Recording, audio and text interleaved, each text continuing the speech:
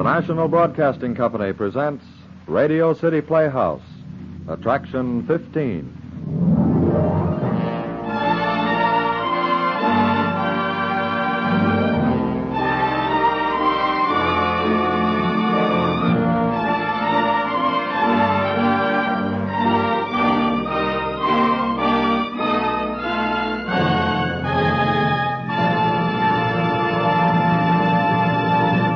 Ladies and gentlemen, here is your director and your host on Radio City Playhouse, Harry W. Junkin. Thank you, Bob Warren, and good evening, everybody. First of all, on behalf of everyone connected with the show, may we thank you very much for your wonderful letters praising last week's broadcast and welcoming us back to the air. Actually, we received only one complaint from a lady whom we'll call Mrs. X. She wrote, "Why must you portray such horrible people? I don't mind listening to Radio City Playhouse, but I'd sure hate to live with anybody who has a mind like yours." Well, Mrs. X, thanks for your letter anyway, and please don't think that you're not going to meet some entirely lovable, kind, good characters on Radio City Playhouse. You are. And in the very near future, so I hope you'll stick with us. Unfortunately, nasty people make good stories. So good, in fact, that we've another one for you tonight, this time by Mr. John Galsworthy. John Stanley plays Keith Darrant. Ian Martin plays Larry Darrant, his brother, in John Galsworthy's The First and the Last, Attraction 15 on Radio City Playhouse.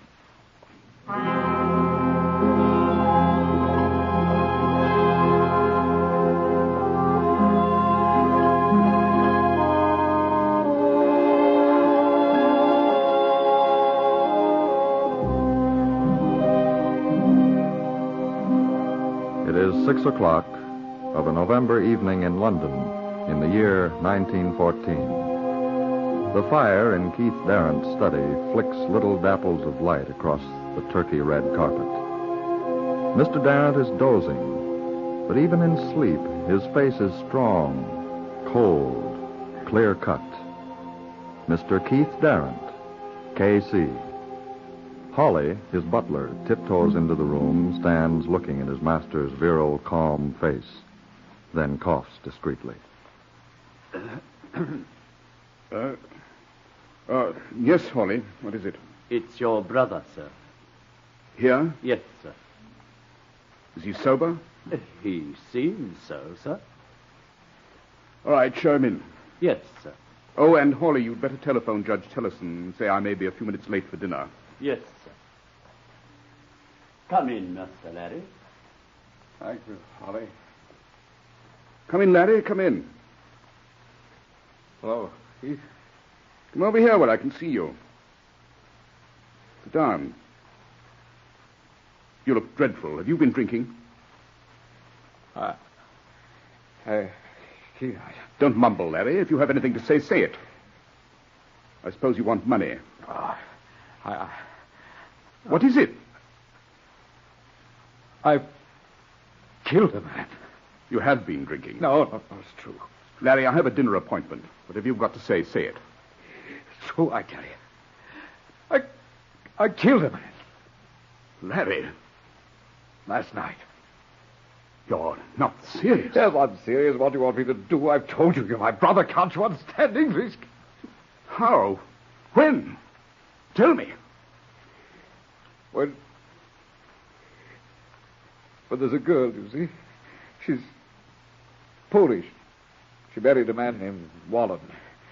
He left her with a baby coming. Ran out on her. She lost the baby and almost starved to death. Then I came along. She's not what you'd call respectable. Go on. But, Keith, I've never met a sweeter woman. She's fine and good. Oh, she's so young. She's only 20.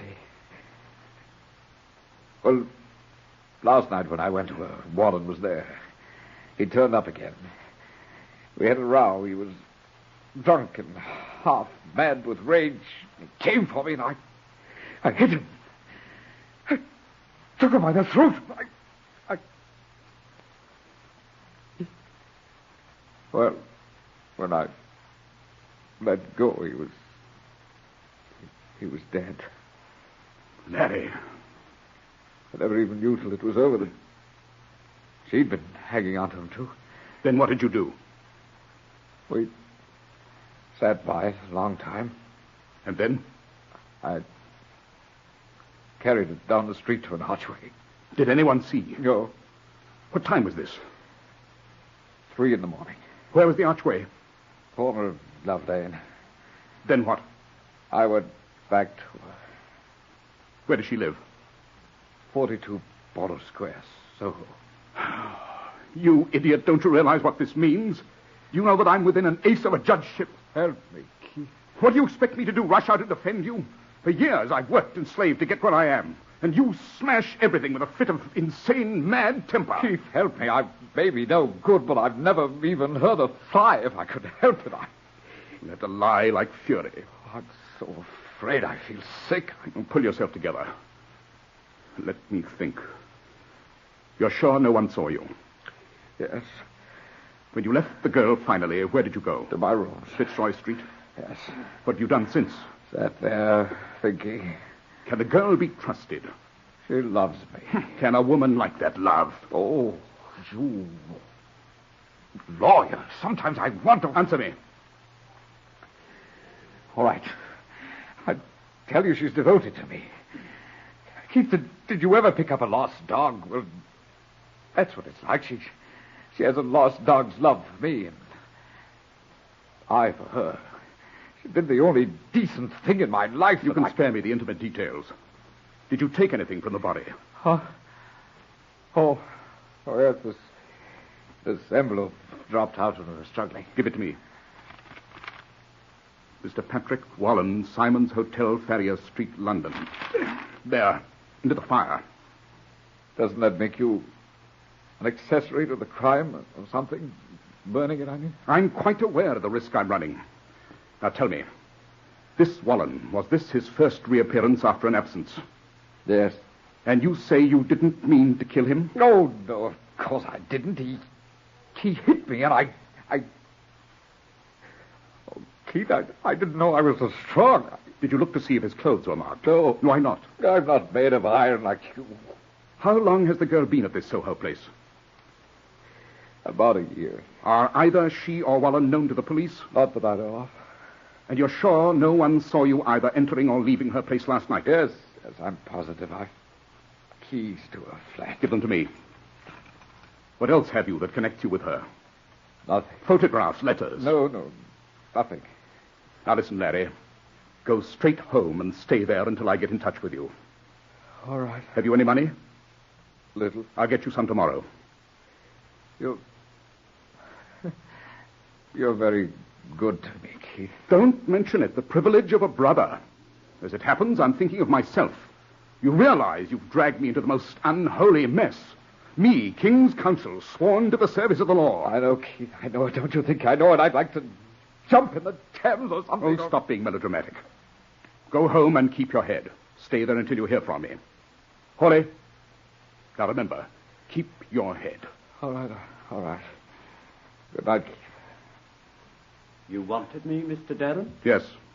Good night, Larry. Good night, Keith. Oh, night, Holly. Good night, Mr. Larry. Has he gone? Yes, sir. Now listen, Holly.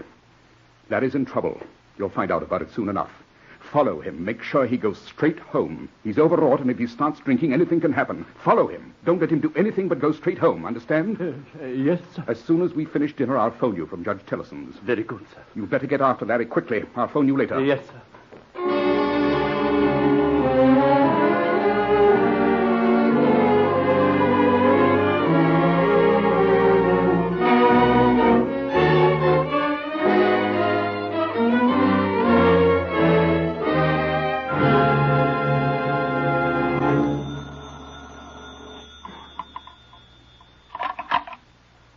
Mr. Darren's residence? Holly, did he go straight home? Oh, yes, Mr. Darren. You're sure? He went into a chemist's shop. I didn't think it wise to stop him. Chemist's shop? Yes, sir. I couldn't see what he bought. I didn't go in after him. I waited outside and looked through the window. He bought something in a little blue box. Holly, I'm going down to Borough Square. It's in Soho. I'm leaving Judge Tellson's now. Wait up for me. Yes, Mr. Darrant.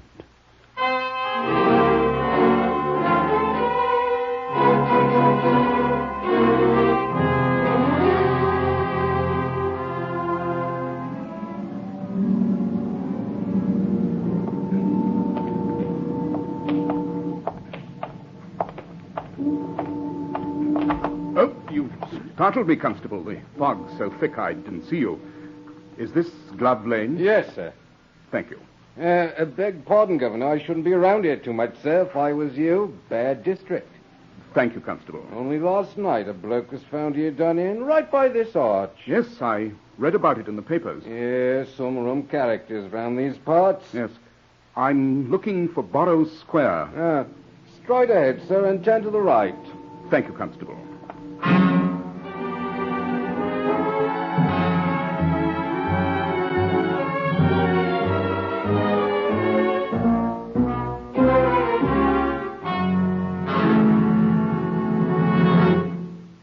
Please don't be frightened. I had a dinner engagement, or I wouldn't have come so late. Larry's told me everything. It's an awful business. Yes, awful. In this room? Yes. Just where you are standing. You look very young to be a... How old are you? I'm 20. Are you fond of Larry? I would die for him. I'm going to try to help. Oh, yes, help us. Please help us. This man, Wallen, your husband, before he came here last night, how long since you saw him?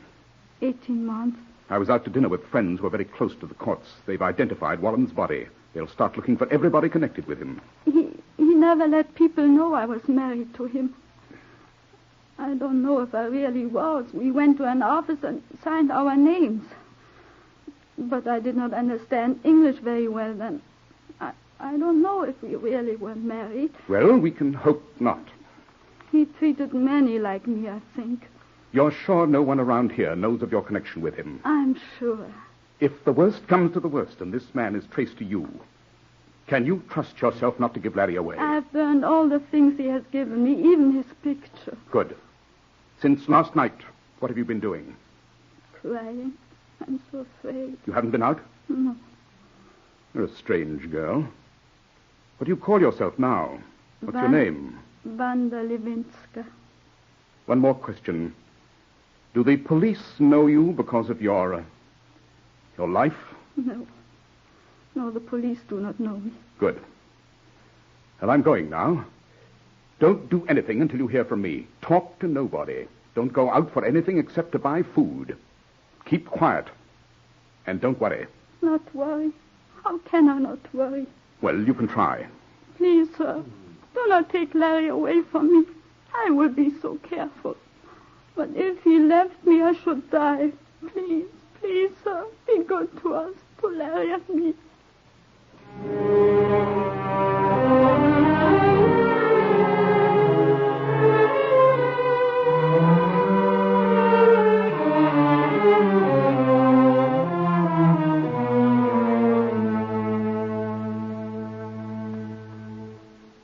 What is Keith doing, Wanda? We've heard nothing for 5 days.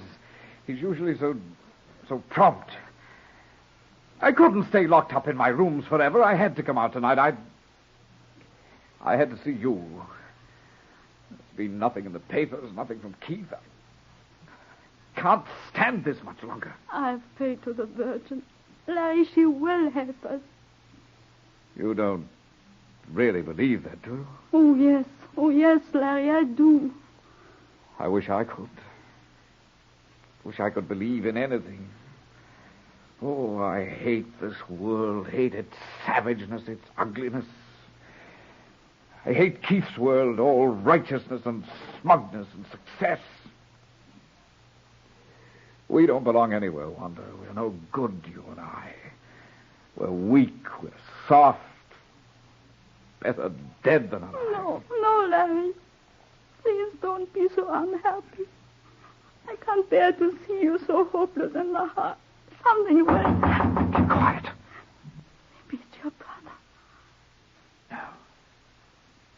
I gave him the keys. And who? I don't know. You might as well go.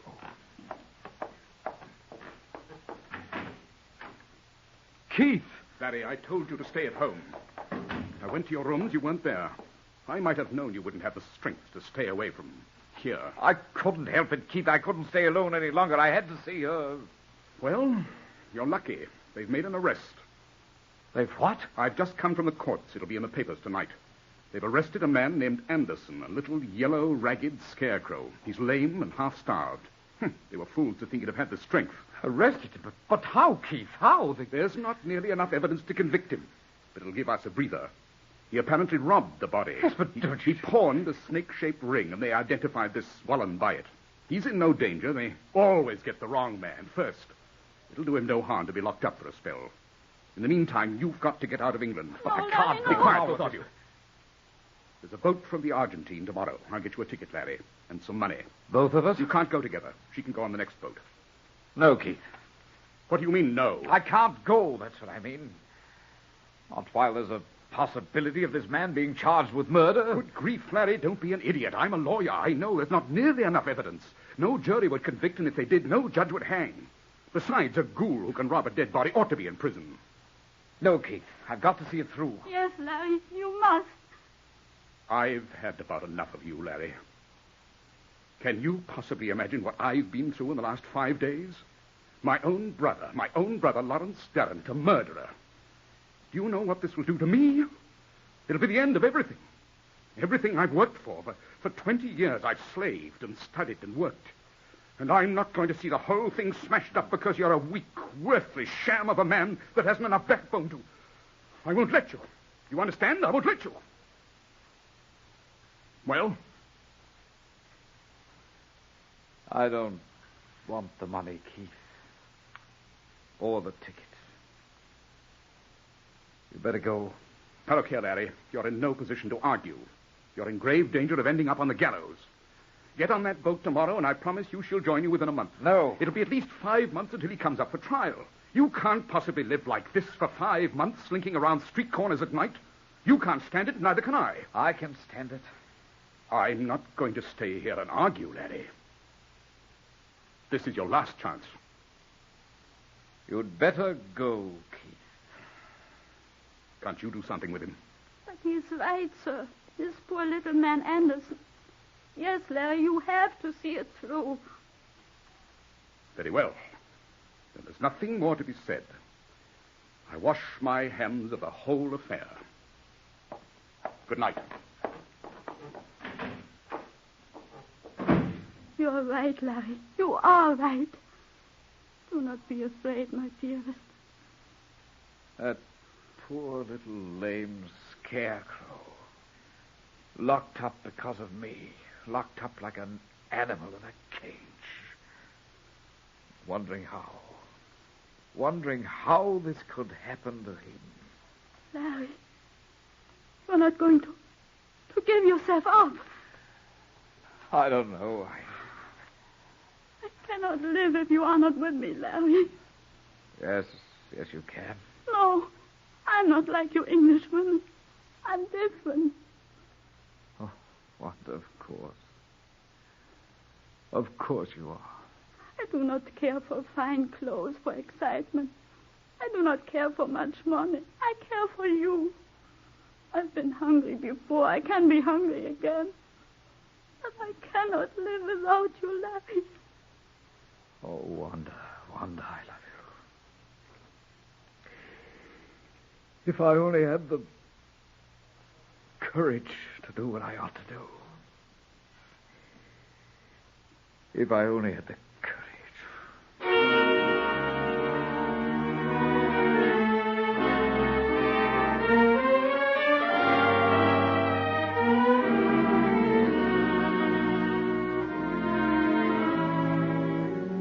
Mr. Dillon, sir.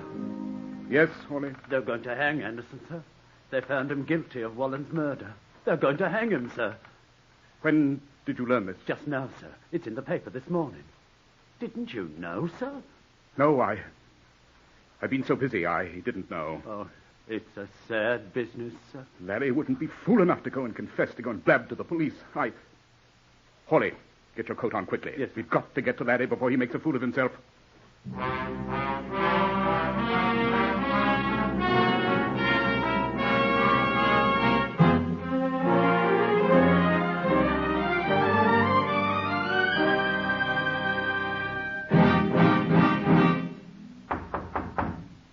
Larry, it's I, Keith. If they're not here, sir, where would they be? I don't know. Here, open the door. Keys, sir? Yes, Larry gave them to me months ago. Go on, open the door.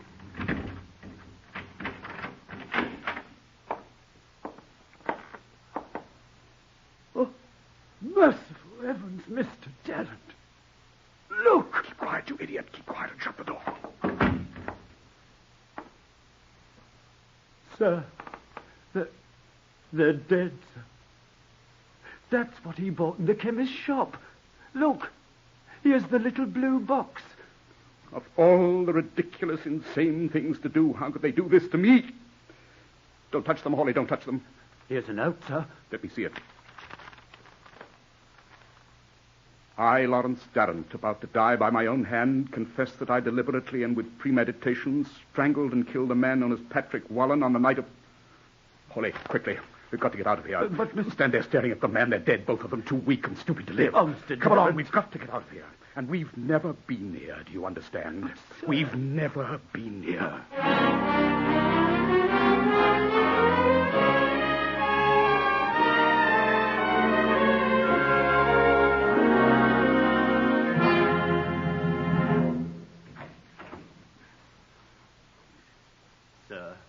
Mr. Darrant, sir. Well, Hawley, what is it? I'm sorry to mention it again, sir, but time's getting short. I know that... Hawley, stop it. I'm sick of your tawdry emotionalism, day after day, week after week. But, sir, I thought that You thought? What do you think I've been doing? Night after night, sitting here, I look into the flames, and I see a street filled with people all staring at me. Brother of well-known K.C. guilty of Wallen murder. What am I supposed to do? Weaken and go to the police? You want to let me lose that flood of foulness? But, sir, Christmas is over. It's New Year's Day tomorrow. You've so little time, sir. They're hanging Anderson on January the 14th. Don't you think I know that? Stop it, Hawley, stop it. Oh, Mr. Darrant, sir, please. Leave it with me, Hawley, leave it with me. Don't talk about it anymore.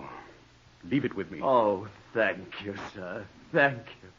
I knew you couldn't be your father's son and not do something. Please, Hawley.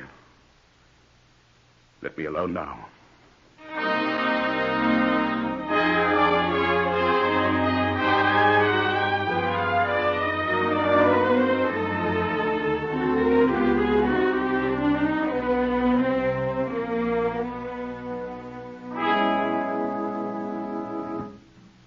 Good morning, Mr. Darrant.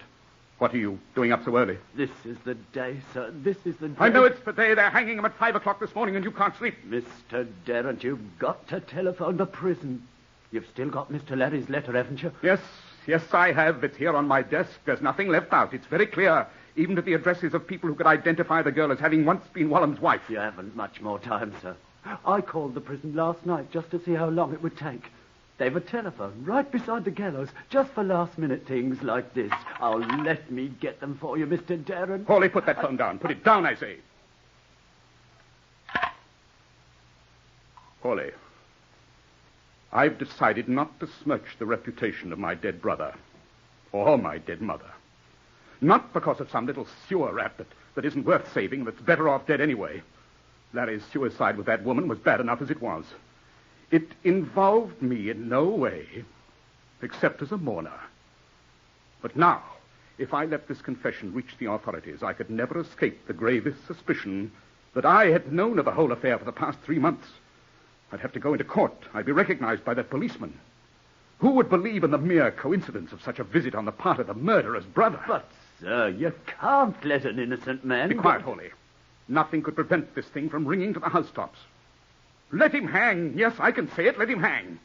I will not, by my own action, topple myself into the gutter. Oh, please, Mr. Darrant, don't do that. Don't. Oh, You see how quickly it burns, Hawley?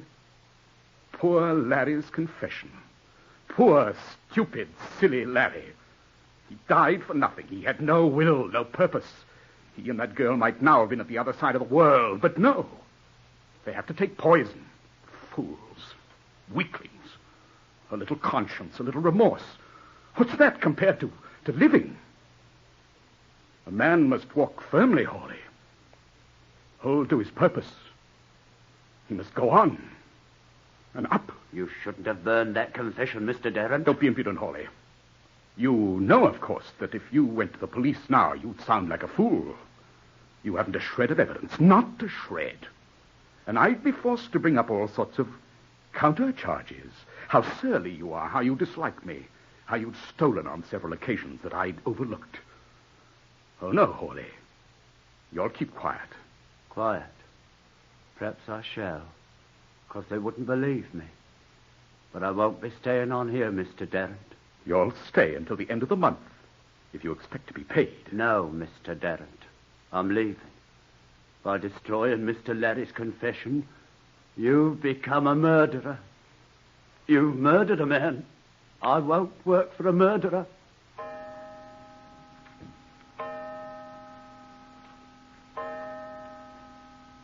$5:00. Oh, Mr. Darren. Oh, Mr. Darren, sir. Don't you realize that you're guilty, too? Don't you realize that, sir? It's over. It's over. And you're a murderer.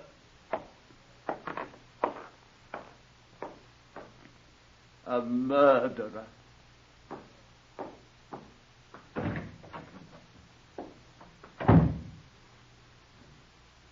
I?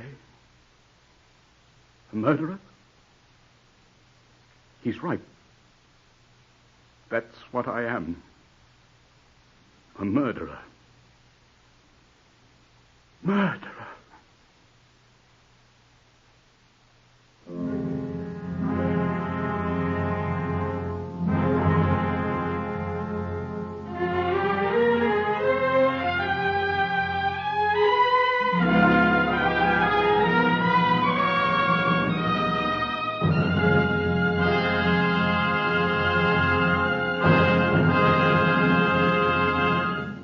Just heard The First and the Last by John Galsworthy.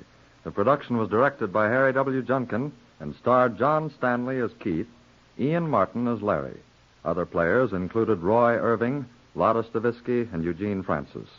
The music was composed and conducted by Dr. Roy Shield.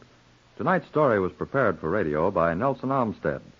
Radio City Playhouse is supervised for the National Broadcasting Company by Richard P. McDonough.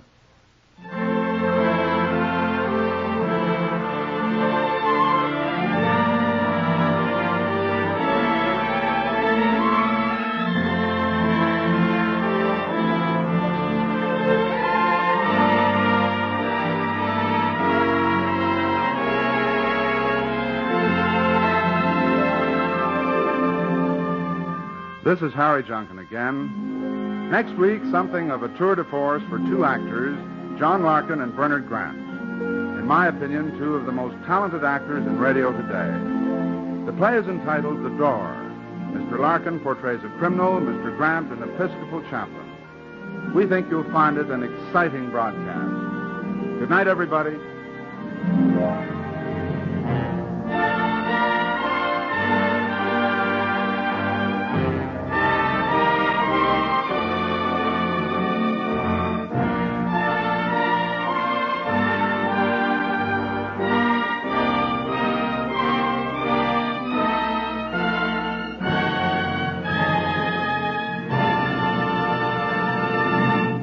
Bob Warren speaking. This is NBC, the National Broadcasting Company.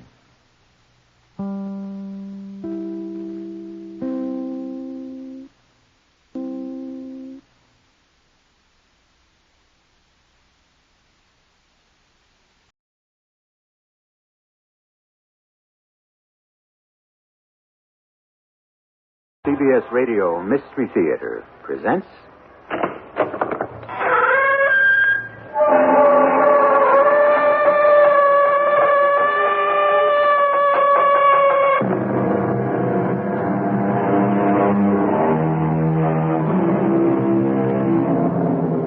Come in. Welcome. I'm E.G. Marshall. At the end of May this year of our Lord 1977, another legend passed into history. The last of the great Orient Expresses, Europe's most famous railroad train, made its last run. This is a tale of two people who planned to be on that last run from Istanbul, Turkey to Paris, France, and who found out, with Robert Burns' mouse, that even the best laid plans are at the mercy of fate. Or, even worse, men of no conscience. Put up your hands, please. And don't move. Now, wait a minute. Whoever you are... Shut up. Inside. All right, but... Don't argue with him, Diana. That's a Stalonica 57 he's toting. What's that, Bob? A machine gun. Real bullets, too.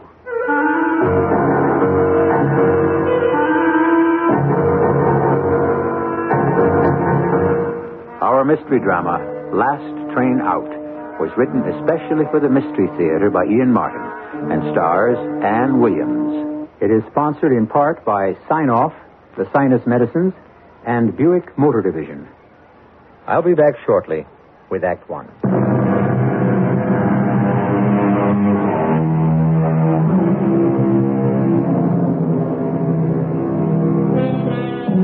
You must all be familiar with Diana Sherwood. Remember her as the wistful and winning child movie star of the 50s? Then her amazing turn away from success and riches to go to college and take her degree, and later go through a long apprenticeship as a reporter. Finally, the third stage, her return to the public in a new field, in television, as a news reporter and brilliant interviewer. Now, at the peak of her career, she's driving through eastern Turkey on special assignment with Bob Hart, her cameraman-producer, an assignment whose wrap-up is planned to take place on the Orient Express. Can't you go a little faster, Bob? Well, what's the hurry, Diana? We're still on vacation. Oh, vacation. 3 short, glorious days. Oh, I love you. All the shows we've done together. All the corners of the world we've poked into. And you wait till here to tell me. When in Rome. I got here. I learned to talk turkey. Oh, I'm not even going to notice that. Don't. Just concentrate on me. Oh, I intend to. For the rest of my life. Hey, I'm going to hold you to that. I want to kiss you. Not while you're driving. Well, why not? No, Bob, don't. Now you... Oh, look out, lame brain. Do you want to kill us? No, ma'am, but what a way to die. You just keep your eye on the road. What road? The one you're driving on. Now, you call this a road? It's a goat track. Well, you were the one who insisted on taking it. Well, I wanted to be by the water. Very romantic at sundown. And very late. We ought to get back to the main road as soon as possible. I think we really should be in Istanbul by now. Why? Because we have a whole section of the documentary to shoot on the Orient Express tomorrow. Remember? Well, of course, darling. Hey, the road's getting better. I can give her the gun. Now, you satisfied with what we filmed so far? Oh, yes. And the train footage should just button it up right. That's sad to think that romantic old train won't be running anymore. Yes. A lot of things sad about Turkey. Not for me. Because of us. Well, that's private and personal. Oh, no! What is it? Oh! Blow out! Hang on to me, Diana. Hang on!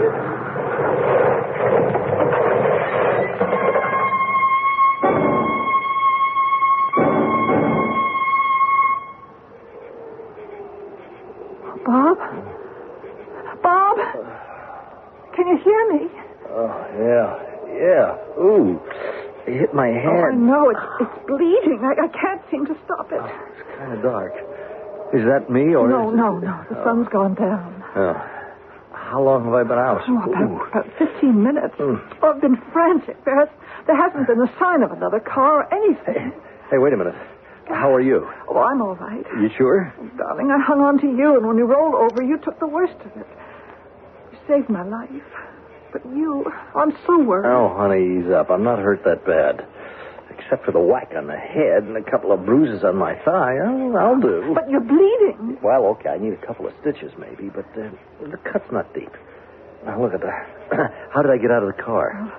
You were still half conscious. You were able to help me just enough to get you out. Oh, how is the car? Oh, pretty much of a wreck. Thank heaven I left my cameras and equipment to be shipped from Ankara by air. What are you trying to do? Get up. No! Bob, no. Darling, I'm all right, and I want to take a look at the car. Look, I don't want you to move. You might have a concussion. Don't worry, Diana.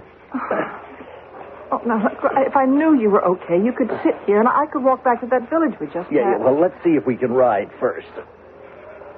Oh, wow. Whew, it is a wipeout. Front axle's gone, the radiator's ruptured.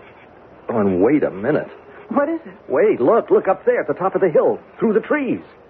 Someone just turned on a light. Oh. There's a house up there. Yes, I see.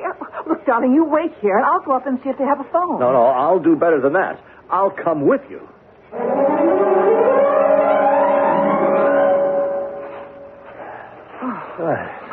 This darn place was farther away than I thought. Well, we'll just cut across this terrace here. And we'll try the French windows. Hey, the room inside's lighted. Oh, yes, but they have Austrian blinds. Hey, wait a minute. There's a chink here. Let me have a look. Yeah. Hey, it's crazy. That can't be. What is it? Keep your voice down. Take a look. Two men. Let's knock. Hold it. Take a look at the one sitting at the table. Yes. Who is he? Well, I see what you mean. Oh, he looks like Sipiakov. Looks like he's a dead ringer. Oh, good Lord, Bob. We've really stumbled onto something. Yeah. A hornet's nest. We're getting out of here. With a story like this? Do you know who this man is? Sure. Number 3 or 4 in the Politburo who came here on a little Russian-type lobby trip to Istanbul and mysteriously disappeared day before yesterday. Or defected. Well, whichever it was, he has Russia up in arms and the Western world on atomic pins and needles and the Turks in a blue funk. Now, let's not get mixed up in this, Diana. Come on, it's too big. Don't move. Hey, now, wait a minute. Whoever you... We had an accident, and we were looking... Be quiet. Inside. All right, but I... Don't argue with him. That's a Stalonica 57 he's toting. A what? A machine gun. Real bullets, too. Move. What is the meaning of this, Sergei? Excuse me, Doctor, but I found them outside looking through the window. Doctor? Oh, you're just what we're looking for. My friend is hurt.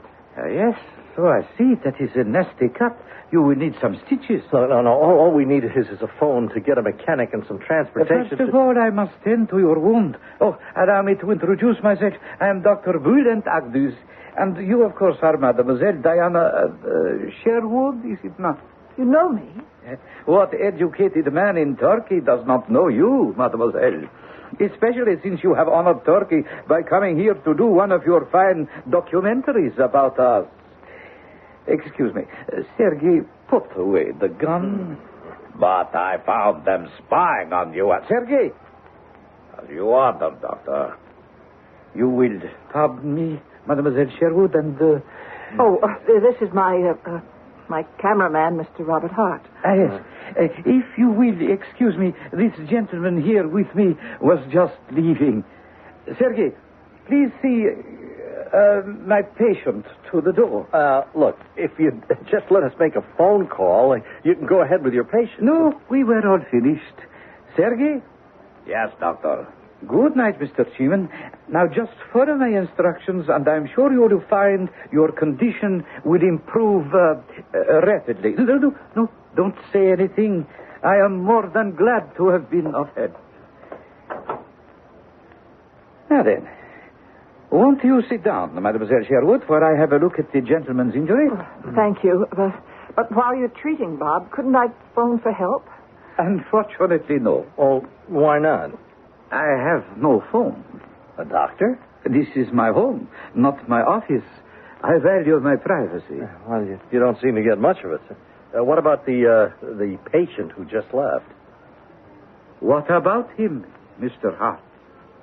I think what Bob meant is that if this isn't your office... Shall we say that he is just an old friend who dropped by? Oh, yeah, okay. Sure, we don't care about him, Dr. Akdüz.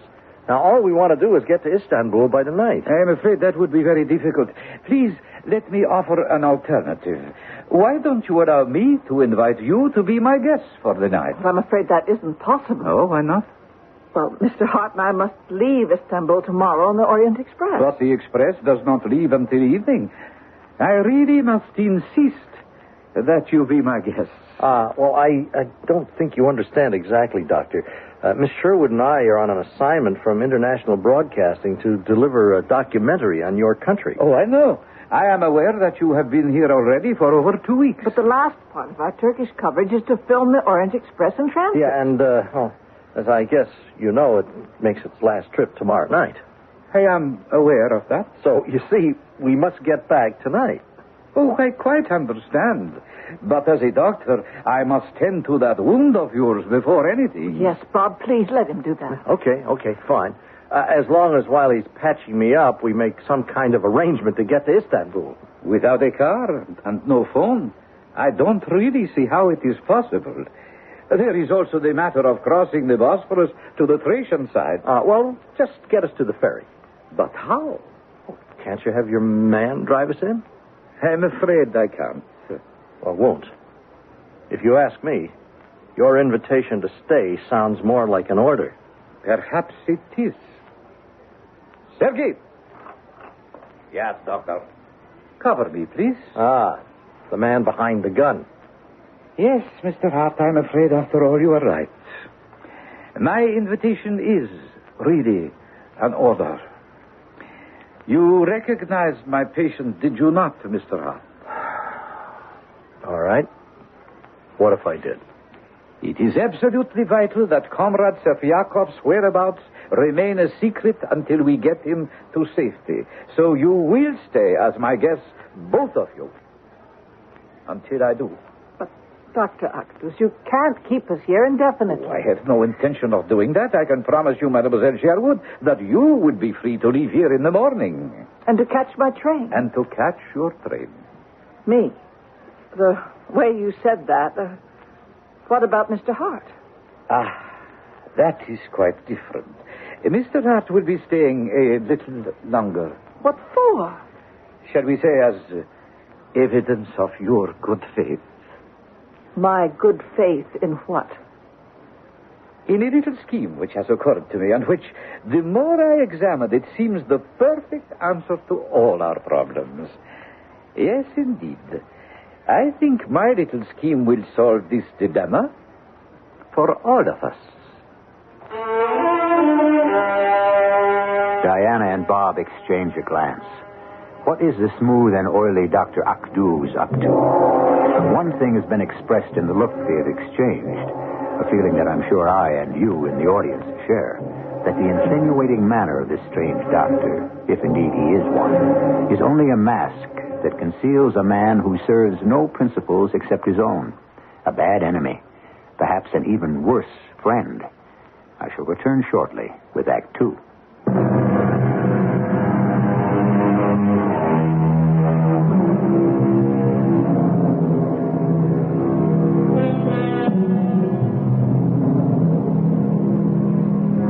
The three of them were frozen as we left them.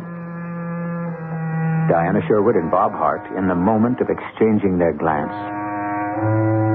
Dr. Bulant Akduz, his dark, beady eyes glistening wetly as he considers them both, a secret smile curling one side of his mouth.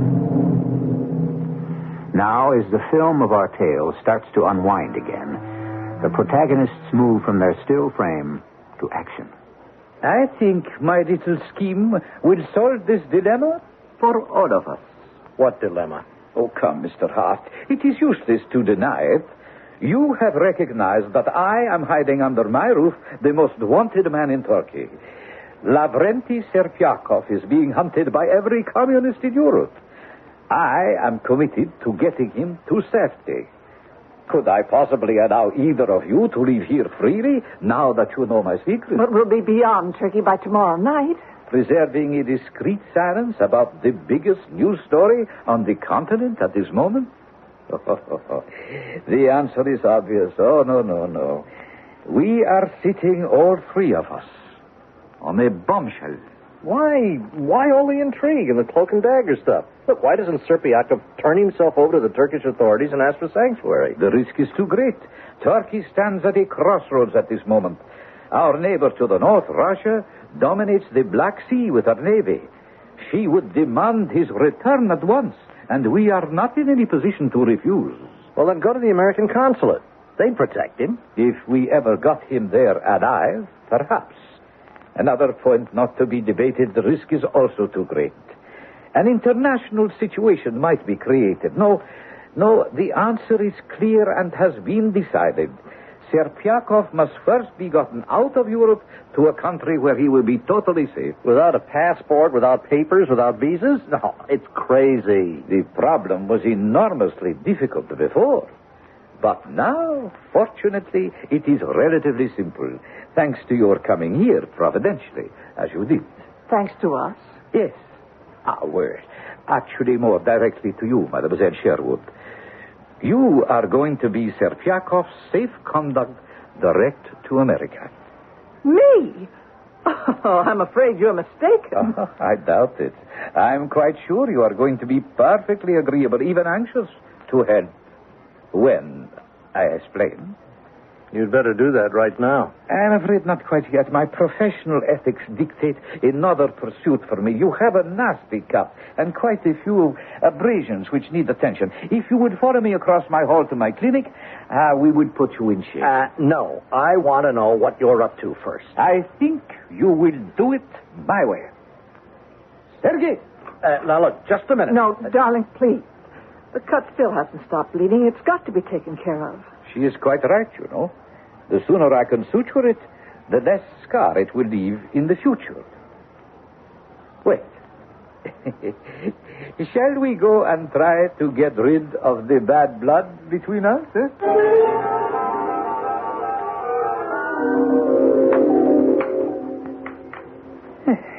There. I think that should do very nicely. No pain? No pain.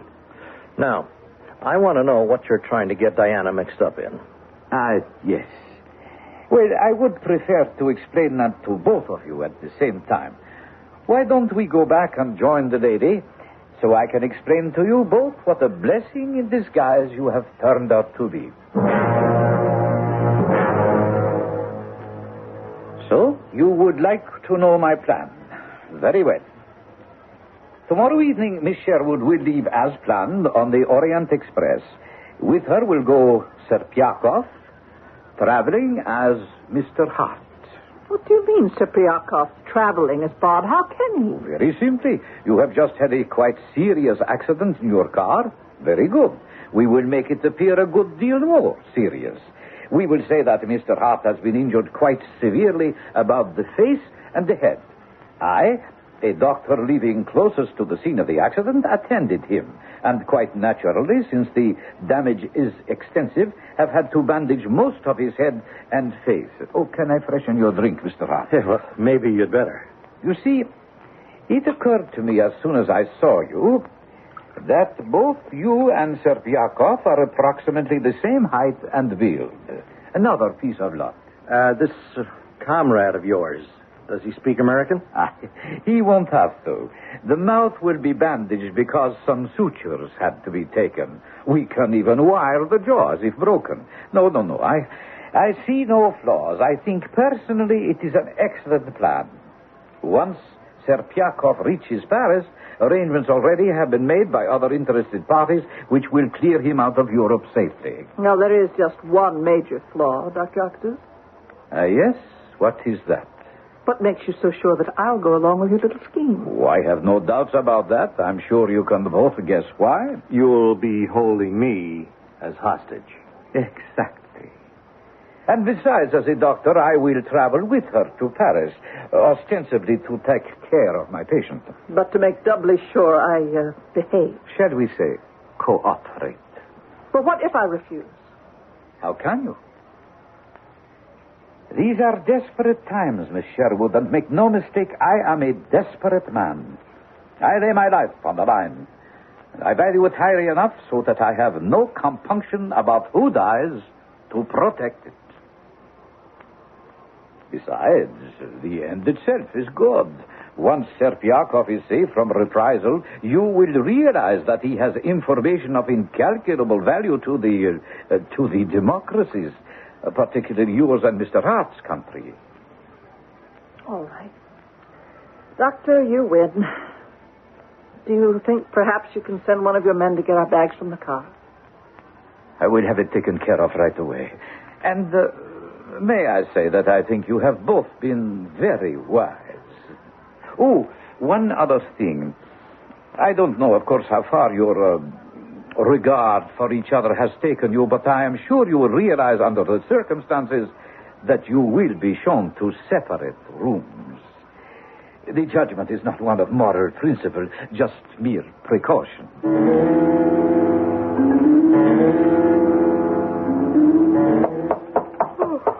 What?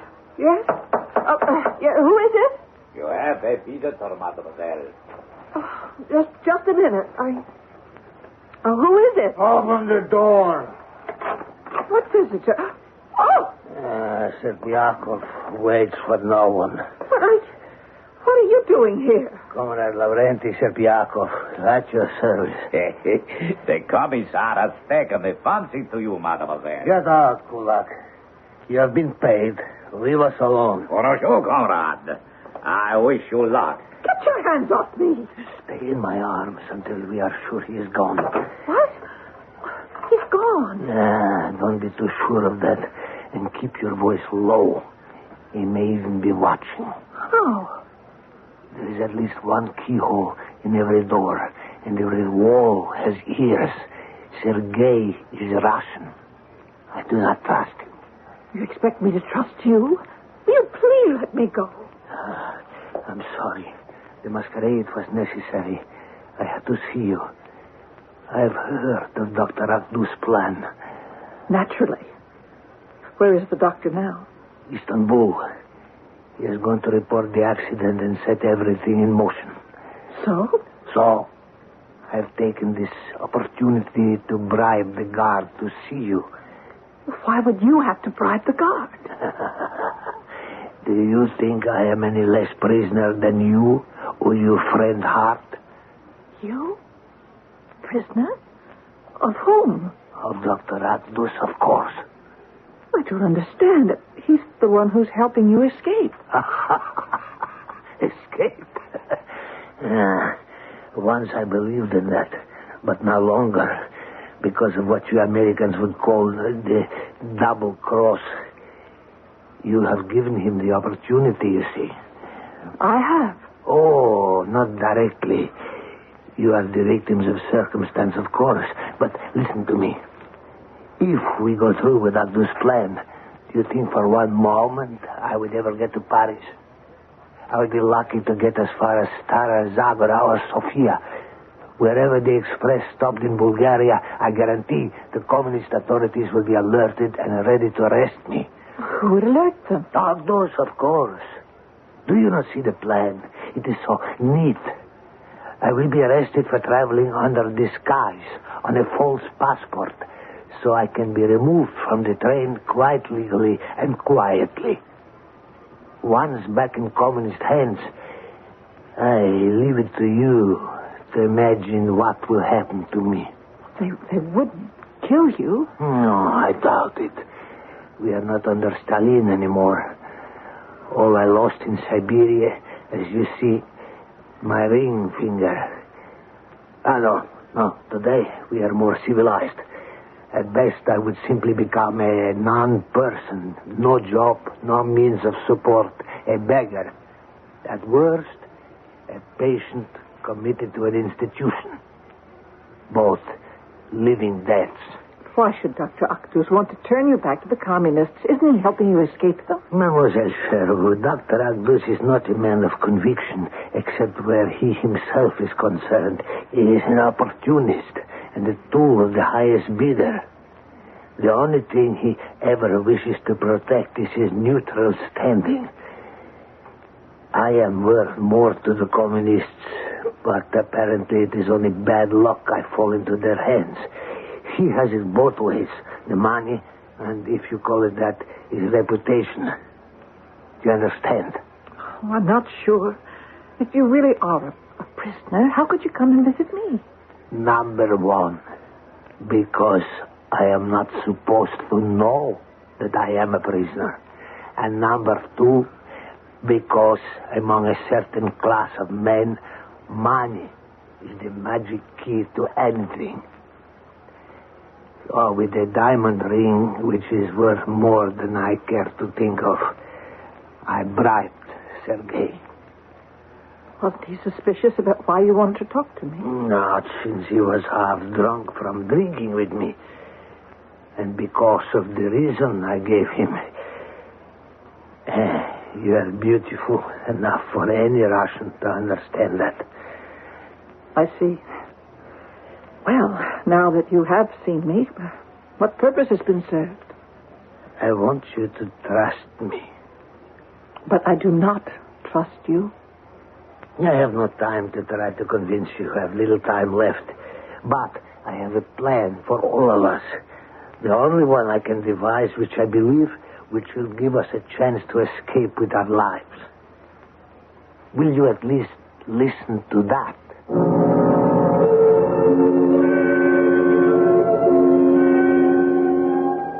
It was George Villiers, the first Duke of Buckingham, who coined the phrase, "The plot thickens." His actual quote was, "I now, the plot thickens very much upon us," which indeed it does, and has, to a point where I'm afraid we must wait to see what happens until I return shortly with Act 3.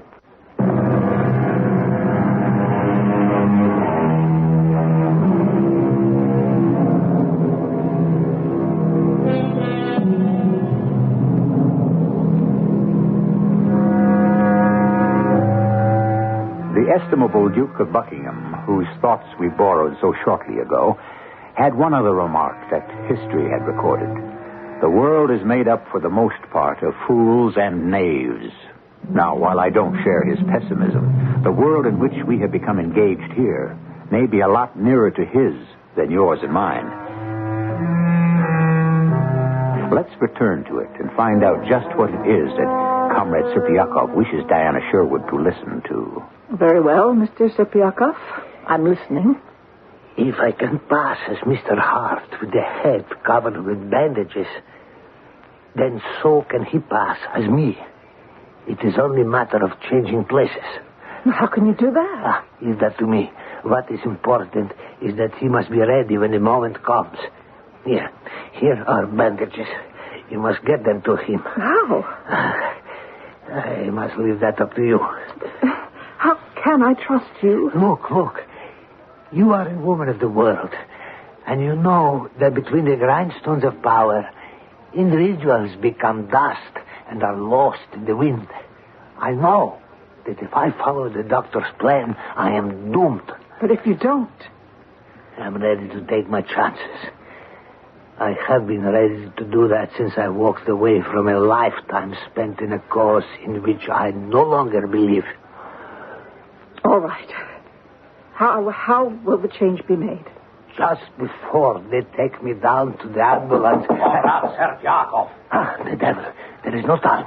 You must let me know if you get this to Mr. Hart. I am coming in. The doctor is returning. Well, I'll do my best. You must get word to me if he has them and will be ready. We can't wait, comrade. But how? Hurry, think. Put your arms about me quickly. Think. I'll drop my club by your door. Good. You will have to leave your love dreams for another time. The doctor is just returning. I don't care about the doctor. But I do. Come. Your glove. My glove before your door.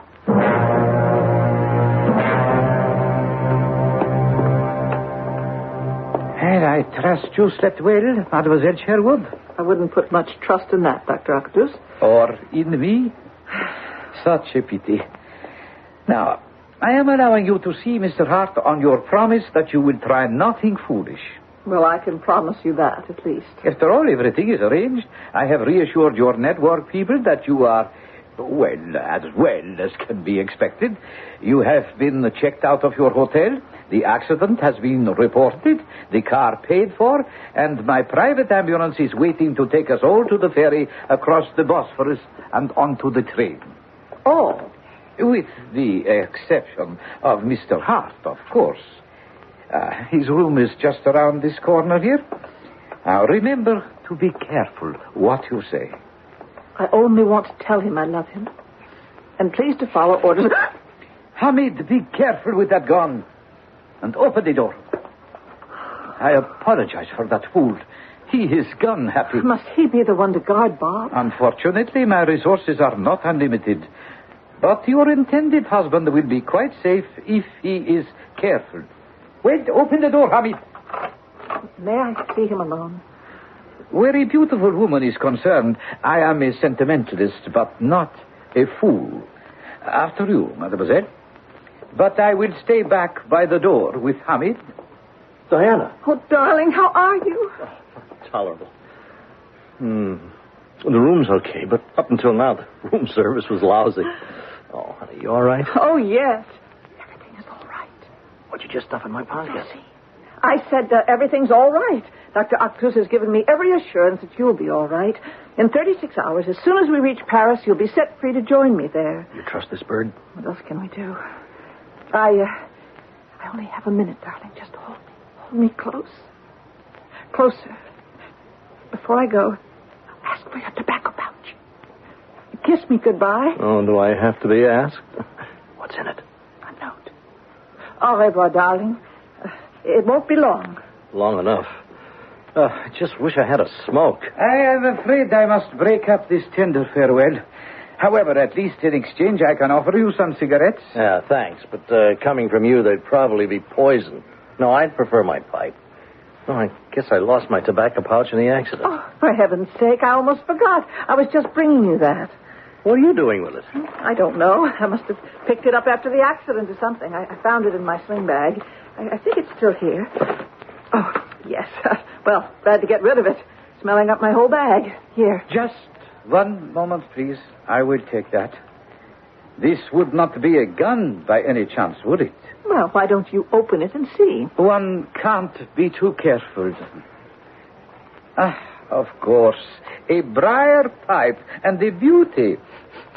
And unlike the lady, I like the aroma of your tobacco mix. You must let me try it when we have more time. Your pouch, Mr. Hart. And now, mademoiselle, we really must go. Hamid, the door. Au revoir, darling. You sure you understand? Don't worry. I'll follow instructions. Don't leave this door until you are relieved, Hamid. Khalud Kemar will be here early in the afternoon with some men. Come, mademoiselle. We will go down and have some coffee while we are waiting for Sergei to bring the ambulance.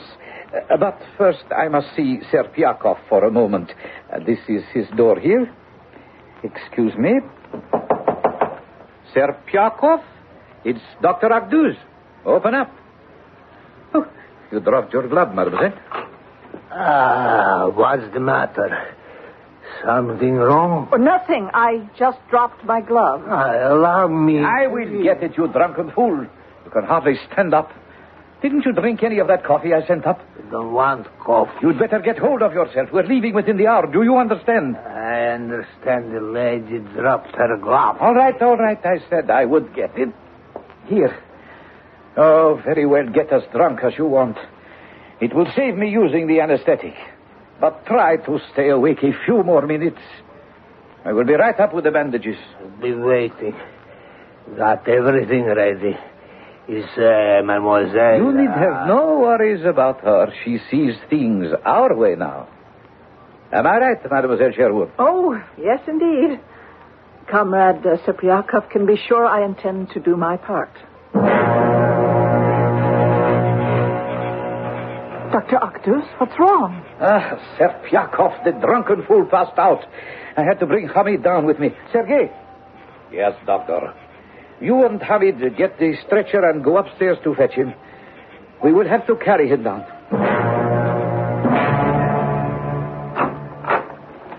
Mr. Hart, it's not the invisible man, though I may look like it. I am Serpiakov.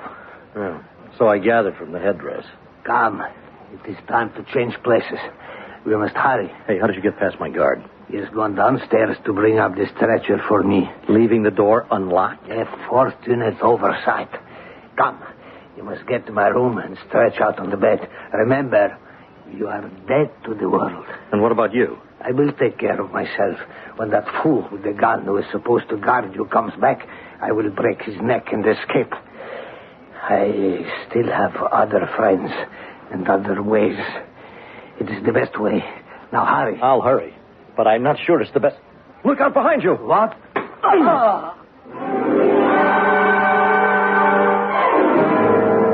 Hurry it up, Sergei. Get him in the ambulance. What's wrong with him? Serpiakov, dead to the world, drunk. Hurry, Sergei. Come on, Hamid. Lift your end of the stretcher higher. No, watch his hand. His hand? Yes. What is it, mademoiselle? His left hand, the fourth finger. Oh, yes, it is missing. That is an old accident. Ah, you are very observant. Thank you. I will take care of bandaging that on the way to the station.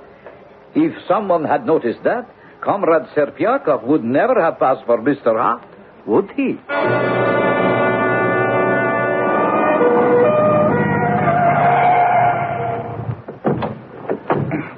All right, Sergei. Hold it a moment. I'll see if that fool has sobered up enough to get him into the wheelchair. Halt! Stand ready. Dr. Bülent Agnos? Yes? Lieutenant Ertan, Istanbul Police. Can you identify yourself? Certainly. Here are my papers and the passport. Quite correct. These are Renora. The lady? Oh, my name is Diana Sherwood. Oh, yes. Your television crew is expecting you on the train, mademoiselle. But where is Mr. Hart? If you will come with me, Lieutenant, I will show you. Mr. Hart has met with an unfortunate accident in his car, from which Mademoiselle Sherwood managed to escape without serious injury. As you see, Mr. Hart was not so fortunate. He was quite severely injured. You are quite sure that man under those bandages is Mr. Hart, Dr. Agnos? Of course. Mademoiselle Sherwood can verify that. I'm not asking you, mademoiselle. I'm asking you. Very well. I am his doctor. Who would know better? Of course, this is Mr. Robert Hart. I think that will do, Dr. Agnos. You are under arrest. On what charge? For the moment, falsifying a passport will do. I do not believe this man to be Mr. Hart. I believe him to be Commissar Lavrenti Serpiakov. You must be crazy. Mademoiselle Sherwood, tell this idiot that we cannot be held up. That it is imperative for you to... Lieutenant, he's right. I can't tell you how vital it is to Mr. Hart that we make this train. Have no fear, mademoiselle. I think if we hurry, we can get to the police station, straighten things out, pick up the real Mr. Hart, and still make the Orient Express on time. The real Mr. Hart? Certainly. It was his telephone call that brought us here. And I'm sure by now he has reached the police station in safety.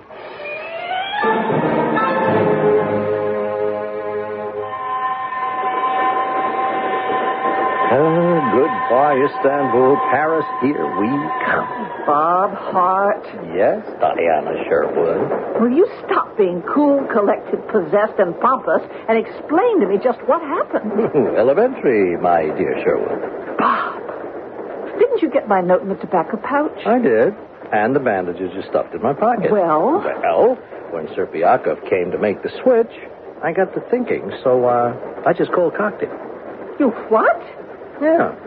Listen, up until your try, I figured my chances were 0. You know, Akduz was going to have me killed the moment his Gunsmoke came back. So, I was all ready with my little weapon. What weapon? Bar of soap in my sock. Makes a perfect sandbag. You know, I saw it somewhere on the big glass tube. So I conked Serpiakov with it, and I lugged him back to his room before the muscle boys realized anything was wrong. And when the guard came back? Well, I was pretty expert by then. I left the door open, and when Hamid poked his knucklehead in, pow! Yeah, well, then I called the police, and darling, here we are. Oh, but why, Bob? Why? Why take all that risk when the other way... Because, my love, Serpiakov would never have turned himself in. This boy wasn't reformed. He was running for his life. Anyway, I've always wanted to sandbag a real live communist. But most of all because... Because? Because I didn't want to lose you. I knew the moment Octos handed Serpiakov over to his fellow commissars, he'd have to waste you as well as me. And that's one way. I wasn't going to let this production end. Oh, darling, I owe you my life. As long as you feel that way, I'm taking it over from now on.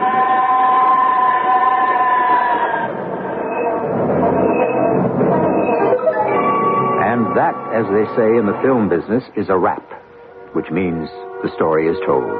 The last shot is taken. The film is in the can. The actors go home, the studio sets disappear, the lights go out, and the Orient Express fades out of reality and into the pages of history. I'll be back shortly.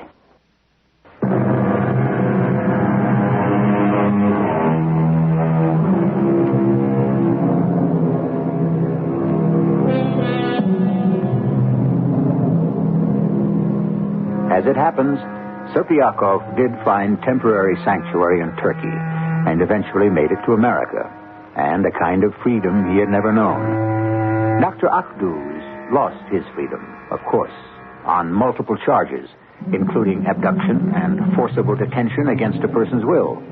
And Mr. and Mrs. Hart, as Diana Sherwood very shortly became, got an exciting and dramatic ending for their documentary on Turkey.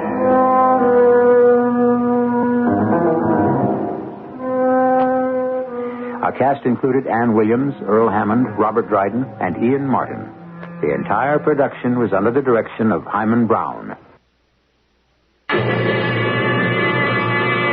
And now, a preview of our next tale. Impossible to see anything. Heavy overcast below. Losing altitude fast. How about if I hold the button down on radio and leave it open to... Hey, hold it a minute. Cloud break. Yes, I'm over land. Holy Toledo, I'm right on top of you. Hold your hats and stand by.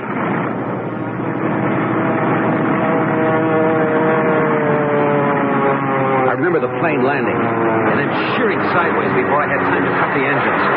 I could feel her want a nose split and was fighting desperately to keep my control. I remember slithering sideways straight for the control tower and wresting her somehow out of the skid. And then she was tipping forward. There was a tremendous ripping crash. This is E.G. Marshall inviting you to return to our Mystery Theater for another adventure in the macabre. Until next time, pleasant dreams.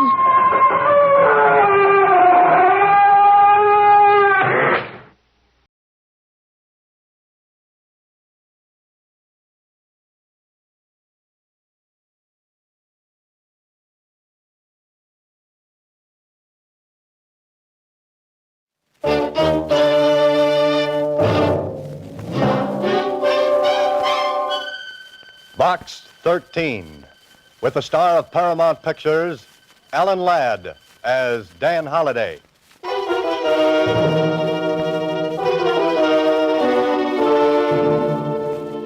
Box 13, Box 13, Box 13, Box 13, Box 13. Well, this is great. Rain, rain, rain. I'll bet even the ducks wouldn't come out in weather like this. But me, I'm an idiot. I gotta go and take up a profession like being a writer. I couldn't take up something easy. Oh, no, not me. I gotta be a writer so I can be out on nice, cold, wet nights, beating my brains out, looking for an idea. Idea. Deadline. Oh, sure. Mustn't forget that ever-loving deadline. What a way to make a living. I could have stayed a reporter at the Star Times and had nice assignments, like listening to political speeches or covering the opening of a new manhole. Oh, no, but not me. I have to write fiction. Do it the hard way. Well, I might as well take the usual hand, open the usual door to the usual place, and hear the usual comments. Hiya, Mr. Holliday. Hiya. Coffee, boy. Hiya, Dan. What do you say, Ed? Smith, editor wants you. How goes it, Holliday? Oh, pretty good. Where's the makeup on page 4? Hi, Mr. Holliday. How are you? Hiya, Mr. Holliday. Hello, Susie. Anything in box 13? Box 13, starring Alan Ladd as Dan Holliday.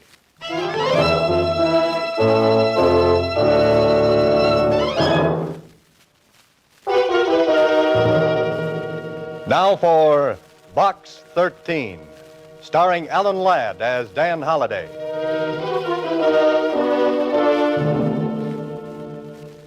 What a character I am. Standing here in front of the want-ad counter in a newspaper office while the rain runs down off my coat collar into my shoes. Mr. Holliday. I gotta ruin my last pair of... Huh? What's that, Susie? I said there's a message in box 13 for you. Here. Oh. Thanks, Susie. Don't mention it. Say, aren't you going to open it? Sorry.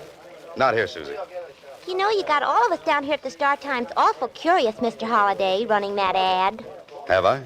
You've been running it for months. Why don't you change it? Well, I haven't read it for so long I've forgotten the words. How's it go? Don't you remember? Adventure wanted. We'll go any place, do anything. How about that? I still like it. You'd do a lot better with adventure if you ran your picture with the ad. Oh, no, thanks. Just keep on running it the way it is. But, gee, aren't you ever going to tell us what you do for a living? Why you keep running that ad? Susie, same old question, same old answer. No.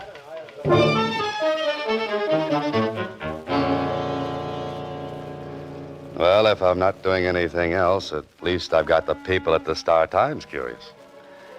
They'd think my brain cells were 10 feet off first base if they knew why I really run that ad.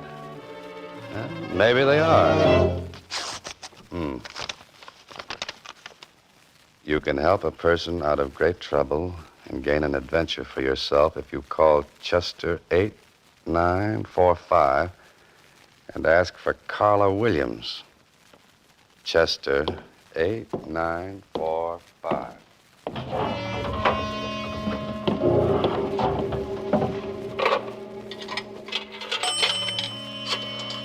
Carla Williams. Sounds like an interesting name. Well, I hope she's home. Hello? Oh, this is the man from box 13. Oh. Tell me, are you serious or was that ad just a joke? No joke, Miss Williams. Are you willing to try anything? Well, that depends. What's on your mind? I can't discuss it over the phone. Will you meet me? Of course. There's a little French restaurant down on Ledge Street. Meet me there in the cocktail lounge. What time? Make it 10 o'clock tonight. Tell the bartender you want to speak to Carla Williams. French restaurant on Ledge, 10 o'clock. Oh, what block number? The 600 block. You won't fail me. You'll be there. Lady, if it were winter, I'd come with bells on.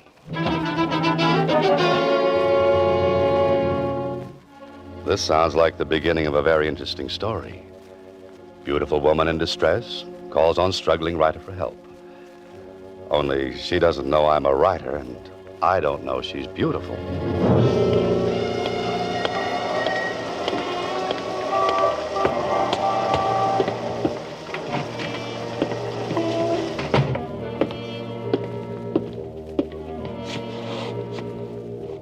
What's yours, mister? Oh, I'm looking for a Carla Williams. Oh, yeah. She's sitting over there in that front booth. Thanks. Carla Williams? Yes. Oh-ho.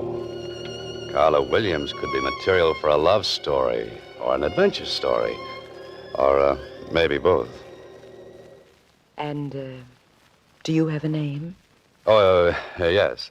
Dan Holliday. Sit down. Oh, thanks. I'm agreeably surprised. I didn't think a person would get such a satisfactory reply from a want ad. And I didn't think I'd get such a nice replier. You're wondering about me, aren't you? You're wondering why you're here. Naturally.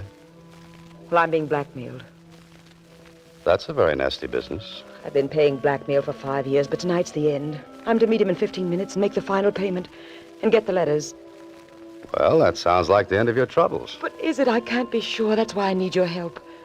But what can I do? Well, you can be there as a witness. You can make sure this is the end. You can see that I get the letters and get away safely. Lady, you need the police. Why? To make sure everything I've kept hidden for 5 years comes out in the open? Maybe a friend could do it. My friends would be the last ones on earth I'd want to know. Are you afraid? No. You advertised for adventure? Blackmail isn't my idea of adventure. I'm sorry if my trouble doesn't measure up to your expectations. It's the best I could do on such short notice. Uh-oh. Well, I guess I had that coming. Maybe this isn't your idea of adventure, but I do need help. I need help badly. Let's leave it at that.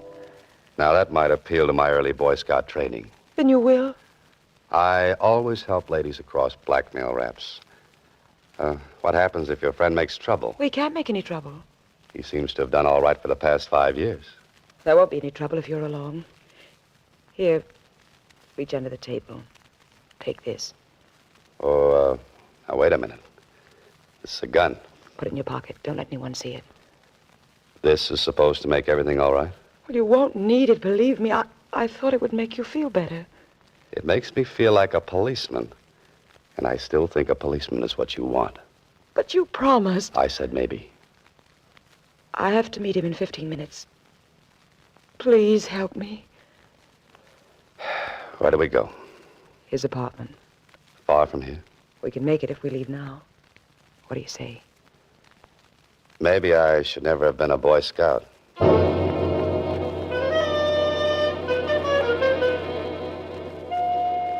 Now watch Carla Williams closely as we ride over to the apartment where she's to meet this man she's been talking about.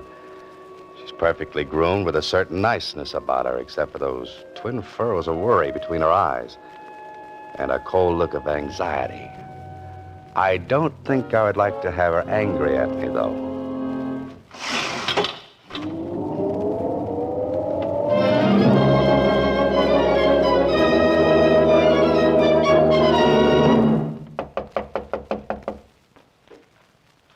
That's funny. You should have been here 20 minutes ago.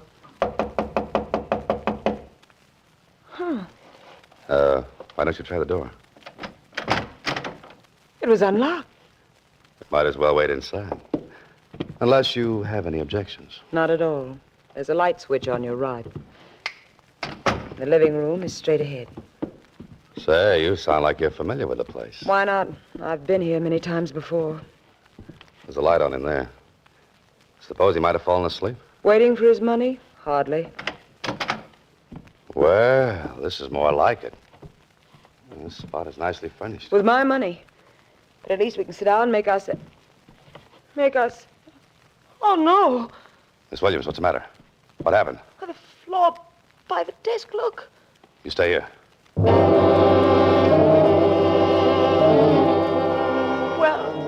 Well...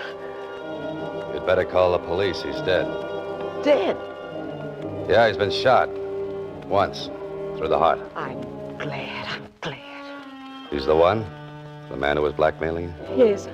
Could you go through his pockets? He must have some of those letters with him. Look in his coat pocket. Just a minute, Miss Williams. You don't understand. This man has been murdered. We've got to call the police. Murdered? What makes you so sure? There's no gun around any place. Just the same before the police come. His pockets. Please, I've got to have those letters. Okay. But it isn't right. Are these what you wanted? Let me see. Yeah. They're all here. Now, where's the telephone? We've got to get the police up here and fast. There is no phone. No? How do you know without looking unless... I told you I've been here before. Oh, yes, I forgot. We'll go downstairs. There's a payphone in the lobby. Tell the police to come up here right away. Then come back and we'll wait for them. You're not planning to leave while I'm downstairs, are you? No. Here's a nickel. Just dial low and tell the operator you want the police. Hurry. But you'll be here. Call, I said.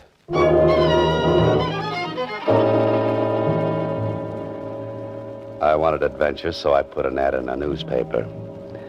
And I certainly found what I wanted. Only this isn't good. The man is lying dead on the floor of this apartment. And Carla Williams and I will have to get down to the police headquarters and answer 1,000,000 questions. All of them embarrassing. I hope she's made the calls. Say, that's funny. Why would there be a telephone directory in a place where there's no phone? Or maybe there is one. Of course, right here in the hallway. I wonder why she said there was no phone here. Maybe it's been disconnected.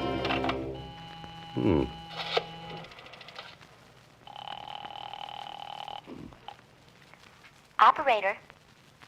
This is the operator. Oh, fine. I've written a dozen stories like this. And whenever I've reached this point, the hero always finds that he's been framed. Framed? The gun. Yeah, I gotta look at that gun. Gotta find out if it's been fired. One shot has been fired. And the police surgeon will probably find a bullet from this gun in that dead man's body. The police. Seems like little Carla took care of that. Me, I'm going to take care of something else. I'm leaving.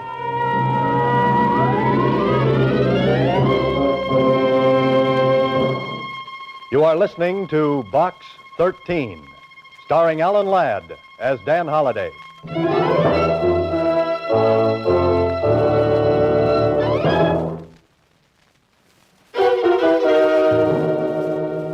Once again, Box 13, starring Alan Ladd as Dan Holliday.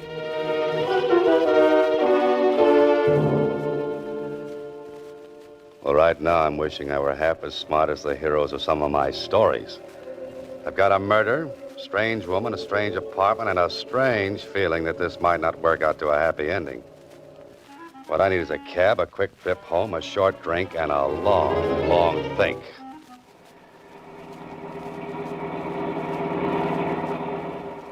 Sure is a rotten night to be out. Yeah, it sure is. I never seen such rain. Not so good. Cops are sure busy tonight. Sounds like it. Wonder who they're after. I wouldn't have any idea. Could be a murderer, you know. Yeah, just could be. Just a night for a murder. Perfect. How come you got so wet? It's raining. I know, but how come? My umbrella needs recovering. You want the Normandy arms? Yeah, that's right. Yeah, that's your building up ahead, but it looks like you got lots of company. What do you mean? Them's prowl cars, mister. All over the place. Oh, this is very nice. Carla Williams called the police and must have mentioned my name in passing. I'm the type of interesting young fellow that any cop would like to meet, especially with a murder weapon in my pocket. Tonight, Mr. Holliday, I think you will sleep elsewhere.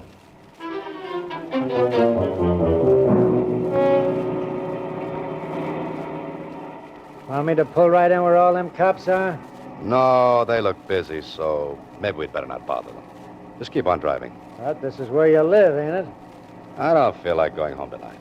I could shove them cops aside, you know. This is legitimate hack. That would be fun, but don't bother. You're the boss, mister. Where to?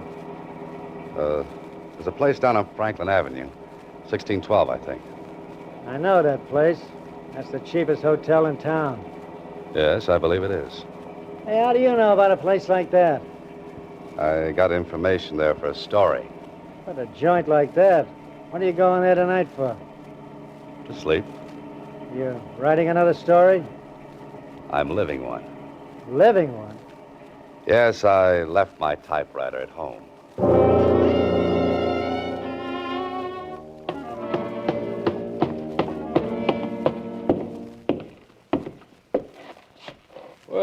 Mr. Holliday. To what do we owe this great pleasure? Maybe you're just lucky. More research on the seamier side of life? No, not tonight. I'm looking for a room. A room? Might I remind you, Mr. Holliday, this ain't the Roney Plaza. Have you got a room? Any particular exposure you might like? The less, the better. I'm sure we can fix you up. That is, if you're willing to pay in advance. $1.50, $1.50. How much? $25, Mr. Holliday. $25. And if you committed the murder, it'll be $50, Mr. Holliday. Come on, talk straight. I don't want any trouble with the police. What makes you think I'll cause you trouble with the police? Little box called the radio, police calls. They're a lot of fun to listen to, Mr. Holliday. Yeah, I'll bet they are. You'll be comfortable here and safe. I'm beginning to wonder if I could afford it. With your money? Don't make me laugh. I wasn't trying to. Where's your phone? The one on the wall costs a nickel. Thanks. You're staying tonight, Mr. Holliday?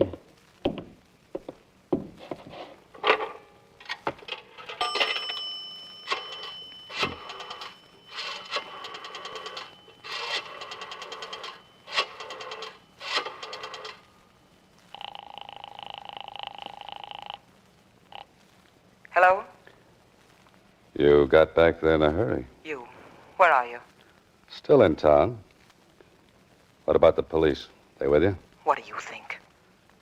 Thanks for putting in a good word for me. I had to. They made me. Look, I want to talk to you. I know that feeling. I want to talk to you, too. I can explain everything. Like a gun with one bullet fired? Yes. A missing telephone that wasn't? That, too. Oh. Then you're just the little girl I want to have words with. Can you come over here right away? Are the police there? Oh, that's right. Name a place, I'll meet you. The corner of 6th and Victor. 10 minutes. Right. Follow me, Mr. Holliday. Oh, where to? Your room. This ain't the Roney Plaza, but the service is just the same. I've changed my mind. You're not staying? Your rates are too high. I'll drop in again after I've made a fortune. Now I know how the fox feels when the hounds are closing in. Someday I'll have to write a story about a fox. Put that guy Burgess and his Peter Rabbit out of business. Hey, cab!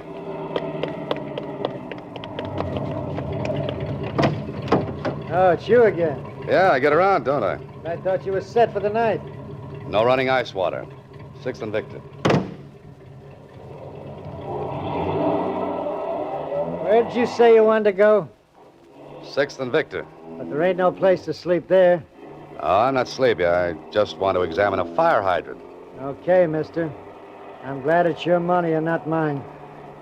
If we keep on, it will be your money. Yeah, that's pretty good. Yeah. Say, is that tonight's extra lying up there? Sure. Want to take a look at it? Oh, yeah, thanks. That picture they got of you on the front page is lousy. What picture? You look like you was facing the camera through a screen door. Here, let me see that.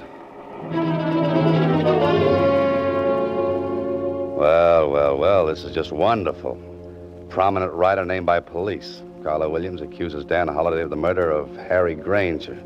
Grief-stricken girl witnessed the murder of her fiancé. Well, nice going, Carla. It's your word against mine, plus the evidence against me. Now I know why they wrote that song, I Get Along Without You Very Well. Well, there's 6th and Victor. Cruise on by. You ain't gonna stop? I haven't made up my mind. Looks like a couple of cops waiting around for somebody. It's the way it looks to me. That might be the law. Yes, they might be. What do you want to do now? Get away from here and find a city directory. A chap by the name of Harry Granger should have a home, and he should have stayed in it.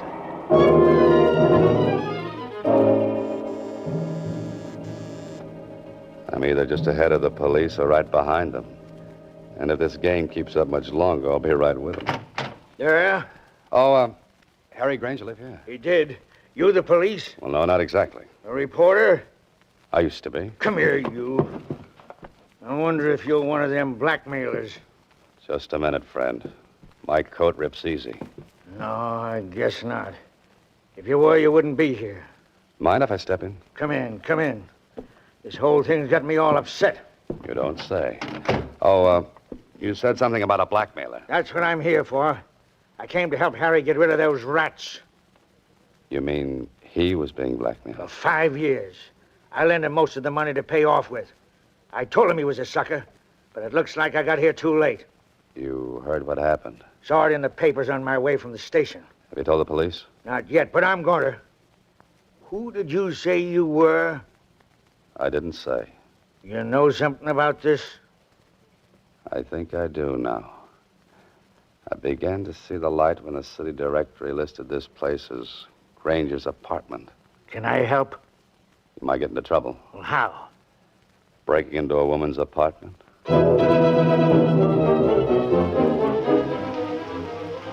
After this, I'll use a fire escape, and more of my stories are the most interesting things about a building.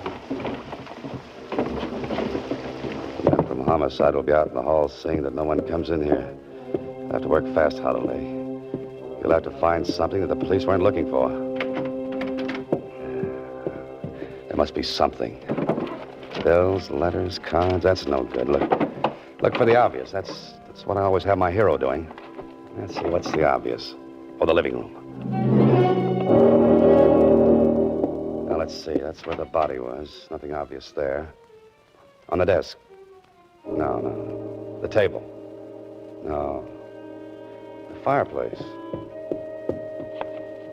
Hello. A small frame snapshot. And I think it might be just what I'm looking for. My old friend, the bartender, and Carla Williams. And with your arms around each other. You know, you two make a nice couple, a wonderful couple. I wonder if they'll let you have your arms around each other in the electric chair.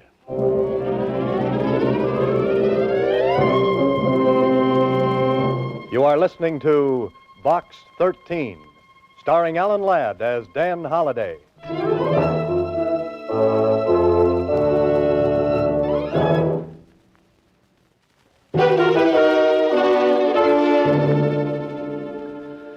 Well, I finally made it. I'm down at police headquarters in the office of a tall, gangly character named Lieutenant Kling. Of course, a few things have happened. Carla and the bartender were brought in, too. So much cooler than I am. Oh, those cell bars give you such fine ventilation. Holiday. What's that, Lieutenant? I said you were a very lucky citizen. After what Carla Williams told us, we thought you were guilty. If she'd have told me that story, I'd have believed it myself. But proving that she and the bartender were married put a crimp in her act as the injured fiancé. Yeah, you showed it up as the same old racket. Smart woman teams up with smart man to blackmail innocent citizen. But just the same, I think you should stick to your writing and let police work alone. Lieutenant, I'll have that printed and framed in blonde walnut. Hang it on the wall? No, around my neck. I'm glad to hear you say that. You may not always have a guy like this Grant who backed up your story. Oh, Granger's friend? That's the one. Say, he's a nice fella. Wants me to visit him on his ranch. Why don't you do that? Riding the range all day when I could be cooking in town? Pardon me. Homicide, Lieutenant Kling. Oh, yes, he's here. It's for you, Holiday. Oh, thanks. Hello? Mr. Holliday, this is Susie. Yes, Susie. Can you come down to the Star Times right away? Oh, what's the matter? There's another letter for you in box 13. Oh, no. Should I open it and read it to you? Oh, not now, Susie. I've got enough material to last me for a month. 3 weeks of which will be a rest. Tell me where. Maybe I can come down and help you. You really want to help me? Sure I do, Mr. Holliday. Then put that letter back in box 13. But, Mr. Holliday... Good night, Susie. Next week, same time, Alan Ladd stars as Dan Holliday in Box 13.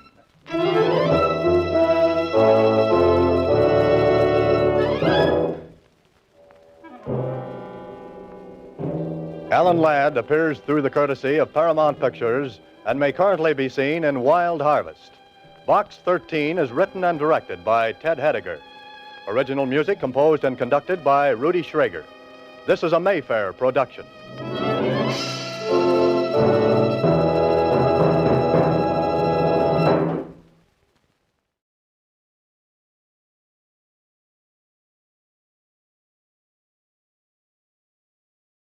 Now on Radio 4, a contemporary adaptation of Agatha Christie's chilling short story, The Last Seance. Having lost her husband and only child in the Afghanistan war, a young woman turns to a couple with a strange gift for help. They offer her the chance of a miracle. But will the price be too much to bear? We are beginning another front in our war against terrorism, so freedom can prevail over fear. On my orders, the United States military has begun strikes against al-Qaeda terrorist training camps in Afghanistan. Reports from the Afghan capital Kabul say there have been several large explosions. Play, darling. Go on playing. Everything will be all right.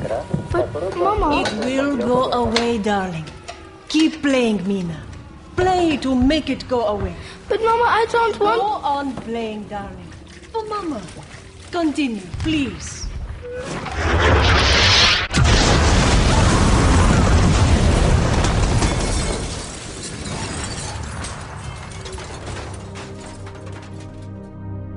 The Last Seance by Agatha Christie, in a new version by Paul Kember, with Adrian Dunbar, Dervla Kirwan, Andrew Sachs, and Rebecca Sayre.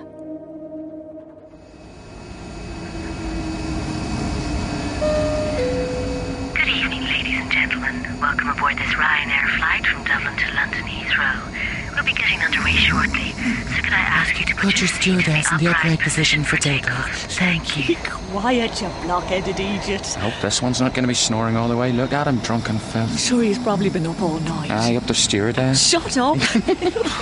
Will you look at the poor sot? He's probably working himself to death. Look at the rash on his hands. He's red raw all over. Oh. Huh? Oh, my God. That's not a rash, Patrick. That's blood. And it's dripping onto him. Look, from the overhead locker. Stewardess! Stewardess! Run it through the X-ray machine again there, Constable. Oh, that's not a leg. My todger's a kipper. Severed halfway up the thigh. That's been hacked off someone's body without their permission. Right, get that suitcase off on the table. Let's open it up. Now, have you had any lunch, Liam? No, Sergeant. Where were you thinking of going? No, I mean, I've not long eaten. See, you open it up. Slip the catch, son. Oh, that's horrible, Grizzly! That murdering drunken! Haul him in here! It's a leg of beef, I'm telling you. I packed it at the abattoir myself. Come on, get me a sharp knife, and I'll cut each of you a slice of it for your Sunday lunch, right here and now, in front of your disbelieving eyes. Aren't you the cool customer? You frighten the wits out of all and sundry, causing distress on a grand scale. Well, you can bog off, my mate. Constable, confiscate that beef. What? You're in for the high jump. The high jump without a paddle, my old mucker. What? Declan Flanagan. Smuggling meat is an act which cannot go unpunished. You're a man of previous good character, but the moist, sweaty fear on the brows of your fellow passengers, and the terror that was driven into the very marrow of their bones cannot be ignored or forgiven. The god-awful stupidity of your mendacious actions leave me no alternative but to impose the heaviest sentence that the law will allow. You will be taken from here to a place of execution and hung by the neck until you're dead. And not only you, all your family, your aunts and uncles, nephews and nieces, and especially those as yet unborn! What is it? What is it? The baby. He was going to take away the baby. The baby? The baby's not even born yet, Declan. Here, I brought you a cup of tea. What the hell are you going on about? And why were you in so late from the airport last night? Oh, dear. Oh, Bridget, I had such a nightmare. It was horrible, horrible. Yeah, well, calm down now and get this tea down. Sure, there they were, Bridget. 6 big fellas. I looked the toughest of them cold in the eye, and I said to him, if that's not a leg of prime beef, get me a sharp knife now and I'll cut me own arm off to prove it to you. So the beef, where is it now? Well, I donated it to them. Oh, dear God. Well, they were such a fine bunch of lads. Yeah, that was for her ladyship's dinner party. You promised her the best Irish beef. How much did you pay for it? £80, near enough. You're going to have to go out and buy it all again now, out of your own pocket. How much is that likely to cost? Double that, I'm afraid. Aye, what a big dollop of... And what happens if you go to court? How much are you likely to be fined? It could be 200 or 300 quid. Oh, that's great! Just That's what we need, every penny we can get for the baby. Ah, you love me, really, so you do. Come here and give me a squeeze. We'll get the money from somewhere. Where, in heaven's name? Like my old daddy always says, something is bound to turn up. It can't be something like this. Jeez, the state of me. You deal with it. My name is Rasha. I've come from the agency about the cleaning job. Come in.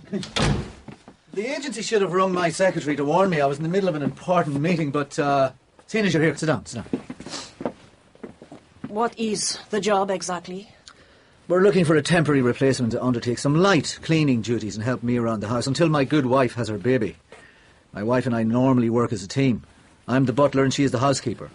Our job is to keep all stresses and strains of daily life away from her ladyship upstairs. Are you familiar with this in your country? We call it a brush. Back home, you're probably used to using one of those twiggy things for cleaning the floor. Mostly we use vacuum cleaners. Please don't worry.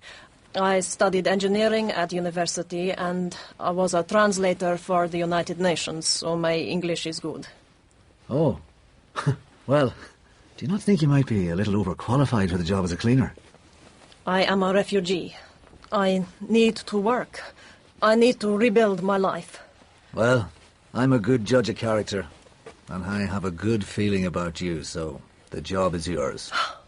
Thank you very much. Well, there's no need to kiss me, but you can if you want.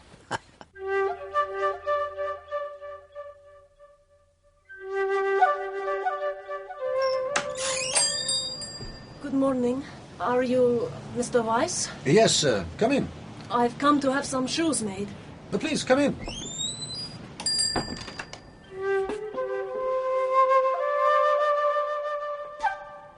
You see, because of the nature of your injury, you drag your feet. That's a giveaway.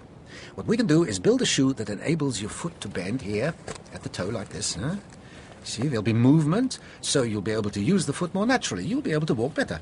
Normally? Well, more or less, over time. And nobody will be able to tell it is an orthopedic shoe. Yes, orthopedic shoe. Our aim is always to try and make a shoe that... tells a lie? One which simply doesn't shout the truth. So, this is a sort of magic shoe? A miracle shoe? Oh, no. I'm no magician. I'm just someone with a little accumulated skill and experience.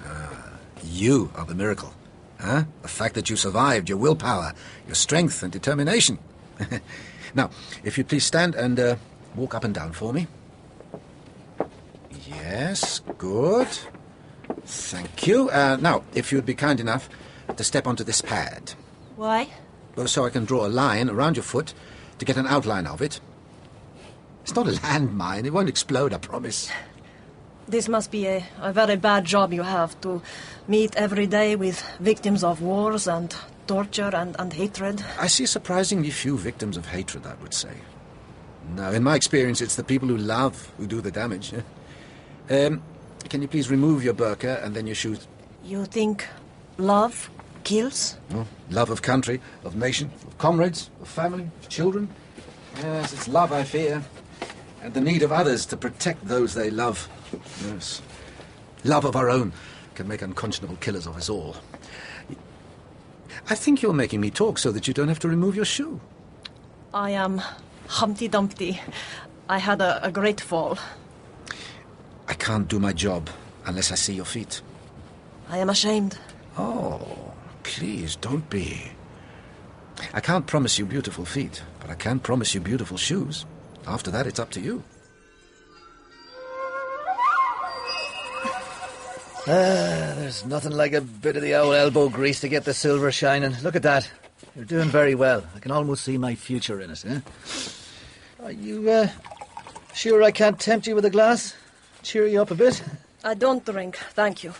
Her ladyship doesn't mind that you smoke her husband's cigars? As long as I'm discreet and I enjoy his late lordship's things in moderation, she turns a blind eye. What? Why do you say that? Turns a blind eye. Why do you say this? Why do you say this to me? Well, it just means she ignores it. I'm sorry, I didn't mean to cause offence. Please, Don't ever use these words to me again. Sure, look... you're all right. Are you sure you don't want to be just trotting off home now? My home is 3,500 miles away. I have no wish to go back there. I have no toes. What? I didn't want to tell you before in case you did not give me the job, but I want to be honest with you. I don't want you to think I lied to you. I lost my toes. I have only 3 left. Where did you lose them? Did you take them out for a walk and then forget where you left them? They were crushed. My apartment, it was demolished by a shell. Oh dear, you have been through it, haven't you? And you? This is your first child. First of a long line, I'd like to think. You are very lucky. You must love your baby. You must protect it, always. So I will. And you? Have you children yourself? I had a daughter. She died. Oh, I'm sorry, So this is why you came to England? Yes. And why did you come? You are a refugee too? Well, yeah, I suppose we are in a way. We left Ireland because of my wife. You see, she has this gift, ability, call it what you will. Gift? Yeah. It was always getting her into trouble. Some people used to call her a witch. 100 years ago, we'd have been travelling around the country roads and the fairgrounds doing shows, you know. We'd have made a good living, but, well, people don't like that kind of thing nowadays, you know. I think it's spooky. Spooky? Weird, strange, frightening, you know, not normal. I don't understand. What does she do, your wife? Come on, I'll show you.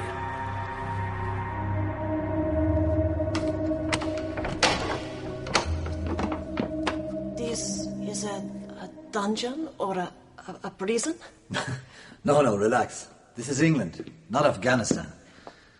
This is where they used to keep the horses in the winter in the old days. Why did you bring me down here? This would be the perfect place. For what? For a seance. Her ladyship wouldn't like it, so we'd have to keep it hush-hush. Seance? My wife is able to call up the spirits of those departed. She can make contact with them, talk to them. She puts people in touch with their loved ones who have died. No, this is not possible. Oh, it's possible. I've seen her do it many times. The dead are dead. This is not good. This is for the devil.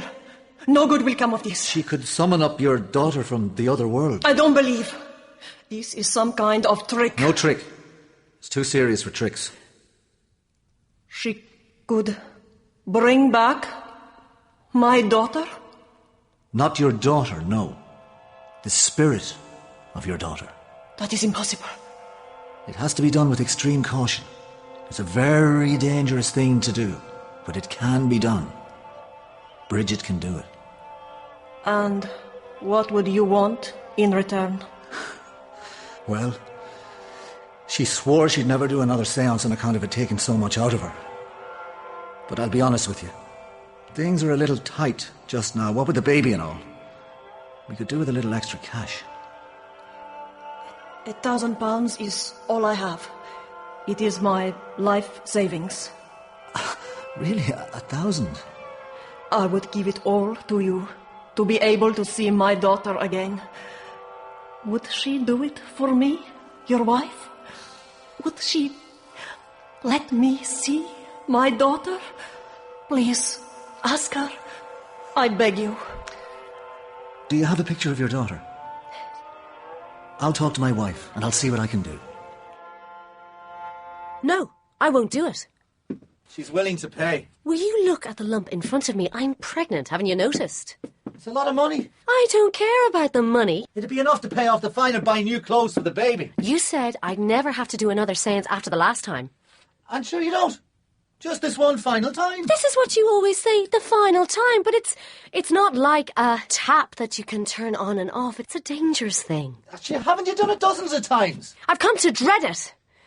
And there's something about her that really disturbs me. I have a bad feeling about that woman. That's only because you think she's a thing about me, huh? Sure, you're letting jealousy cloud your better judgment. Declan, she frightens me.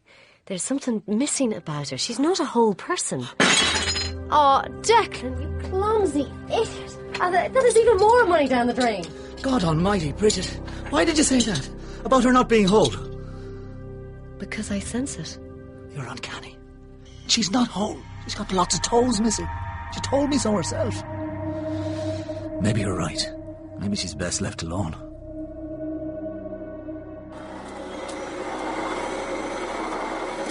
Did you ask your wife? What? About the seance. I did, yeah, but, she's very tired at the moment with the baby on the way and all. Can I talk to her? I don't think that's a good idea, no.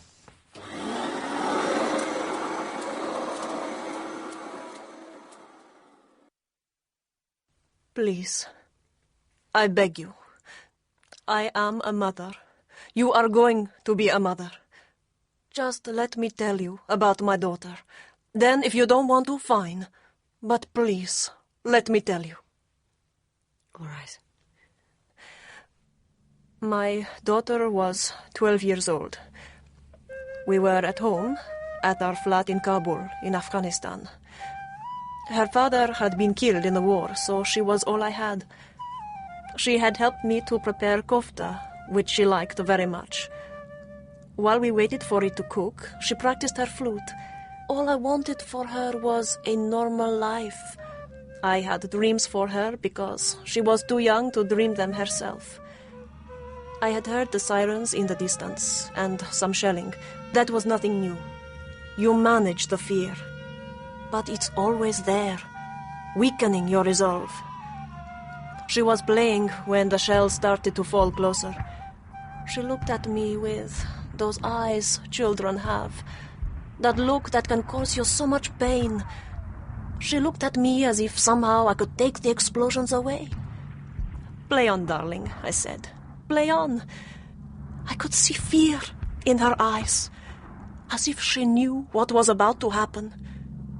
Do you think we know the moment we are about to die?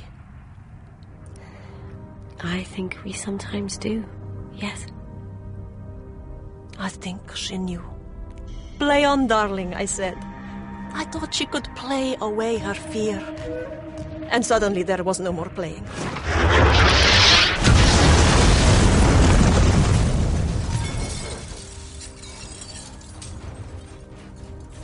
When I opened my eyes, I couldn't move. I was trapped under fallen walls. I looked around for my daughter. I listened and I heard her crying. Mama, Mama, over and over. Mama. Getting closer, closer. Mama. There was shouting outside in the street and flashing lights bouncing on what was left of the ceiling. And I saw my daughter walking towards me, slowly, her hands out, feeling her way. She kept calling. I reached out to touch her, Mina, to touch my baby. Mama.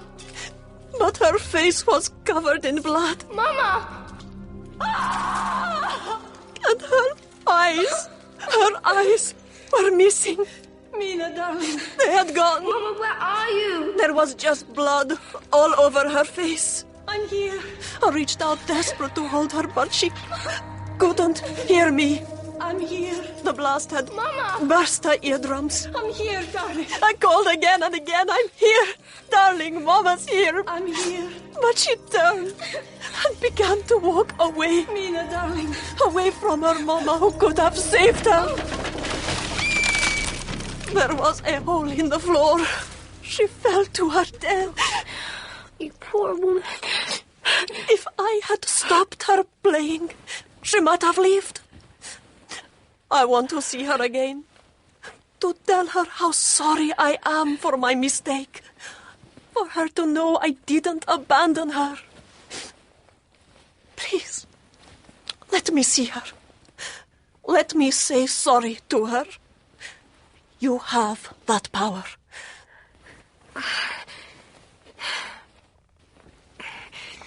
I can summon up the spirit, but, whether she would be able to hear you, I have no way of knowing. Please, let me try. Please. I don't want you to do it, Bridget. I don't think it's a good idea. You thought it was a very good idea before. Well, I've changed my mind. When that woman talks about her daughter, there's something fearful about the power of the emotion inside her. I'm not sure she's in control of herself. I feel calm. I had this overwhelming sense that after this evening, everything would change. I want to get it over with. I'm tired of the burden of it. Just, Declan, go and get her. I want to cancel it. No, this is going to be the last séance. I can feel it. I can feel it so strongly. You'll see. I hope you're right. Good afternoon. Oh, good afternoon. Oh, what a smile. You're very happy today. Yes. I'm going to see someone. Someone special to me. Oh, good. Is there perhaps a new man in your life? Oh, no. Someone much more special. I'm going to see my daughter. Your daughter? Forgive me, I thought your daughter was dead. She's going to come alive again. Are my shoes ready? For the fitting, yes. I'm sure you want them to be comfortable. I have to have them today. Finished. I am going to a séance. I am going to see my daughter. I want to walk normally for her. I need my shoes. Please. Yes. Of course. But please, be careful that these people are not tricking you. These people take advantage, especially of someone in your situation. I thank you. Oh. Thank you so much. I am no longer Humpty Dumpty. Well, remember, all the king's horses and all the king's men couldn't put Humpty together again. And if the king couldn't manage it, take precautions to protect yourself. 951,000. That's grand. Now, if I come up on the lottery, I'll give you half of this back, and that's a promise. Now, do you have the picture of your daughter? Yes. She was beautiful. Beautiful girl, so she was. Look, I'm going to withdraw while Declan sets up. I need to be alone with the photograph for a while. When I come back, it will be through the back door. You won't see me, but I'll be behind the curtain. Don't worry, everything's going to be just fine.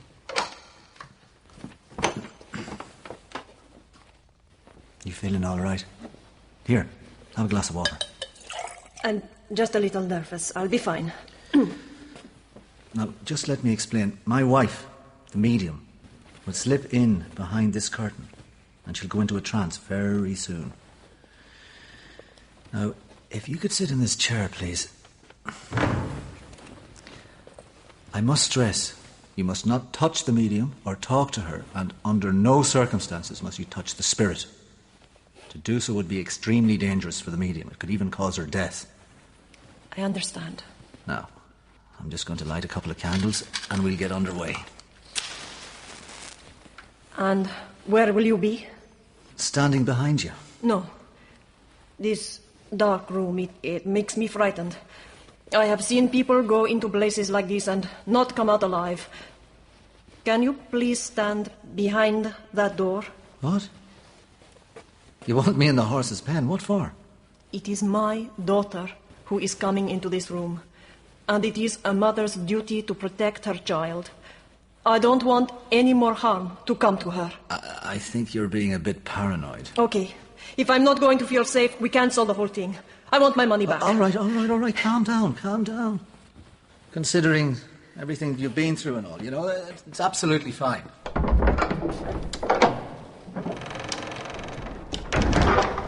I really don't think you need to lock it, you know. Now I feel safe. Right. Can you turn off the lights? The medium is now taking up her position and will now be going into a deep trance. It may take some time. So please, be patient. Absolute quiet.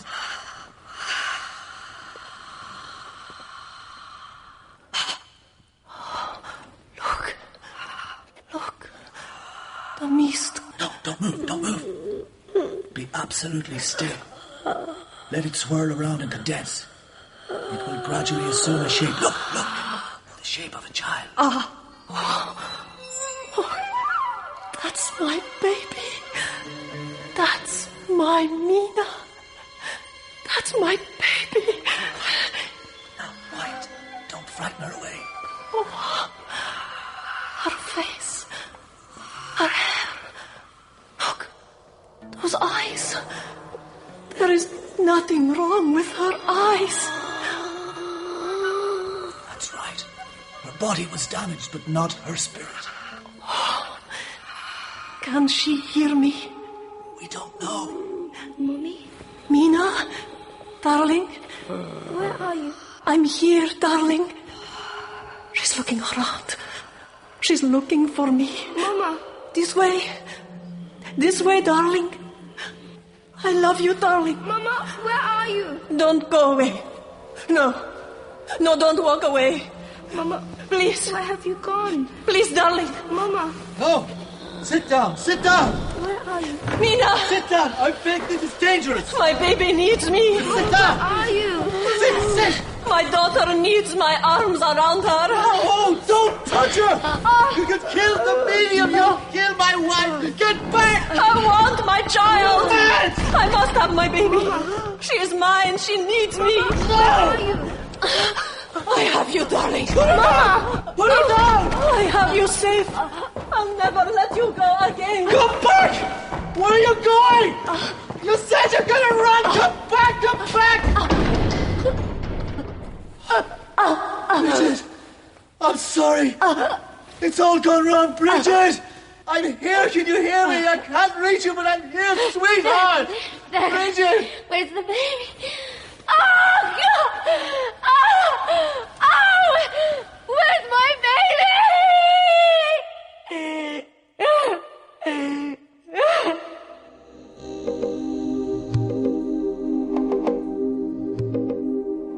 In Agatha Christie's The Last Seance, Adrian Dunbar played Declan, Dervla Kirwan played Bridget, Andrew Sachs was Mr. Weiss, and Rebecca Sayre was Russia.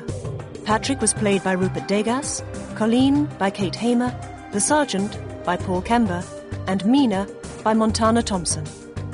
The Last Seance was adapted by Paul Kember, produced by Bruce Hyman, and directed by Dirk Maggs. It was an above-the-title production for BBC Radio. Many people have been confused with the phrase forgiveness of taxes. But remember this. There is no forgiveness of the second installment of your 1942 federal income tax. This installment must be paid by midnight tonight. So be sure to put your check in the mail before that time.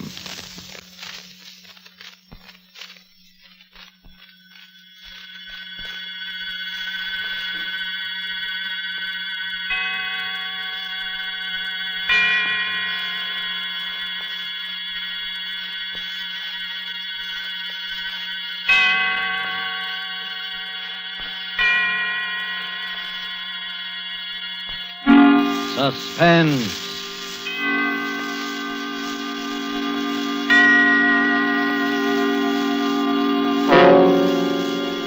This is the Man in Black, here again to introduce Columbia's program, Suspense. Heading our Hollywood cast is a young lady known simply as Margot, whose talent for the art of suspense has been heard before on this series. Tonight, Margot, using the name of Jacqueline Blaine, tells of strange happenings on a Jude ranch, including the hurried and unexplained departure of an important guest. Appearing with Margot is Mr. Kent Smith, a newcomer to our microphone, as Gil Blaine, a young man forced by unrelenting circumstances into many odd and mysterious actions. Margot will soon be seen in Behind the Rising Sun, and Ken Smith is currently appearing in This Land Is Mine, both RKO radio productions. The story by Cornell Woolrich called Last Night is tonight's tale of suspense. If you have been with us on these Tuesday nights, you will know that suspense is compounded of mystery and suspicion and dangerous adventure. In this series are tales calculated to intrigue you, stir your nerves, to offer you a precarious situation, and then withhold the solution until the last possible moment. And so it is with the last night and the performances of Margot and Ken Smith, we again hope to keep you in suspense.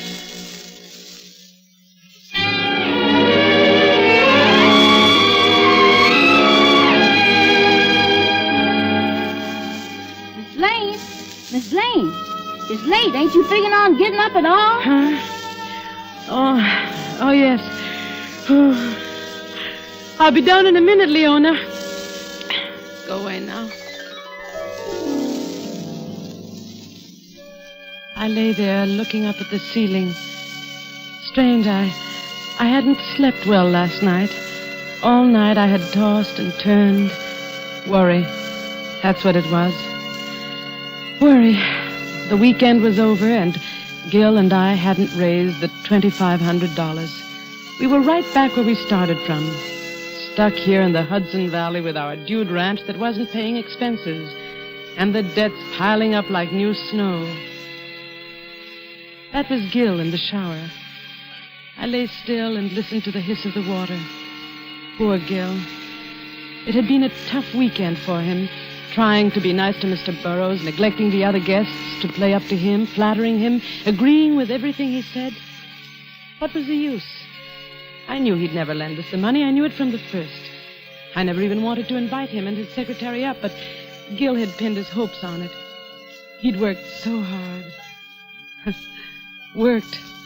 Funny word to apply to it. Maybe if Gil had done some real work now and then, instead... Morning, Jackie. Morning. Well, how did you make out? How did you make out with Mr. Burroughs? Gil, I'm talking to you. Is he still here? Who? Mr. Burroughs. Oh, no, he left. Well, I'm glad I didn't have to say goodbye to him. I got pretty tired of being nice to him, didn't you? Yeah. Took the 8 o'clock train? 8 o'clock. He took the milk train. The milk train? How do you know? Well, I drove him to the station. That's how I know. Well, what were you doing up at that hour? Well, I hadn't come to bed yet, that's all. But what got into him? The milk train, why, that hits here about 4:30 in the morning, doesn't it? About? Well, I can't get it into my head why they should bolt off like that. He went alone. His secretary's still here. You mean he left without Marsh? Yeah, Marsh was up in his room sleeping at the time. I guess Burroughs didn't want to wait for him. He went off and left his secretary behind? Well, now, that's the strangest thing I ever heard of. Why did he bring him in the first place? You had a row with him, Gil. He turned you down and you let it get the best of you. I did not. That's why he suddenly decided to leave like that. I did not, I tell you. Why should I say I didn't if I did? Oh, I don't know. Everything is so mixed up. Gil, dear, want to toss me my dressing gown? It's on the chair there. Oh, here you are, honey. Oh. Jackie? Yes? Jackie, I got it out of him. What? I got the $2,500. Gil. He finally gave in when I was driving him to the station. Well, you got all of it? The works. I didn't think he would. I mean, the way he was acting. Yes, I know, but he began to soften up after you'd gone to bed. When I asked him, he came through. But, Gil, you mean he carries that much cash around with him? Well, there it is, isn't it? That's funny. You know, he came to me only yesterday and asked me where he could cash a $25 check. Oh, yes, I know about that. I cashed it for him. But the $2,500? Well, he had that all ready for deposit when he got back to town Monday. Couldn't get it to the bank on time on Friday. Oh. He didn't want to touch it, but when I told him I'd rather have cash than the check, well, he just went the whole way and accommodated me. Well, if there wasn't any friction, why did he leave at such an unearthly hour? I don't know. But, Gil... And I don't care. Oh, look, baby. We got the money. Let's just be thankful. Well, of course I'm thankful. It's just that... Miss Blaine? Miss Blaine? Yes, Leona. Well, just about to give you two up. Miss Rose and Mr. Carmen's almost finished with the breakfast. Ain't you two coming? Yes, in a minute, Leona. Come on, Gil. Let's hurry. It's hard enough to get paying guests without neglecting the ones we have. Well, I done fixed up Mr. Burroughs' room while I was waiting for you. Mr. Burroughs' room, but... You didn't have to bother. He won't be using it anymore. You won't? No, he left. You done left? Why, yes. Leona, what's the matter? And what about all them suits and things he left hanging up in the closet? His clothes left in the closet? What about that, Gil? Well, he left in an awful hurry, that's all. Oh, leave me alone. Don't let's talk about it. All right.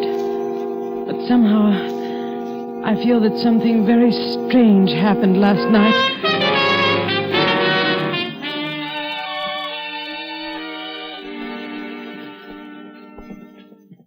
That's what happened, Mr. Nichols. I told him I wouldn't take any more stuff from him. Next time he tries it, it'll be too bad. For him. Here comes Gil and Jackie. No. Have some more eggs, Carmen? Oh, Oh, hello, Gil. Oh, hello, Jackie. Gil.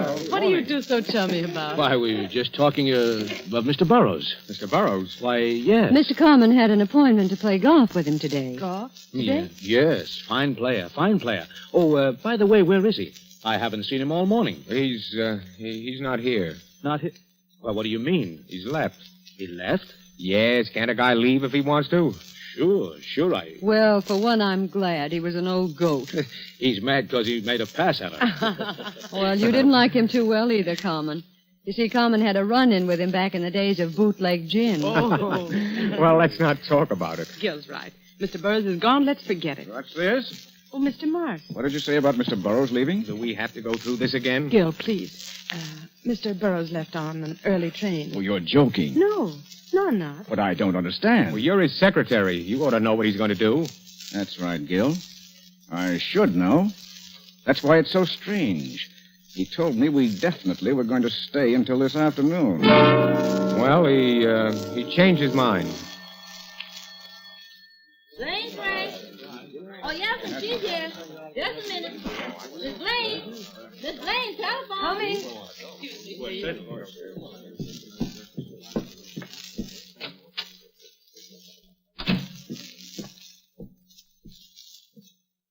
Hello. Mrs. Blaine? Yes? This is Mrs. Burroughs. Oh, how do you do? We were awfully sorry you couldn't come out with Mr. Burroughs for the weekend. I'm sure you'd have I think it enjoyed was most inconsiderate of Homer not to let me know he was staying over an additional day. And you can tell him so for me. I think the least he could have done was phone me or send a wire. But Mrs. Burroughs... I don't doubt he finds it attractive up there. Mrs. Burroughs, wait a minute. He isn't here anymore. He did leave early this morning. Early this morning? What do you mean? Well, he took an early train. He should have been in at, now let me see, at 8:30 this morning. 8:30? Well, then where is he? Why hasn't he come? Well, maybe he went directly to his office. Oh, no, I called his office. They haven't heard from him. You see, that's why I'm calling you. Oh, I don't understand all this. It does seem that Marsh would at least get in touch with Marsh? me. Well, Marsh is still here, Mrs. Burroughs. Marsh is still there? Yes. He went off without Marsh? Oh, now I know there's something wrong. Why, he's never done that before. Please, Mrs. Burroughs, I'm sure there's nothing wrong. He's just... Well, I'd better let you talk to Marsh. Well, yes, please get him.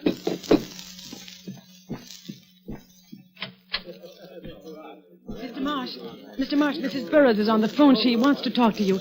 Better take the extension in the front room. All right. She's very upset. We have to calm her. Hello, Mrs. Burroughs. Marsh is coming. Oh, something's wrong. I know it. Hello, Mrs. Burroughs. Oh, Marsh, is that you? Yes? Marsh, did you know Mr. Burroughs was going to leave? No, he didn't say anything to me. Well, Mrs. Blaine says he's left. Should have been here, and he isn't. Well, I don't... He probably was just delayed. Oh, no. Something's happened. Charles, Marsh, he had that important package in his inside pocket. He did? Yes. Oh, I don't know what to do. Shall I call the police? The police? Well, that's not necessary. Mrs. Blaine's right. Let me take care of it. I'll wait a few hours, and if he hasn't shown up by then... All right. Do what you think best. Hello? Hello? She hung up, Mrs. Blaine. Important package. The $2,500. The $2,500 Gil got. Oh, Gil.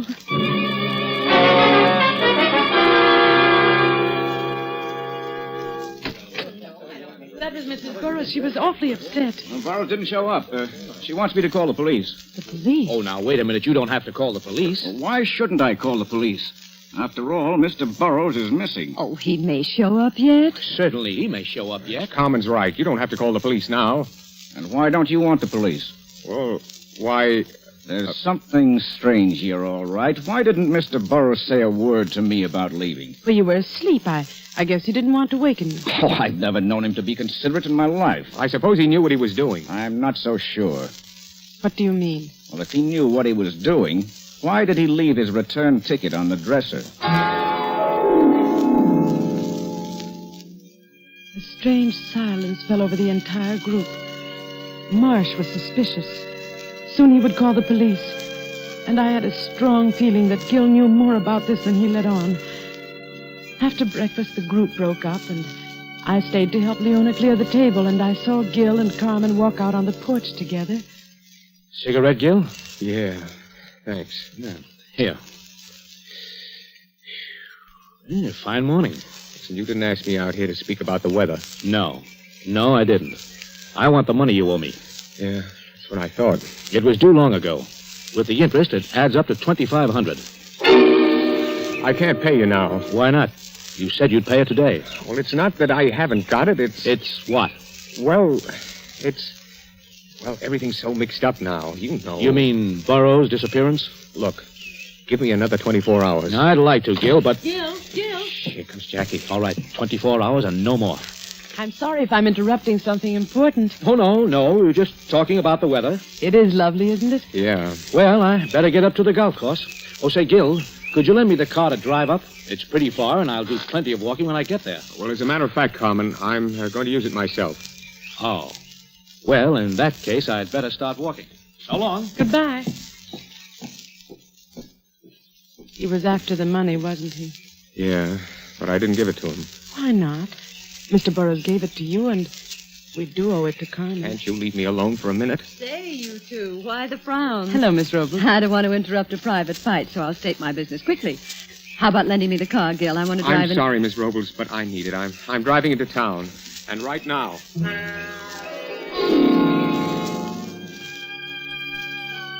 Gil drove off. The rest of the day went by in a haze.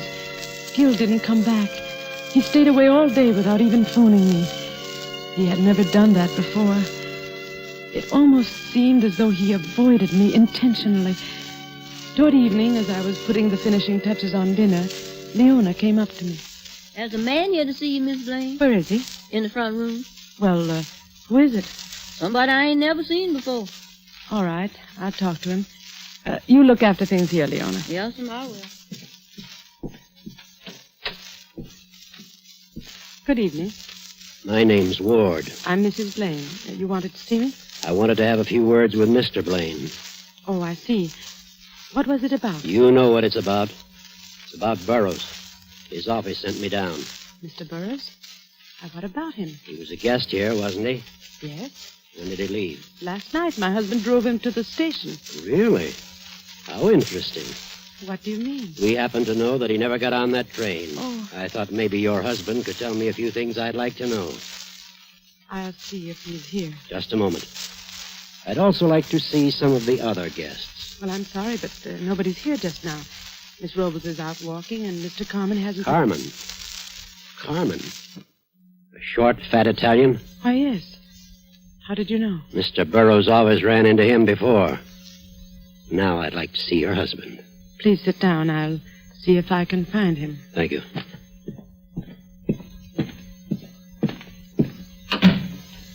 Leona. Yes, Miss Blaine? Has Mr. Gill come back yet? Oh, no, ma'am. I ain't seen him since he drove off this morning. I see. Well, tell the gentleman to wait. I'm going out on the veranda.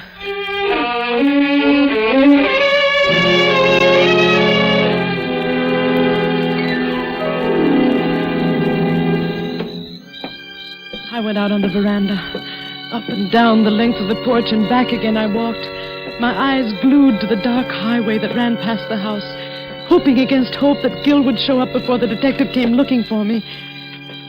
Gil had the $2,500 on him, Burroughs' cash, that important package Mrs. Burroughs spoke of to Marsh. I had to see Gil first, and suddenly I saw a car speeding down the road. Gil's car. I could tell by the one dim headlight. It tore through the dark at top speed. Then swerved through our gate and into the garage. I was about to run down the steps when another pair of headlights split the gloom of the highway. As the car came on, I recognized the taxi from town. A figure climbed out quickly. Gil! Jackie, did you see the car? Our car? Yes, Gil. It went toward the garage. Who was driving it? Well, I couldn't see. What is it, Gil? Are you in... No time to talk. No time to talk. Where are you going? The garage. I'm coming with you.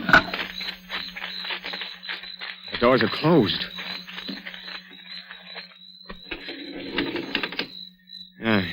There. Nobody here. Anyone in the car? No. Whoever it was beat it. Oh. I'd like to know who it was. Gil, I don't understand what this is all about. Well, frankly, I don't either. I was parked in front of the store in town. I came out and saw somebody hop in my car and drive off like mad. That's odd.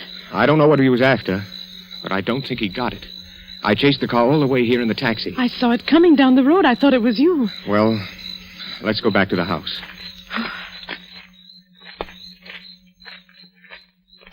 Gil.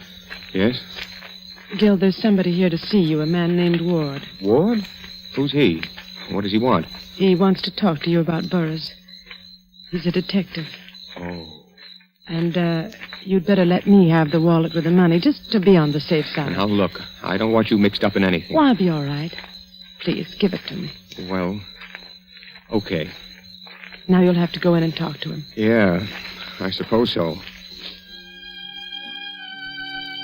I went up to my room and lay there in the dark, trying to distinguish the murmur of voices from below.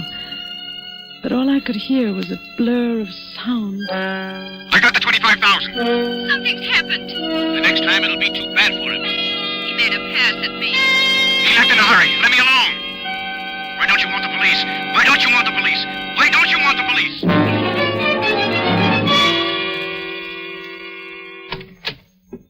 Jackie, you awake? Yes. Here, sit down, Gil. You look tired. Yeah, I am. Very. What did Ward say? Not much, but I know he's suspicious. He's going to stay tonight. Oh. Well, let's get to bed. I'm tired. Oh, by the way, did you see the key to the rumble seat? The key to the rumble seat? Oh, no. Must have lost it. Good night. Gil, you've never told me. You've never told me one way or the other. Gil, you've got to tell me. All right, Jackie, I will. Burroughs never gave me the 2,500. He refused me. We quarreled, and I was mad. I suppose he was afraid of me, afraid of what I might do to him. Anyway, that's why he left so suddenly. Made me drive him to the station. Did you see him get on the train? No, I left him at the station. Left my car there and walked down the street. I was sore. I had to think. I heard the train come and go. And when I went back, Burroughs was gone. I got in the car and drove home. And the 2,500? Well, I lied when he said he had that cash. Then where did you get it? Remember the $25 check I cashed for him? Yes? I added 2 zeros after the 25. Oh, Gil. I wrote in the word 100. There was a space for it made to order. Then I cashed it. Gil. Oh, I know I'm low, Jackie, but I didn't kill him. I didn't. Then what became of him? Where is he? I don't know. I wish I did.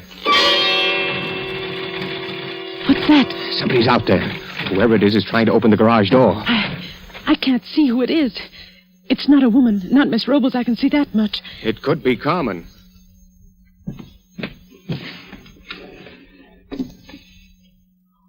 What are you doing in that drawer? Just getting this gun. Now, quiet. No, Gil. Give me that gun. You can't shoot anybody in the dark like that. Please, Jackie. I'm going to turn on the lights. Don't, Jackie. Yes, Gil. Oh, he's running away. Gone. Who was it? I couldn't see. Could you? No, Gil. Well, now it just means waiting until the next time. Oh, Jackie, what am I going to do? I don't know, dear, but we'll get out of it somehow. How? I'm all mixed up. There's one clear thing. Somebody is awfully interested in that car.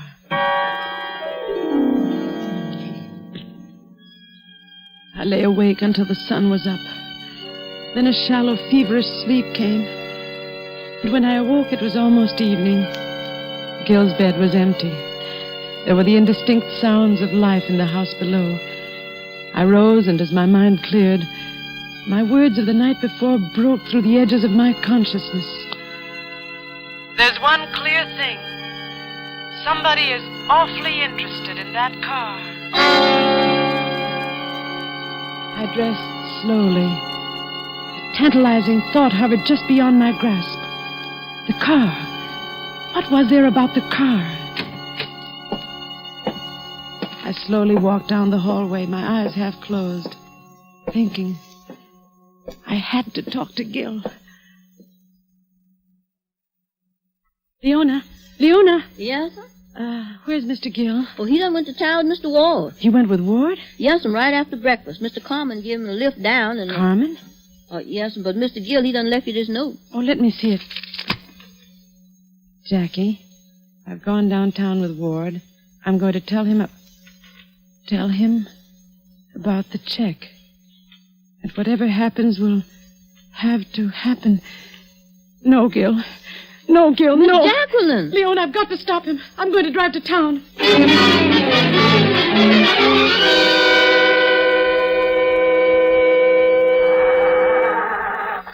I've got to get there before Gil. Mrs. Blaine, where are you going? I'm going to town, Mr. Marsh. Well, may I come along? Well, I suppose so. Hurry up and get in.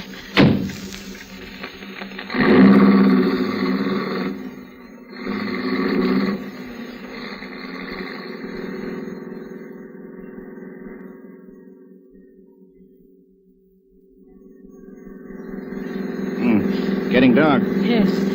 I hope you don't mind me driving so fast. I'm in a terrible hurry. No. Pull down the next side road. What? I said pull down the next side road. A gun? Yes, a gun. Now do as I say. There's something in this car I want. I won't. I must get to Gil. Let go of that wheel. Let go of that wheel. I said there's something here I want. There's a car coming. Let go. Look out! Ah! Ah! I tried to move. Miraculously, we were alive. The other car had careened beyond us up the road. I saw that the side was smashed in. Then I heard Marsh's voice. I ought to kill you for this. That was a police car. Keep your mouth shut. Here he comes now. Now remember, there's a gun pointing at your back. Hey, you maniacs. What's the idea? You trying to kill somebody? Oh, sorry, officer. We had a little trouble with the steering wheel. Well, you won't have any more trouble with it. This is the end of your license. Oh, see here, officer. I'm in a terrible hurry. If you let me drive to the station... Wait a minute, buddy. Let's have your names. What's yours? Come on. Marsh. Charles Marsh. Charles Marsh. What's yours, lady? Mrs. Gilbert Blaine. Yeah. And yours? Well, come on. What's yours? What's your name? Who are you talking to? That guy in the rumble seat. The rumble seat? Mr. Burroughs. Oh, it's Burroughs, is it? Well, why don't you say so? Hey, what are you, a wise guy sitting there like a mummy? Come on, answer me, will you? Hey, wait a minute. This guy's dead. You did this. The rumble seat flew open when we crashed. Officer, he's got a gun. He murdered that man. I'm warning you. Keep back or I'll... Oh. That takes care of him. You're all right now, sister. Yes. I'm all right now.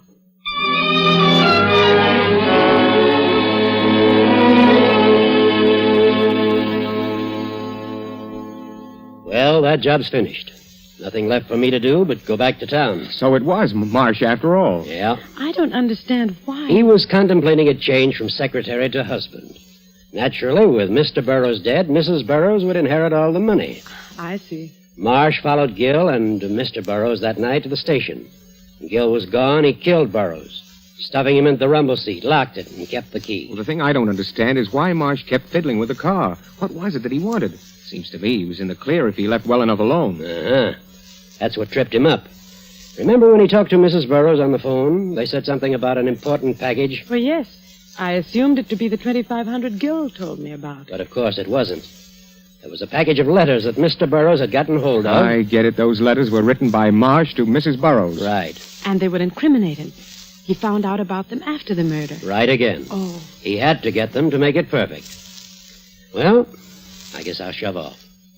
So long, and thanks. Oh, by the way, you may want to deposit, say, $2,500 to Mr. Burroughs' account. Yeah, I see what you mean. Thanks. Goodbye. Bye. Jackie? Yes? Our debts, there's still $2,500 that have to come from somewhere. Mm-hmm. We went a long way around to get right back where we started from. We come through all that trouble and end up broke. Yes, darling. That's the way it ends.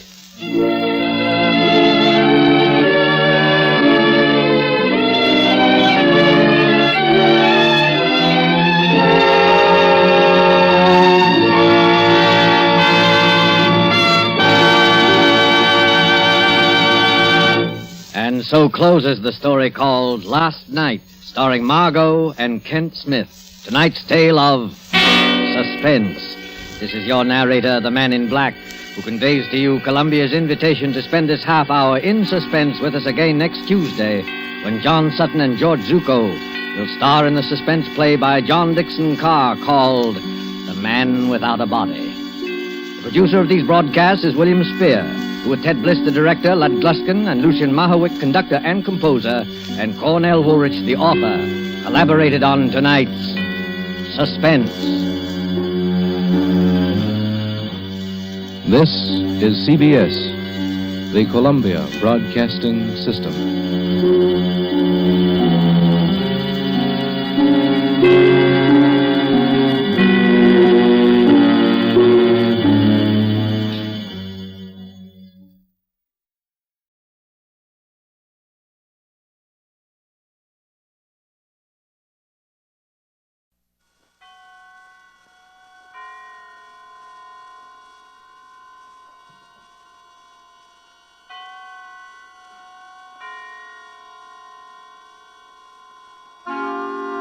Suspense.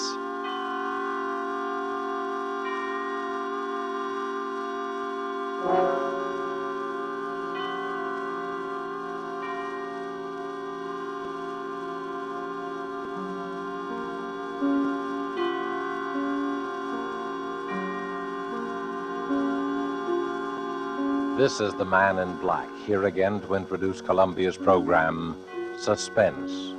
Heading our starring Hollywood cast tonight is Mr. Laird Cregar, who will be seen shortly in the 20th Century Fox production of one of the great suspense stories of all time, The Lodger.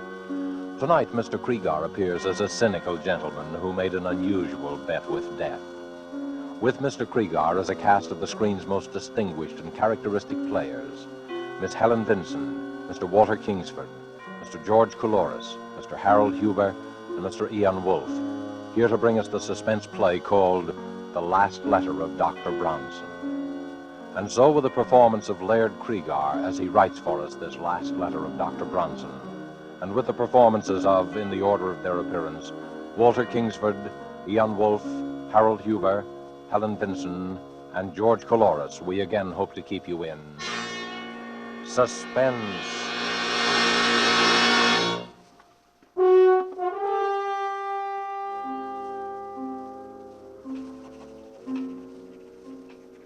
My dear Dr. Mosher, forgive me if I dash this letter off rather hurriedly. There are but a very few minutes remaining for me. The few minutes between now and midnight. You have always protested my fascination with the subject of death. It irked you to hear me discuss the latest electrocution or hanging. I remember your sarcasm the day you found me staring down from the top of the Empire State Building, speculating on the thoughts of a man about to leap from that pinnacle. You alone, Mosher, know how this fascination led to my latest experiment. I should say, my last experiment. I promised you a complete account of it all. Here is that account. First of all, let me recall a conversation which we held here in my study a little over a year ago. There you go again, Bronson. Death and murder. Really, you're unhealthy. Please answer my question, Moshe. Why do men behave as they do? What keeps them from breaking loose? Why don't they kill one another as animals do? Why, because they aren't animals. But, my dear Moshe, being neither vegetable nor mineral, they must be animals. Well, what I mean That is, you do not know the answer. I do. So? I have been studying the question for some time, and I've concluded that there are 5 basic checks which serve to restrain man from murdering his fellow man. Oh, really, Bronson? The obvious corollary is that murder occurs only when some stronger drive overrides these 5 basic checks. Oh, you make it sound very simple. It is simple. And what are these 5 basic checks? Well, I'm not prepared to reveal the outcome of my study as yet. I must put my theory to the test. That would seem to be a difficult undertaking. Difficult, yes, but intriguing. Oh, well, I take it you're about to embark upon another of your experiments. Correct. Bronson, why must you keep on? These studies invariably bring you some physical, or what is more dangerous, some nervous disaster. And in turn, your handsome bill for putting me in shape to conduct the next. Sooner or later, you will experiment yourself into a position beyond my power to aid you. Let it be later, then. Meanwhile, I shall continue to pursue my sole interest in life. And how do you propose to conduct this restraint from murder experiment? Well, a murder is composed of 4 elements. The murderer, the motive, the opportunity, and the victim. My first step will be to select 5 men, each of whom will be restrained from murder by the particular check that I'm testing on him. That's no easy task. By no means. It will require an extensive search. But having found my men, I must then supply each with a motive. Greed, revenge, jealousy. I see, and your next step must be to give each man an opportunity. Precisely. An opportunity which precludes all checks but the one being tested. Well, not knowing what your checks are, I can't help you there. Well, that'll be relatively simple. And finally, I must supply an intended victim. And you'll ask this victim to face 5 men, each standing to profit handsomely by murdering him? Correct. His only chance of survival being the correctness of your theory of checks in all 5 instances? Yes. And do you imagine you will discover a man with such utter confidence in your reckoning? There is one such man. Who? Myself. Bronson, this is folly. No, Moshe. I never hesitate to risk high stakes on a sure thing, not even my life. Now, look here, Bronson. You're a doctor yourself. You told me to speak to you like a Dutch uncle. Now, as your physician, I haven't advise... consulted my physician. But you will take precautions, provide yourself for emergencies. I tell you, there's no danger. Oh, well. Well, when will you begin your experiment? Well, I suppose in about... Well, why wait? Why don't we begin right now? Moshe, I invite you to kill me. What? There's a revolver right here in my desk, and I want you to take this revolver... Oh, you're joking, Bronson. What possible motive could I have for murdering you? Motive? Why, we're known to be associated rather closely in our work. You'll come naturally into my entire practice. I'll put that in writing. Why, it's preposterous. Why won't you kill me then, Moshe? Why, there are dozens of reasons. In the first place, I'd go to the electric chair for it. Thank you, Dr. Moshe. You've given me an admirable illustration of the first and most obvious of the 5 checks in my theory. Man refrains from murdering his fellow being because he himself will be killed by law.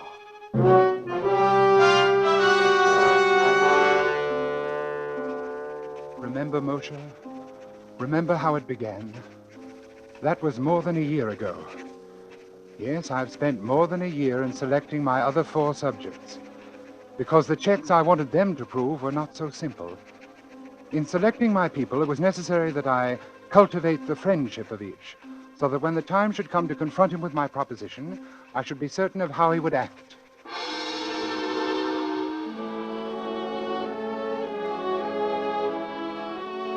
The first of my 4 potential murders was a clerk named Totten.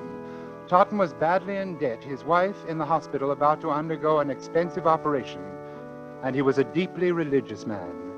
We went to church together on Sunday evenings at St. Luke's, right around the corner from my apartment. One Sunday evening after the service, I asked him to come to my apartment, and we talked as we walked along. You know, Dr. Bronson, I was talking about you to my wife the other day, before they took her to the hospital. I was saying what a great comfort it was to be with you these Sunday nights. Now, come, Mr. Totten, you embarrass me. No, I mean it.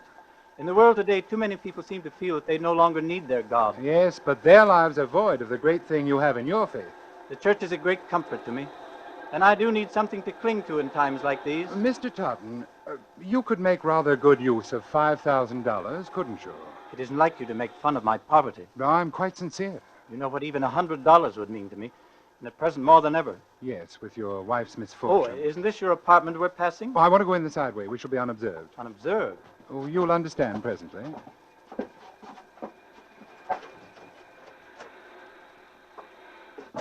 Please, come into my study. Here we are. And now if you'll take this chair opposite my desk. Thank you. Mr. Totten, you said that even $100 would be a great help to you. Here in my desk, I have this package containing $5,000. Well, what could I do for you that would be worth all that money? Let me explain. My doctor called on me yesterday, and he told me, well, to be quite frank with you, Mr. Totten, he said that I was slowly going mad. Oh, no, that couldn't be. I'm quite all right at present, but it's only a matter of time, and I'd rather not have to face it. I believe you can understand that. But there must be something you can do, knowing in advance. There is, and I want you to help me. I don't understand. Put on these gloves. Take them. But why? As soon as you have them on, I shall hand you this paper knife. Notice how very sharp it is. I grip it firmly, thus, and clearly impress my fingerprints on the handle. Finally, here on the desk, I am leaving this note, explaining that I have committed suicide. Suicide? When the knife is in your hand, I want you to drive it into my heart. Then you may leave by the same way we came in. You will be quite unnoticed, and with the $5,000 in your pocket. You can't mean this. But I do. You see, I don't have the nerve to... Well, I can't quite make the final move myself. You would greatly oblige me. And with the $5,000, you will be able to give your wife the treatment she needs. What do you say? You can't die yet. You're not ready. Would you have me wait until I've gone mad? You can't take the matter of life and death into your own hands. I am not asking you to pass judgment upon my actions. Whether I wish to live or die is my own concern, and my mind is resolved. Is that clear? I'm sorry for you. I'm merely asking you to do something for which I will pay you very well. You will, of course, be killing me. But if you could realize what life would be like for me, otherwise I'm very sorry, but I can't oblige you. If it's the law you fear... No, it's not that. You seem to have arranged that perfectly. Then what is it? I'm an honest Christian, and I thought you were, Dr. Bronson. If you don't understand why I can't do this monstrous thing, I suggest you look up the 6th commandment. Good night.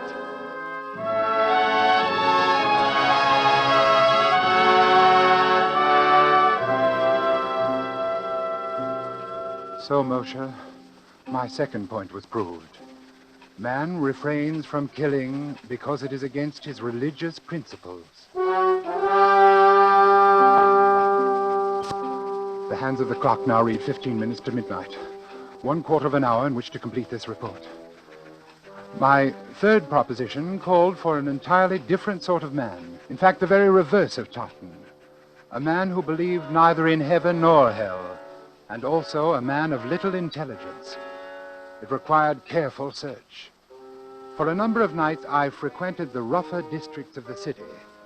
At first, I had no luck. Then one night, I came upon my man very unexpectedly. I was walking along one of the darker streets. There was no one in view.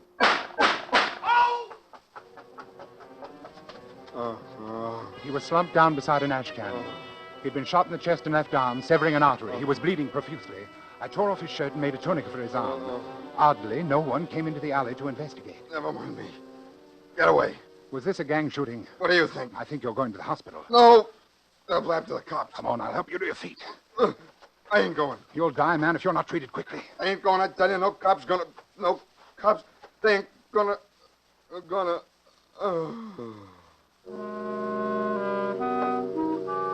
His name was Matt Doyle. I visited Doyle in the hospital almost every day. Several months later, I decided to put him to the test. I found Doyle in one of his hangouts and brought him to my apartment. Hey, this sure is a fancy roost you got yourself, Doc. I find it very pleasant. Have a cigarette? Thanks. Doyle, how many men have you killed? That's all right, Doyle, I understand. Now, suppose we get down to business. Yeah. I've been wondering what you want me for. I want you to do something for me, and I'm going to give you $5,000 to do it. Will you do what I ask you? For $5,000? Spell it. I want you to put on these gloves so there won't be any fingerprints. Then I'm going to hand you this knife, and you're going to kill me with it. Huh? I've arranged everything so it will appear to be suicide. You nuts? Not yet, but I will be before very long. That's why I want to die. All you have to do is stab me and slip out with this $5,000. Is this on the level? Absolutely. This wad of dough is mine if I kill you? That's right.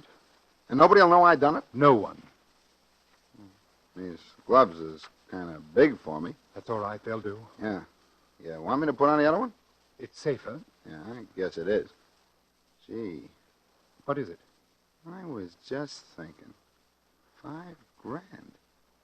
Oh, the boss is going to pay me more next. I never got... skip it. I want you to understand exactly what you're doing, Doyle. Without any justifiable cause, merely for the sake of money, you are going to murder me. You understand that? Yeah. You've been hired to do this before? Yeah. I suppose it don't hurt to talk about it now that you're But you've never killed a friend, have you? Yeah, I have. Anyway, they was my pals till they got in the boss's way, but when the bosses say slip it to a mat, then they was just another job to me. But there's a little difference in this case, Doyle. I saved your life. Yeah. I don't know. What? I don't know. Nope, I can't do it. But I thought you said that Yeah, you... take these gloves. Afraid of the law? No. What's the matter, then? Is it because I'm your friend? That's more than that. I can't bump you off, even if you want it. It would be an act of true friendship. I ain't so sure. When a cat has fits, you put it out of its misery, don't you? That's what I want. Oblivion. Peace. Sorry, Doc, I ain't the guy. It's like you said. You saved my life, so that's that. I'm sorry. I wish you could help me. Oh, me too, but not that. Now, if you got some other punk you want took care of... There's no one. Thanks just the same. Oh, don't mention it.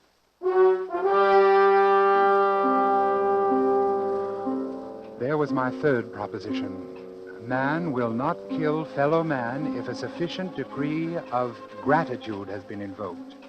Even a professional killer and one of the lowest examples of human life, such as Doyle, could not bring himself to murder his benefactor.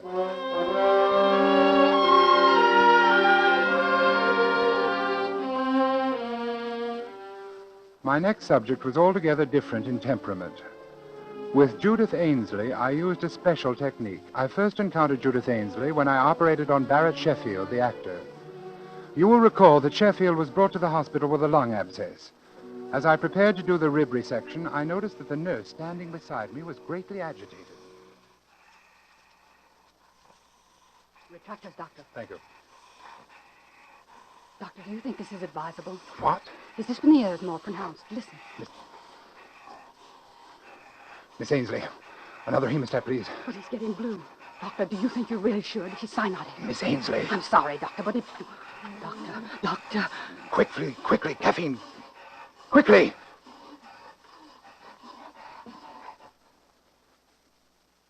Stethoscope. Here it is.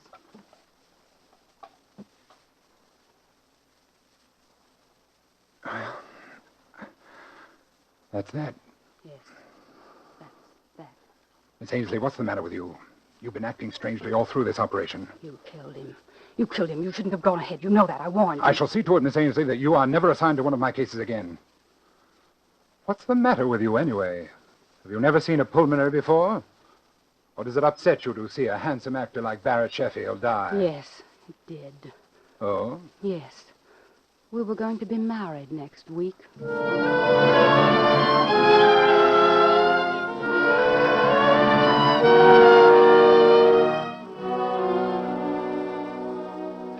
If I ever saw hate, cold, undying hate, it was in that girl's eyes as she turned and left the operating room that day. I had made the most implacable enemy of my life.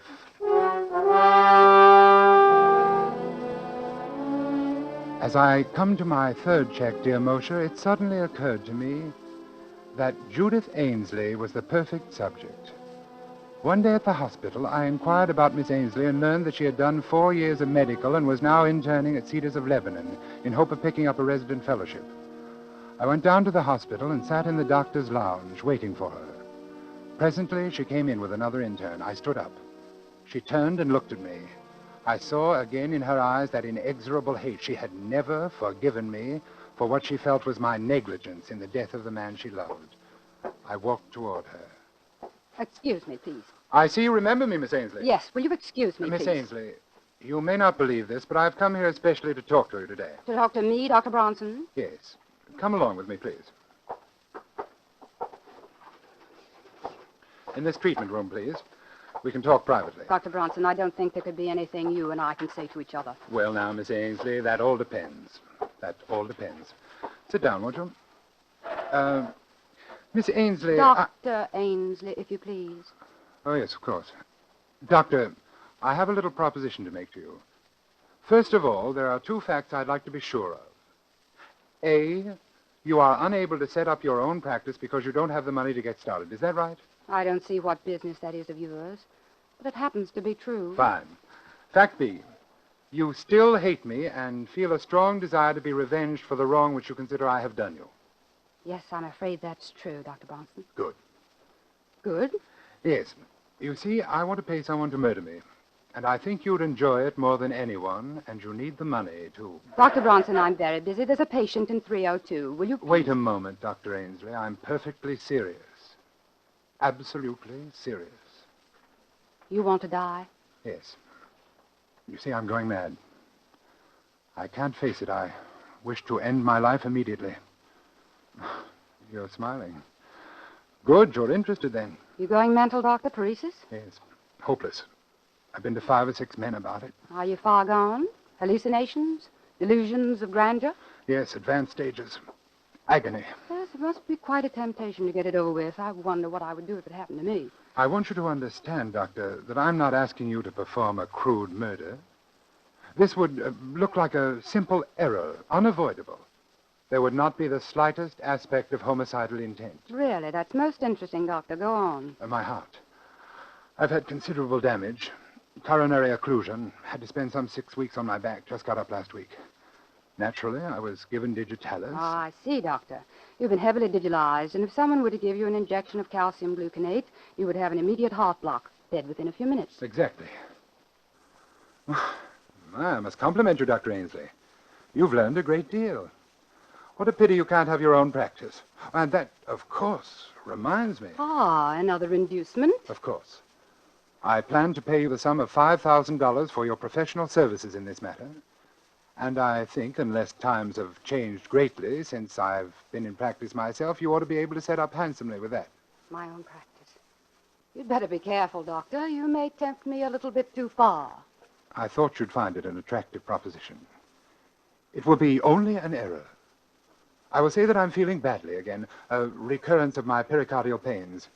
I'll go back to bed and ask that you be assigned to my case. The rest is simple. No one would ever expect you to know that I'd been digitalized. Still, if I were on my toes, I would naturally go over your case history before giving medication of any kind. Well, yes, I suppose that's true. Professional people might think you had been a little lax. Might not have the highest regard for a new doctor who launched her career with such an unprofessional incident. Just a slight stain on your reputation for just a short while. You're very clever, Doctor. You knew that would do it, didn't you? I want to thank you. You've done me a great service. You mean you'll do it? You've reminded me that nothing, no money, revenge, nothing, can be worth the slightest suspicion in a doctor's career. I've worked too hard. I've waited too long for my practice. When I get it, it won't be soiled by any single act of carelessness. They'll never say that I lost any patient because of an error in judgment. You see, I once knew a doctor who did.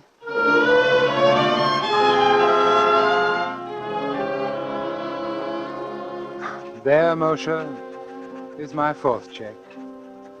Man, or in this case, woman, refrains from killing because of the fear of loss of reputation. Now I come to the testing of my 5th subject. A man who would not murder because he couldn't bear the sight of blood, much less the responsibility for shedding it. Laderne was my man, and I found him shortly after my search began. On that day, I saw him turn a ghastly white as a fast-moving car almost ran over a small dog which had run into the street. It wasn't a particularly frightening sight, but Laderne clutched at his throat and fell in a dead faint. I, of course, made it my business to become acquainted with him. I hadn't seen him for more than 4 months, until tonight. He's changed, I noticed, as he took his place at my desk. He's thinner. His dark eyes seem blacker than ever.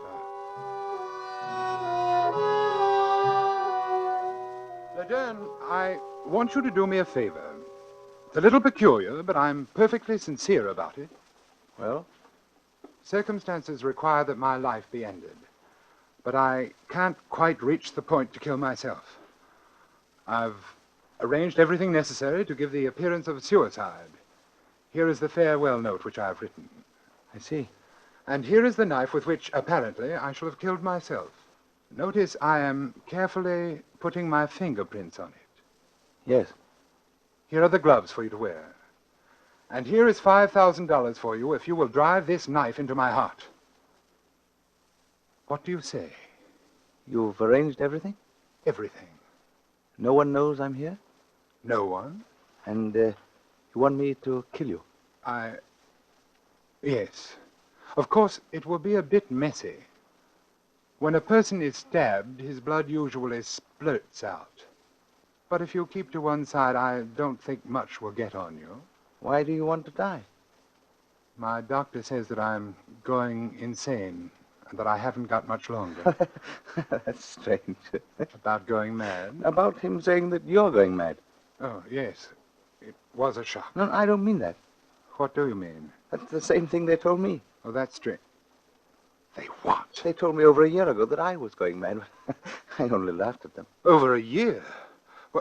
Well, have you noticed any change? Not much, at least no change for the worse. Oh, that's good. In fact, I'm really much better. I've been having fewer and fewer of those sick spells. You remember how I was the day that dog was almost run over? You've gotten over those sick spells? Haven't had one in 3 months. Then there isn't any check. Check? What check? Nothing. Oh. Well, this is going to be a pretty messy business. We might as well get it over with. Nice gloves you've got here. Nice and smooth on my hand. Then you're going through with it? Yes, can't let you down. Oh, never mind the knife. I've got my gun right here. Look, 38. Beauty, isn't it? Yes. Then, if you'll give me back the knife... No, I'll keep it for you. Yeah, I've used this gun a lot in the past 3 months. I've bumped off about 50 dogs. You've done what? Bronson, it's very interesting. I do it after midnight. It's fun watching the dogs. You have to know just where to hit them. It kills them instantly. But the noise in here, aren't you afraid that somebody will... A silencer, look. I don't like to wake people up when I kill their mutts. But they'll find the bullet. They'll trace to your gun. They're sure to get you. In a suicide, the weapon stays right beside the body where it falls. Suicide? Who says this is suicide? It's murder. I'm going to murder you. That's what you asked me to do. Look here, Laderne, this has gone far enough. I was only joking. I don't want you to kill me. 5,000, eh? All here. Listen to me, I was only joking. You ready? Laderne! Shall I shoot now? No, wait! You want it through the heart or brain? Not yet. Can't you wait? Just a little while. Wait? What for? Well, I've been conducting a little experiment. I'd like to write an account of it before I go. Oh, what sort of an experiment?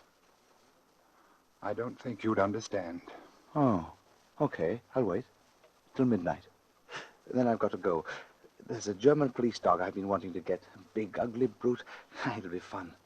Yes. I'll wait. Thank you. The clock says 10 minutes past 11. Yes. You've got 50 minutes. I'll wait by the window.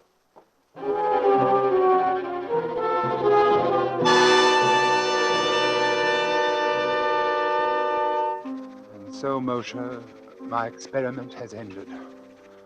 As you predicted, I have finally placed myself in a position beyond your power to aid. Strange, isn't it? But the one thing I didn't count on was the choosing of a subject who would not respond to my checks, who in fact had no checks at all, for insanity knows no restraint. Bronson, midnight. Oh, yes, Laderne, I'm hurrying. He is still at the window, and he is sure to shoot me. There is nothing I can do to say or stop him. I know that. I'm beginning to understand exactly what is going on in his twisted mind.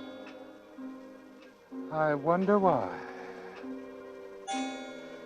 Now I shall sign my name for the last time and lay down my pen. Then I shall look up and say, "All right, Laderne." All right, Laderne.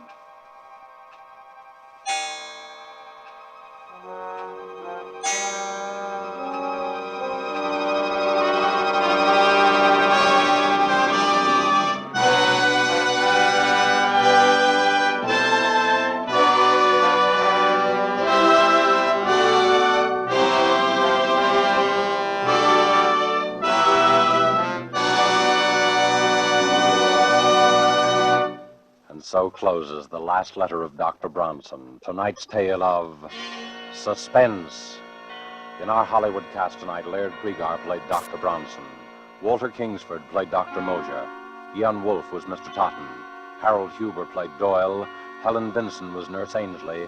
And George Coloris played Laderne. This is your narrator, the Man in Black, who conveys to you Columbia's invitation to spend this half hour in suspense with us again next week, when Robert Young will star in an adaptation of a story by James Thurber called A Friend to Alexander. The producer of these broadcasts is William Spear, who with Robert Louis Cheon, guest director, Richard Paulette Craik, author, Lud Gluskin and Lucian Marowik, conductor and composer, collaborated on tonight's Suspense. This is the Columbia Broadcasting System.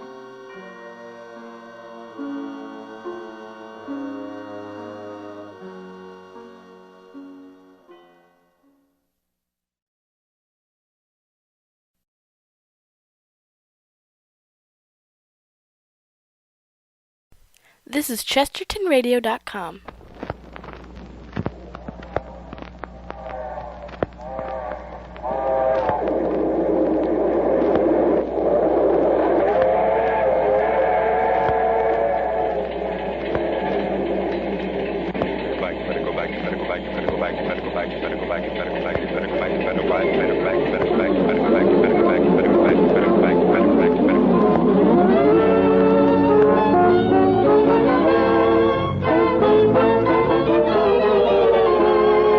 The 1847 Silver Theater, starring Rosalind Russell and James Stewart in an original story, First Love.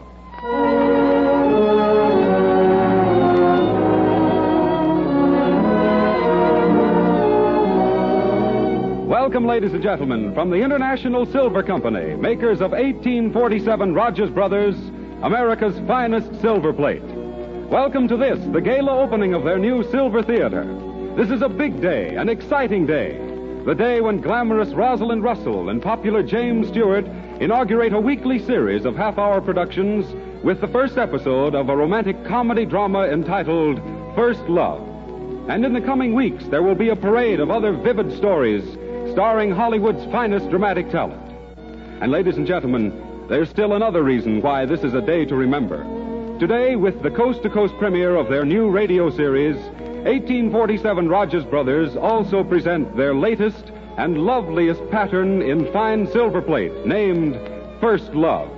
A pattern whose craftsmanship is of the kind never before available except in special order silver plate and sterling silver. I'd like to tell you more about it right now, and I'd like to let you know, too, about the generous gift offer which is being made to every one of you listening in. But that must come later. Right now, the show is the thing, and the man behind the show is the man of the hour. I'm going to introduce a famous personality who will be with us in the 1847 Silver Theater each week to tell you about our stars and our plays. He's worked with most of the great names of the stage and screen. He's distinguished himself on the stage, screen, and radio as both an actor and a director. We're very fortunate to have with us for this series a man who can lend such dramatic and directorial knowledge and skill to its production. Ladies and gentlemen, Mr. Conrad Nagel.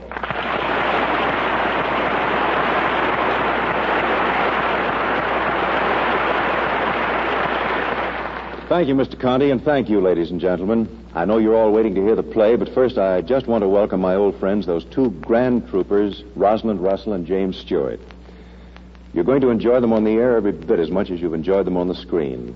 Incidentally, you have a treat in store with Rosalind Russell's new Metro-Goldwyn-Mayer picture, Love, Live, and Learn, in which she will soon be seen with Robert Montgomery. She's a fine actress as always. And in her new picture, she's more beautiful than ever. As for Jimmy Stewart, that lean, handsome Princeton student of architecture who became an MGM star overnight, well, you'll see this ace among the younger leading men in his forthcoming MGM picture, The Last Gangster, starring Edward G. Robinson. But now for the play. It's an original story written especially for this program by Grover Jones, author of such great screenplays as Lives of a Bengal Lancer, Trail of the Lonesome Pine, and Souls at Sea. Our story is called First Love, and it's about a boy and a girl in Hollywood. But the lights are being dimmed and the silver curtain is rising. And in a moment, you'll hear the story told by Rosalind Russell, who plays the part of Jean Wilson, and James Stewart, who plays Jimmy Parks. We've all worked very hard, and we hope you like our show.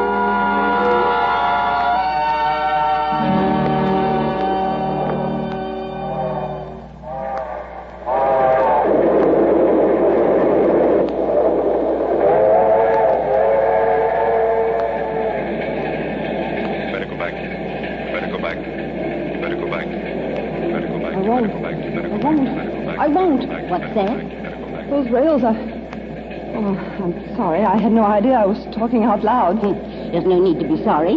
Anybody's liable to talk to herself if she's lonesome. What's his name? What? Oh, it's not a man, honestly. Don't know what else would make a girl act like you have.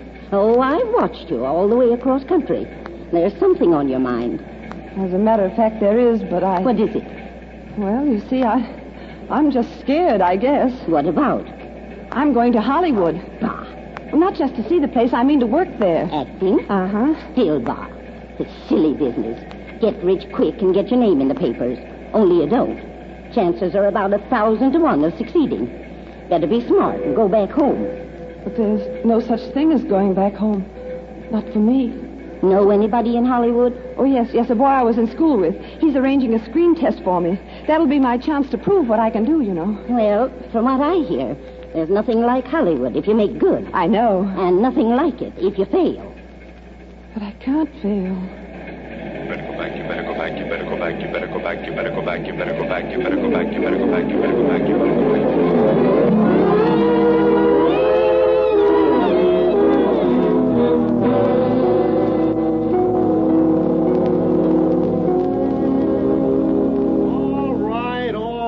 What are we waiting for? But the girl hasn't had a chance to rehearse, Bob. She just got the script half an hour ago. Okay, on the line now, Bob. We're ready to shoot. Now, wait a minute, Bob. Let's spend an hour and give the girl a break. After all, she's a friend of mine, and I've sold the front office. Listen, they give me 6 days to make a war picture, and then you want me to sit around here and teach some dame how to act. Now, get her on the set now or it's off. Mike, over here by this vase of flowers. How's it coming, Gene? All right, I think. By the time I study the lines a little longer and rehearse a few times, you know... Look, Gene, I know this is a tough break, but the director's all tired out, and I'm afraid that, well, you're just not going to get a chance to rehearse. But, Joe, I can't do a scene like this without a certain... Joe, bring the girl and let's get going. Step on it. Come on, kid, troop it through. But, Joe, my makeup, my hair, the lines,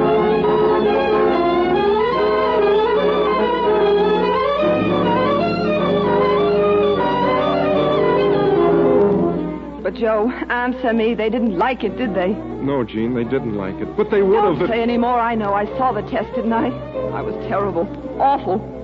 And I heard what that director said. He couldn't use me even if he was making slapstick comedies. Well, he's right. I know it now. I'm no good. I was lucky I found it out this soon. I can't act. I can't act. I can't.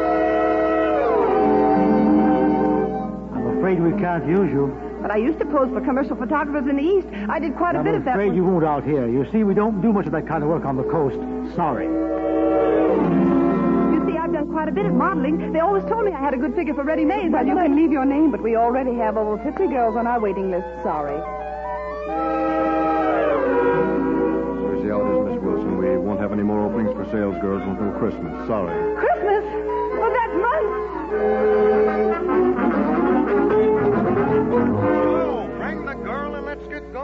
Gene. They didn't like it. I'm sorry. We don't do much that kind of work on the coast. Sorry. But we already have all the pretty girls on our waiting list. Sorry. More openings for sales girls until Christmas. Sorry. They didn't like it. Sorry. We don't do much that work. Sorry. All the 50 girls. Sorry. More openings for sales girls. Sorry. Sorry.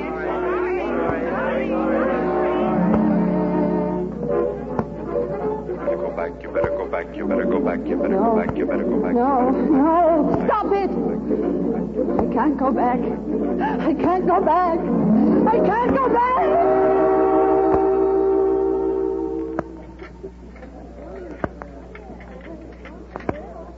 I'll take cheese on rye. Anything else? Yeah. You one Saturday night. No kidding. Why don't you break down and give me a date, Jenny? Cheese on rye coffee. My name's not Jenny, and please let go of my hand. You know, you ought to be nice to me. I practically own the studio across the street. Of course, I dress like a carpenter, but I'm really a partner of the boss, Martin Rickey. Ain't that right, boys? So if you treat me right, I might get you a job in one of our pictures. How'd you like that? There's one thing in the world I don't want. It's a part in one of your pictures, or anybody else's pictures, for that matter. Waffle coming up, Gene. Oh, thanks. Give me a number 4 sandwich on toast, cheese on rye, 2 coffee, and... Oh, Pierre.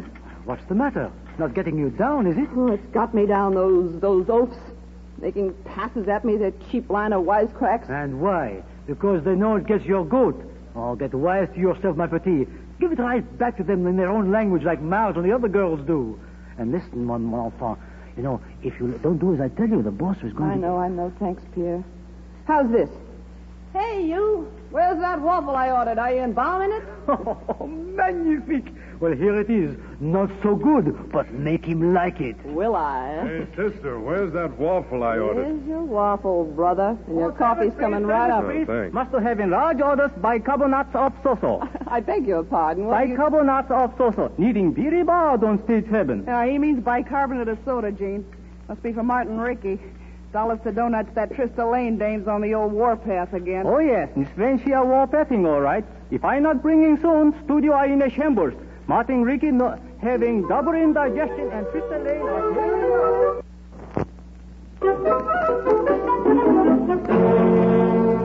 I stood about all of this, I'm going to. And let me tell you, Martin Rickey, unless this outrage is corrected, you're going to need more than bicarbonate of soda before I get through with you. Okay, Trista, okay. I've sent for Jimmy and he'll be here in a minute.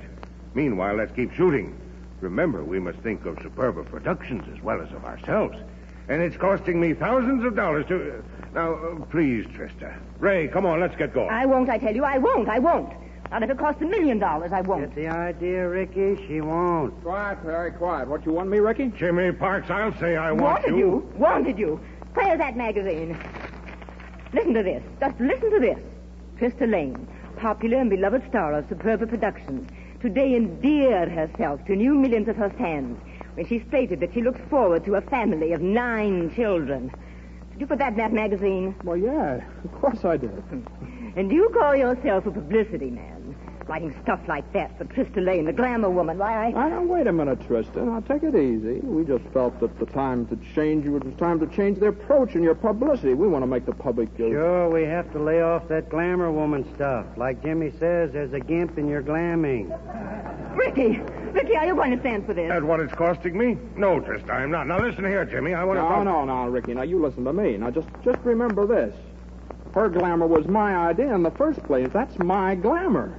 It's my publicity story. It's my build-up that made Trista Lane. Why, Sure. He even made the critics believe that your dumbness was repression. Oh! Now, quiet, Perry, now. All right, we've used this glamour angle as long as we could, Trista, but now that you're getting older...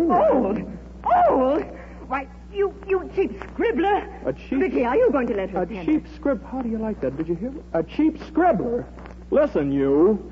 I made roadshows out of your last 3 pictures, yeah, and what were they? Trista Lane meets David Montrose in the desert. Trista Lane meets David Montrose in the hospital. Trista Lane meets David Montrose in a canoe. 24 reels of heaving bosom and no plot. Oh, that's done it. If you think that you can... Oh, here we are, Mr. Ricky, sir. Bicarbonate of soso. Yeah, give it to me. Okay. The executioner drank a hearty breakfast. Now, get off this lot. You're fired, both of you. No, we're not. We quit 5 minutes ago. Come on, Perry. And just for your information, my flat-brained friends, you're throwing away about $5 million. I said get.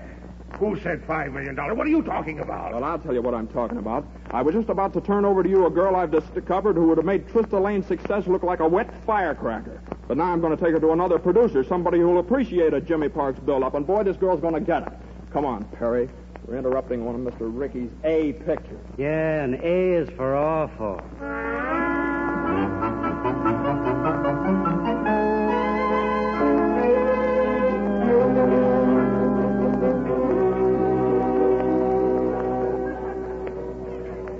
Jimmy, I'm ashamed of you letting them talk to you like that. Why, if I'd have been you... Quiet. I don't have to have you around to tell me what I should take and what I shouldn't. Every time oh, you're right. Why do I get mad so slow? Well, just wait till I see our friend Ricky again. May I take your order? Trista Lane wants Lizzie Cassidy calling me a cheap scribbler. May I take your order? Well, can't you wait a minute? Give me coffee, black and 4 aspirin. Give me tea, green tea, and hurry up. Tea? Well, yes, I said tea. You heard me. I like tea. Any objections? Now, go on, snap into it. Listen, I'll snap it. All right. That old fight, Jimmy. Talk like that to Ricky. Now, don't worry. I'm going to make Martin Ricky sorry he fired me if it's the last thing I ever do. Swell. How? Well, I don't know. But I'm going to. Well, we got a swell working capital to start on. 60 cents more and we'd have $24. Yeah, I know. Why can't we learn to save our dough? Yeah. Hey, what's the matter with us? We're okay. You forgot our ace in the hole, that gal. What gal? The damsel looking out, Trista. Who is she, by the way? Oh, wake up, Perry. Wake up. Use your head, will you? Oh, I get it. She ain't. Well, Brother Parks, it looks like a long, hard winter. Here are your coffees and the aspirin for you. Coffee. I said tea. Oh, did you? I got mixed. You see, there's so many people. Why can't they get some girls around here with some sense? I have got sense, but I made a mistake. It's nothing to make a fuss about. Who's making a fuss? You are, and if you'll wait a second, I'll change it. Oh, you'll change it? Well, she'll change it. Well, isn't that nice? If you'd spend a little less time wisecracking with guys at the counter and pay more attention to your job, Don't you talk to me like that. I'll talk to you any way I please. Hey, Jimmy, wait a minute. Now, you keep out of this. Listen, if you had any brains at all... You shut up, you cheap Hollywood windbag. What? If you think you can treat me like that, so you want your order, do you? Well, there. Hey, you've got over my coat, you crazy dumb... And as for you... Ow!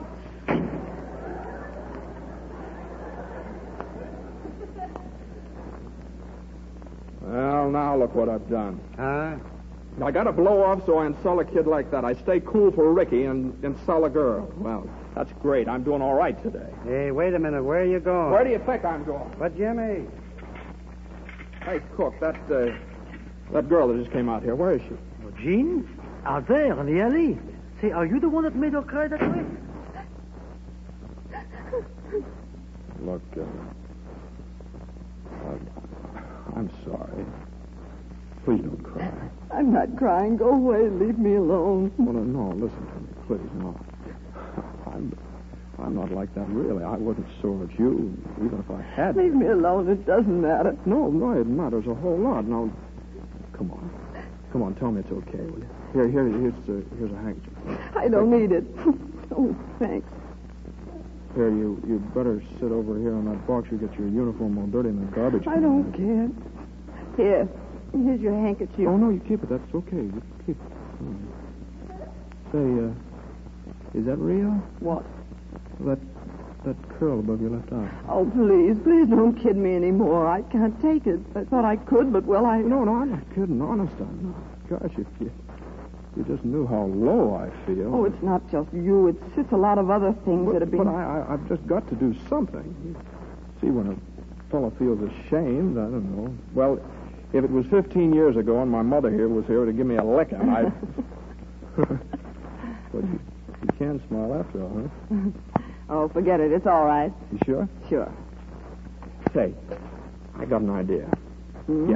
Yeah, now, here are a couple of tickets to the preview at the Chinese tonight. Now, suppose you call up your boyfriend and tell him to come... But, wait a minute. Don't tell him what a heel I've been. He'd be down here and take a swing at me, you know. But, what is he, a big guy? No. Oh. Little guy? No. Oh, a medium-sized guy. No. Oh, I get it. I don't believe it, but I get it. Well, then why not you? No. What? Well, of course, it was just a crazy idea, but I just thought maybe you might go with me. That is a crazy idea, but I might. What do you mean? Hey, how's about clearing the alley? I got a delivery to make. Okay, make it, my friend. Now, look, what's your name anyway? Where do you live? Now, I'll call for you about...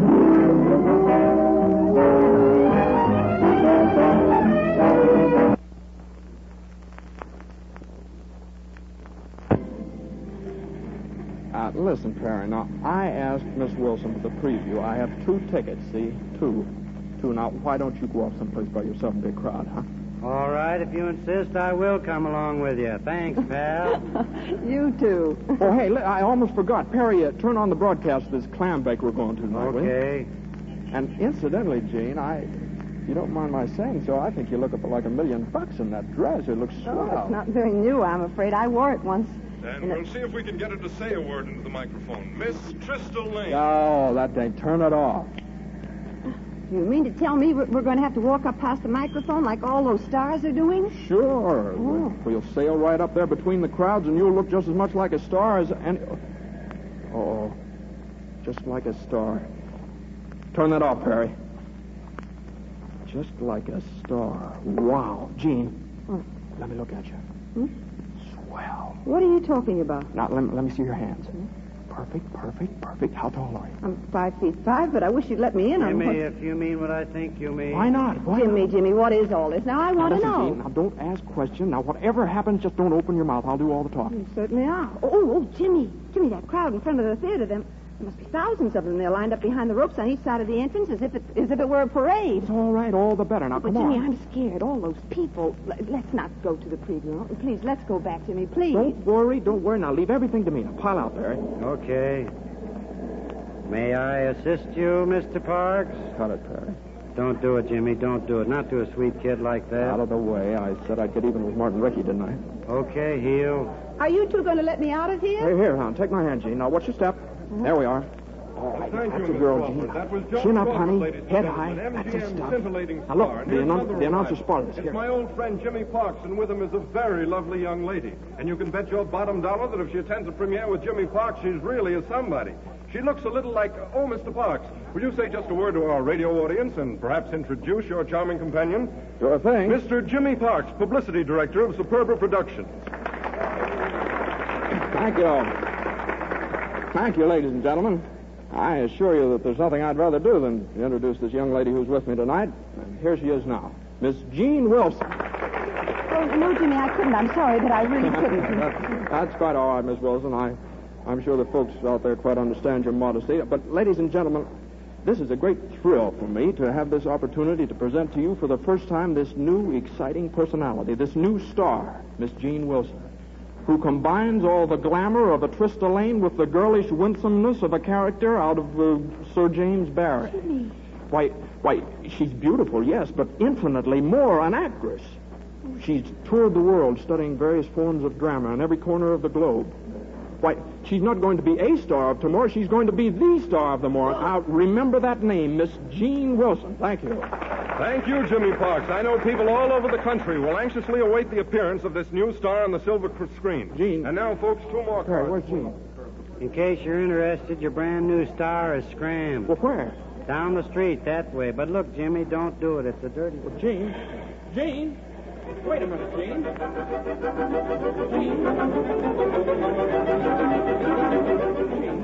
Now, Jean, no, just a minute. Now, you've got to understand. Don't talk to me. Leave me alone. Aren't you satisfied?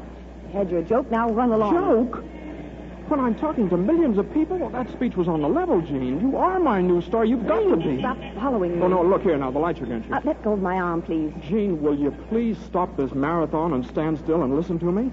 I'll make you $1 million. And did you hear that? I'll make you $1 million. All you have to do is just let me manage you. That speech back there was only the beginning. Tomorrow morning, all Hollywood... Tomorrow morning, all Hollywood can choke itself for all I care. Oh, Jimmy Parks, why did you have to do this to me above all people? Now, listen, Jeannie, if it's only the acting you're worried about, forget it. Trista Lane couldn't act. Half the big stars couldn't act. All it takes is looks. And you've got that on the old Hollywood build-up, and I've got that. Well, listen, I can make a star out of that dummy over in that store window there. Oh, you could you? Well, I'm not a store window dummy, and I'm not Trista Lane. I studied for years so that I could be an actress. Not a star, just a good actress. I worked hard. Well, if you can act, that's so much the better. Well, I did plays in high school, plays in college, in little theaters, doing bits, even walk-ons in summer stock. Summer stock, that's great. Bits on Broadway. Broadway, yes, terrific. And stock in Wheeling and Poughkeepsie, even in Cincinnati. We closed there in 3 weeks, but I played it. A store window dummy. Well, Jeannie, with all that behind you, you're bound to be good. Oh, I am I? Well, you're just what this town needs. Oh, I'm just what this town needs, huh? Well, it took a swell way to show it. Oh, and I know how you feel. You probably was tough. Lots of girls go through the same thing, honey. Pounding the old pavements to casting offices, waiting for calls that don't come. I know. Even going hungry. And suppose I had. Do you think there's nothing worse than hunger? Well, there is. It's having every little last breath of ambition or hope you ever had drained out of you. Till you're left dry and lost and even afraid. Well, that's what your Hollywood's done for me. But, Jeannie, Did you ever have one thing that mattered to you more than anything else in the world? I did. It was to prove to everybody, it was to prove to myself that I could act. Well, this town gave me a chance to prove it. A test with a quickie company in Poverty Row. And do you know what that director said? He said I wasn't good enough for slapstick comedy. Oh, but you shouldn't pay any attention to what some two-bit director says. Well, I do pay attention. And I can't play your little game, see? You need an actress. Well, I'm not an actress. So I'm going home. I swore once I wouldn't, but I'm going home. Oh, you can't do that, Jeannie. Now, please, let's not pass this thing up, Jeannie. I can't back out now. I'm broke. I got no job. After that big blow-off on the air just now, well, you don't understand, but when a fella here in Hollywood puts up a big bluff and then can't make good on it, well, don't quit now, Jeannie. I'm sorry, Jimmy. It's just no good. Jimmy, I said I could act once. Maybe even that was a lie. Maybe I was kidding myself. But now even if my life depended on it, it's gone, Jimmy. Don't you see? It's all gone inside. Yeah, I get it. But you see, I figured that with the two of us working together, it'd be a pipe. That's all you need. Someone who knows the ropes to be right beside you, you know. See that you get good direction, the right script, swell lighting. Those are the things that count, Jamie. And I just felt that with the two of us together, we could really work this thing. Because well, that was an idea anyway. I just thought it'd be fun trying. So long, Jimmy. So long, Jimmy. Hey, you sort of got that curl wet. You ought to find somewhere to keep it up out of your eyes. Here, like that, see? Jimmy. Yeah, Jimmy. You know that about our doing it together. You standing by me all the time and you seeing me through and you say that again. I would, Jeannie. I would, so help me. It'd be just two of us against this town. That way we couldn't be licked. Believe me, Jeannie, we couldn't. Now say you'll do it. Say you'll do it. Remember, I can't act now. I mean, I'll let you down. I'm warning you. Take that chance. Say yes, Jeannie. All right, Jimmy. It's crazy, but as long as it's both of us together, I'll try. Oh, Jeannie. Jeannie, I could kiss you. You could, Jimmy. You have.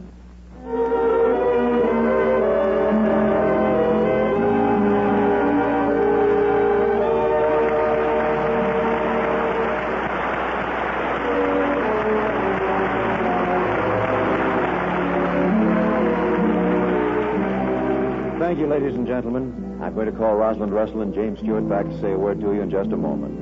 But right now, I want to introduce a young man who has a very important part to play throughout this entire series. Our announcer, John Conte. Thank you, Conrad Nagel. Ladies and gentlemen, as the curtain falls in the 1847 Silver Theater today, we bring to a close the first episode of the four-part comedy drama, First Love. But the curtain is just rising on the exquisite beauty of 1847 Rogers Brothers' sensational new silver plate pattern, also called First Love. And so that you may know the richness and grace of First Love, 1847 Rogers Brothers offer you an exquisite example of this new pattern, which will add distinction to your dinner table or cocktail tray. A finely wrought special serving fork for hors d'oeuvres, certain meats, patties, and any number of things. Its regular price will be $1.50. But if you act now, it's yours for only 45 cents. 45 cents, mind you. That's a saving of $1.05. So go to your jeweler or your favorite department store tomorrow and get the serving fork in the new First Love pattern. While you're there, ask to see the sets of 1847 Rogers Brothers silverware in the glorious new pattern and learn for how little this lifetime loveliness can be yours. And be sure to get your serving fork tomorrow in the loveliest of new patterns, First Love by 1847 Rogers Brothers.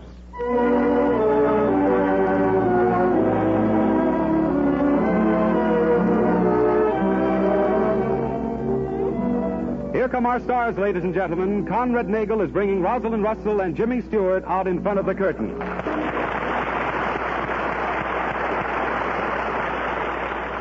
Well, Rosalind, how does it feel to have a first performance behind you? Well, frankly, I was scared to death, but I loved it. Thank you, everyone. How about you, Jimmy? I hope I can get my knees to stop shaking by next week. Well, I know you both want to get out and hear what your friends thought of the show, but before you go, let me thank you for two grand performances. And Rosalind, the makers of 1847 Rogers Brothers silverware have asked me to thank you not only for naming our play, but especially for so appropriately naming their lovely new pattern, First Love. Well, I really don't know what else I could have called it. Suppose when I first saw it, I give you my word of honor, I just fell right in love with it. Any woman would. You see, well, what I mean to say is, well, if you saw it... Well, never mind, Rosalind. We know what you mean. We're sure you couldn't have picked a better name. Thank you, Conrad. And thank you, Jimmy. So long, everybody. So long, Rosalind Russell and Jimmy Stewart. And good afternoon to all of you. I hope you'll be with us again next week.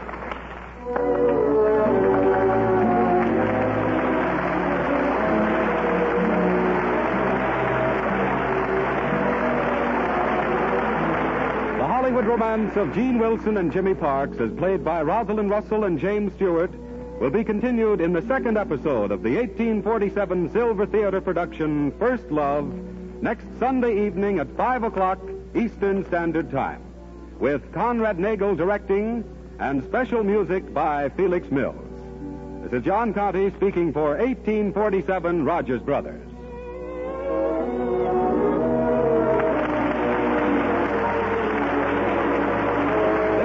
Columbia Broadcasting System. KMX, Los Angeles, the voice of Hollywood. You are listening to Chesterton Radio at chestertonradio.com. The comfort and inspiration of religious faith, for it is faith which helps hold our families together, builds moral and spiritual character.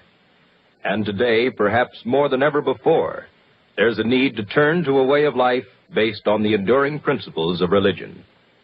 There are a great many programs of religious nature on NBC Radio, which you'll enjoy hearing this Sunday. Among them, The Art of Living, the National Radio Pulpit, Eternal Light, the Lutheran Hour, the Catholic Hour, and the Hour of Decision conducted by Billy Graham. These are but a few of the broadcasts that will bring you inspiration and comfort not only this Sunday, but on the Sundays to come. Of course, the Easter message will be the highlight event this week. We know you'll enjoy hearing them as a supplement to your visit to the church of your choice. And when you do go to church this Sunday, take the whole family with you.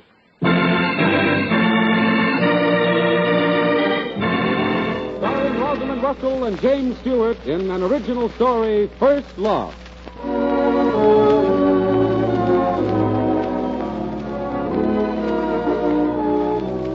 Good afternoon, ladies and gentlemen. International Silver Company, makers of 1847 Rogers Brothers, America's finest silver plate, welcome you to the 1847 Silver Theater and the second episode of the romantic four-part comedy drama by Grover Jones, First Love, starring Rosalind Russell and James Stewart. In coming weeks, 1847 Rogers Brothers will present Hollywood's most brilliant dramatic stars in a series of thrilling stories. And right now, to celebrate their 90th Jubilee year, 1847 Rogers Brothers are also presenting their newest and loveliest pattern, First Love. It's modern as you are, yet First Love possesses ageless beauty. No matter what the decoration of your home, First Love will gracefully take its place there. Silverware you'll be proud to have and to hold, loveliness to last a lifetime. And First Love is made by 1847 Rogers Brothers. who for 90 years have been creating masterpieces of silver design. First Love, this loveliest of all their patterns, is simple, fine in detail, with ornament richly raised and deeply etched. Its craftsmanship the kind that until now you could get only in special order silver plate and sterling silver. A little later on in the program, we'll let you know how easy it is for you to take advantage of an exciting gift offer in this thrilling new pattern. A gift of First Love by 1847 Rogers Brothers. Be sure to listen for it. And now I'll leave things in the capable hands of a man who has won fame as an actor and director of stage, screen, and radio, whose knowledge and ability are of inestimable value in the presentation of this series. Ladies and gentlemen, Mr. Conrad Nagel.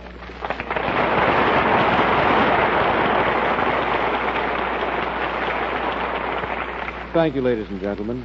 In presenting the 1847 Silver Theater, we hope by trying some unusual devices and by using stories written especially for radio to add new thrills to presentation of radio drama. Before our play begins, I'd just like to say that Metro-Goldwyn-Mayer has announced that Rosalind Russell's new picture in which she starred with Robert Montgomery, Love, Live, and Learn, is soon to be released, as is James Stewart's new picture, The Lost Gangster, starring Edward G. Robinson. I'd like to tell you more about our stars, but now the lights are being dimmed, and the silver curtain is rising on the second episode of First Love, the story of Gene Wilson, played by Rosalind Russell, and Jimmy Parks, played by James Stewart. Just two young people against the town called Hollywood. I know you're anxious to hear what's in store for them.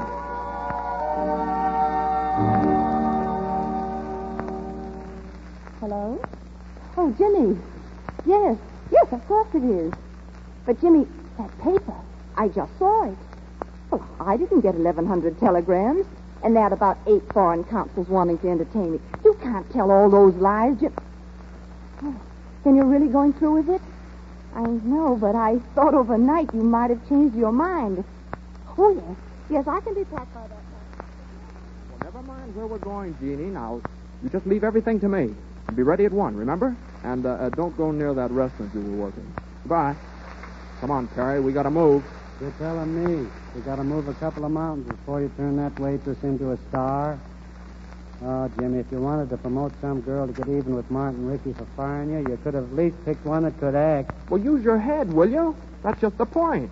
I sell him a girl that can't act, and I make him pay $1 million for her. Episode 2 of the Park Fairy Tales will be heard tomorrow at this same hour. Yeah, you think so, will you? Now, listen. My boy, you heard me tell Gene Wilson we'd meet her at 1 o'clock. All right. Now, between now and then, we're going to set the stage for our little show. We're going to put Gene Wilson in a frame so that any producer in Hollywood would buy her. Yeah, but Jimmy... I know. Money. I know. Now, listen. When you've got something to sell that's worth $1 million, well, you can always find partners to help you with the deal. Now, come on, Perry. Follow me, boy.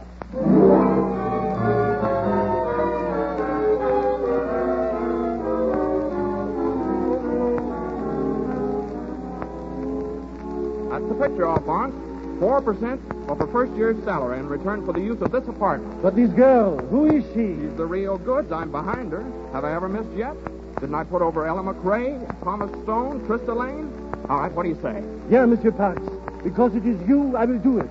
But please, not the penthouse, my most valuable. The penthouse or nothing. All right. I hope she is good. 1% of her first year's salary, eh?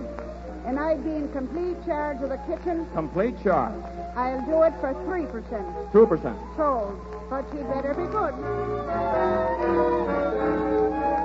Why should I? I get $50 a day renting my car to pitches. $50? That's chicken feed. This means a share in $1 million. Now, you know me, Buck. I don't call him wrong. When I start out to make a star, I make him a star. Okay, Jimmy. 2% you say? I'll take it. 1%,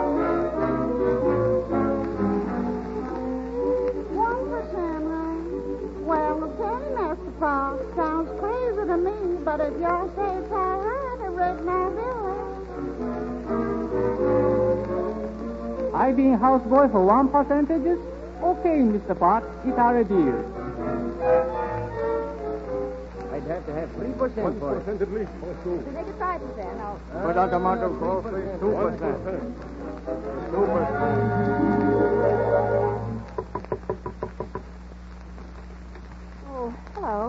Jean, you ready? Yes, but... Swell, now I'll take your bag. Let's go. Oh, Jimmy, wait just a minute. Yeah? What's that is? Well, it's sort of a goodbye, I guess, What, goodbye? to this funny little place. Even the view of brick walls and laundry lines. You see, a lot of pretty swell dreams went bust here. At least I thought at the time they'd gone bust. And you sort of get attached to, well, you couldn't very well understand what I feel about it. Wow, what do you mean I couldn't understand how you feel? Say, there was a room in a Flatbush boarding house, second floor back. There was a crocheted thingamajig on the wall that said, "Success is yours." I was trying to write plays then. Each time I had a script rejected, I'd come home and see that thing staring at me. I finally fixed it. What did you do? I threw the darn thing out of the window. I gave up trying to be an honest writer and became a press aide. You ready now? Yes, I'm all ready. All right, now take a deep breath, Gene Wilson. Here comes fame. Okay, Jimmy Park. Let her come.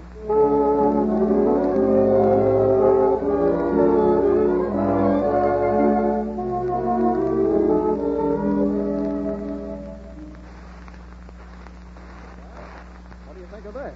Oh, Jimmy, Horizon Towers. It's the penthouse. Why, I've never seen anything like it. Not even in pictures. Oh, don't be silly. This room's only 40 feet long. In pictures, they're always 140. That is, unless the people are rich, and then they're big. Oh, and the furniture. It's real Queen Anne. Oh, why not? Oh, look in that balcony. No, wait. I want you to see that for the first time tonight. Besides, there's something else for you to see first. In here. Now, the lady's boudoir. And in case you're wondering, that canopied thing over there that looks like it's off of Valentine, that's your bed. Oh, Jimmy, don't show me any more. Now, I can't take it. Now, just this. Our international star's wardrobe. If I were my grandmother now, I'd faint. I hope I guessed right on the size. I told Hedry and I thought you were about the same measurements as Joan Crawford. Hedry? You mean to say he made these clothes? Oh, sure. Nobody else. Now, look at this. This blue one with the fancy sleeves. I picked that up myself. It's pretty swell, isn't it? Oh, Jimmy, you wait out here. I've just got to try it on. Okay. You know, these are only the first dresses. Why, they'll be all... Yeah. What's wrong in there? Well, there's nothing wrong, is it, Terry? Oh, no, Jimmy, Mr. Rockensnoffel is here to see you. Rockensnoffel? Sure, you know, Rockensnoffel. Oh. The percentage. There. Quiet. Gene, someone's here to see me. I'll just be a minute. All right, Jimmy. Go on, Terry.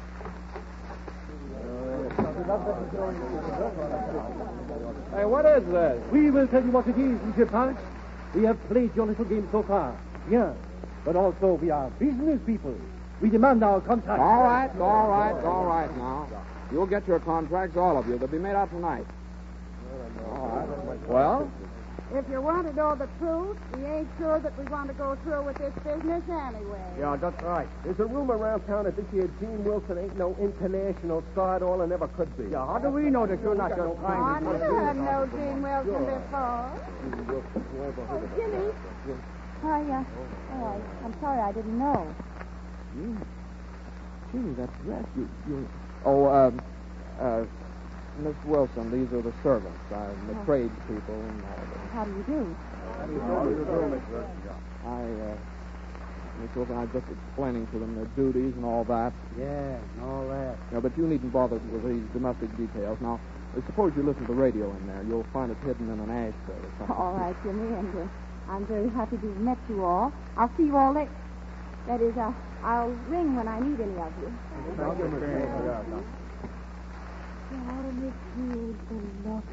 Isn't it bizarre? Well, who wants to back out now, huh? We'll sign, all of us. Just give us our contract. All right, in the morning. Now, suppose you all get back to work. Yeah, sure. Beautiful, yeah. Boy, every entrance is perfectly timed. Did you see their faces when they saw on that dress? You should have seen your own.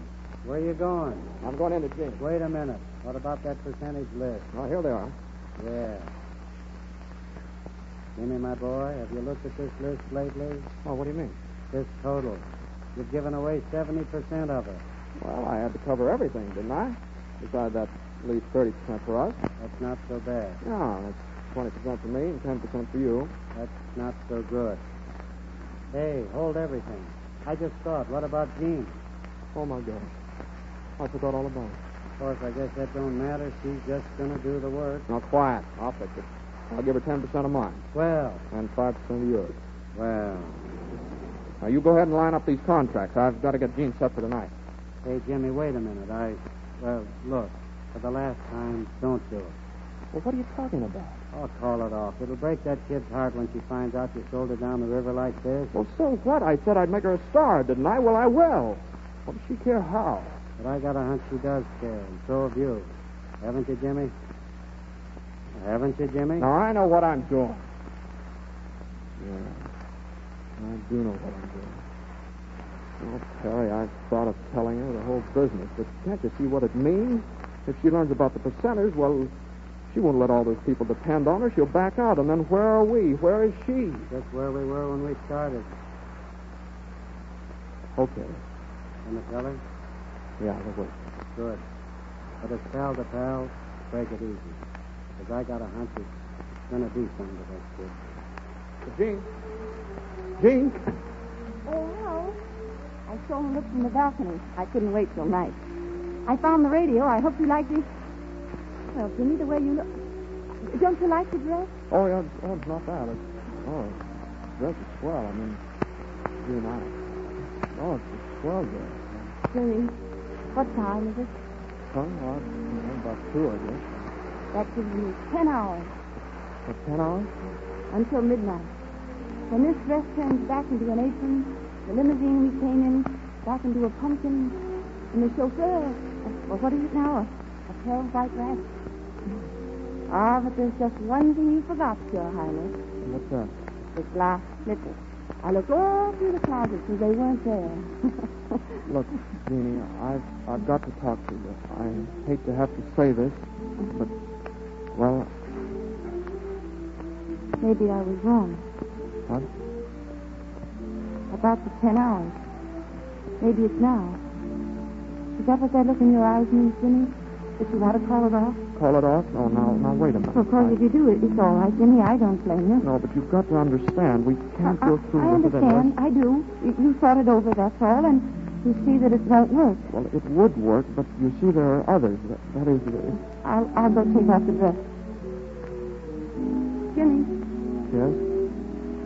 About the money you must have spent. This apartment, the servants, and the dresses. I'm sorry. Well, that's just the point, Jean. The money... You hate to lose it, I know. No, I don't. I mean, I wouldn't if... Jimmy, don't say any more, please. Oh, Jean. It's crazy. I mean, all of a sudden, everything is upside down. Last night you were trying to sell me on this, and now Oh, there's something in me that says to try to sell you. Jeannie, You know what I did all last night? I lay awake for hours, thinking of what you said. Of all the fun we'd have doing this thing together, and of the ways I could help you. And I could, honestly, I could. Of course, there is the acting. I still don't know what I'd do before a camera. But with you to help me, and about the lights and the makeup and the stories like we talked, maybe I... Well, it was an idea anyway. You see, thinking that you had faith in me almost gave me faith in myself. And you're going to keep it. Oh, what's the matter with me, Jeannie? You're going to keep it. Oh, Jimmy, I want to. We will put this thing over, Jeannie, tonight. Tonight? Tonight, yes. You're going to wear that dress and you're going to the Trocadero. Jimmy! You're not alone. The Siamese ambassador's going with us. The Siamese ambassador? Yeah, you can laugh, but there'll be a lot of producers there tonight that won't. But, Jimmy, I've never even met a Siamese. You've met this one. Oh. You remember Yama, that studio janitor that used to come around to the restaurant and get bicarbonates of so-so for Martin Rickey? Not him. The same. But he's not Siamese. He is tonight. He's borrowing some Oriental robes and some long mustaches from a cousin of his, and then, never mind. You wait till you see him. Jimmy, this is crazy. Sure it is, and so is Hollywood. Now, look, Jeannie, before this night's over, you're going to have a contract in those little hands of yours. A 5-year contract signed by Martin Rickey, president of Superba Productions. Martin? Well, you said, why, you can't get a contract from me, from him. You said he fired you. Well, yes, he did, but that doesn't matter. He knows that I never miss picking stars, and if he thinks that some other producer wants you, why, he'll sign you in a minute. But how do we know any other producer will want me? Now, I'll see to that. But you'll have to help me, Jeannie. Now, if you ever acted in your life, you've got to tonight. You've got to look and act and sound like Gene Wilson I ballyhooed. The Gene Wilson who studied drama in every nation of the globe. The girl who was accustomed to eating with 6 ambassadors instead of 1. Now, how about it? Can you do it for me? Can I do it? When it's for you? Oh, Jimmy, you just watch me.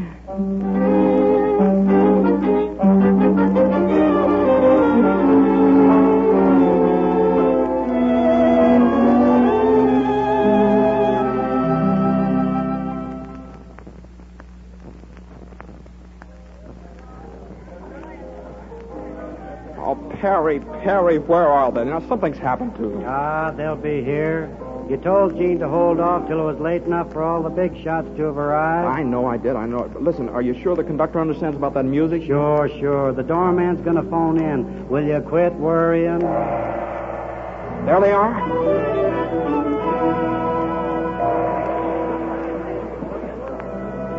Boy, look at that crowd. Every eye on the door, Perry. Listen, this is perfect. Yeah, if Yama doesn't trip over those mustaches. Now, shh. Now, wait a minute. Look at them. Look at them, Perry. What a picture. The way that girl carries herself. Well, she's worth $1 million. Maybe you're not so crazy after all. Martin Rickey over there is taking it big. All right, here she comes. Come on, get up, Stooge. Good evening, Mr. Parks. And Mr. Perry. Good evening, Miss Wilson. Hiya. Good evening, Miss Wilson. Gentlemen, may I introduce the Siamese ambassador, Dr. Chang Yananda, Mr. James Park. How do you do? Oh, being very pleased to... Oh. Quiet, Mug. Don't talk, just bow. And Mr. Perry Burke. And don't order ham and eggs. Oh. Please do be seated, gentlemen. How was it, Jimmy? Perfect, kid, perfect. We're a cinch. Now, just keep it up now. Uh-oh. Watch Yama. Here comes the waiter. Uh-oh. Now, no English, Yama. No matter what happens, no English. You wish to order now? Oh, yes. Miss Wilson? A chicken sandwich and coffee. And the, gentleman? Oh, yes. Miss Wilson, since Dr. Yananda doesn't speak English, I suggest you translate his order. Huh? Yes, you just... Oh, yes, of course. 연하스나가 오 어느만에 셀라레 투마트 바로트? 코너시로 하고지만 난 이때가 왁교가나 이사게 코치. He'll have a ham sandwich on rye. 난 뭐야 생각 이사게 코치. 마키조시 이리코 덴신 바시라 킵이라고 뭐또. 야, 아리가토 고자이마시타. With mustard. Yes. And you, gentlemen? Make ours the same without mustard. Very well. Oh, Jimmy, I can't. Oh, you can. You're marvelous. And anyway, it won't be long now. We've got to move fast before Yama slips. Gene, would you mind dancing with Perry? What do you mean, mind? Of course not. And then meet me in the balcony about 5 minutes. Right now, I've got some important business to attend to.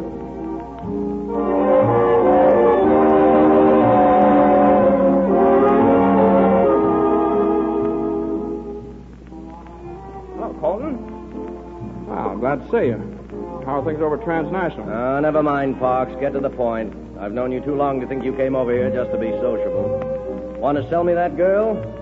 Well, I might be interested. No, you wouldn't. But I have got a little idea you might go for. Yeah? That is, unless you object to putting Martin Rickey behind the biggest 8-ball in the history of Hollywood. Object? When he's the guy that started double features? I could choke him. Now, you won't have to, because, Colton, I've got a way you can really put the hooks into Rickey. Yeah, how? Well, it's very simple. Now, in a few minutes, you just happen over to our table and offer Gene Wilson a contract with Transnational. What? Well, how do I know she isn't a phony? Well, I'll answer that one. She is a phony. She made 3 of the worst tests since talkies, all in one.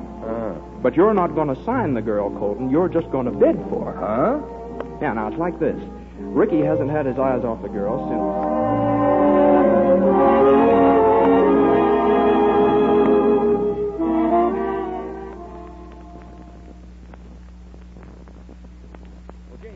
Here you are.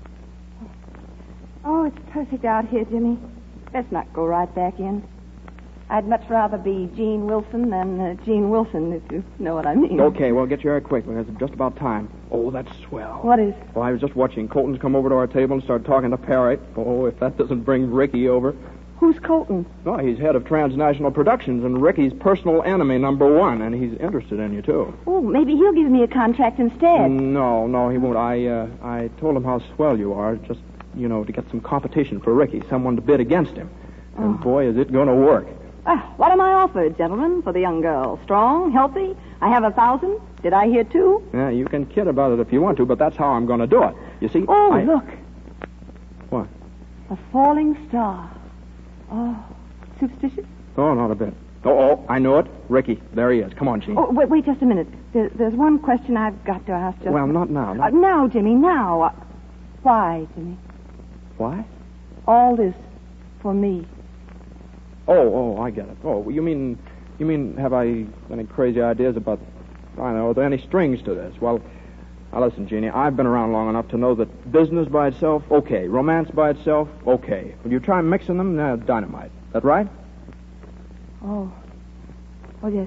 Yes, Jimmy, that's right. Yes, and this is strictly business. Oh, that reminds me. You better sign these before we go in. Here's a pen.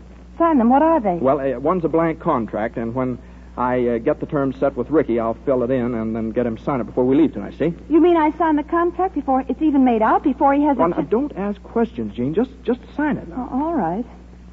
There. But this one... Yeah, that too. What's this? Well, that's a contract between us. That makes me legally your manager, see? But we don't need that if we're going to do it together, now, Jimmy. Will you please not argue, Gene? Now, we've got to get in there. I'm doing business, and you have to. Well, wait just a minute, Jimmy. Let me understand.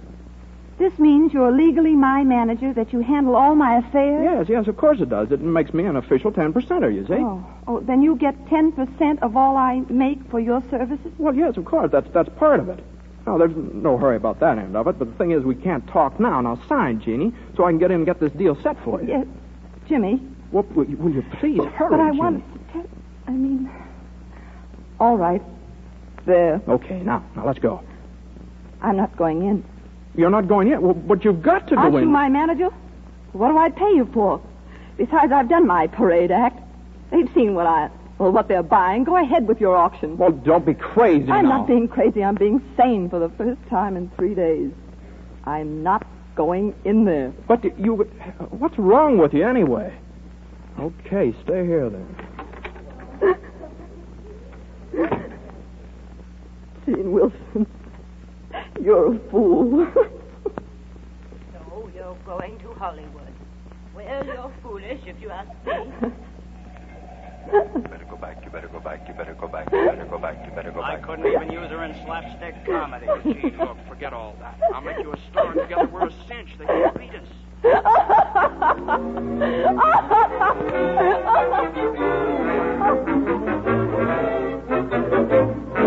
Fox, I want that girl for transnational. I'll offer $50,000 a year.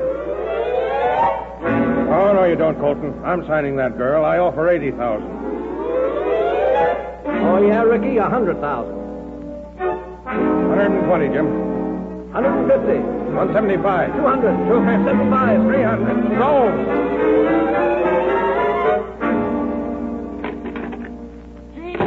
Jeannie, look, I did it. Hold out your hands. There it is. 5 years, Gene Wilson. A 5-year contract with Martin Ricky as top star of Superba Productions. When does my salary start? Why, in a week. Why? Well, what a crazy question. You know what time it is? Why? I can tell you. It's just 12 o'clock. But I'm lucky. Yeah, I'm lucky. Well, my coach hasn't turned back into a pumpkin. Well, what you talking about, Gene? You wouldn't understand, Jimmy.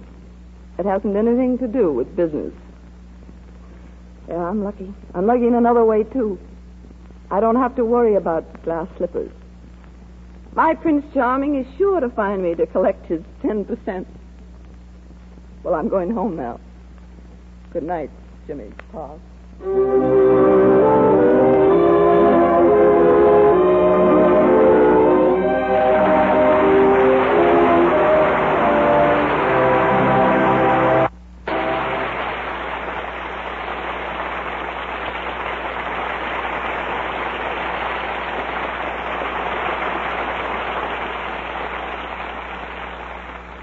Thank you, ladies and gentlemen. I'm going to call Rosalind Russell and James Stewart out for a curtain speech in just a minute. But in the meantime, allow me to introduce one of the most important members of our 1847 organization, John Conte. Thank you, Conrad Nagel. First, I'd like to make a bow in the direction of our stars and their grand performances in First Love. For I think most of us appreciate something beautifully done. And those of you who seek perfection in all its forms are sure to be lavish in your praise of First Love, the exquisitely beautiful new pattern in silver plate by 1847 Rogers Brothers. It's a sensational new achievement in silver design and craftsmanship. New beauty captured for a lifetime in finest silver plate. And to introduce this glorious new pattern, 1847 Rogers Brothers are making a special gift offer, so generous that it can be made for a limited time only. An exquisitely wrought fork in the First Love pattern that you can use for hors d'oeuvres, certain meats, patties, and any number of things. A special serving fork to add distinction to your dinner table or cocktail tray. Soon, its regular price will be $1.50. But now, it is yours for only 45 cents. Go to your dealers tomorrow and get yours. Take advantage of this unique opportunity and see the sets of gorgeous 1847 Rogers Brothers silverware while you're there. For this is the best year of all to buy your silver. To celebrate their 90th Jubilee year, 1847 Rogers Brothers offers sensational savings on 60 and 90-piece sets in First Love and other patterns. Savings as high as $20.50 on a set. And there are smaller sets for as little as $32.50. Such a small price for a lifetime purchase. And your dealer will gladly tell you, too, about the amazingly convenient terms. So why not be justly proud of your silverware? Why not own the best 1847 Rogers Brothers?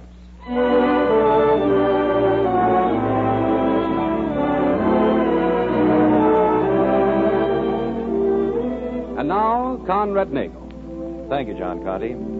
Ladies and gentlemen, I'm sure you'd like a word from our stars, Rosalind Russell and James Stewart, before we ring down. Hey, wait a minute, you two. Where are you going? Well, you see, Conrad, I've just moved into a new house, and I'm taking Jimmy home with me to help me shove the furniture around. Yeah, that's what she thinks. You know, I've been making navy blue and gold for MGM right now, and for the past week I've been bounced around the Rose Bowl by a whole football team, so I couldn't move an ashtray 10 feet, Ross. Oh, you can't, eh, Jimmy? Well, you can try. Now, you can just try. Well, all right. So long, everybody. Goodbye, and thank you. Thank you, Conrad. Thank you, Rodney. Goodbye, Jimmy.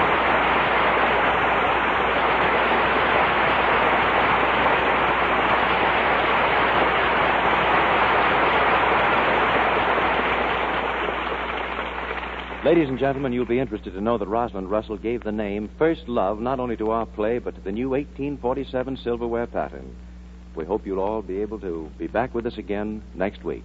Au revoir next Sunday afternoon.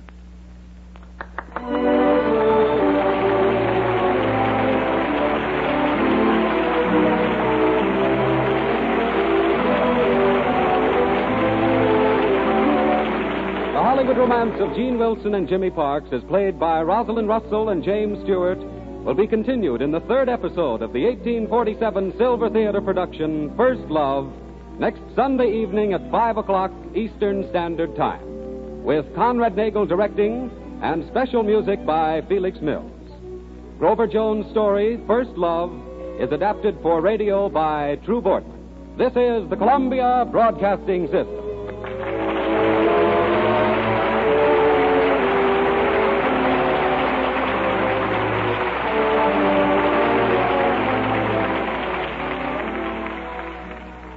Chesterton Radio, your home for podcasts of works by G.K. Chesterton, plus drama, comedy, mystery, science fiction, big bands, and much more. The soundtrack to your Chesterton day at ChestertonRadio.com. For almost 2 centuries, Americans have enjoyed the valuable privileges of freedom. Now, freedom needs each American to dedicate himself to its preservation. We must not allow our liberties to be endangered by neglect of our duties as citizens. During this year of rededication, join with your fellow Americans in reaffirming the principles on which this country is founded and the safeguarding of those principles. Make it your business to see that federal, state, and local governments are conducted honestly. Help to maintain the good morale of your sons and daughters in the armed forces. Learn the facts about all candidates and issues. Then vote for the one you believe in. Make the most of every minute on your job. Produce as much as you can, and thus increase our military and economic strength. Work for better schools and a better community. Guard your American heritage of freedom. It needs you. Quiet. Turn the mobile.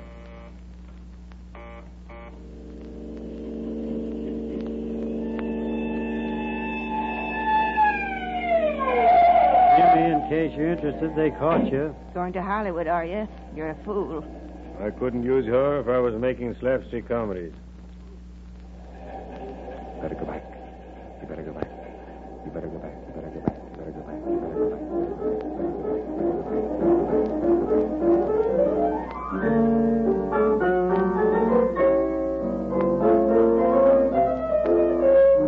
The 1847 Silver Theater, starring Rosalind Russell and James Stewart in an original story, First Love.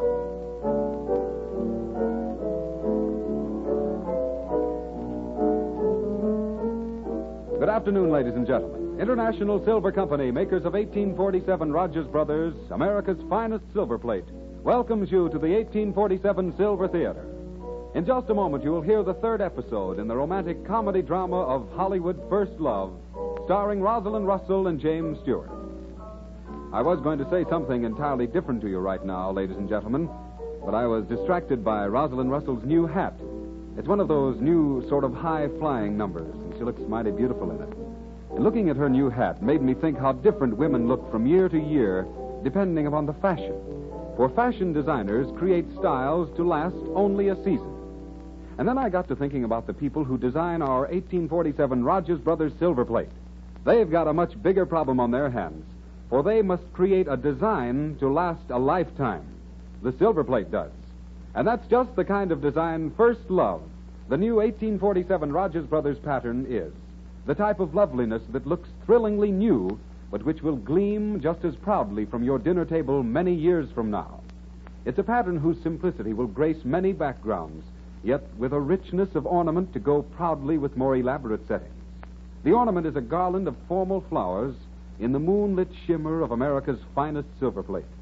And there's news to this ornament, for it's more deeply etched, more richly raised in a perfection of craftsmanship never before available, save in sterling silver and special order silver plate. Only 1847 Rogers Brothers silver plate shows this workmanship. Workmanship possible only by a great house of 90 years' experience of working in silver. So that you may see for yourself what new loveliness in silver plate can be yours, 1847 Rogers Brothers are offering you a finely wrought fork, a special serving fork in this glamorous new First Love pattern at less than 1/3 its regular price. So ask your dealer about it tomorrow, and ask him to show you sets of First Love, the greatest achievement of a great house, 1847 Rogers Brothers. And now for the man behind the show, Conrad Nagel. Thank you, John Conte. Today we pick up the story of Gene Wilson and Jimmy Parks right where we left off last week. As I mentioned last Sunday, we're trying to do things a little differently in the 1847 Silver Theater. The opening scenes of the drama tell you virtually everything that has happened so far without resorting to narration, so that when you hear today's episode, you'll be completely up to date on our story. Now the lights are being dimmed and the silver curtain is rising on the Grover Jones story, First Love, starring Rosalind Russell and James Stewart. We hope you like the novel touches our author has given his play.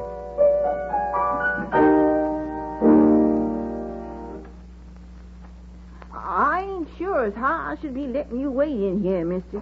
Miss Wilson, she's busy getting ready for that screen test, and besides, she don't want to talk to no reporters. But I tell you, she'll be glad to see me. I'm going to give her a lot of free publicity, which means she'll make more money. Well, and that means you'll make more money, too. How come? Don't you get a percentage of her earnings instead of salary, just like all the rest of her servants? How come you knows about that? Oh, I know a lot of things that...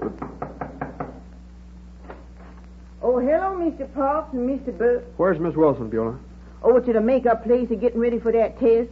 But she don't want to see you, Mr. Jimmy. She done told me to tell you not to come round here till next Friday when she gets paid. In other words, Jimmy, my boy, you're still in the doghouse. Quiet, Perry. Well, never mind, Beulah. We'll just come in and wait. There's another gentleman there, though. Hello there, Jimmy. How are you?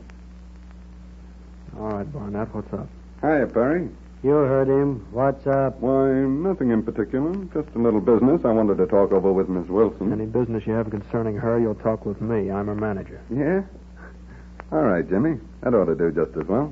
But there's one funny thing about me. I always like privacy when I talk business. Beulah, go over to the makeup department. Jean may be needing you. But Mr. Parks, she done said... And you too, Perry. Get out of here. Fresh air'd be a pleasure. All right, let's have it. What's the rush? Smoke? I said let's have it. All right, Jimmy, it's like this. I know this Jane Wilson's a new star, and I've got a story she might be interested in. You too, Jimmy. You used to write.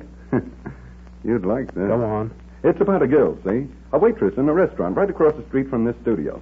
Well, suppose we call the girl Jean. Then there's a fella. He's a publicity man named, let's call him Jimmy. And he gets fired from the studio, see? But as he's leaving, he tells the boss that he has a new star. Of course, he hasn't, really. But he runs into this waitress over at Umlaut.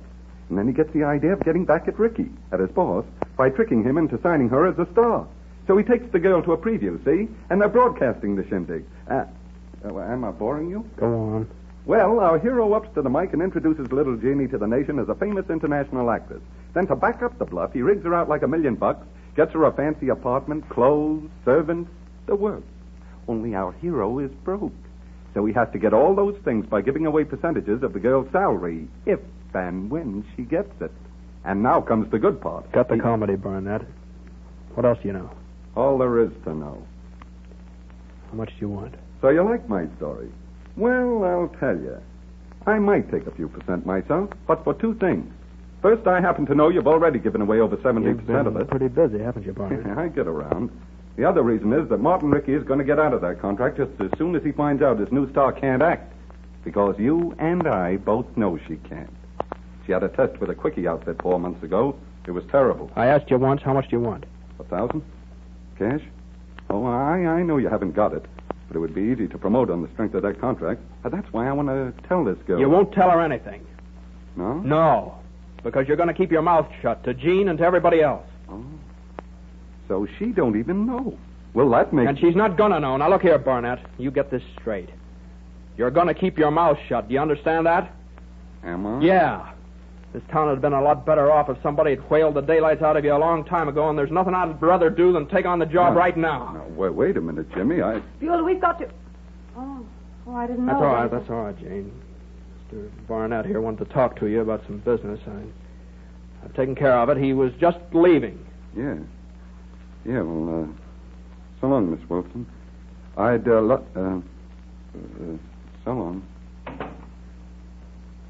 Well, as long as the business, whatever it is disposed of, there's no reason why you shouldn't go, too. Now, Janie, don't be like that. Now, come off that high horse of yours, will you? Why haven't you let me see you for the last 3 days? What was there to see you about? Contract was signed. After all, just because you're my agent, I can't expect you to devote all your attention to me. You'd be in an awful spot if that froze that way. What? That nose of yours up in the air. Not very funny, Mr. Park. No?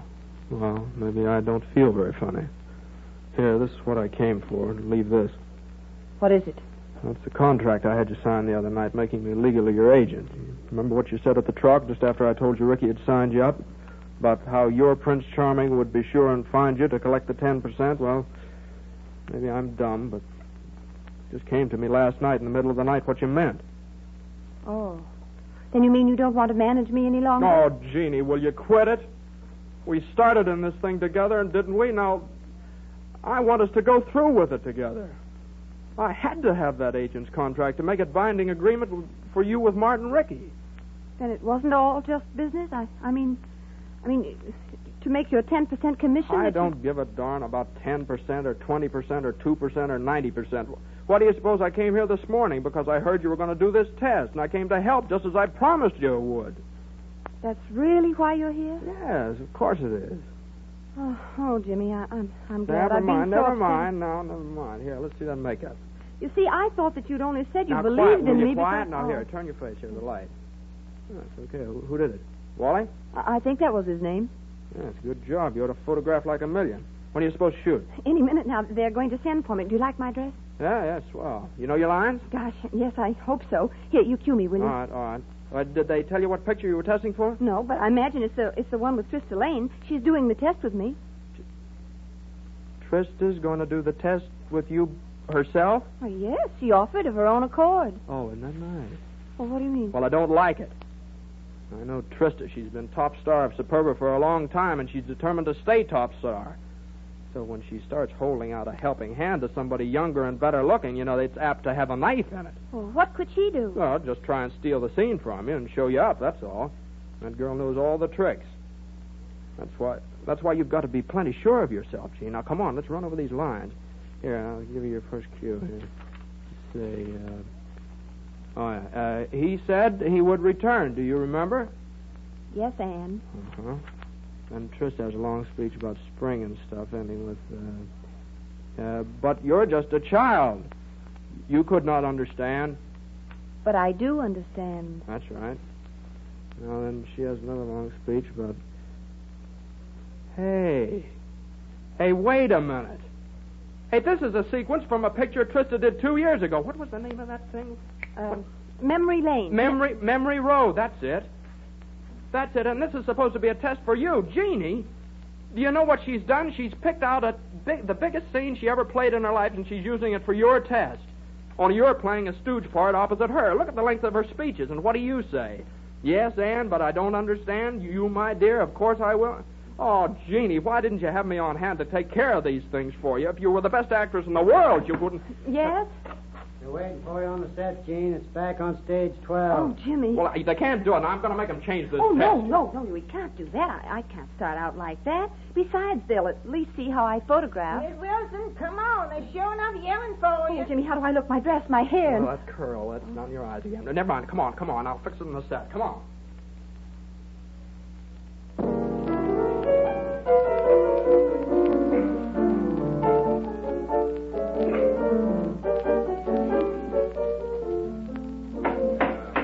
Sorry to hold you up this way, LaRue. I can't imagine where the girl is. Oh, if this girl is but half what you say she's, Ricky, then she's worth waiting for. An international actress. Tiens, as I said last night, Ricky, if she shows well in this test, I shall be glad to direct her in a picture for you. That is, if you have a story that will... Mr. LaRue, but we have the camera set up now. You want to look at it? And to be sure. You will pardon me, please. Oh, she only likes her, Trista. Do you realize what it will mean to have Rene LaRue directing for Superba?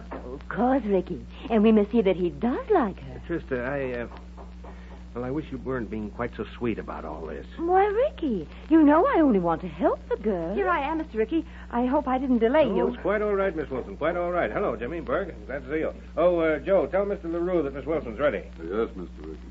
Good morning, Miss Lane. Sorry I held you up. Good morning, my dear. It's quite all right. I can understand. It would have taken them a long time to find the right makeup for you. Oh, but you look lovely and so calm. Of course, I know how you must feel inside. Oh, hello, Jimmy and Perry Burke. It's good to have you both on the lot again. Yeah, I had a hunch you'd been lonesome for us, Trista. Ah, crap, Perry. Trista, it was good of you to help Jean by picking out the test she's going to do with you today. It gives her such a swell chance to show what she can really do. Yes, doesn't it? She's here? Bien. Ah, and so this is Miss Wilson. Yes, Rene. Miss Wilson, Mr. Rene LaRue. How do you do, Mr. LaRue? Mademoiselle. Oh, and Mr. Parks and Mr. Perry, Mr. LaRue. You know, my dear, when Martin asked of asking Mr. LaRue to come and direct your test, I encouraged him. I was sure that, being an international star, you would enjoy speaking French again. Vraiment, mademoiselle. Après le travail, nous parlerons en français. Hollywood se trouve si loin qu'on arrive un grand plaisir à parler de Paris et des vieilles choses, n'est-ce pas? Miss Wilson was a little upset just now. Maybe later. Why, Jimmy, I'm not at all upset. Vous avez raison, Monsieur Leroux. Il faut que nous parlions de Paris. Oh, mademoiselle, for Mama, cheers, parley. Oh. Well, I don't like to interrupt, but, everything's ready, and holding up the set costs money, and... we must think of Superba Productions as well as ourselves. Exactly, Berg, exactly. You took the words right out of my mouth. Bien. We do the test at once. You are sure you know your part in the scene, Miss Wilson? I think so. And Miss Lane, you... Well, you can shoot the scene right away as far as I'm concerned. You will pardon me, but that is not my method, Miss Lane. We run through it once for the mechanics of action, then we polish it a bit, and polish? Mr. LaRue, are you aware that Superba Productions almost won an Academy Award on this scene? Quite, Miss Lane. But I am also aware that I saw it, and that today Miss Wilson is being given a test. As I said before, we will polish the scene. Now, if you please...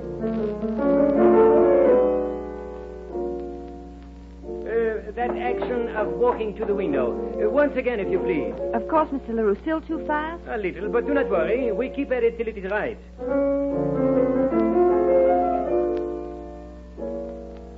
A very good suggestion, Mr. Parks. Thank you.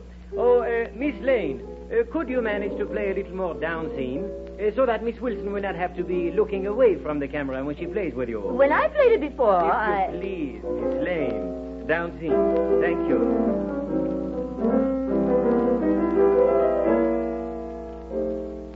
Much better, much better.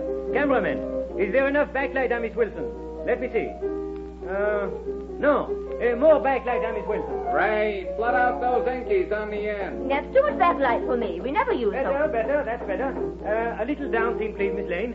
Now, just one final rehearsal, and then we shoot. Rehearse? Again? Please, Miss Lane, we must give Miss Wilson every chance.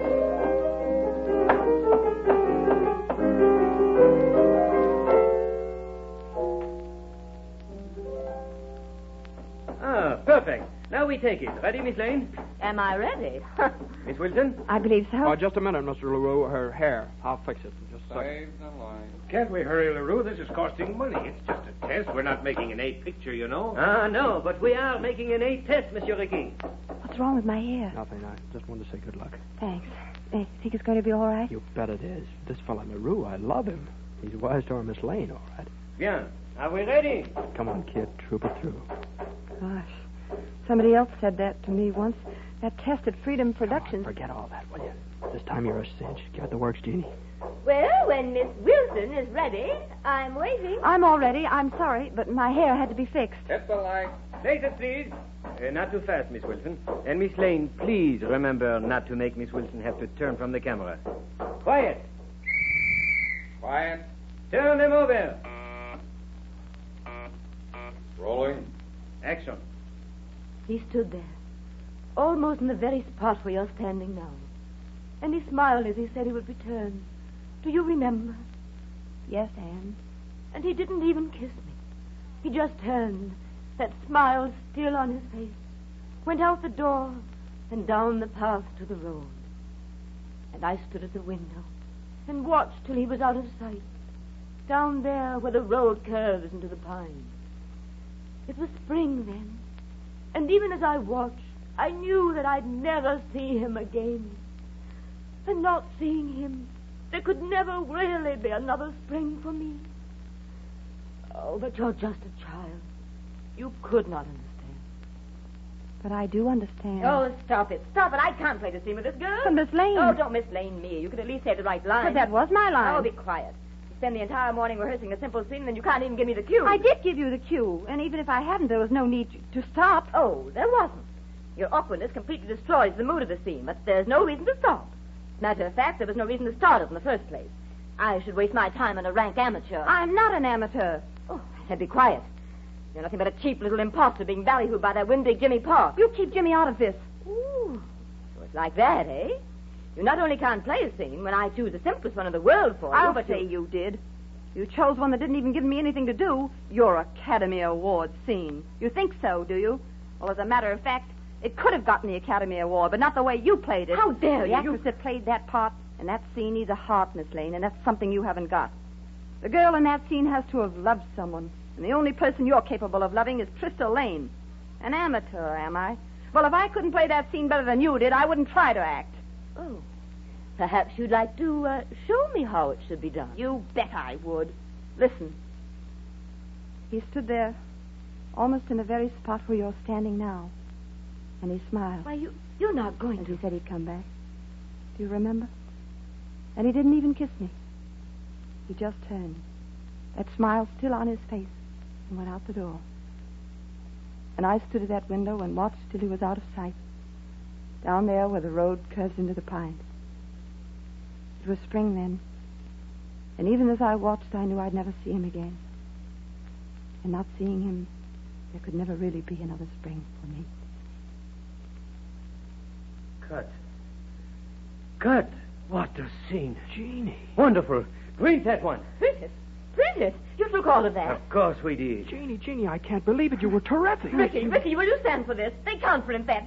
This amateur. Ricky, you want me to make a picture for you.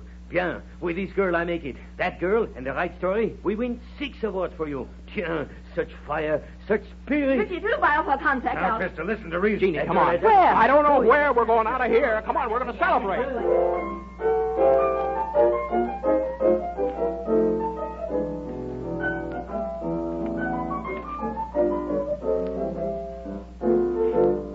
Jimmy, where are we going? To celebrate, I said, to the beach. We're going to swim and dance and ride merry-go-rounds and shoot the chutes till morning. Yippee! Yippee! Quiet back there, we'll throw you out. Oh, Jimmy, not so fast. You'll be arrested. Ha-ha, they'll have to catch me first. Jimmy, in case you're interested, they caught you.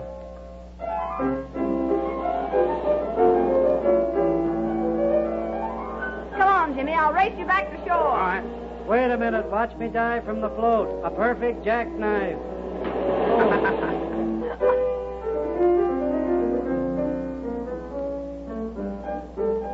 Hi-yo, Silver. Grab it, Get Jeannie, him. grab a I ring. got it, and Jimmy, it's a gold one. I get a free ride. Hooray!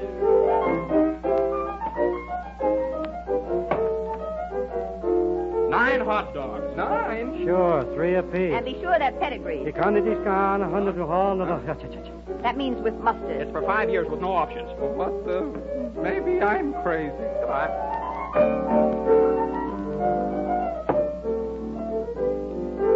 Yes, sir, there you are. There's your baby doll. Knock 'em off 4 times in a row and win your choice of anything in the house. Jimmy, let me try. There you are, lady. Sure, we'll all try. Give us a dozen balls. Jimmy, I knocked one off. I hit it. Here you are, lady. Another baby doll. Here you are. Hey, see the one with the chip on it? That one's Trista Lane. Watch me hit it. Poor Trista. Yeah, boo-hoo-hoo for Trista. She's down, but you know, something tells me she's not out.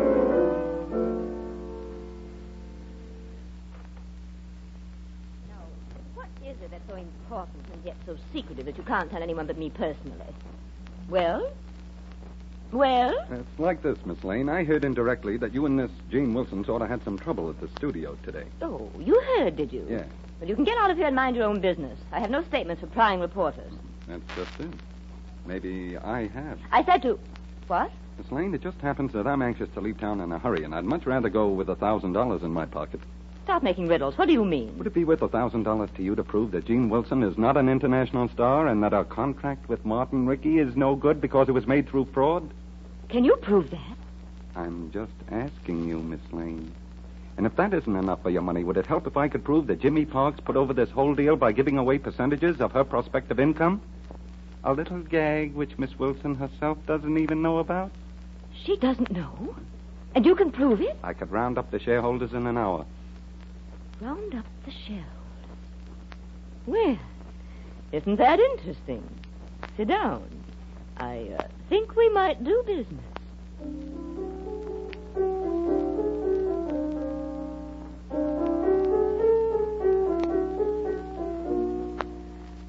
Mr. Parks, Huh? got any more dance tickets left? Sure, plenty. Well, tear 'em up, eat 'em, do anything with 'em. This has got to be the last dance. My feet I see. Turning softy on me. Well, fine. Apparently the Wilson blood doesn't spring from the same hardy stalks as them Parksies. Ah, is that so? Notice you didn't ring the bell with the sledgehammer. Neither did you. I rang the ladies' bell. Oh, that was mere nothing. Ladies' bell. Why, with both hands tied behind me, I could say, hey, you know what we're going to do after this dance? I know. We're going home. Home at this hour? Fishing. Out at the end of the pier. Fishing? Uh-huh. Wait and see.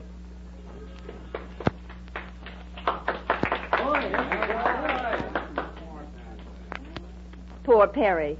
Look at him loaded down with all those Cupid dolls. Well, don't remind him. He may want us to carry some, see? Don't tell me you stopped your dance marathon. If it's me you're worried about, go ahead. I've been here so long now, the people think I'm a concession. Oh, Perry. They've been looking around for rings to throw at my nose so they can win some of these Cupid dolls. Hey, aren't we going home now? I'm all stove in. Well, you go back to the car. We'll be along later. I know what that means. Well, listen, if you see a hulking mass in the back seat, don't disturb it. It'll be my recumbent form. Perry, want another hot dog? Oh. Come on, Judy.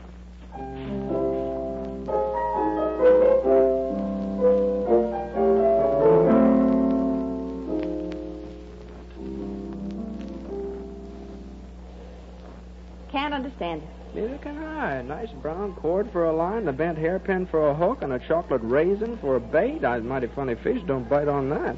Too particular. Yeah. Might be the wrong time of day. My father always said you could never fish after dark. Oh, your father was bad. Is that so? Well, I'll... What? I'm too tired to argue. He was bad, like your father. Yeah. Mm-hmm. Anyway, fish always bite when there's a moon. He said no. He's a liar. What's the matter? That curl. There it is, down your eyes again. Well, let it stay. Nuh-uh. There. That's better. Oh, Jeannie. That moon on your face. Jimmy. I love you, Jeannie. I love you. Do you hear that? Oh, Jimmy, I'm so glad. Jeannie, there's something else There's something else you've got to know about you, and I always swore to myself I'd tell you before I told you I loved you, but Not now, Jimmy. Whatever it is, not now. Tomorrow or any time. But let this day, all of it, be just what it has been. Oh, Jimmy. Jimmy, look, a bite. Haul up the line. Quick, Jimmy.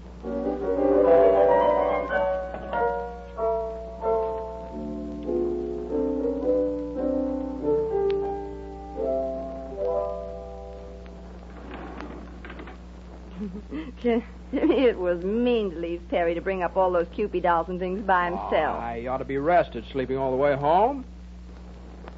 Oh, me too. Just tell him to put them outside the door here. I'll get them in the morning. I'm too tired to wait. Okay. Good night, Jeannie. Good night, Jimmy. Darling. Gosh, I was proud of you today. Were you? Yeah. And, Jeannie, tomorrow, whenever I mean, just remember one thing, will you? What I said out in that pier, that was on the level. I remember. Good night. Jimmy, wait. Come back. There's someone in here. Someone in there? Oh, so there you are. Miss Lane. Trista? Yeah, we'd like to see you. Trista, what's the idea of this in Miss Wilson's apartment? Oh, who are all the... What is this? Oh, so you recognize us. I say us, because I bought out the apartment manager's interest. So now I'm a shareholder, too, Jimmy. A shareholder in your little Gene Wilson Corporation. Jimmy, what's she talking Come about? on, let's get out of here. I'll explain. Oh, no, you won't. I'll explain. You see, my dear, every one of us here has a contract for a percentage in your first year's salary. A contract signed by your manager, Mr. Jimmy Park. Contract? Percentage? But that's not true. Oh, isn't it? Well, just ask them. Ask Mrs. Ryan there, your cook. Or Mr. Steiner, who supplied your groceries. Or Buck Braddock, who's been chauffeuring you in his own car. Or your maid. Ask any of them. If he didn't make them all believe that about you being an international actress instead of the cheap waitress that you are. Well, why don't you ask them? Jimmy, say something. I wanted to tell you, Jeannie, I tried to... Oh, you should have, Jimmy. All those lies, that pretense. Oh, for publicity, it might have been all right. But to let all these people gamble on me... Oh, but it's all right now. All of you believe me. Even if Mr. Parks did lie to you, I have a contract. Just today there was a test, and, well, you'll get your money. I have a contract. Oh, have you? And how long will you keep it? When Martin Rickey finds out it was made through fraud? Trista, shut up. You see, my dear, now you know how your friend Jimmy made a waitress into a star.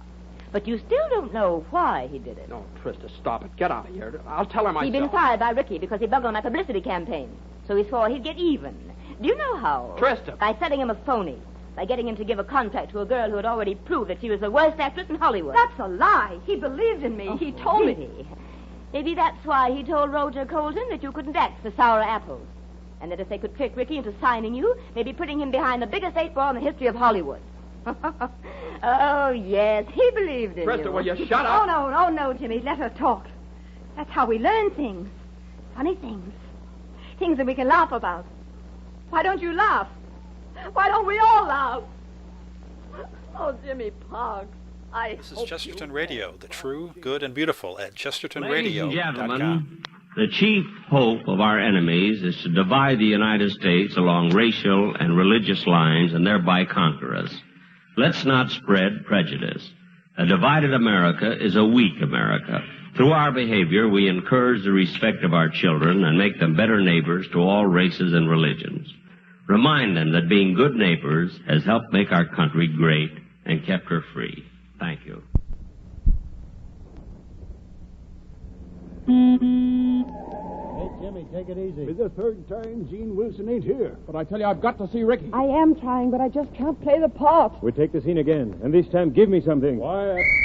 Turn him over.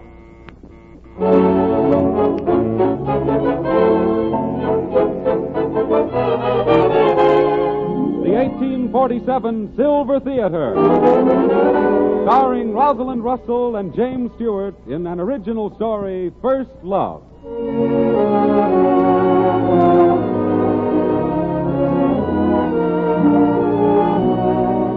Good afternoon, ladies and gentlemen. International Silver Company, makers of 1847 Rogers Brothers, America's finest silver plate, welcomes you to the 1847 Silver Theater. And right now, I'd like to introduce the man behind the show, a man known everywhere for his work on stage, screen, and radio, our director, Conrad Nagel.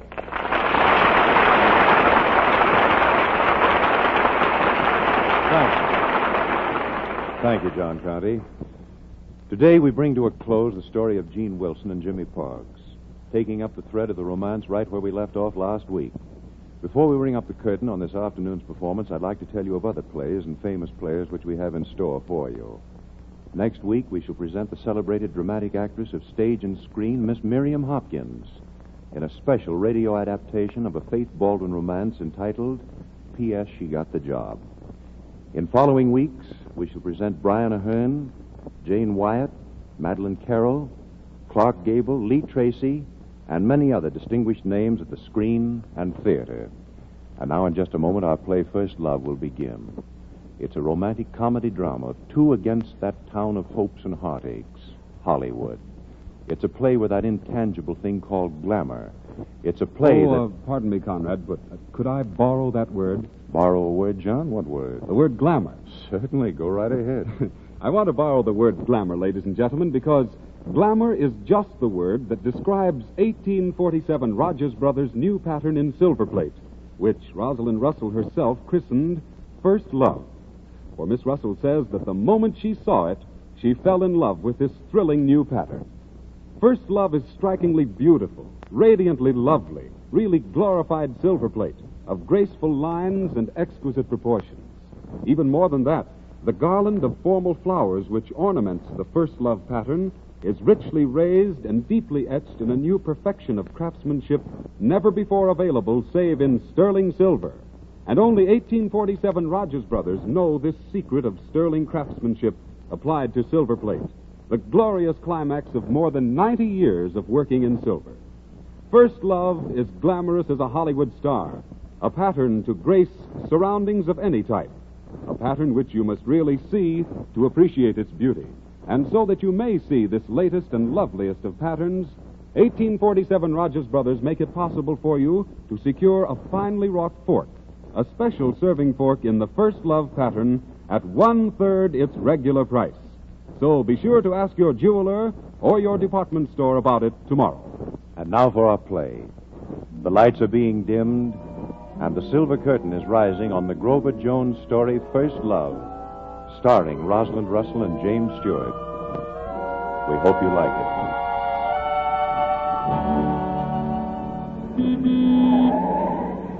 Hey, Jimmy, take it easy. We've got to find her, Perry. We've got to find Jean, do you hear? Yeah, but wouldn't you just as soon we were still alive when we do? Oh, if she's only at the station. Yeah, and you can talk her into coming back. Something tells me that's going to take eloquence, my boy, the way she was feeling when she ran out of that apartment. Why did she have to take it that way, Perry? Look out. Oh, Jimmy. What if I did give a bunch of people percentages in her first year's salary to help make her a star? That's been done before. Oh, don't be a sap. That's not why Jean ran out on you, and you know it. What busted her up was finding out that you lied when you said you believed in her. It's like I told you from the first, Jimmy. I'll look in the station. You wait here. Hey, wait a minute. I'll go. Examiner Times paper. Yes, sir. Ticket? No, look, has a girl bought a ticket in here tonight since midnight, I mean? Oh, where would she been going? Well, east, New York, maybe. Or Springfield. That's it, Springfield, Massachusetts. That's where she'd be going. I haven't sold any ticket to Springfield. Besides, there's no train east out of here for about 5 hours, not until 7:30. Well, have you seen her? Look, she's about 5'4", no, 5'5", no, and pretty, awful pretty, and brown hair, brown eyes, and had on a suit, brown, maybe blue. Well, I don't know, but... Afraid I can't help you, but I'll keep an eye out. Examiner Times paper. Read What luck, Jimmy? No luck. There's no train out for 5 hours. Where now? Well, the hotels. We're going to check on everyone in Hollywood. Jimmy, and then we're going to start on the rooming houses. Oh, hey, but you can't wake people up at this hour. Besides, we ought to get some sleep. Sleep? I said we're going to find Jean.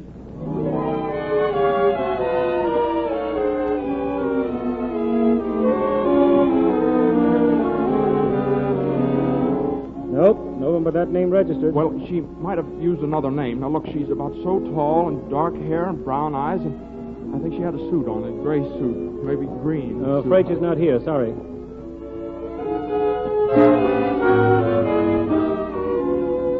No, wait, hello. No, this girl would have come in since midnight. She's not? Okay, thanks.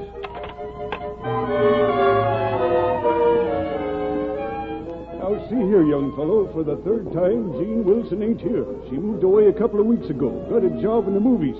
Now, will you quit waking me up? Well, I just thought she might have come back. I'm sorry. Oh, that's all right if it's urgent, but she's not here at the YWCA. I'm sorry. No one that answers that description. Sorry. She didn't buy a ticket. Sorry. Not at this hotel. Sorry. Haven't seen her. Sorry. Not at the YW. Sorry. No one that answers that description. Sorry. Not here. Sorry. Haven't seen her. Sorry. No ticket. Sorry. Sorry. Sorry. Sorry. Sorry. Sorry. Sorry. Oh, Jimmy, it's no use. Give it up. We're going to keep going. Let's go. But, Jimmy, it's almost...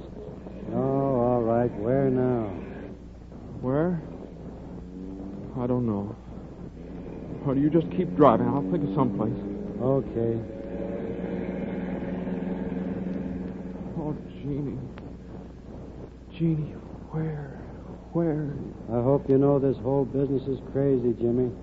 It's crazy, Jimmy. It's crazy. You'll never be able to make me a star. As long as both of us together. I'll try. Yes, sir, it's bats. Chasing all over town ever since midnight. Until midnight, Jimmy. 10 hours till midnight. When this dress turns back into an apron and that limousine we came in back into a pumpkin. Oh, Jeannie. What'd you say, Jimmy? I didn't say anything. Keep driving. Okay. But the next time you start out to turn some gal into a star, oh... A falling star, Jimmy. Superstitious. I'm glad, Jimmy. And I love you, Jimmy. I do love you. Oh, I do. Good night, Jimmy. Good night, Jimmy. Of course, it's like I told you from the first. You never should have told her all those lies. All those lies, Jimmy. Lies and pretense. Let Trista talk. That's how we find out things. Funny things. Things we can laugh about. Well, why don't you laugh? Why don't we all laugh? No, Jeannie. No. No, you don't understand. Come back. Hey, what? She won't come back, Mary. We're not going to find her. She'll never come back.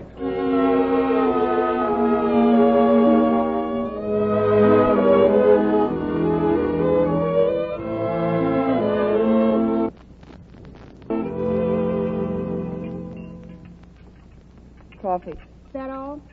That's all. Okay, Jean Wilson. Hello, Marge. Say, I didn't recognize you at first. Gee, how are you anyway? Me? Oh, I'm fine, Marge. I'll get you coffee. Say, it's swell to see you. I read all that stuff in the paper. Here you are. Gosh, think of you being a star across the street from the same restaurant where you used to juggle trays. Ain't life funny, though? Want some more cream? Huh? No, thank you. Oh, I wish you'd have come in earlier so the other girls could have seen you. Say, what are you doing here all alone this hour of the morning? Been working over the studio making night scenes? Or did you just get lonesome for the old place? Yeah, that's it. Lonesome. Funny how you can feel about a place you work once, huh? Oh, say, I wanted to ask you. All that stuff in the papers about you being an international actress and stuff, that's just a lot of bunk, ain't it? Yeah, that's all it is. Bunk. That's what I told Ruthie. I says, Ruthie, it stands to reason if she was a big star, she wouldn't have been working here with us. And I told her. Hey, what's the matter? Do you feel all right? I mean, you look sort of... Yeah, I'm all right. Oh, what was I saying? Oh, yeah. Besides, Ruthie, I says, look who her manager is, that Jimmy Parks guy. The fellow who used to be head of the publicity department across the street. Everybody knows he's the biggest liar in Hollywood. Why, look how he made a star out of that Trista Lane. Just by making people think she was... Hey, aren't you going to finish your coffee? Hey, Jean, wait a minute, your change.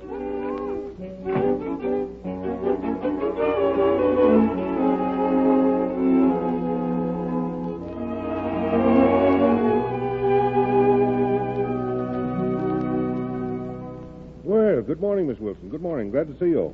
Mr. Ricky. Sit down. But there's no time... You'd better. I have an idea you and I have a good deal to talk about this morning. A good deal to...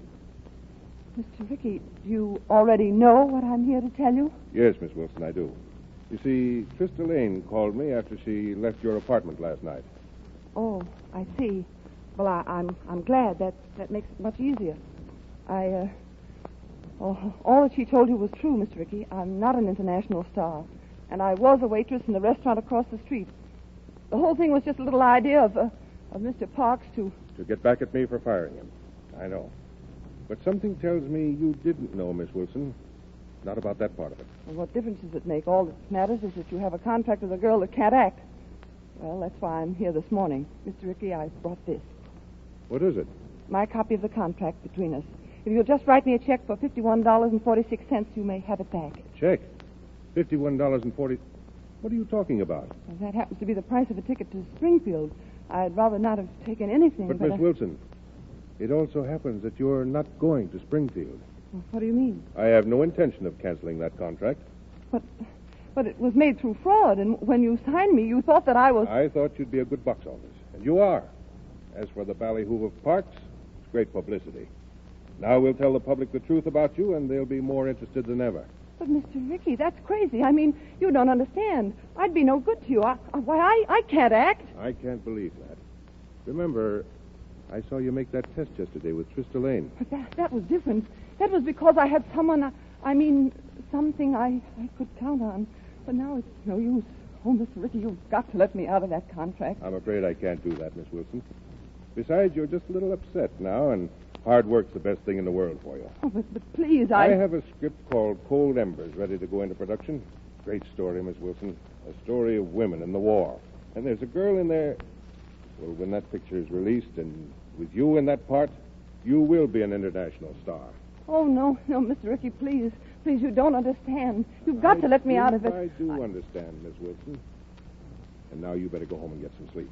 Beginning tomorrow, you're going to be a very busy young woman. But please, you've got to listen. Make appointments for Miss Wilson tomorrow morning. A makeup test at 9. No. Fittings at 10, please. photographs Ricky, at 12, and interviews from 2 to 4. And see that she gets the script.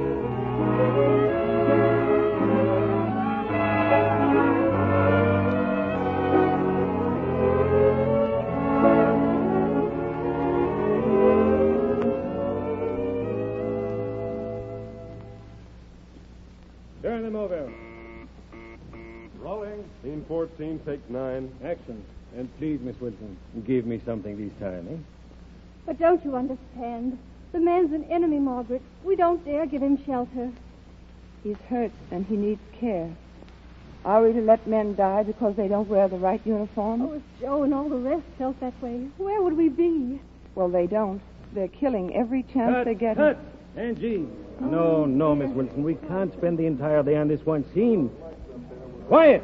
I want the set quiet. Quiet. Assistant, no visitors. Visitors off the set, please. Yes, Mr. Moreau. I'm sorry, but you folks will have to get off the I will explain again. The whole spirit of the story is in the lines you speak in the scene. There is determination. There is bitterness. There is despair. all the complex emotions that a woman feels in time of war. Now put those things into it. Feel the scene, please. We take it again. Turn them over. Rolling. Scene 14, take 10. Action. But don't you understand? The man's an enemy, Margaret. We don't dare give him shelter. He's hurt and he needs care. Are we to let men die because they... No! Cut! Will you tell me what is wrong with you? Oh, maybe it's my fault, Miss Wilson. Maybe I'm Of course not it's not your genuine. fault. It's so... Oh, Mr. LaRue, I want to do what you say. I'm trying. I seem to be all tied up inside. Can we try it again? No, we try it no more. We're wasting time. The company's dismissed for the day.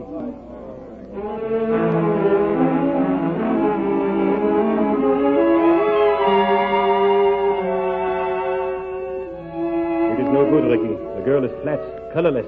The day she took the test, she was an actress. Now she's a stick. All right, I'll get another story. I'll get a dozen stories if I have to.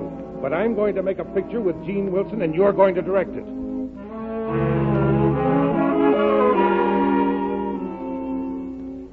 You're crazy, Jimmy. She won't even see you. But I'm not going to see Gene. I'm going to see Ricky. He'll throw you out.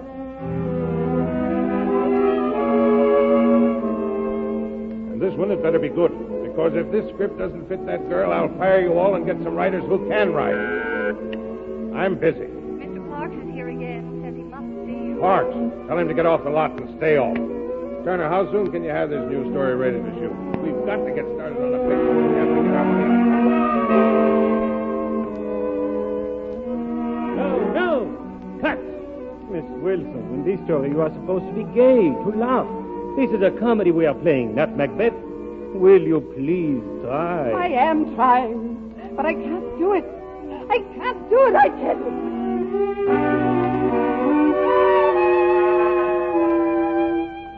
We've tried her in 6 stories, and she couldn't play any of them. That's why I brought you from New York, Max. If you can't write one that she can play, I don't know what we'll do. But I tell you, I've got to see Martin Ricky. Cut! I give up. There is no use. I'm through. Completely and absolutely finished.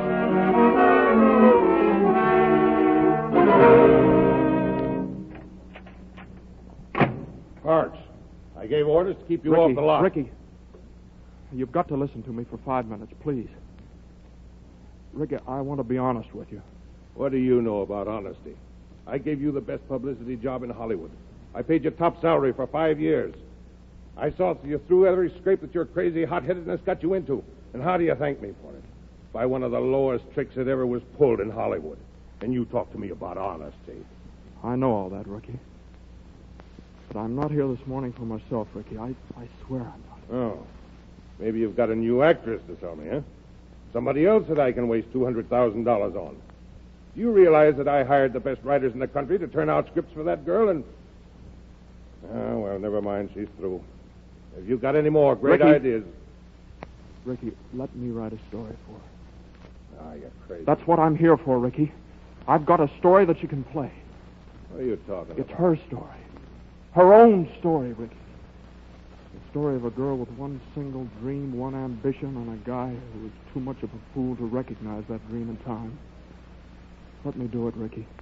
This won't cost you a dime, but you've just got to let me write it. Well, what makes you think she'd be any better in this story than she was in any of the others? You saw her that day on that test with Trista. She was great. You know it. Well, since then, something's happened to Jane.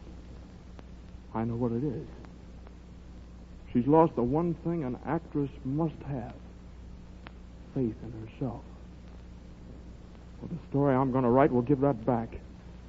It'll make her see a lot of things straight now that seem twisted up in a million crazy shapes. And oh, Ricky, I've got to do it. I've got to do it for so many reasons. Please give me this chance. All right, Jimmy. I never knew you to do a bad job on anything you had your heart in. I've got a hunch your heart is in this.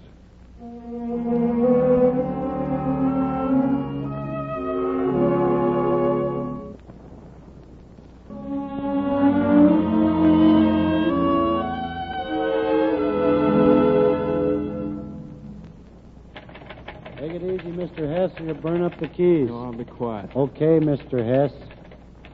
Hey, what is this Hess business? If you'd stop work long enough to read the paper, you'd know. It's your nom de plume, or should I say de type. It's all over the movie columns this morning that Superba's finally found a story for Gene Wilson. A story called Hollywood Girl by Ronald Hess. What a name, Ronald. Never mind now. He is writing it for all you know. You just keep your mouth shut, see? How about to Jean? Most of all to Jean. Now, she's not to know. Fine business. You're writing practically a stenographic report of the things you've said to each other. And you expect her not to... That. Am I? The girl in that story is Jean and the fellow is you, Jimmy, my boy. The masks you put on them are so thin it'd take a blind man to be fooled. No, hey, come on. You get out of here and mind your own business. Here's the third sequence. Now, tell Ricky I'll get the rest of it by tomorrow night. Oh, Jimmy, you can't. Use your head. You can't keep working like this. Get some rest and some decent food. Don't worry. I'll get rest. Plenty of it after this picture's finished. What do you mean? Well, I think Hollywood and I can do without each other for a while. I thought I'd do a little traveling, maybe down to Australia, you know. I've always wanted to see those wombat and the platypus and the kangaroos. Well, hey, what is that? Now, come on, get out of here. Okay. Perry. Yeah? Perry, when do they start to shoot? Did Ricky tell you? Sure, tomorrow. They're going to start with that sequence in the park. When the guy tells a girl he can make her a star. Wonder where you ever got that idea. Well, Perry, now, you stick around. And you watch the lighting and watch Jean's makeup, now everything. And if she's not getting every break, you go to Ricky and you tell him. Now, you do that, Ricky. Okay. Ronald Hess. Ronald.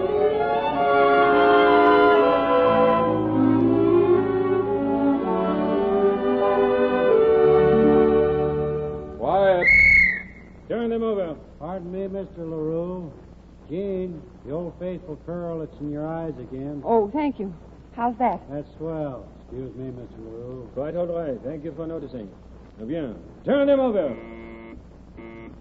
Rolling. Scene 37, take one. Action, please. I'll make you a star, Helen, so help me. I'll do it. But I'm warning you, I can't act. Not anymore. Of course you can. And we'll be together.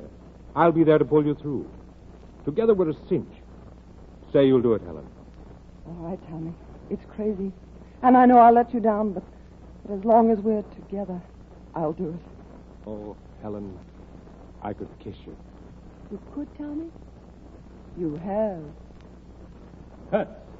Excellent. Thank you both. Save the lights. I'm delighted, Miss Wilson, delighted. I see already that this story for you is the answer. Yes, I'm beginning to think it is. Mr. LaRue, who's writing this story, do you know?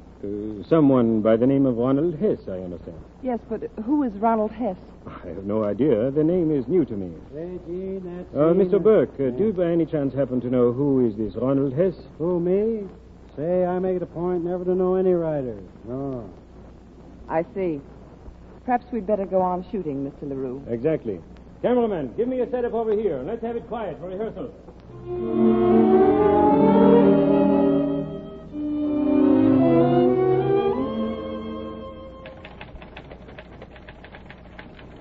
You're haywire, Jimmy. You can't end it that way. Now, I'm writing this story. But the public won't go for it. So far, it's been a swell story. You got to get the boy and the girl together in the end. Why? You say the story's been good. Well, do you know the reason? Because it's real, honest, and genuine. That's why. Well, it's going to end that way. The guy's a heel, isn't he? Well, as long as he's a heel, he doesn't deserve her. Ever hear of this thing called love? Yeah.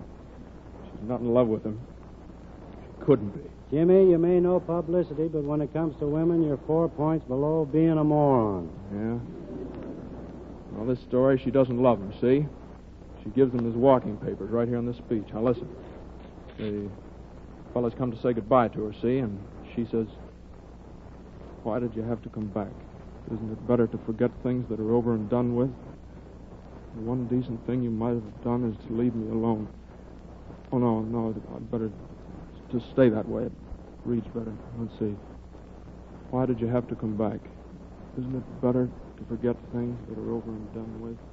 The one decent thing you might have done was to stay away. I almost thought I loved you once, Tommy. But I know now I didn't, and I never could. There's too big a barrier of lies and pretense. And what I'm trying to say is this. There was a time I needed just one thing in life, Tom, and that was faith. Your faith in me. But you didn't come through, Tommy, because you didn't have that faith. Now will you go? And this time don't come back. Please, Tommy. Please. Don't come back. That is the picture. Perfect. It's not. It's all wrong. It can't be like that. Perry, where is he? Where does he take me to him? But he said... I don't care what he said. Take me to him.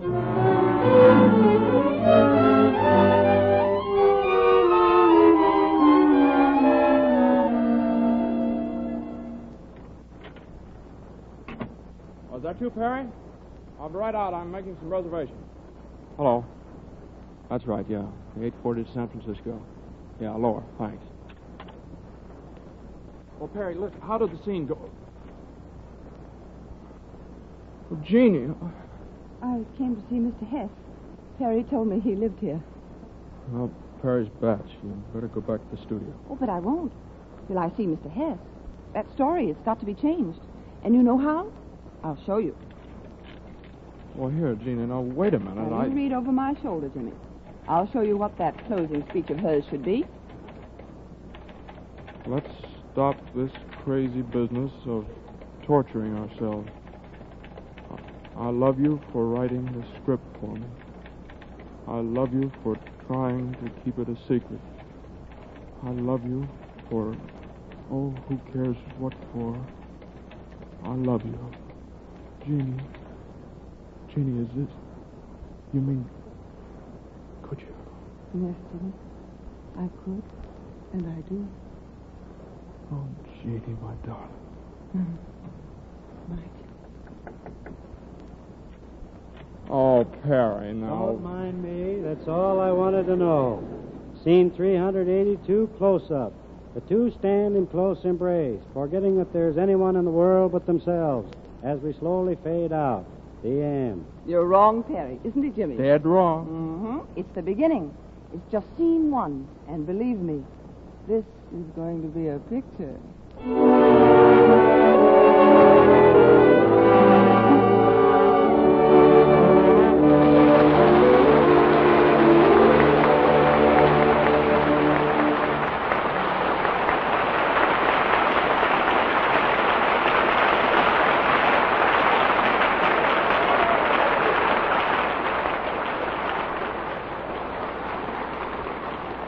In just a moment, Rosalind Russell and James Stewart are coming out before the curtain so that you may meet them. But first, John Conte has a word for you. Today we've heard the happy ending of our play, First Love, in which we all enjoyed Rosalind Russell and James Stewart so much.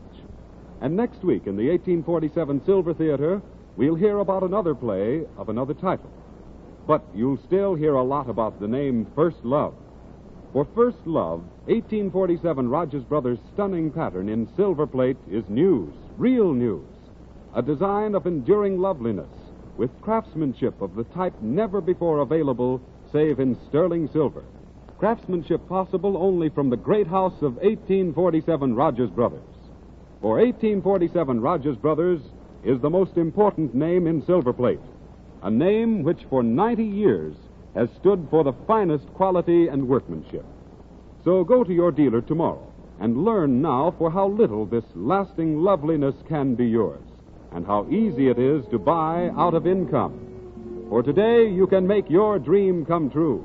You can own the finest silver plate by 1847 Rogers Brothers.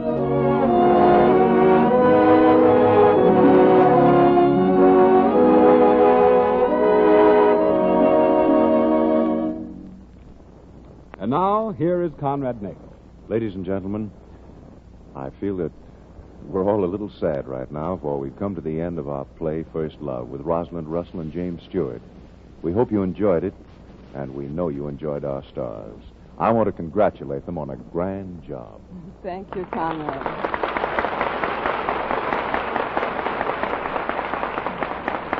I do know that I've enjoyed it, Me too, Cronyn.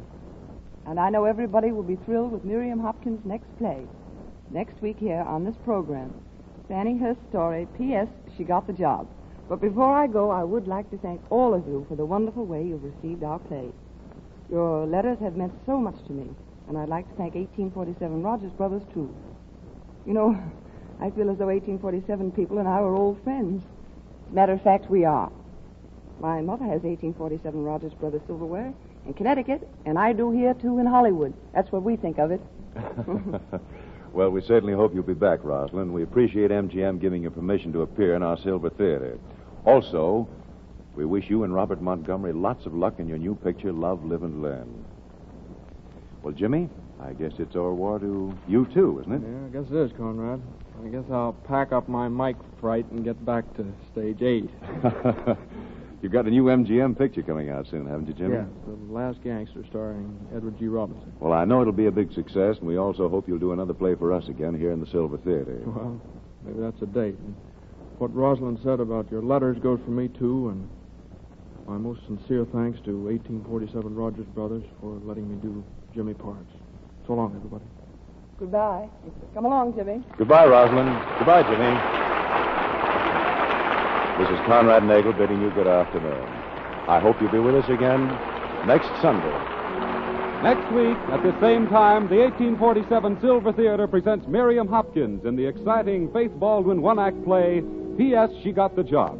The Grover Jones story, First Love, was adapted for radio by True Boardman, with special music composed and conducted by Felix Mills. This is John Conte speaking for International Silver Company, makers of 1847 Rogers Brothers, America's finest silver plate. This is the Columbia Broadcasting System.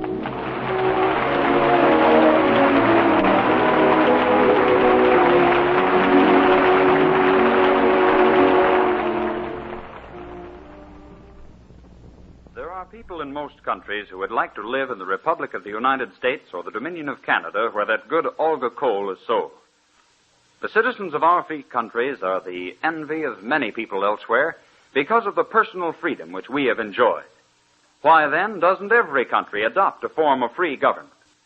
One answer is that, unfortunately, there are people and parties in many nations who are so greedy for power that they will sacrifice the freedom of their fellow countrymen to obtain power for themselves.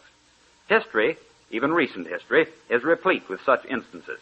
That is why the citizens of the Republic of the United States and the Dominion of Canada must be careful to recognize at its very beginning any movement to steal or limit their freedom. That is not always easy. The man who would enslave a free people doesn't begin by saying, "Now I'm going to be your dictator." Instead, he probably will claim that he is a devoted supporter of personal freedom, but all the while he will support policies that weaken and undermine personal freedom. Such a man will deny any totalitarian aims, but free citizens must not be deceived by such denials. Apparently, it is a cardinal principle of every sincere totalitarian that he is justified in lying, if such lies will advance his plans.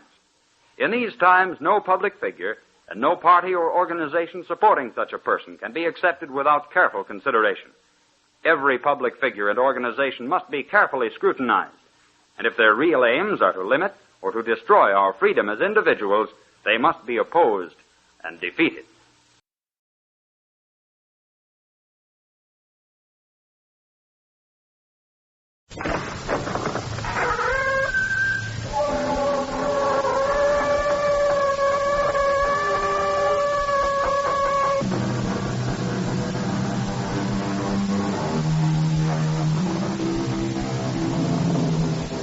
Come in. Welcome. I'm E.G. Marshall, bellwether of the flock that assembles here for ceremonies in the mysterious and the macabre. Anyone will tell you that it's impossible to foretell the future, to predict the outcome of events that have not yet happened. That is, anyone with even a modicum of common sense. And yet, if this is so, why does a vast majority of mankind try so desperately to do it? Why do people who, in other respects, are reasonably sane, risk their substance in the belief that they can foretell which stock will go up, which horse will win a race, and where the wheel that turns round and round will finally come to rest? Why? If we only knew. Our mystery drama, The Last Lesson was written especially for the Mystery Theater by Sam Dan and stars Fred Gwynne. It is sponsored in part by Buick Motor Division. I'll be back shortly with Act One. In case you've forgotten how much fun driving can be, Buick would like to introduce you to Skylark, a small car that's all Buick, with room, comfort, and an engine that no other compact car in America offers, the incredible Buick V6. Skylark, it's free spirit made practical.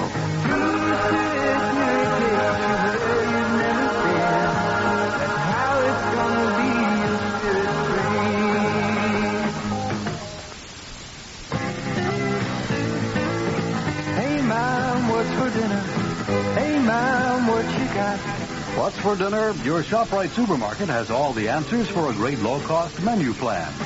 Fresh American whole leg of lamb, just $1.17 a pound, served with fresh California broccoli, only 39 cents a bunch.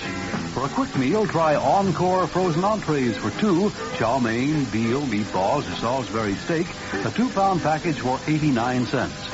For delicious menus that are easy on your food budget, visit your ShopRite and save.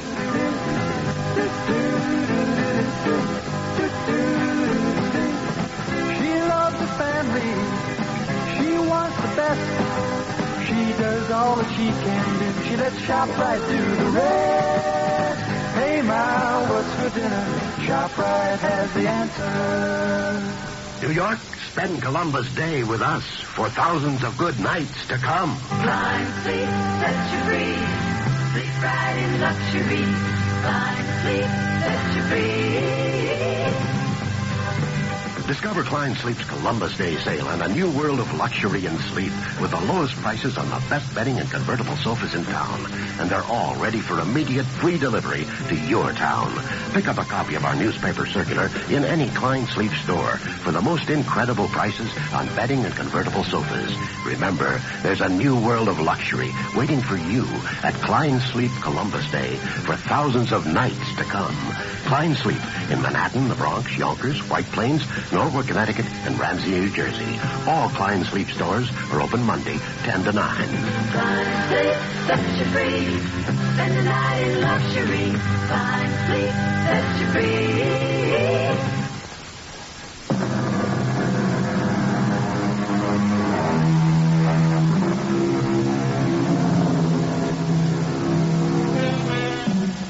Life is a matter of reconciliation. On a spiritual level, we must reconcile our dreams with reality. On a practical level, we must reconcile our income with our outgo. A difficult matter at best. And you can imagine the problem it poses for Clarence Porter. Clarence is 40-ish and stylish, handsome, well-spoken, charming, a prince of good fellows, but he is no judge of horseflesh, nor is he able to predict the fall of the ball at roulette or the draw of the card at blackjack. And so, Clarence, as they say, is strapped. Oh. Is that all you can say, Clarence? Oh? Come in, Mr. Stretch. Clarence, meet an associate of mine, Mr. Chadwick. How do you do, sir? Mr. Chadwick is my silent partner. I'm glad to meet you, sir. No, Clarence. You will not be glad you met Mr. Chadwick. Believe me. Huh. Fix you gentlemen drink? We never drink on the job. The job? Oh. Were you under the impression this is a social call? We're here to collect the money. The money? Oh, yes. Well, I happen to be a little tight at the moment. Ah, but this is the moment. The particular moment. The agreed-upon moment. Yes, Clarence, Mr. Chadwick and I have a problem. Do you know what it is? We must decide whether or not to kill you. Now, just a minute. Emotionalism is hardly conducive to rational analysis. I want to pay you. Of course you do, but the question is, can you? I'll pay. How? Please list your assets. Well, no assets. Prospects? At this time? Yes. I'm sure something will turn up. No prospects at all? Please, Mr. Stretch. Clarence, I've been frank with you. I know, and I do appreciate that. And now, you had better get your jacket. Where are we going? I'm not quite sure. Mr. Chadwick has various places where No. Well, Clarence, a gentleman may lack for many things, but he can always have his dignity. Wait. Wait? What for? Prospects. Now that I think... Yes? There may be a prospect. Oh, I hope so, Clarence. Believe me. Why? Why didn't I think of it before? What is your prospect? If it's the only way to save my life, I guess I'll have to do it. Do what? Get married. It sounded like a marvelous idea, except that rich, unmarried ladies are rather like policemen or taxicabs. There's never one at hand when they're really needed. The only lady I could think of at the moment was Penelope Meadows. Penny. She had several $1 million, and she wasn't too bad looking, but there was so much of her. She was 6 feet 2 inches tall and built to scale.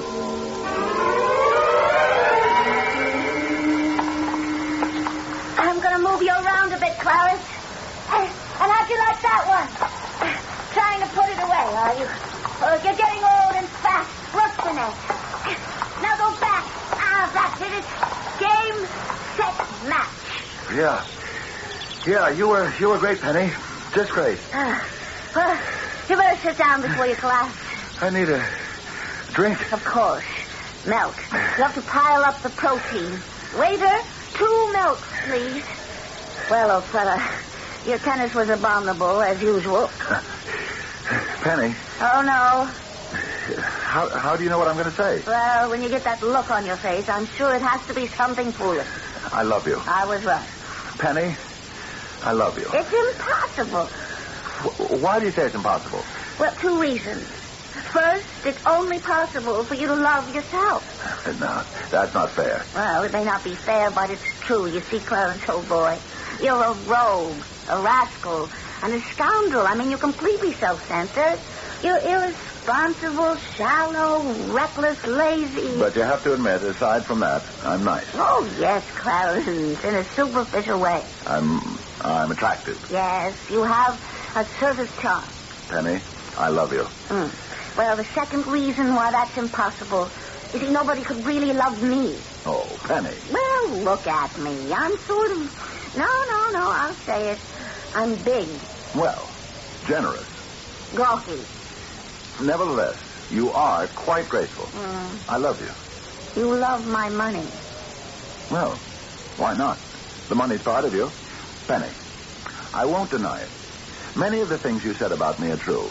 But that was all before we met. Because of you, my life is now changed. Oh, Clarence, do you expect me to believe this? Penny, darling, I know you have a feeling for me, too. I sense it. Marry me. Clarence Porter, I wouldn't marry you if you were the last man on Earth. And let me tell you something, Penny. If I were the last man on Earth, and I could choose among millions of women, I would still choose you. Oh, well, you do have a certain charm, Clarence, but I have no intention of getting married now, even if I love you, which I assure you, I do not. Why? Well, I don't want to belong to anyone, and I don't want anyone to belong to me. But these days, people don't belong to each other. Each can go his or her own way. Well, then why get married? Give yourself a chance to know love. Find out for yourself that it's love that makes the world go round. Thank you, waiter. Oh, and doesn't that look delicious? So rich and creamy. Don't be afraid of love. Oh, drink your milk, Clarence. Don't miss the sweetness. Clarence, old sport, you're wasting your time. The tenderness.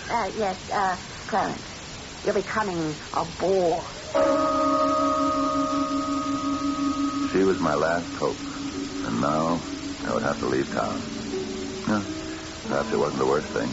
After all, the willingness to strike out in new directions, find new opportunities, new frontiers, was the spirit that motivated our pioneer ancestors. I had done it before. I could do it again.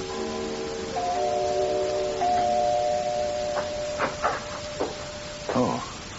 Yes, Clarence. Once again, it's time to say, going on a trip, I see. Who? Me? Oh, no. Why are those bags packed? The bags? Oh, the bags. I've got some old clothes that I'm taking to a church rummage sale. I'm all for charity, Clarence. But it should begin at home. You know perfectly well I'm working very hard at getting your money. How did the marriage thing go today? Marriage? Oh, that. Well, she's crazy about me. And she is. And any day now she'll be ready to say yes. She will. I told you, her name is Penelope Meadows. We checked her financial standing. Well, then, everything's just fine, isn't it? Of course. It isn't possible that you're packing in preparation for a departure? Oh, no, not at all.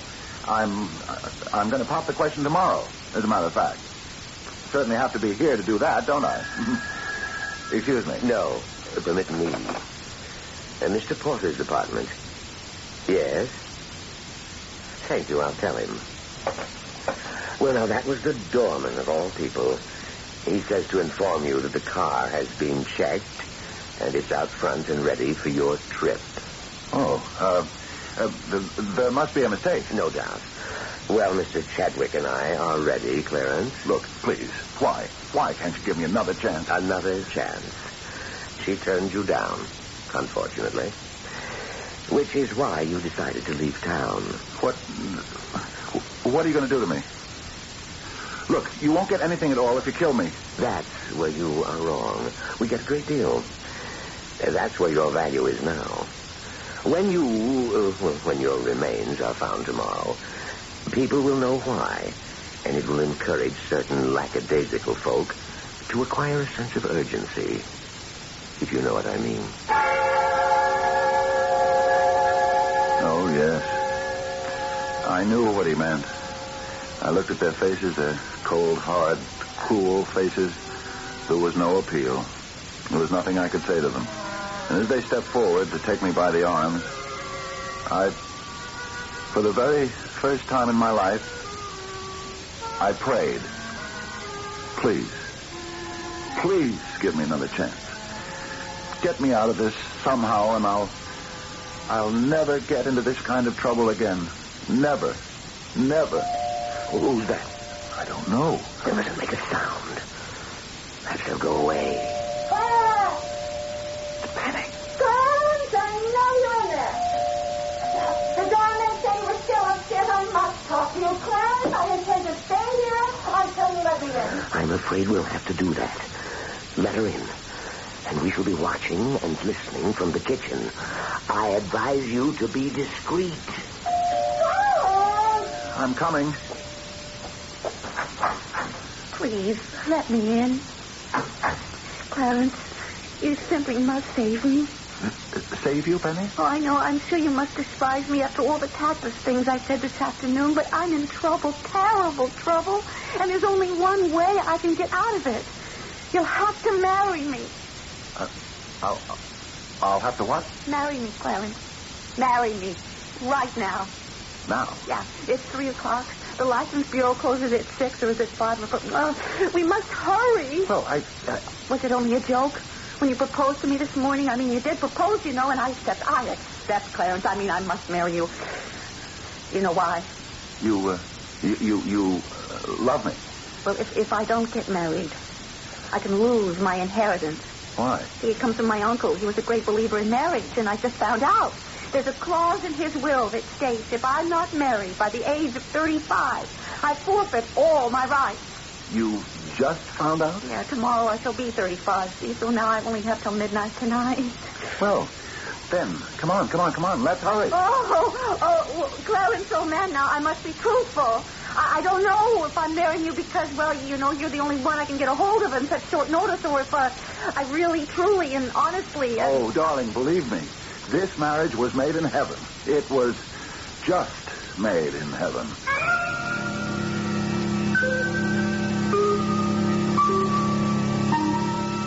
Where else?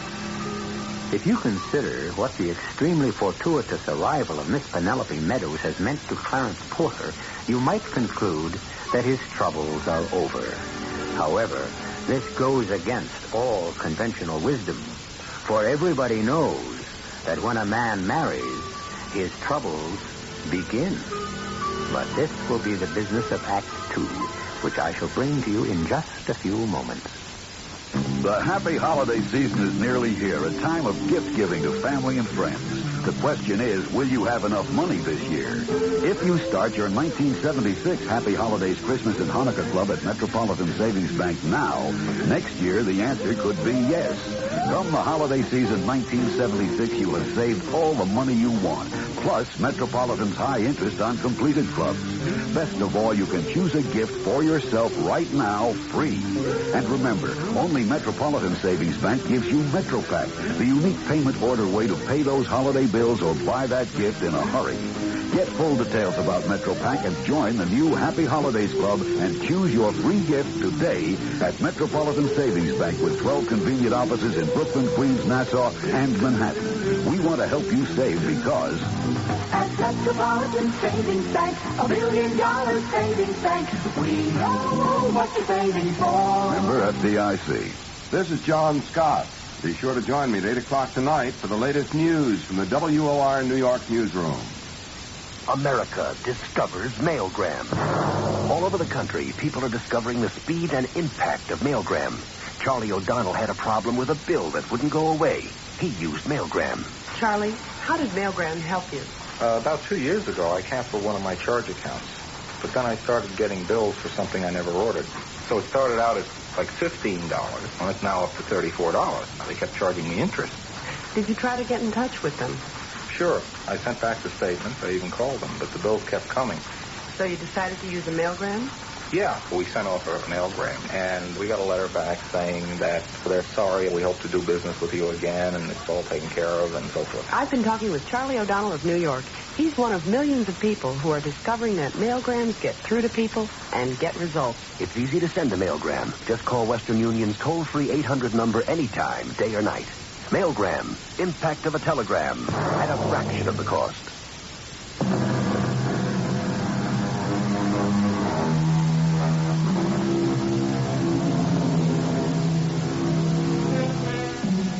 Marriage, as we idealize it, is based on romantic love. Marriage, as a practical way of life, should also be rooted in self-interest. Did two people ever need each other more than Clarence Porter and Penelope Meadows? She needed him to preserve her fortune. He needed her to guarantee his life. Certainly, we have here the basis for an enduring relationship. Or do we? You know how it is. We make certain promises under the pressure of certain situations. And then we discover we may have been a bit hasty. Oh, yes, I prayed and I promised I would follow a different kind of life. I did say I would experience a change of heart. But what can you do with the heart? It has a life of its own, and it didn't want to change. Meanwhile, I must say my bride bloomed, blossomed, flourished as a result of our marriage. Have some more goat's milk, Clarence. I'm just not very hungry this morning, my dear. Oh, now. One must be prepared to face the world bravely, ready at all times for a fight or a frolic. Proteins, my darling. Proteins. Milk, cheese, nuts, beans. Yes, dear. Clarence, old sport. Well, you were right. About what? Everything. You were right about love and marriage and, well, that's everything. I'm so happy. I never knew what I was missing. Yeah, yes, dear. Well, now what shall we do today? I was thinking we might go to the track. The race track? It was just an idea. The race track? It's infested by the lowest elements. Some of the very best people can be found at Well, now, Clarence, if you're looking for thrills... Well, I'm not really looking for thrills. I know exactly where we can go. But we don't have to go anywhere. Oh, but we must. You've got to be on the move, up and about, or you'll develop hardening of the arteries. I should live that long. 2 hours later, I was dangling precariously in the sky, 1,000 feet above the earth, in what is called a free balloon. There we were, in a little wicker basket suspended from a huge sphere filled with air, and there was a crazy kind of stove contraption to heat up the air, or whatever it was, inside that silly balloon. And when I wasn't hanging onto the ropes for dear life, I was terrified. The whole thing could burn up or blow up. What am I doing here? Isn't this fantastic? Yeah. Oh, you see, Clarence, you have to learn to live, to pit your mind and body against the elements. Are you enjoying it? Oh, yes, it's fine. Oh, I was afraid you'd be bored. Bored? No. Oh, I'll tell you what, Clarence. Tomorrow, let's do something really exciting. Count to 7. Now, just make sure you clear the aircraft quickly and then pull. Look, Penny. Oh, you restore this? But supposing the parachute doesn't open. That's negative thinking. Negative thinking. Yeah, but what if? Now, Clarence, these parachutes are packed by experts, and they're very closely supervised. And if your chute doesn't open, why, the man loses his job. Oh. Now, you're holding the ring. See, now I'm going to give you just one little push. Penny! He's coming right after you. No!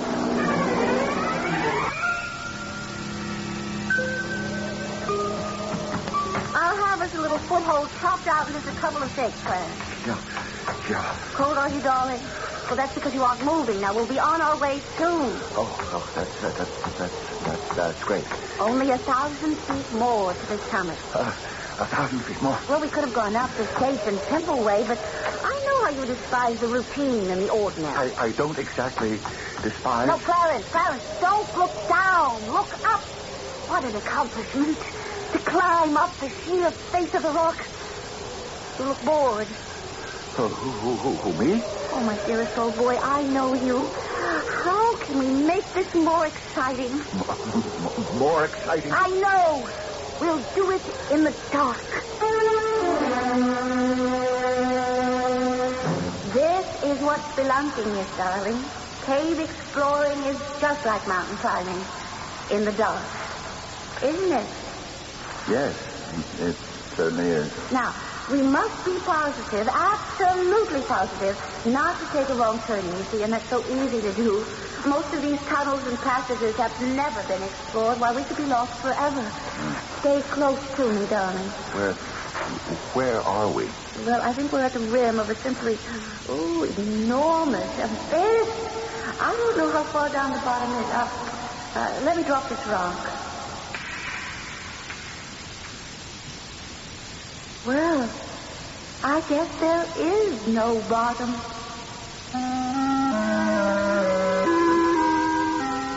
How is an idea born? I don't know. It seems 1 minute it didn't exist, and the next, why, there it is. There are those who say the idea was lurking about in the subconscious all the while.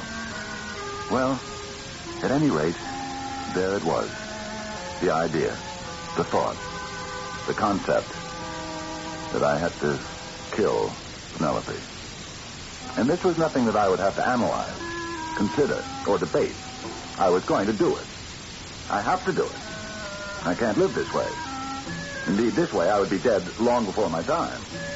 And so, actually, I'm going to kill this impossible woman in self-defense.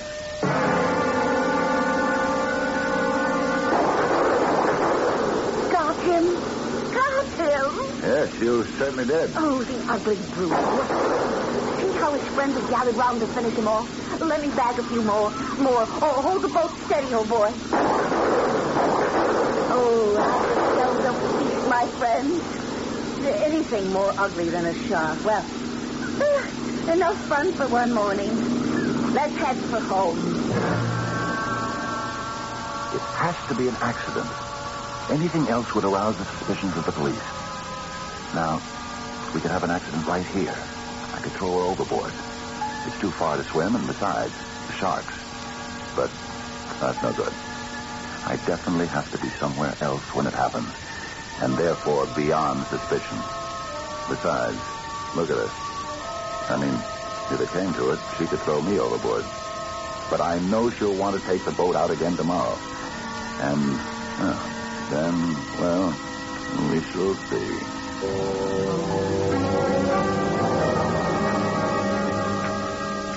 Try some yak butter, dear. I understand it's fantastically low in cholesterol. Thank you, my dear. Oh, ready for some sports this morning? I thought I would play some golf. Golf? Clarence, old man, time enough for golf when you're in your 80s. Well, an old friend from the service is in town, and we agreed to meet for a couple of holes. Okay. Why don't you boys have your fun? I can take the boat out alone. This is exactly the idea. My darling, while you were deep in slumber last night, I was working on the boat. I cut out several very large timbers in the hull, and then I replaced them. But they will not hold too well. And by the time you get out to your favorite shark hunting grounds, some 3 or 4 miles offshore, the vibration of the engines and the pressure of the water should knock them out, and the boat will be instantly swamped. Well, accidents happen, and I'll be playing golf. Who would suspect me? So, I went to the club. The starter placed me into a foursome. I played my 18 holes. I established my presence on the golf course, and then I went home to sit and wait for, let us say, word from the Coast Guard. I was quietly reading and listening to some music when I heard a car pull up. Aha, here comes the tragic news. I shall be properly shocked. Hello, darling. Penny, what are you doing here? What am I doing here? I live here. I thought you'd still be shark fishing. Oh, Clarence, I had the most fabulous adventure. You should have been there. What happened? Well, there I was, 5 miles out, and the water was literally solid with sharks. Yes? Yeah. I was prodding away at them with my rifle when suddenly, I don't know how to describe it, I was in the water. Did you fall out of the boat? No. Suddenly there was no boat. It was as if the bottom had fallen out of it. But the sharks? Well, there I was in the water, and I was still holding the rifle, and this shark was practically at my elbow. I kind of rapped him on the nose with the rifle butt. That must have scared him away. Yeah, but the other sharks? Well, obviously, those fellows weren't paying any attention to me. They were much too busy feasting on their wounded friends. What did you do? Oh, I started swimming away from there in a hurry. Fortunately, a Coast Guard boat had spotted me, and just in time, too. What could have happened to the boat? Well, it's on the bottom of the ocean, old sport, I guess. We'll never know.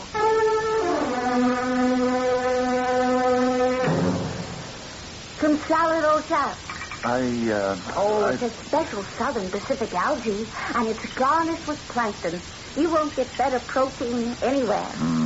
Yeah, thank you, my dear. I'm not hungry. I'm worried about you, old man. No. I'm fine. Aren't you coming down to the Oval? No, dear. I'm too nervous to watch your race. Oh, it's fantastic sport. But you go around those curves at 90 and 100 miles an hour. Well, it's too much for me. Oh, that's nothing. I wish you luck, dear, and I wish you would quit racing. Well, she may quit after today. Last night, while she was asleep, I arranged matters with the stock car she races. You know those lugs that hold the wheel to the axle? Well, I filed some of them down. And given the strains of high-speed driving and turning, the wheels should fly off. And at 90 miles an hour... Wait, the race should be on now on one of those stations. Well, here we go into the last 10 laps, folks, where we separate the men from the boys. And I should say the girls from the women, because the leader in this race so far is Penny Meadows Porter. And what a race she has run. Smart, bold, all out, hell-bent for leather. Yes, sir, she has beaten off challenge after challenge by the best and the most daring drivers in the business. And here we go. She's heading into the far turn. Dead man's bend. And watch her take it. Wait, something's wrong. The wheel. Her left front wheel, it is just blown off. And her car is out of control. And she's going to... No.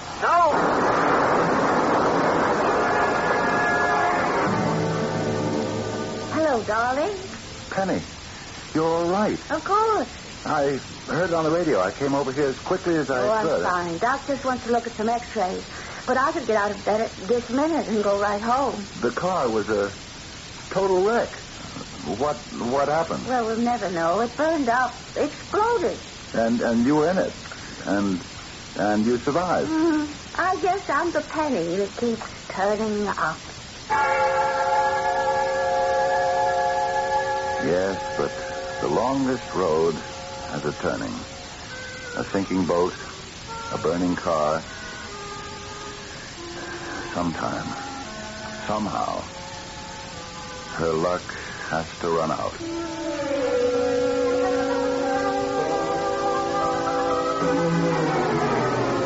Or does it? Some folk are fortune's favorites. They survive, they come through. Well, all this is awkward for Mr. Clarence Porter. If only his wife would die, so that he can resume the lifestyle he yearns for. Well, he's cooperating. He's doing everything he can to ensure she has a lethal accident. But fate just won't cooperate. Well, we're only a few moments away from Act 3. Buick's 1976 Century Regal is the most luxurious midsize car Buick builds. But it's also got a practical side. In fact, it makes a concession to practicality that no other American midsize car does. It comes with a V6 engine, and a Buick V6 at that. Regal, it's got the spirit.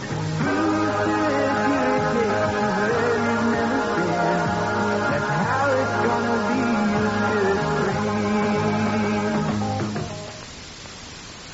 Listen, I don't have much time. Brought my car to AMCO. They usually fix a transmission in 1 day. They did it for me. They did a good job. Time's up. You're gonna be surprised, but don't be surprised by the nice little extras at AMCO. They've serviced 4 million transmissions. They do things right. AMCO, AA, MCO.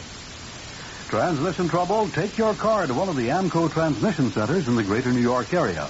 Their famous 19-point multi-check is free.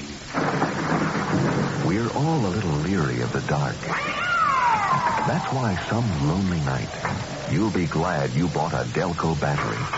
A Delco quality battery with instant starting power. Delco batteries. Some lonely night, you'll be glad you bought one. Enter the AC Delco Energizer sweepstakes and win a Holland America cruise for 2. For details, go to Dave Turner Auto Diagnostic Center on River Road in Kearney, New Jersey. The All-Stars, your 4 Queens Oldsmobile dealers, are the champions of the Auto League for deals and service featuring AC Delco parts. They're kicking off their 1976 season with a sensational free offer of a Delco AM/FM radio, yours absolutely free with a purchase from now until October 31st of a new 1976 Olds at any of the All-Stars, the Queens Oldsmobile dealers. See and test drive the great new 1976 Oldsmobiles at M&M Oldsmobile, 87th Avenue and Queens Boulevard.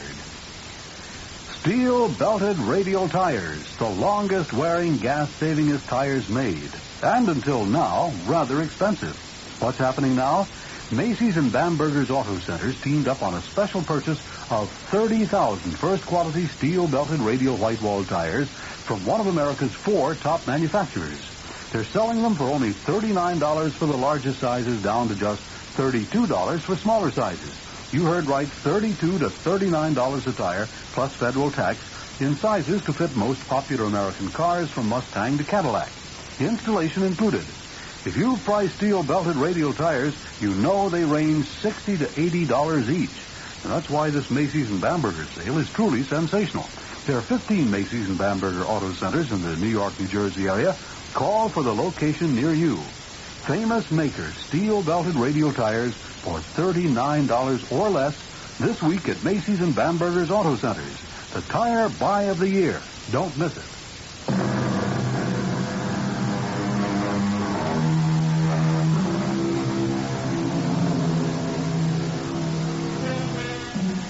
They say the pitcher that is brought to the well too often is sure to be broken. If you will permit the analogy, that's what Clarence Porter is trying to do with his wife. He has arranged for a series of deadly accidents, but from each one, she skips away unscathed. Now, which will prevail? Clarence's persistence or Penelope's luck? Darling, would you mind turning on the TV? There's a special documentary. Uh-huh. Anything you say, old sport. Oh, my goodness. What happened? Oh, well, I touched the on button, and I felt this little tingle in my fingers. What happened to the set? What happened to the set? It burned out. That's what happened to the set. And that tingle in your fingers? You know what I did?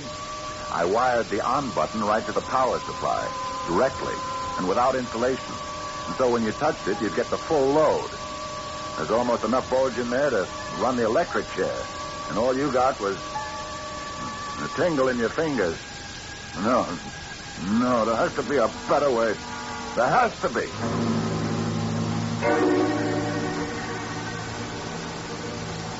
Oh, my, the view from here is fantastic. Oh, it is, Clarence. You can see for miles.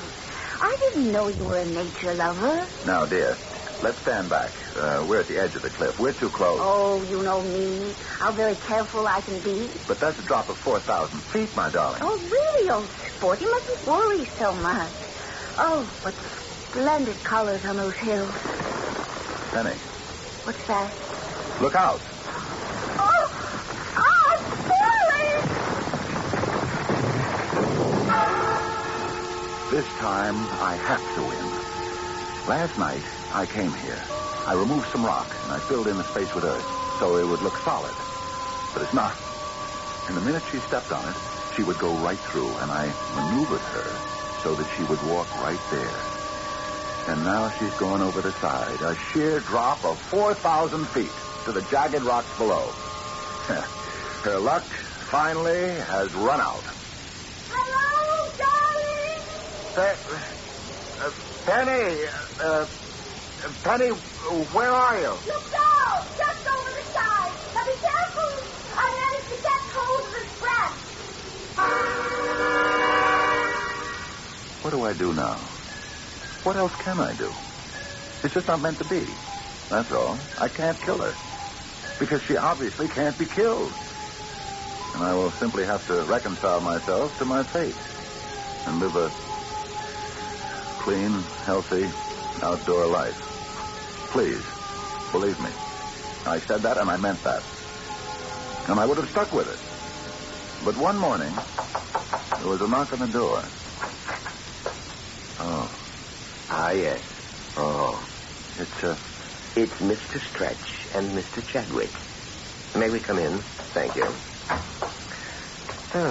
Lovely, lovely home you have here, Clarence. Oh, thank you. Won't you gentlemen sit down? Drink? Surely by this time, Clarence, you must know that Mr. Chadwick and I never drink on the job. Oh. You're here on business. Precisely. You see, you owe us a sum of money. Yes, I know. And you asked for time so that you could make a suitable match. Yes. Well? And so? I just can't ask my wife for that kind of money. My boy, your wife has it. But she isn't going to give it to me. I mean... Clarence, that is your problem. But... Unless you want Mr. Chadwick and me to make it our problem? No. I'll see to it. You'll get your money. Of course we will. Now, can we set a date? Well, soon. Soon? In that case, you will hear from us soon. And there it was. I had my choice. I could go to her and say, I need $50,000. And she would ask, why? And if I told her, she'd probably divorce me. And then where would I be? Or I could kill her and inherit. But maybe she would let me have the money. Maybe if I put it to her in the right way. Darling, suppose a very dear friend of yours, someone very close to you, needed a considerable sum of money. A matter of life and death. Well, old sport, why was the money needed? Supposing he had squandered the money. Oh, we all make mistakes. Supposing he had lost it betting on horses and roulette. Oh, say no more. And the underworld was after him to make good. Such a person is beneath pity, even contempt. Well, not necessarily. Now, Clarence, did you want to help some friend of yours? Well. Oh, Clarence, you're so generous. I'm so naive. I mean, keep away from people like that. Yeah. But he's really a very nice person. Such a person would not be allowed in my home. Now I have to kill her. But how? I've done everything. Maybe it's true. She can't be killed. No, can't be true. Anyone can be killed. I'll point the gun at her. I'll pull the trigger. That's going to do it. But I'd better prepare for it. I waited for a rainy night, so I'd be harder to recognize. And I stole over to a neighbor's house. They were an elderly couple. I stood outside their living room window. I made a slight noise. I heard the lady call out. Who's there? I could see how frightened she and her husband were. I watched as he picked up the phone. Good. That's exactly what I wanted him to do. Then I stole away to another house. A woman lived there, alone. At this house, I actually broke the lock on the back door before she heard me. From there on, it was plain sailing. I had established what I had to establish, the presence of a prowler in the neighborhood. I got it. Hi, it's the sheriff. I do, Miss Porter. Mind if I come in? Oh, please do. Evening, Miss Porter. Anything wrong, Sheriff? Well, I'm afraid so. Folks around here have been complaining about a prowler. You been out tonight? You seen anyone, Mr. Porter? No. I wasn't out. I've been in all evening. The Jeffersons seen him, so the Watsons, and old Mrs. Blake. What does the man look like? I said they seen him. That don't mean they seen his face. They seen someone prowling about. Miss Blake says he actually forced open a back door, but her screams brought some other neighbors running, and that scared him off. Well, we haven't seen anyone. Well, just keep your doors and windows locked, folks, till this is over. Oh, I don't think I'd be afraid of him, Sheriff. Ma'am, with all due respect, he's probably armed. Now, just be careful, will you? Well, now to do it. I'd bought the revolver, a big .38. Do the job right. I needed an alibi, but that was no problem. I informed Mr. Stretch of my requirements, and since it was in his interest as well, a very respectable gentleman was found who would swear we had a business dinner together in the city. And so only the deed remained. And the deed, well, it was simple. I thought I would agonize over it more than I did. She was sitting in the library, just reading. I approached her, and she said, Why don't we have a glass of milk, old chum? Those were the last words she ever said. I drove to the city, and I drove back late that night. There was considerable activity in my home, as you might imagine. The police were there. And I must say, I gave the impression of being terribly surprised. I'm so sorry for her and for you, Clarence. Doctor, it's terrible. Where's the sheriff? He said he'd be right back. He may have some evidence. What happened? Well, you know there's been a prowler, and I suppose she surprised him, and he killed her. Any clues, any idea of who this animal could be? The sheriff's working on it, but that's not so important anymore. How can you say that? Well, I say that because she was dying. What? Who was dying? Penny. She didn't want you to know. I don't understand. Well, a few weeks ago, when she crashed in the stock car race. Oh, you mean she received an injury that... No. But I had her in the hospital, and I was taking tests. And we discovered something. It seems she had acute myelotic leukemia. I don't understand. Nor do I. nor does medical science.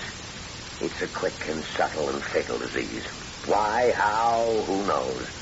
You're perfectly all right one day, and then suddenly it hits you, and within a few weeks you're dead.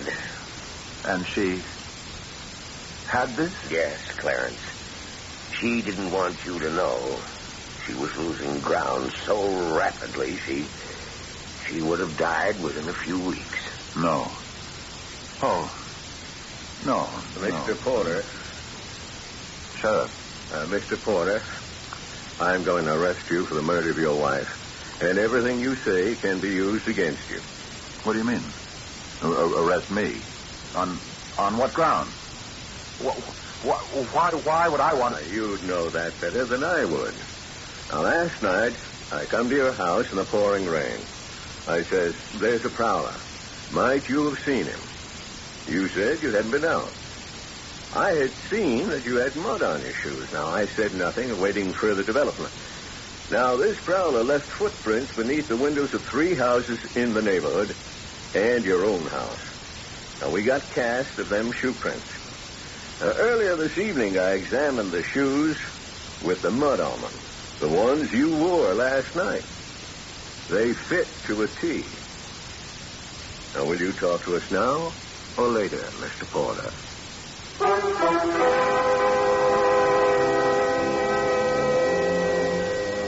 He waited till later, but they broke him down, or he broke himself down, just thinking he had tried so hard. And he didn't have to do anything. You shouldn't do anything either, until I return in just a few moments. Hey, you up there on the scaffold. Me? Yeah, you, the guy that's painting the Greenpoint billboard sign. So you got me. Now what do you want? I want you to paint it right. It is right. Look.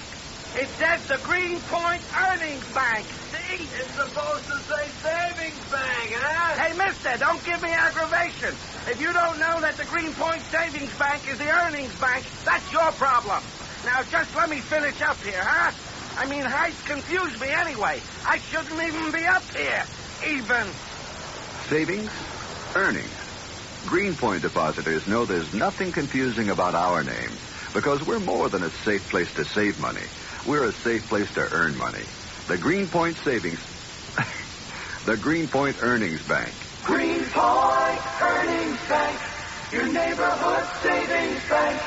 Member FDIC. New York, spend Columbus Day with us for thousands of good nights to come. Fine sleep, set you free. Sleep right in luxury. Fine sleep, set you free. Discover Klein Sleep's Columbus Day sale and a new world of luxury and sleep with the lowest prices on the best bedding and convertible sofas in town. And they're all ready for immediate free delivery to your town. Pick up a copy of our newspaper circular in any Klein Sleep store for the most incredible prices on bedding and convertible sofas. Remember, there's a new world of luxury waiting for you at Klein Sleep Columbus Day for thousands of nights.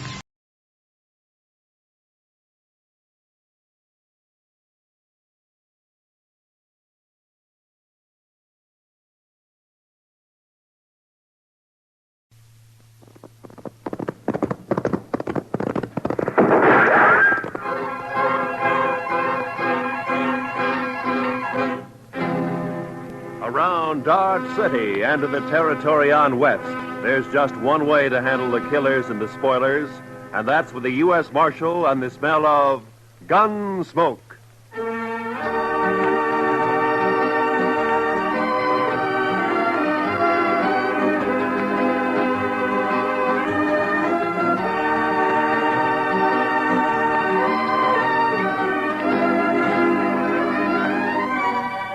Gunsmoke, starring William Conrad. The story of the violence that moved west with young America. The story of a man who moved with it. Matt Dillon, United States Marshal.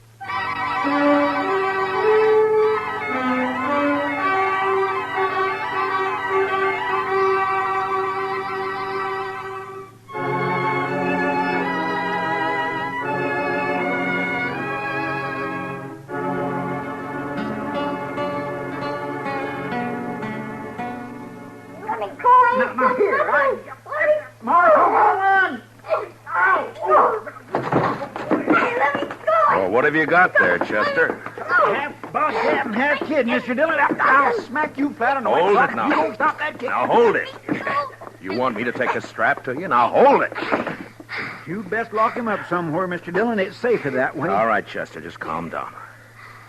Now, you come over here, son. Sit down. Come on. Look out, Mr. Dillon. He's got a hold of your gun. Okay.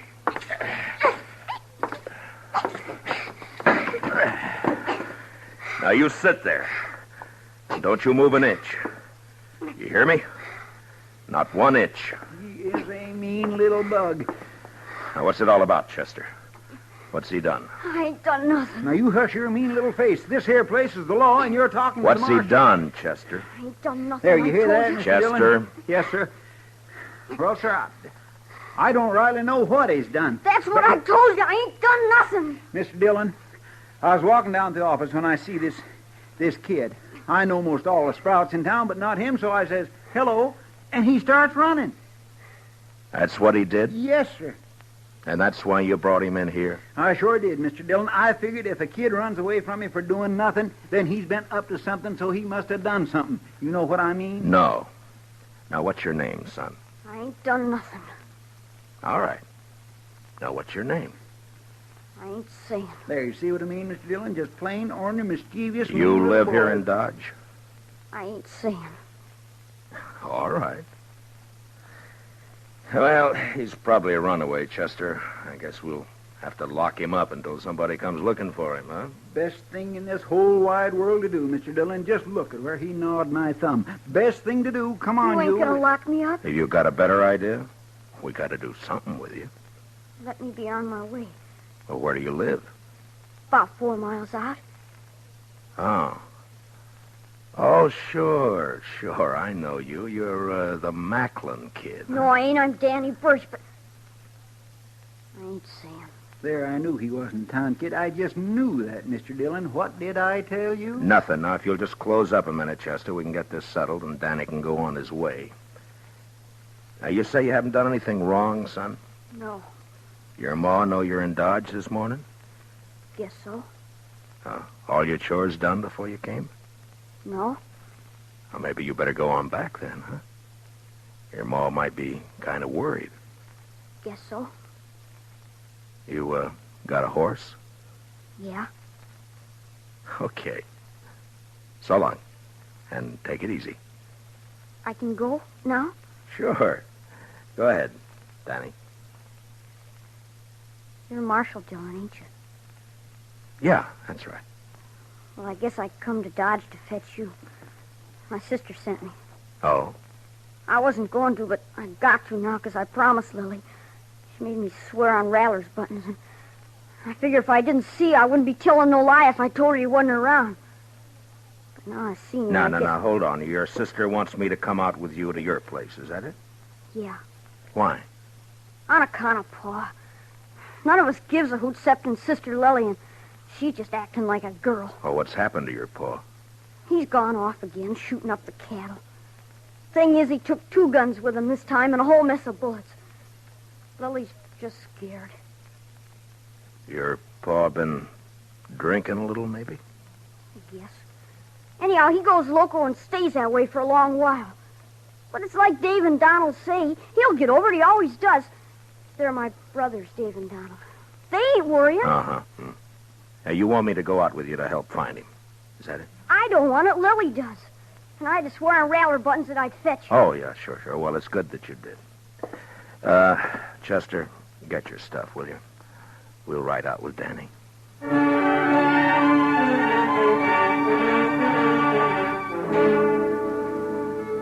I didn't get anything more out of the boy on the way out to the Birch place. No one in town knew much about the family. They'd moved in about a year earlier, came up from the territories. The folks about said Birch and his brood kept pretty much to themselves. There'd never been any trouble with anybody. I looked at the boy riding his horse bareback. He was nice looking enough, but there was something the matter with his mouth. It was too hard.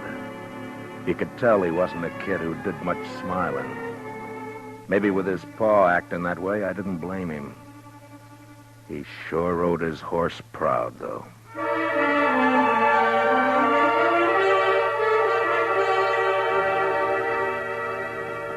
It was hot and dry, and by the time we were inside of the birch place, the sun was burning down hard.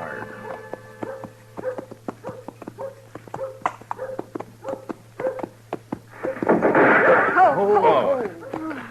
That'd be Donald, I figure. Yeah, there he is. Kid, get off on that horse and get over here. You're going to get yourself a licking. Lily made me go. It's not my fault. Do as I say. Now, you, mister. The name's Dillon. I'm the U.S. Marshal out of Dodge. Your brother asked me to come out and help. Don't need no help. Shut up, Ham. Nothing to help with. Danny, you heard. Put the horse away and get in the house. You ain't giving me no licking. Put up your gun. I'm coming over to talk. Come on, Chester.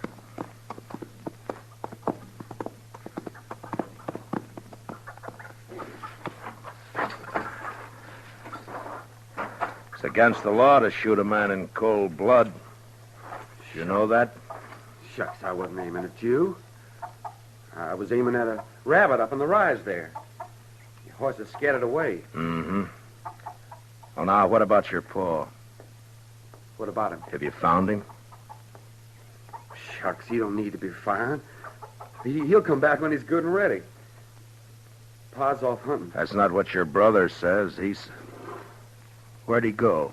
Oh, he's going to get himself a licking, that's what, and he knows it. Got himself away, that's what. Donald, that's your name, isn't it? Yeah. Well, look, I'm not one to interfere in family matters, but if you do need help, I mean, if your paw's shooting up cattle like Danny says, well, maybe he'll be practicing next on people, and that wouldn't be so good. That brother of ours, he's a dirty little liar. No, he's not, Donald. I'm glad you came, Marshal. You come into the house, please?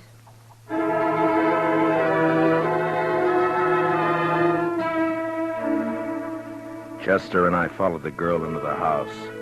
I knew it was the sister Lily. All the family I'd seen up to then had a great likeness to each other. Donald slouched in behind us and moved around the room, nervous-like. It wasn't by rights a house, and it was too big for a cabin. I had the feeling that they'd put up boards and studs where the fancy took them, and the place just grew another room like a lizard's new tail. I don't know what it was, but I got a funny feeling. It was too hot, and something was wrong. All wrong. And the girl Lily looked square at me with hard eyes.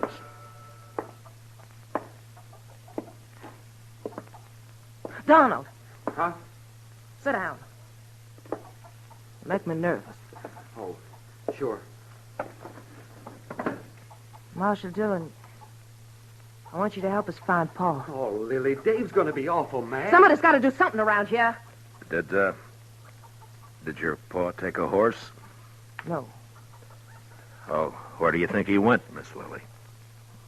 I don't know. Maybe up to Horse Flats. Maybe over by Gorman's Creek. Creek's all dried up. There's got to be no water in there. Did he take a water skin with him? Uh-uh. No, he didn't. Kind of bad wandering around without no water. When did he leave? Yesterday morning. We heard a couple of shots along about noon. Dave found a calf laying dead over in the North Range. You can see it there through the window. Haven't had time to bring it in yet. Was he drunk? Well, sure. Drunk as you can get. Weren't you, Lily? I'm afeard for him, Marshal Dillon. Yeah, I understand. Well, it makes good sense you sent for me. Well, I'll try and find him and bring him back. Well, I ain't gonna do no such thing.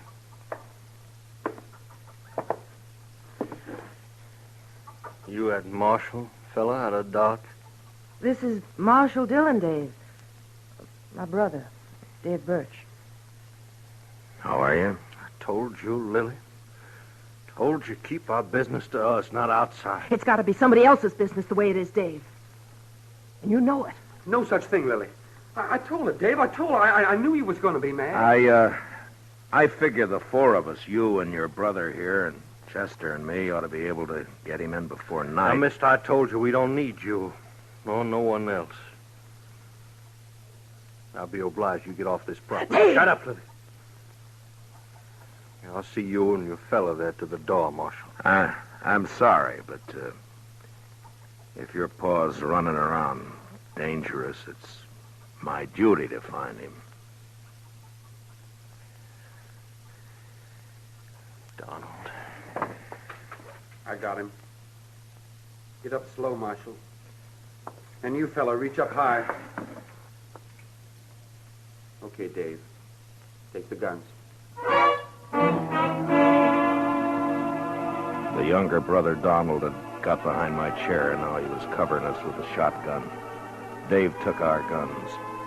It was kind of crazy, and I almost wanted to laugh when I saw the kid, Danny, peeking in around the door.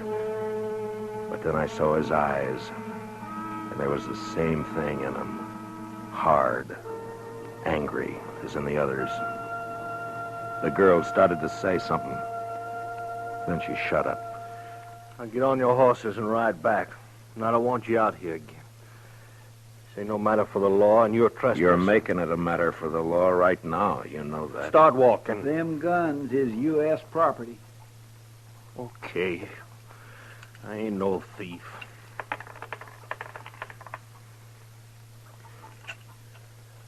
Here, bullets I'm keeping. Figure they're worth about 2 bits. Donald, give him 2 bits. Sure. Here. All right, now here's your guns. Now get out fast. You come snooping back again, me and my brother's going to be shooting at you.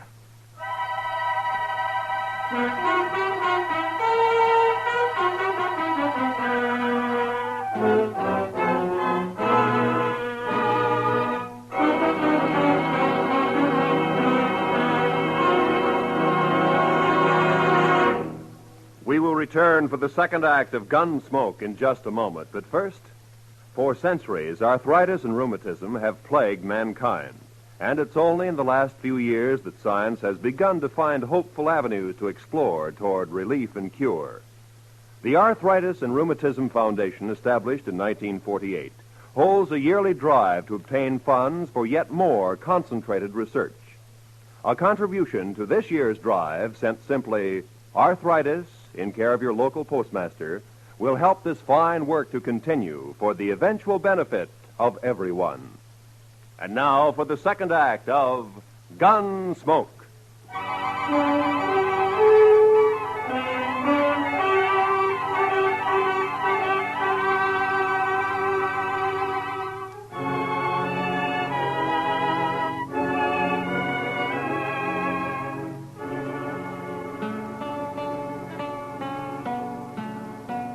The 2 brothers followed us out and over to the horses. As hot as it was in the house, it was worse in the open. The saddles were burning.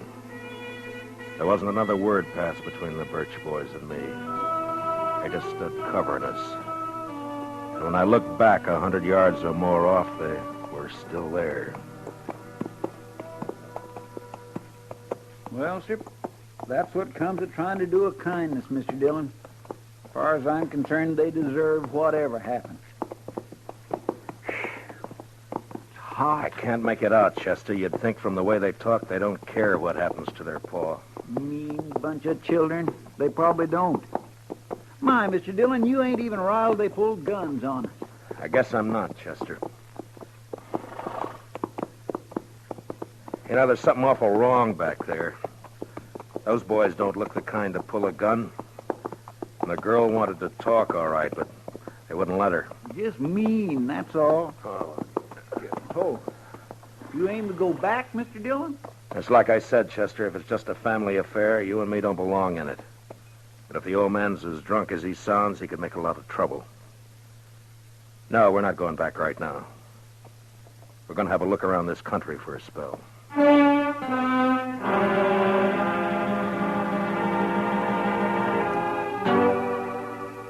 Chester and me covered a lot of ground that morning and into the afternoon. I had an idea that we might find Birch wherever we could find water. Without a horse, he couldn't get too far, and without water, he was going to get sick pretty quick. We rode over by Gorman's Creek, and then up to Horse Flats, and there was nothing. Along about 2 in the afternoon, Chester spotted a carcass lying off the trail. It was a cow. She'd been shot 3 times in the head. Could have happened this morning or yesterday. Uh-huh. Hard to tell in this weather. Oh. Well, the ground's too dry to pick up a track. Might as well take a chance and go over to the hills. Yeah, might be water there. Boy, I could do with some right this very minute. Oh,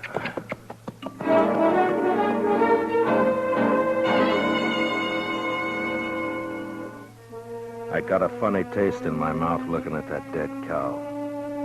When a thing dies natural or gets killed for food, that's one thing, but even an animal has a look about it when it's been murdered. We rode the 6 miles to the hills. They weren't rightly hills, maybe more like humps rising up from the brown, dry earth. And we could get a good view across the plain. There was a patch or two of wild oats up there, long turned to rust, and foxtails. Maybe it was in our minds, but just those few feet higher made us seem closer to the sun and hotter.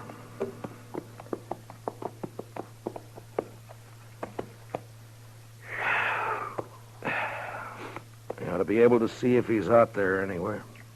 Mr. Dillon, he'd be dead if he was. Man couldn't live a morning out there on foot. Well, I don't think he's going to find water up here. Now, look at that. Dry as a bone.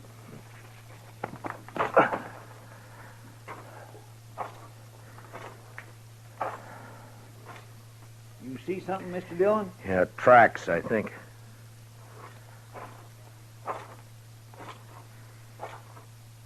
Yeah, he's been up here.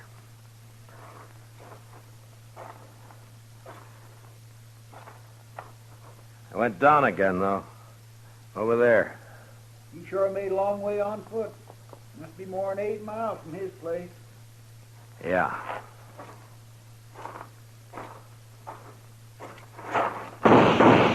Oh, you darn fool.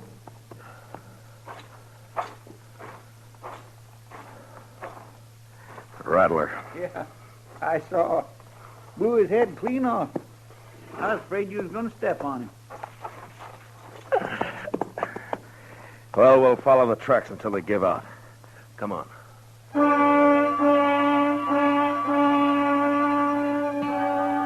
Those tracks kept going in and around the hills. In a couple of places we saw where they'd stopped by a dry water hole, then went on. Then as the hills sloped down to the plain again, we lost them. But the direction seemed to be headed back to the Birch place. That's the way we rode. We hadn't gone more than 15 minutes along when we saw the body of a man and a horse some few feet away. They were both dead.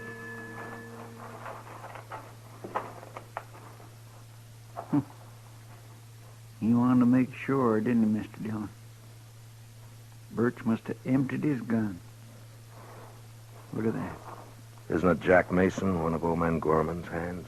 Yes, sir. That's who 'tis right enough. Nice fella, too. I knew him a bit. Get him on your horse, will you, Chester, and take him over to Mr. Gorman? Yes, sir, I'll do that. I'm going to go back to the Birch place. I'd rather come with you, Mr. Dillon. No, meet me there, huh? Yes, sir. And if you see Birch on the way, watch your step. Try not to kill him. But don't take any chances. No, sir, I surely won't.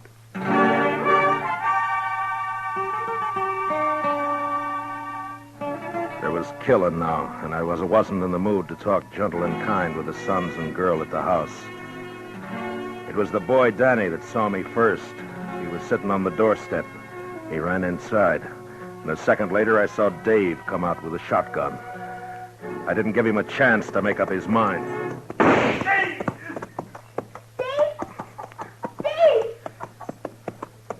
What did you shoot my brother for? What can't you do? Shut up, kid. Get inside. Ain't nothing. Your arm's Get inside now, you hear me? I'm sorry, but I'm not arguing with you anymore. Where's your paw? I don't know. He killed a man back on the plane away. You're a liar. Told you get in the house, kid. Now get. I'm staying. He's a liar. Pa never killed nobody. Where's Donald and your sister? Outlook. Mister did he? He killed someone. Yeah. Jack Mason, one of Gorman's boys. Don't you say that. Don't you say Danny, get me some whiskey, will you? My arm pains. Yeah, I will. But you ain't gonna tell no lies about my pa. You tell him to quit, Dave. Where do you think he is? Donald Hurst shot up Horse Flats when they'd gone up there. And he must have doubled back from the hills. Listen, you told the boy to ride into town and fetch the doc out here. He'll take care of that arm.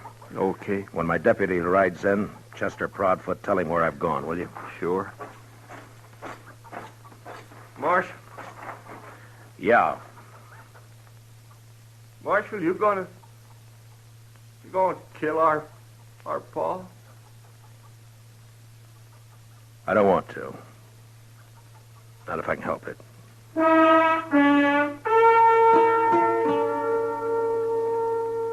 Over at Horse Flats, I caught up with Donald and Lily Birch. I told them about the killing. And a half mile further on, the three of us saw the old man. He was crouched down on his haunches by a parched water hole, stripped naked. He was crying. It was a bad sound. And when I saw his eyes, I knew he wasn't drunk. There was no sign of his guns or his clothes.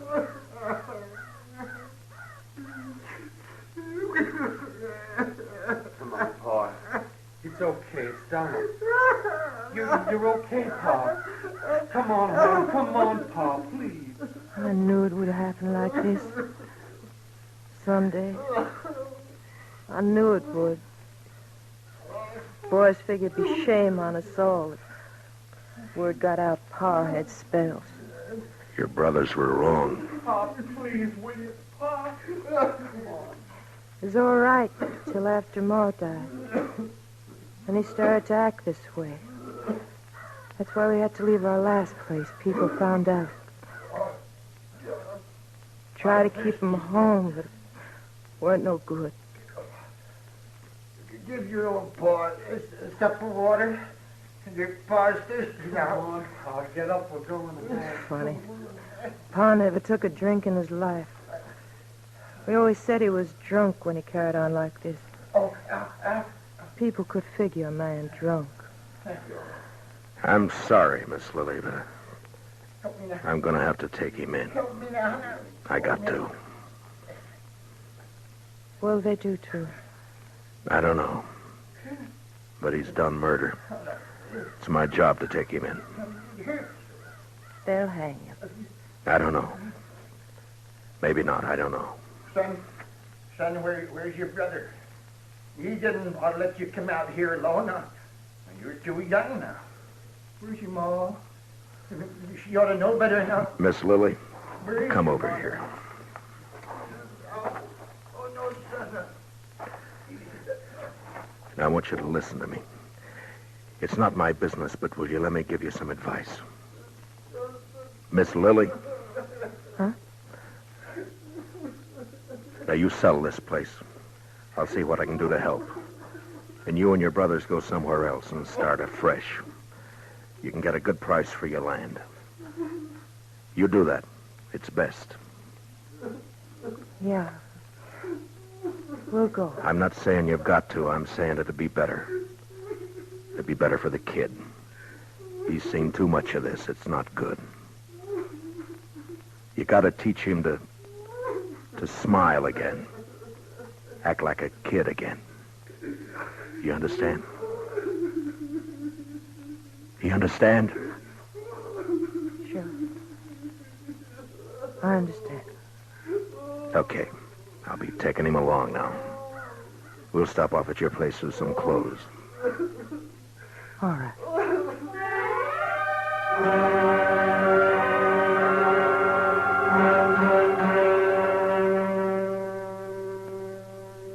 We took the old man back to his place, got him dressed. His children said goodbye to him like they knew that they'd never see him again. Like there was no hope. Chester rode in, and the old man seemed real happy to go back with us to Dodge. He didn't know. He didn't care. On the way, we passed the Doc and Danny, riding out to take care of Dave's arm. It's a funny thing, the old man didn't even see the kid. He was prattling to us about the Indian Wars. The last I saw Danny Birchie, he was looking back over his shoulder at his paw. And we heard him still crying a long way off.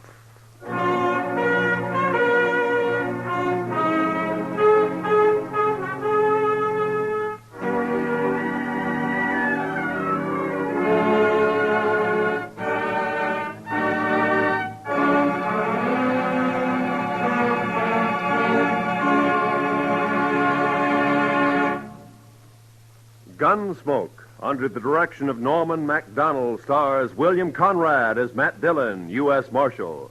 Tonight's story was specially written for Gunsmoke by Anthony Ellis, with music composed and conducted by Rex Corey.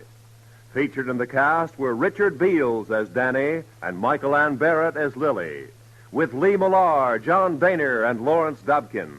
Parley Bear is Chester. Gunsmoke is heard by our troops overseas through the worldwide facilities of the Armed Forces Radio Service. Join us again next week as Matt Dillon, U.S. Marshal, fights to bring law and order out of the wild violence of the West in Gunsmoke.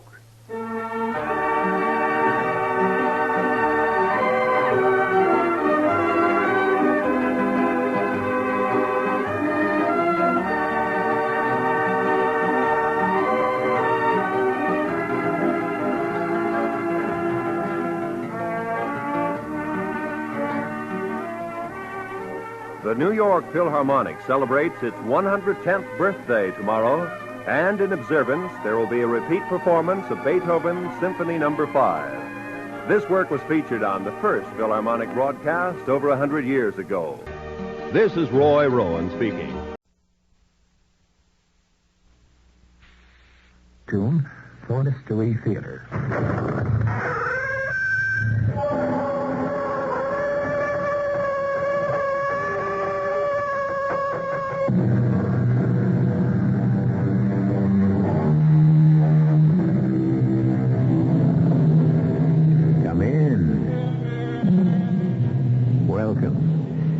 I'm E.G. Marshall, verger of this congregation which celebrates the mysterious and the macabre.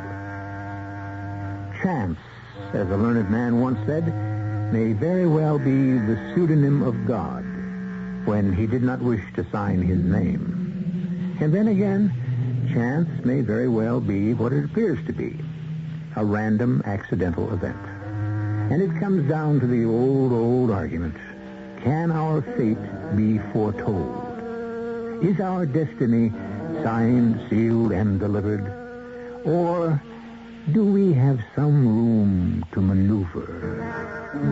Our mystery drama, First Prize Death, was written especially for the Mystery Theater by Sam Dan and stars Norman Rose. It is sponsored in part by all state insurance companies and Contact, the 12-hour cold capsule. I'll be back shortly with Act One.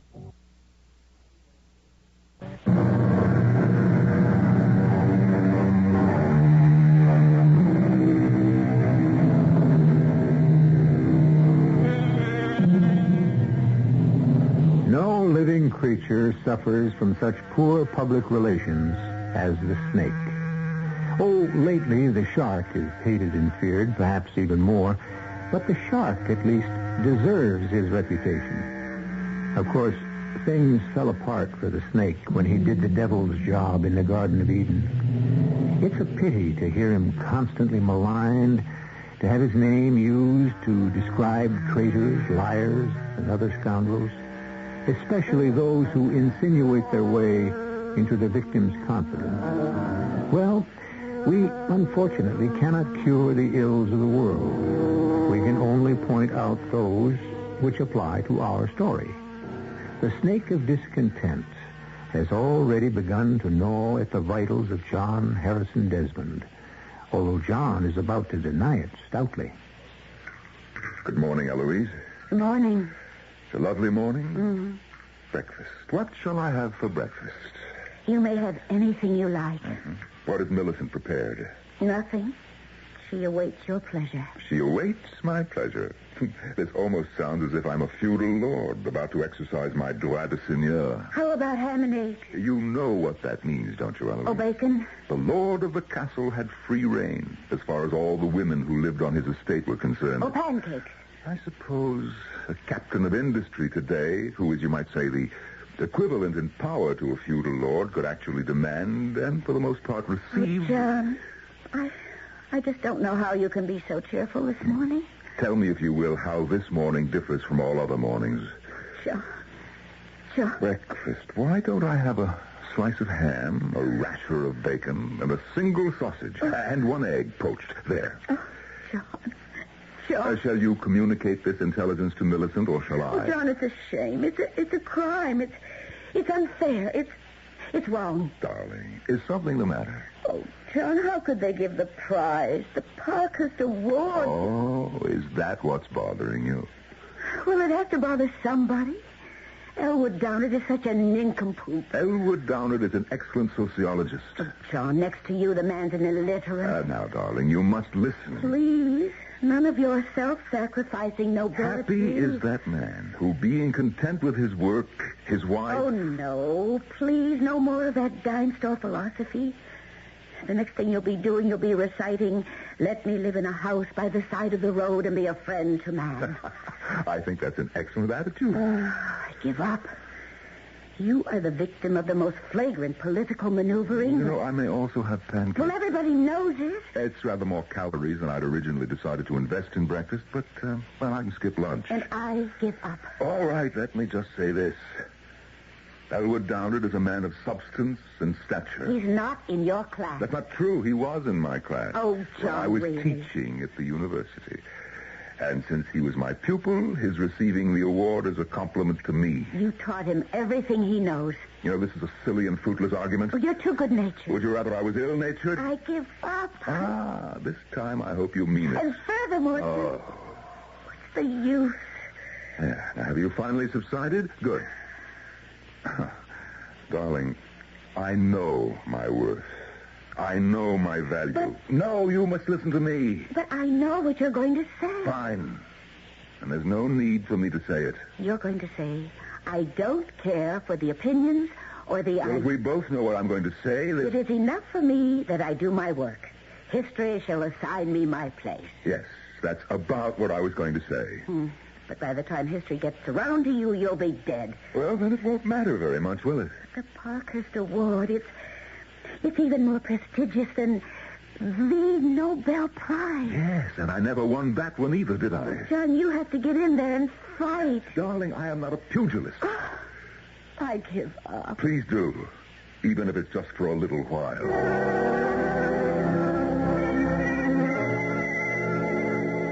Busy, John? Oh, Spence, come on in. Well, we fed it all into the computer.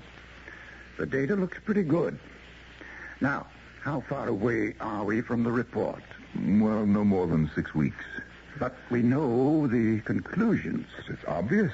We're going to advise the Emir that the basic economic effort of his country should now be devoted toward developing the fisheries. I must say you've marshaled some brilliant arguments. Brilliant. Spence, tell me something. Sure. What? Never mind.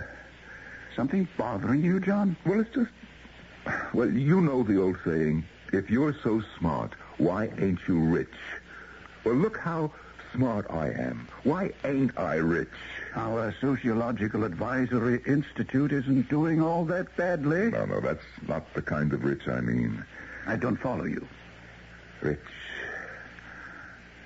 in honors. Oh. Yes. Oh. Let me put it to you this way. I've been missing out on the Nobel, and I should have made the Parkhurst this year. What do you want me to tell you? Well, after all, I wrote the definitive work on... John, what can I say? I never thought that... You never thought what? That these awards meant anything to you. I'm only human. But you always gave the impression that prizes and medals were never really important. I have forgotten more than Elwood Downard will ever know. Look, in the long run, what does it mean? You can take that magnanimous attitude, Spence. After all, you have got a Parkhurst. I'm also 10 years older than you, John, so you've got plenty of time. No, I've been pigeonholed. I've been passed over too many times. It's the younger men who'll be considered from now on. John, what does it matter? What does it matter? 50 years from now, 10 years from now, next week, will it make any difference? I am the top in my field. Nobody who really knows would dispute that. Then why have I been constantly overlooked? It simply isn't fair. No one ever said the world or life itself is fair. And there are times when virtue must be content to be its own reward. Oh, thank you. You're a great help. I never would have dreamed you felt this way. Well, now you know. Tell me something. You're saying all this in confidence, I assume. You still want to maintain your public image as a modest, self-effacing... Spencer, I have had it up to here. I have to let off steam in front of somebody or I'll blow my top. That's what wives are for. Oh, not mine. But I thought you and Eloise... If I ever spoke this way in front of Eloise, do you know what she would say? She'd say, I told you so. And then do you know what I'd do? I would strangle her with my own two hands. Well, you've got it bad. What are you supposed to do in this world? How do you get recognition? But, John, you've got recognition. Oh, you know the kind I mean. I don't know. I wish I could tell you, but I just don't know. Spencer, I want that Parkhurst Award.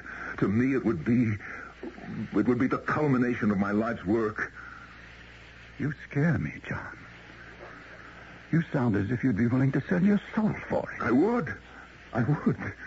The problem is I don't know who would want to buy it. They say the devil deals in that commodity. If there is such a thing as the devil and he, she, or it is listening, I am willing to make a deal, my soul, for the Parkhurst.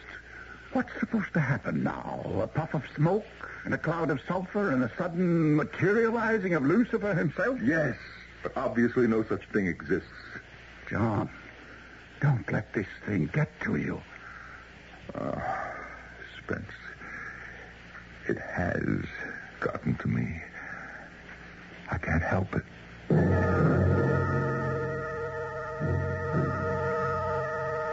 Mr. Strickland, we have two names for you. Dr. Peter Spencer and Dr. John Desmond. And who are these gentlemen, Mrs. Poole? Well, they run an organization called the Sociological Advisory Institute. Mm-hmm. Yes, it's one of these extremely prestigious research centers and think tanks. They will make the recommendation that will decide the future direction of the economy of this small country that seems to be of such interest to you. And do you have any ideas to the direction of their thinking? Oh, yes. We have an agent in their data retrieval section. Yes, it seems clear at this point that they will advise the Emir to develop a fishing industry. Oh, that's exactly what we were afraid of. That's what you paid me to find out, and now you know. We must find a way to convince the Institute to arrive at a different conclusion. My associates and I would like to know which member of the Institute will be instrumental in making the decision. In order that you may do what? In order that we may get him to change it. I am familiar with your methods, Mr. Strickland. I don't think violence can serve your purpose. Neither do I. Oh, bribery? Well, I am not sure you could buy either Dr. Spencer or Dr. Desmond with money. Again, neither do I, but surely, Mrs. Poole, you, of all people, should be aware there are many ways to buy a man, and usually money is the least important.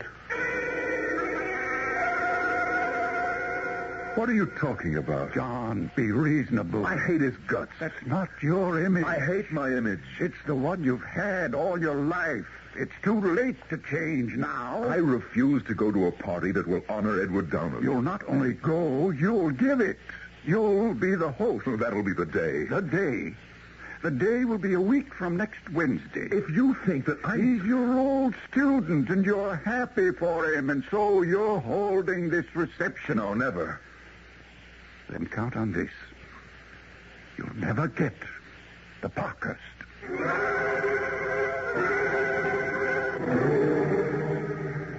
You asked us to discover the kind of coinage one must use to bribe Dr. John Desmond. Hmm? Well, as you can hear, we have inserted a recording machine in his office. Here, listen to this. Then count on this. You'll never get the Parkhurst. How will a cocktail party win me the Parkhurst? It's politics. It's mingling. It's being seen. It's being gracious. Oh, come on, John. You want the Parkhurst. You want it more than anything in the world. Well, have you heard enough, Mr. Strickland? Parkhurst. The Parkhurst Award. It's actually as simple as that. Excuse me, Mr. Strickland. Are you saying that it is simple for your organization to obtain a Parkhurst Award? I'm saying, Mrs. Poole, it's simple to promise.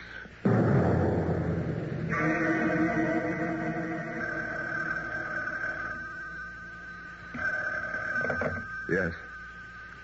Who? Well, does he have an appointment? No, I can't see anyone today. Besides, what is there that I could do for him?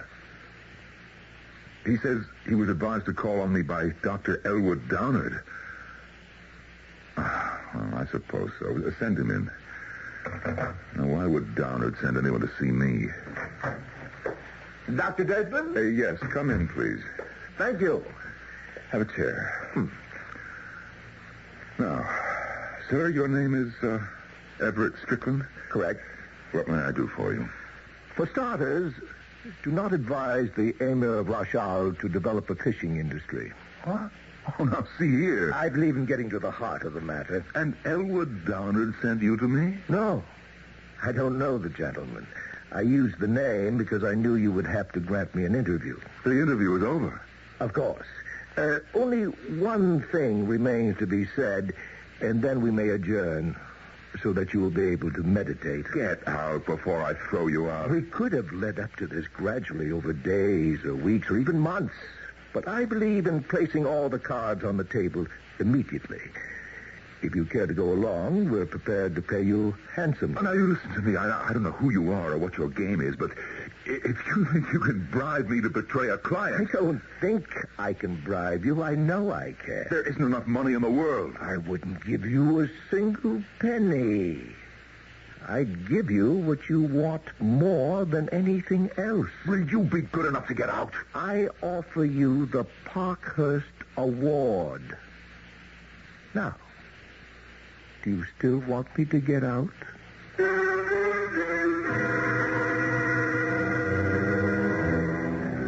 man of few words, this Mr. Everett Strickland, but every one carefully chosen, like a precious stone. And further, like a precious stone, each is highly polished. I offer you the Parkhurst Award. 6 words that shine like 6 gems. And does Dr. Desmond buy? You should know by now that you don't find out things like that until we arrive at the second act.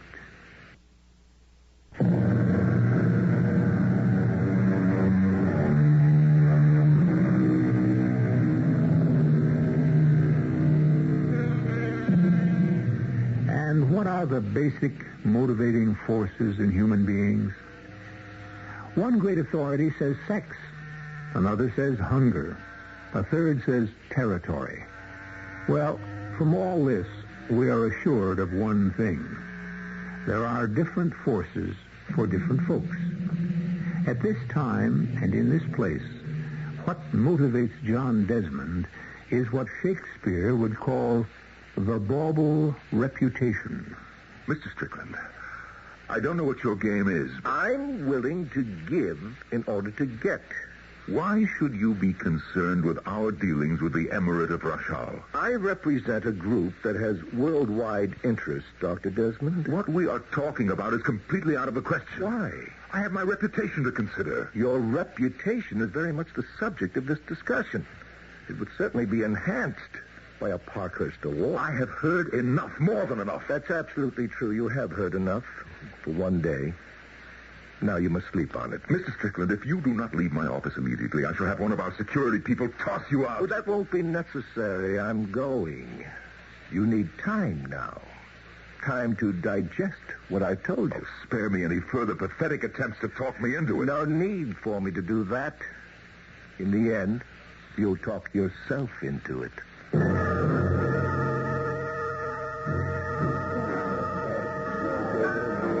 This party should have been for you, Joe. Darling, why don't you have a canopy and a drink and just enjoy yourself? That speech of yours, that eulogy to that nitwit Woody Downward. His name is Downward. Oh, Downward, I have a husband who's content to play second fiddle to his inferiors. Oh, here comes the great man now. No doubt he intends to patronize you. I'm going to get lost in the crowd. Eloise. Oh, well.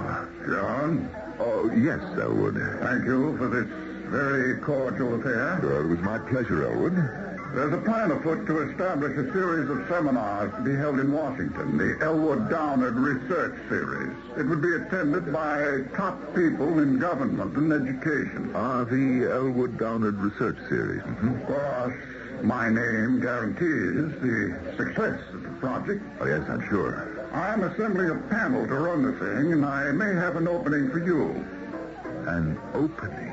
You could do yourself a lot of good, John. Actually, being on my faculty would be quite a boost for you. Yes, it would. It'll prove that you're back in the mainstream. I never thought that I left it. Well, of course not, John. It's just that there seems to be an impression that, will you think about it? Thank you, Elwood. Yes, I'll think about it.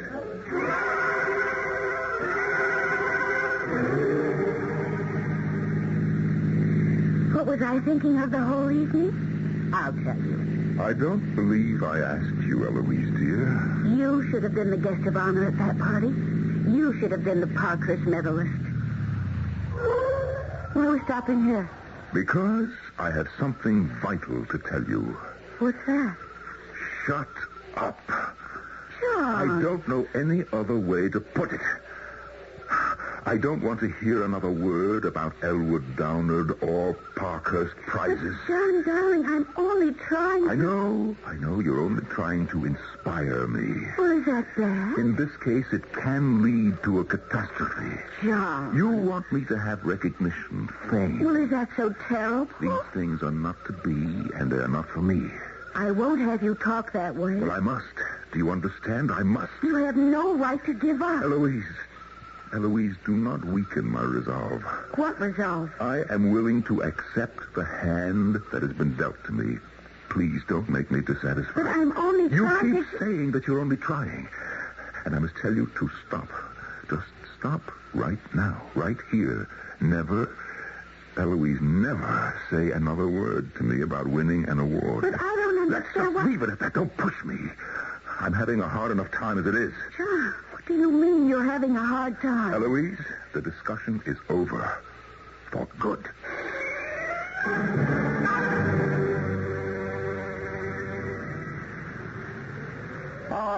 Good morning, Dr. Desmond. What are you doing here? Well, this is a public bar. If you'll excuse me. I thought we might walk a little ways together, Dr. Desmond. There is nothing that you and I can do together, Mr. Strickland. So, you're thinking it over. Thinking what over? My little proposition. That's why you've come out here, to commune with nature, to get away from it all, to clarify your thoughts. Mm-hmm. Tell me, why do you wish to change our recommendation? Because it makes a great deal of sense. Well, in that case, I would think that the government... You see, we want the present government to fall. Why? So that friends of ours might take power. Who are these friends? Is that important? All that matters is the Parkhurst Award. And the committee is even now considering next year's medalist. I see. Well, assuming, for the sake of argument... Yes? What is it that I could suggest in all practicality? Why, the practical solution is the obvious one. A program of agriculture. Cultivation of wheat. Well, it may be obvious, but in the long run, it cannot solve the problems of self-sufficiency. Your solution to use the offshore waters and the inland lakes is an inspiration, but it's premature. Oh, it's the only real hope for the salvation of the country. Would you like to win the Parkhurst? Oh, I would never consider such a bargain. Never. But, well, listen. I mean, assuming for the sake of argument, just suppose. How could you guarantee that... there are 5 members of the selection committee. We control 3 of them. The majority. What do you mean control? Let us say we are aware of certain intimate details in their lives which could cause each of them no end of embarrassment. Ah, you could blackmail them. In a word, yes. Oh, well, I could never consent to such a thing. You need that award, Dr. Desmond. Unless, of course, you want to be patronized by Elwood Downard for the rest of your life. It's a rather cruel world. Ability simply isn't enough. The lily has to be gilded. Well, it's your decision. Oh, now, listen, not that I could even consider such a thing, but how could I be sure? An extremely important question. We will deposit the sum of $1 million into your account at the bank of your choosing. If we are unable to deliver the prize, the money becomes yours. Now, surely we don't intend to lose that kind of money. And you can guarantee that prize? We know for a fact that Silas Halverson, one of the committee members, had an unfortunate encounter with a young lady during his youth. That Professor Emery Winston... No, please, I don't want to know about it. Well, Doctor, what is your answer?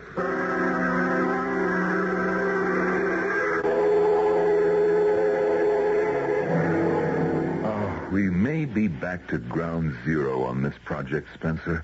We may have to shift the entire direction of our recommendation.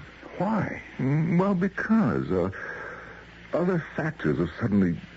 Well, I don't believe that we can... What are you trying to tell me? You know, we'd better go the agriculture route. It's a safer recommendation. We weren't engaged to look for safety, but for a viable economic system. We have no assurance that we can successfully stock those waters with fish. But fisheries not only solves the employment problem, it also assures the people of a protein diet. Yes, such a program cannot be implemented for many years. Why? Well, because there's a worldwide pollution problem. Until an international effort is made to clean up the seas... But agriculture... John, so much of their land is desert. Yes. Well, we'll propose an irrigation system. I'll have the top agricultural authority set to devise... No. What do you mean, no? This is exactly where we were a year ago. You were the one who came up with a plan that completely demolished the entire agricultural concept. I have had a chance to allow it to simmer. It's the real way to go.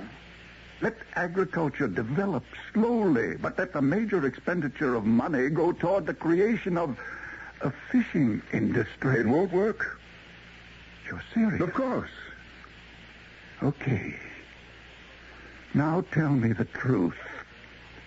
What's behind this change of heart? A reevaluation of all the pertinent data. My foot. Who got to you, John? Now, look, I'm afraid I don't know what you're talking about. And I'm afraid you do. I won't even dignify that accusation with an answer. I'm aware of the political cross-currents in that country. I am completely above the political implications. The oil is disappearing. The Emir has to invest in a new kind of economy. There are those who insist on agriculture. And they happen to be right. That's not true, and you know it. Now, why would I be influenced by anything other than my professional judgment? I don't know. You tell me. Spence, I thought it over, and I honestly believe Do that... you? Well, I prefer your original solution, your daring, innovative solution. But it's a... And as the senior partner here, I have final say. Even if I'm convinced... John, we owe our client the truth. And the report we will ultimately deliver is the one that is concerned with the truth. You cannot pull rank on me, Spencer. Don't force my hand, John. I'll submit an independent set of conclusions to the Emir. Then in that case, I'll pull more than rank. I'll pull prestige. I'll flaunt my Parkhurst Award. You don't have one, remember? And I'll tell you what else I'll do. I'll hire Elwood Downard to put his name on the report. Another Parkhurst medalist. You couldn't do a thing like that. Don't force me.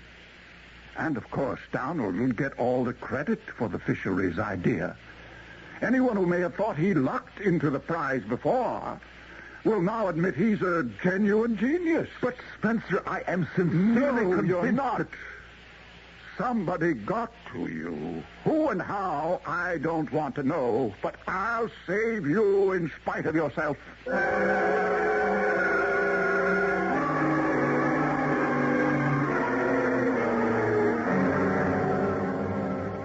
I thought we had a deal. Yes, so did I. So what's the problem? It's not a what. It's a who. Yes? Tell me about him. My associate. Yes? Well, he won't change the report. Why not? He likes the original concept better. Well, can't you convince him? No. You're sure? Dr. Spencer is a very stubborn man. When he makes up his mind, nothing can change it.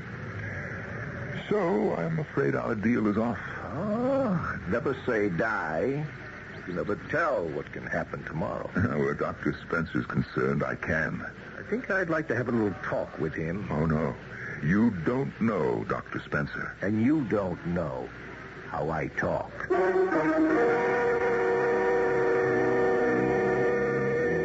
How does he talk?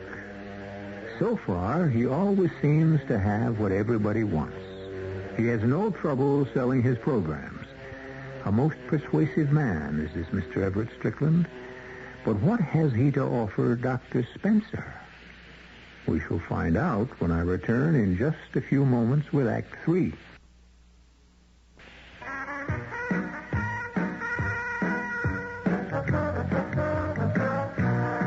New York in the 1890s. The bold figure of Diamond Jim Brady makes his way toward Louis Sherry's, the most elegant restaurant in the city. Good evening, sir. Mr. Sherry himself escorts Diamond Jim and his attractive lady friend to their table. The highlight of the meal was Mr. Louis Sherry's ice cream dessert.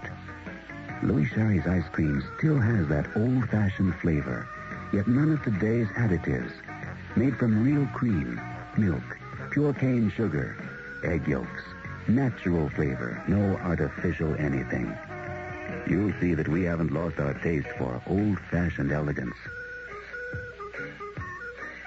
Mr. Louis Sherry's ice cream, the natural flavor of the 1890s in the 1970s.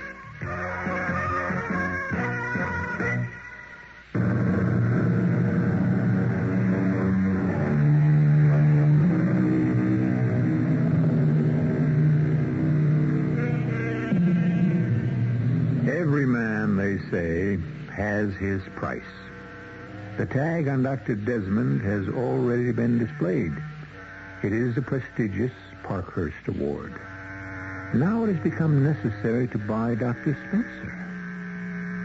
How much does he go for in the marketplace? Well, Mrs. Poole, what can you tell me? Nothing, I'm afraid. I can't believe that. Oh, why not? Every man has an Achilles heel. He has to be vulnerable somewhere.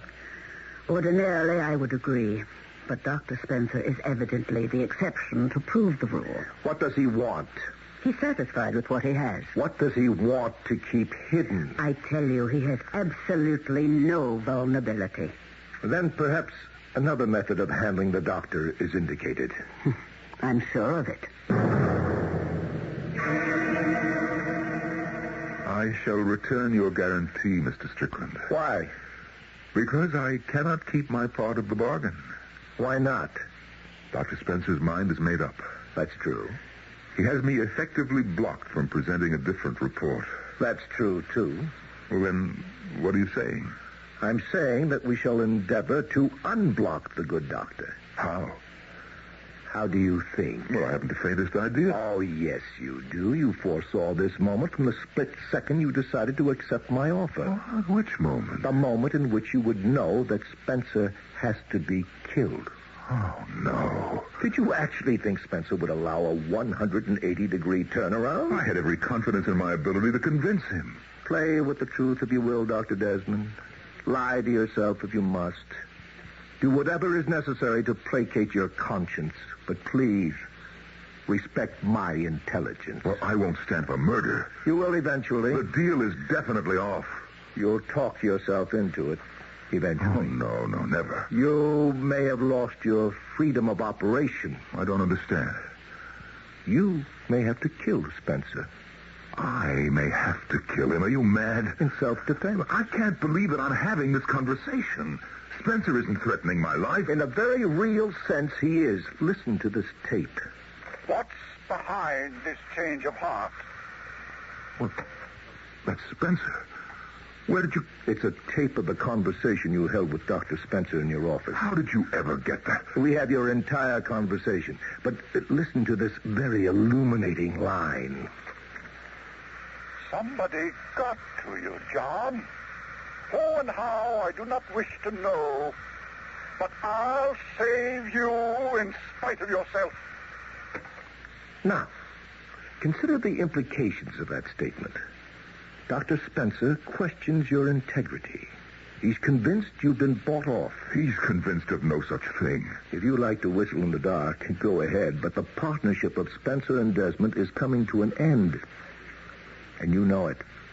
And soon everyone will know that Spencer threw you out. That's not true. It's... Now or later, Dr. Desmond? Now or later what? When do you intend to accept reality and see what it is that you must do? Oh, I could never agree to murder, to the killing of anyone. Go ahead. Tell yourself. For any reason. That's a noble sentiment. At any time. Once again, take a while.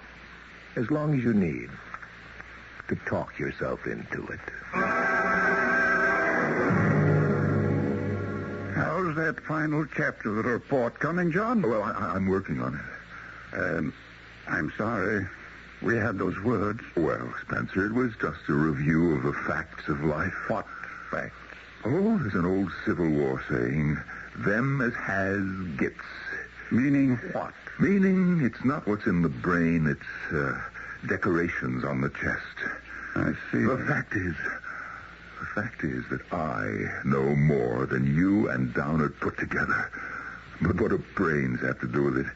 You have the credentials, and that's enough to put me in my place. I never realized that credit, honors, prestige mean so much to you. You mean you never thought that I was human? I'm sorry, John. So am I, Spence. So am I. How sorry, you'll never know.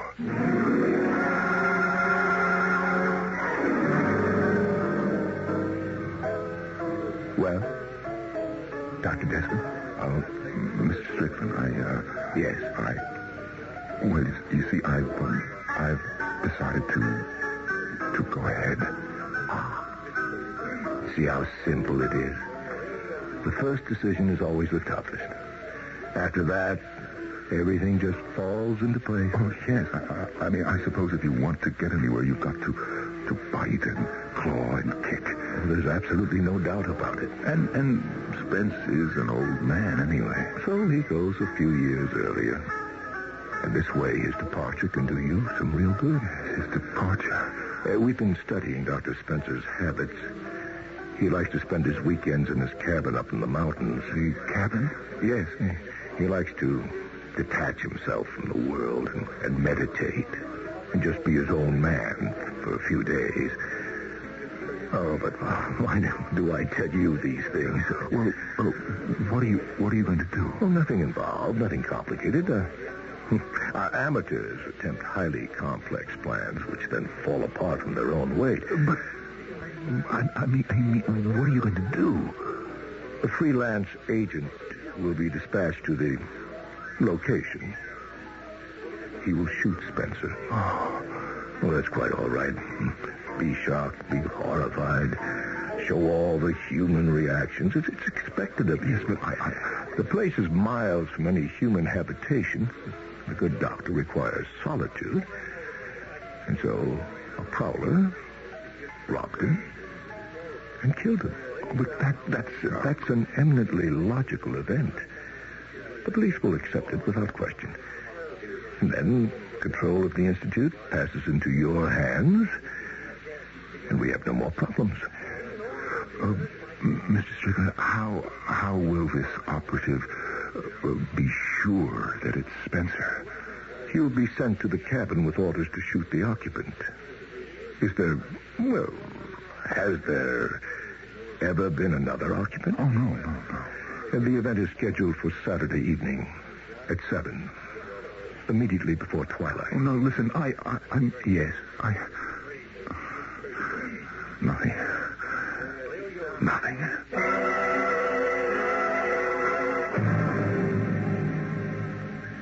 Eloise, what time is it? 3 o'clock.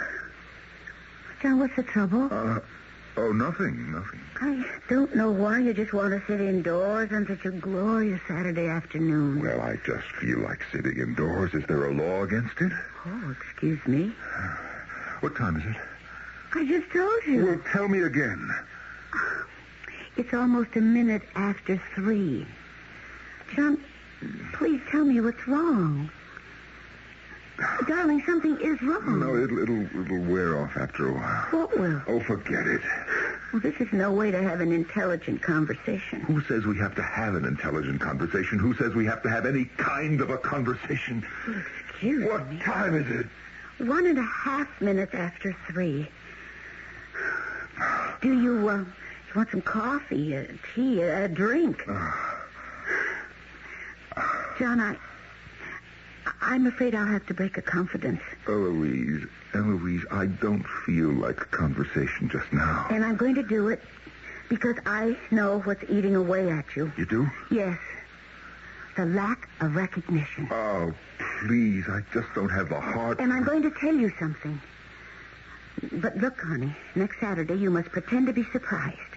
They'll be here, and it'll be a kind of a testimonial. Eloise, I don't feel Spencer and Elwood Downard. Elwood Downard here? Why? Your friends all got together. They felt the rest of the world should know what was no secret among your colleagues, that you are really the trailblazer, the pathfinder. What are you talking about? So, releases have already been prepared for the press, and everybody will recount how much he owes you. In other words, to put it this way, they will all admit you are Big Daddy. Oh, I don't believe that. For some reason, you've been overlooked. And that bothers people like Downard and Dr. Spencer, and they want to set the record straight. That's what next Saturday night's affair is going to be all about. That isn't so. You know how Elwood patronized me at the dinner we gave for him. Well, he called me later. He apologized. He said he didn't realize it could be interpreted that way. All he wanted to do was help call attention to it. Good Lord. Oh, good Lord. What time is it? It's now 5 after 3. Spencer, did he leave for the cabin yet? John, I don't understand. What are you doing? Who are you calling? He has got to be home. He just has got to be home. Oh, Spencer. Spencer. Answer it, Spence. Please be home. John. Answer it. John, you're not well. I know it. He isn't home. Of course he isn't home. You know perfectly well he's never home on Saturday afternoon. I have to talk to him. We'll call him in the country. How can I call him in the country? He has no telephone. John, if you spill the beans about next Saturday night, I'll never forgive you as long as I live. Now, listen, I'll have to go up there. I'll just have to go up there. Where? It's the only thing that I can do now. I can't do anything else. John, where are you going? John!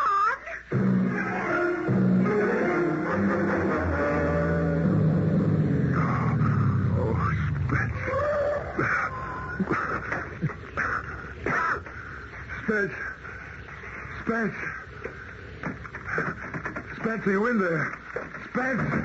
Oh, good Lord, am I too late? Spence. Spence. Oh, thank the Lord. I'm in time. He's not here yet. Now, what I better do is go back along the road and stop him from coming up here. Turn around, Dr. Spencer. Oh, no, wait. I'm not Dr. Spencer. Quit thinking, pal. You see the gun in my hand, so naturally you're going to deny your old Doc Spencer, but it's no good. I was told you'd be up here. Now, look, I can explain. Oh, nobody has to explain nothing. No. You know what I am? I'm an assassin. But you're making a mistake. I could have shot you in the back just before. Look, try to understand what I'm saying. Ask me why I didn't shoot you in the back. I'll tell you. It's because a man should make his peace with it, whoever, whatever he believes in, just before he goes. No. Now, you got 1 minute. No, please. It's the tradition of the profession. But I tell you that I am not. Is that how you want to spend the last minute you got in the world? You're making a mistake. Don't look at the gun. Just close your eyes. I'm very good. Oh, please. I'm very professional. You won't feel a thing. You won't know a thing. Hit the ground! John! John! I'm not dead. Spence! This man, who? I'm afraid he's dead. But he was going to kill you. Oh, Spence. The first prowler, the first robber we've ever had out here. I'm afraid to look closely. He's dead, isn't he? Yes. Yes, he's dead, Spence. Lucky I was out hunting and I had my rifle. Oh, Spence. Can you ever forgive me? Forgive you for what? Well, you see, I had a moment, a very bad moment. But it will never happen to me again. No, never again.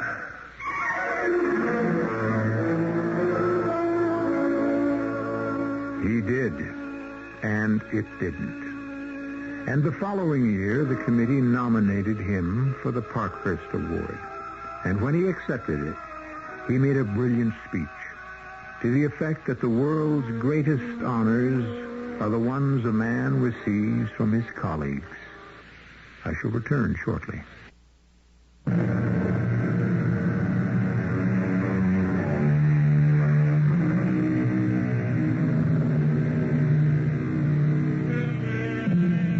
It's a thin veneer, this coating we have of civilization, and sometimes it can be rubbed off quite suddenly. We want something very badly. And before we know it, one thing will lead to another, and there we are, thinking the unthinkable and performing the impossible. Well, those are two good words to describe our doings here 7 times each week. The unthinkable and the impossible. Join the fun. Our cast included Norman Rose, E.V. Juster, Roger DeKoven, and Sam Gray. The entire production was under the direction of Hyman Brown. Radio Mystery Theater was sponsored in part by Buick Motor Division and Anheuser-Busch Incorporated, brewers of Budweiser. This is E.G. Marshall inviting you to return to our Mystery Theater for another adventure in the macabre.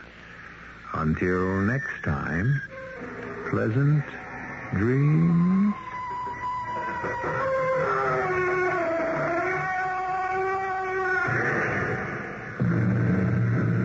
Tonight's Mystery Theater was also brought to you in part by ShopRite Supermarkets, where you get a lot more for a little less.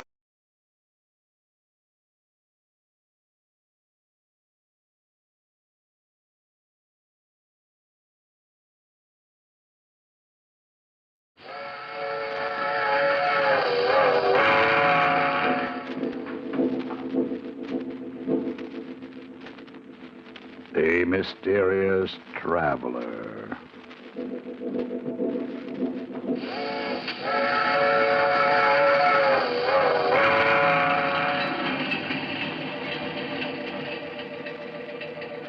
This is the mysterious traveler, inviting you to join me on another journey into the realm of the strange and the terrifying.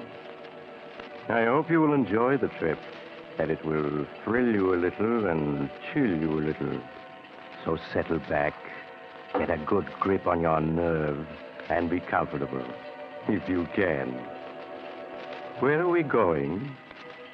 Why, we're going to follow the adventures of a man who thought he could commit murder and escape punishment. I call the story Death Laughs Last.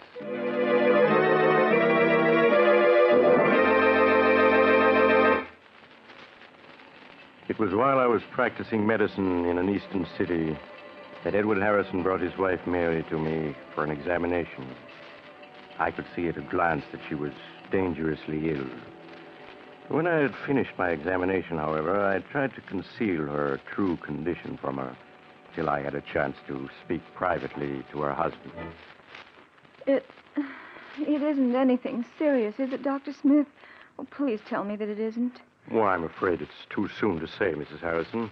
Until the X-ray plates are ready, I can't say yes or no. But... Now your husband is waiting outside. He's probably beginning to worry, so... Oh, yes, of course. Here's your wife, Mr. Harrison. You must have thought I'd kidnapped her. No, but I was getting a little worried, Doctor. I hope you didn't find anything very wrong. Well, I took several X-rays, but I won't be able to tell much until they're developed. I'd like your wife to come back day after tomorrow, if she can.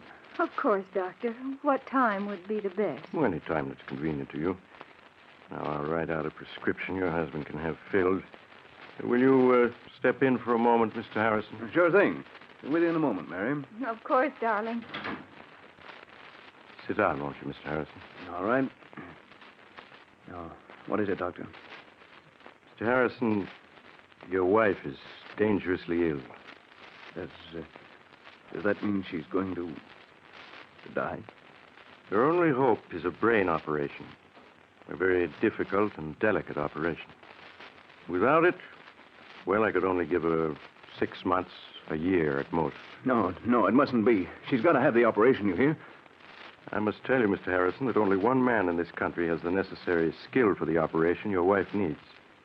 He's Dr. Howard Richards, and naturally he's in great demand. His average fee for an operation is about $1,500. $1,500? Well, of course, if you can't afford that, you might consider the circumstances and... No, I can afford it. I can afford anything Mary needs. Well, then I'll get in touch with him at once. Yeah, sure. You make the arrangements right away, and I'll get a hold of the money. I'll get it to you by tomorrow, sure.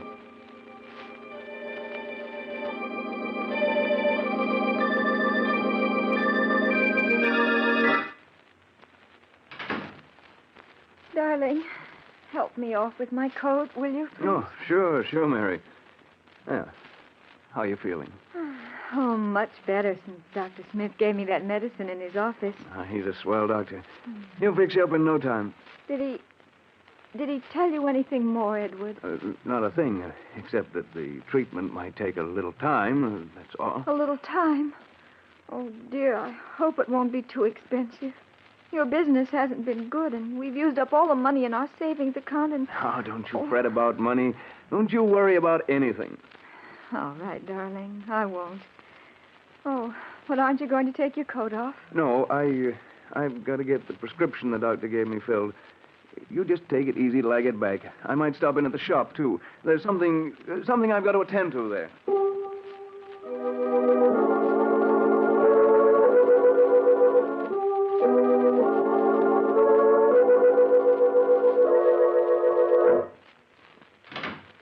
Mr. Danvers, I'm Ed Harrison. Oh, yes, Mr. Harrison. Please sit down. I see that you want to borrow $1,500 from us. That's right. Unfortunately, the security you offer, your home... Well, what's wrong with it? It's a swell little house, good section, all in good repair. Yes, that's true. But you already have a first and second mortgage on it, totaling $4,000. And, well, I'm afraid we can't make any further loans. But I've got to have the money. I've just got to. I'm sorry to hear that, because there's nothing we can do to help you. Nothing we can do.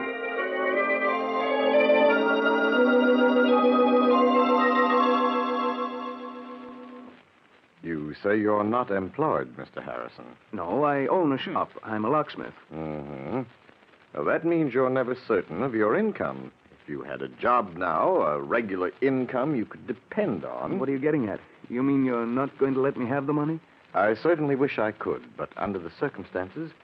Well, I'm sorry, very sorry, but there's nothing I can do.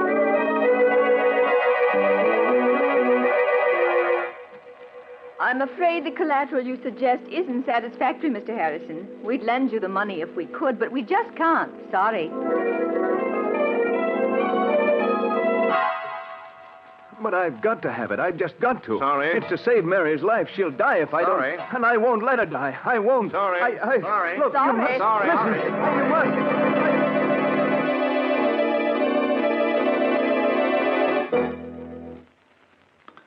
Edward, you aren't eating. Oh, and you're so quiet. Dear, is there anything wrong? What? Oh, no, of course not. You're worrying about me, aren't you? Why, no, Mary. I was just thinking about making some changes at the shop and... Darling, you don't have to lie to me. I know I'm not well, but I'm going to get better. Really, I am, I promise. Of course you are. Dr. Smith said so. You're going to be well in no time. Now I've got to go out. I have an appointment over the other side of the city with Horace Latimer. He wants to see me about something. Something important.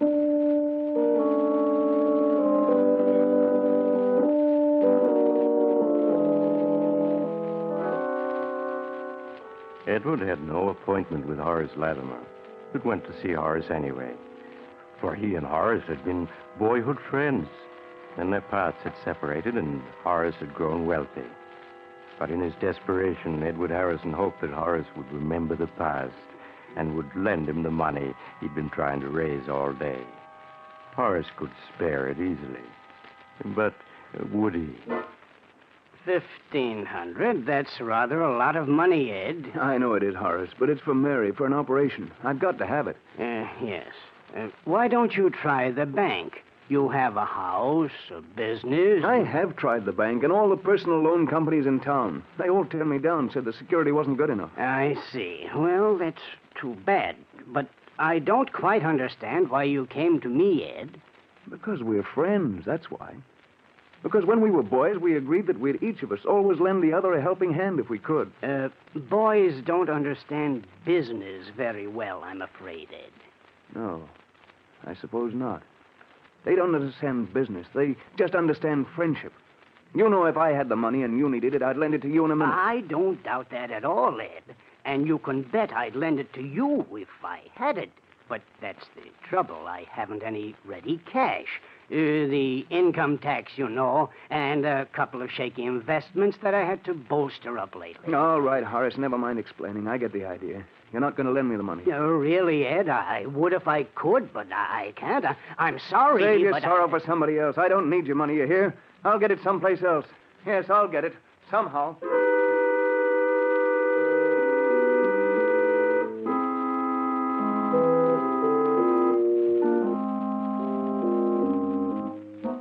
After he had slammed out of Horace Latimer's expensive home, Edward stood for a moment on the dark street corner, staring back with bitterness in his face. Sorry. Yes, you're sorry. In a pig's eye, you're sorry. What a sap I was to think you were a pal of mine. What's that, buddy? Oh, was you talking to me? Oh, no, sorry. I guess I was thinking out loud. Oh, that's okay. Hey, got a match? A match? Oh, sure. Yeah, there you go. Thanks. Okay, just hold it like that. Make a move and I'll plug you. Gun? Yeah, Why, this is a stick-up. Hold your hand over your dough and make it fast, see? My dough? That's a hot one. I'm out trying to raise money myself. We're both out of luck. I've only got $1 on me. Take it if you want it anyway. It's more than I could raise. Don't try to kid me. Stand still while I see what you got in your pockets. A wallet. A leather case of some kind. You'll find just $1 in that wallet. Yeah? $1. One measly buck.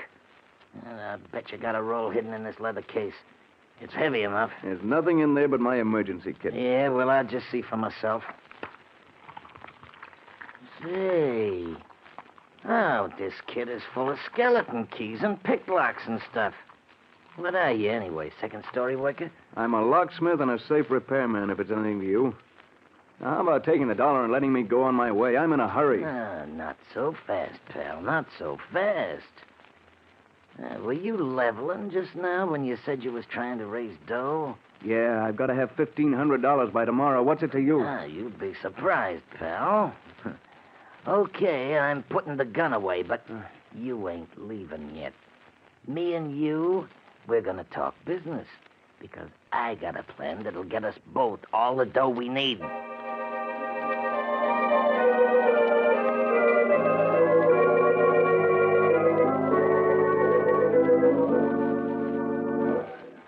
Two more beers, waiter. Coming up.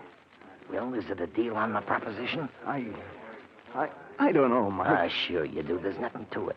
You can open locks and safes. I know where there's a house with plenty of dough in it. You and me together, we'll go get it. We'll make a team. But burglary? I ain't never stolen anything in my life. Listen, you said you needed the dough bad, didn't you? So do I, plenty bad. You said you'd do anything to get it, didn't you? Yes, I did. Then what are you hanging back for? All you gotta do is get the back door opened and the safe. In half an hour, you'll have your $1,500 and more. How else are you ever gonna get it? Answer me that. I don't know. You're sure the money's there, Mike? Positive. I was casing the joint, looked in the window in time to see the old geezer put a whole roll of bills in a safe that's like a bread box. You could open it with your teeth. All right, I'll do it. I've got to have the money. I'll go on the job with you.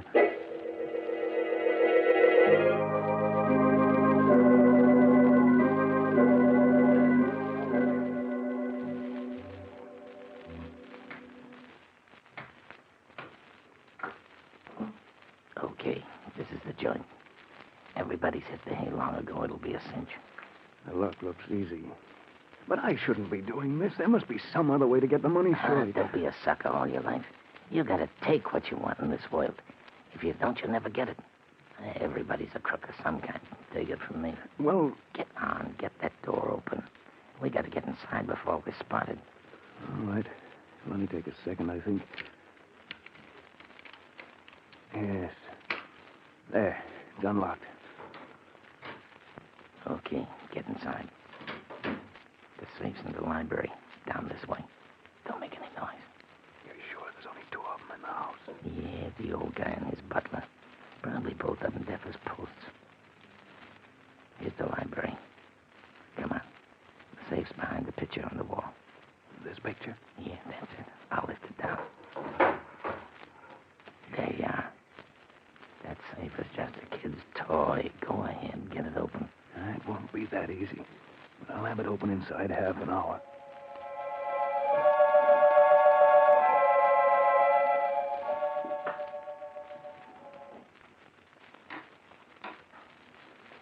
Hurry it up. You've been 40 minutes on that thing. It's coming now. There. It's open. About time, too. And now let's see what's in it. Here's the cash box. Will I open it? There. Look. Dough, cash, Mazuma. What'd I tell you? There must be thousands there. Easy. Come on, we'll count it and divvy it up. No, never mind. Just give me $1,500. That's all I want. You can keep the rest. Are you kidding? No, that's all I want. Just the $1,500 I need. Okay, it's your funeral. Here you are.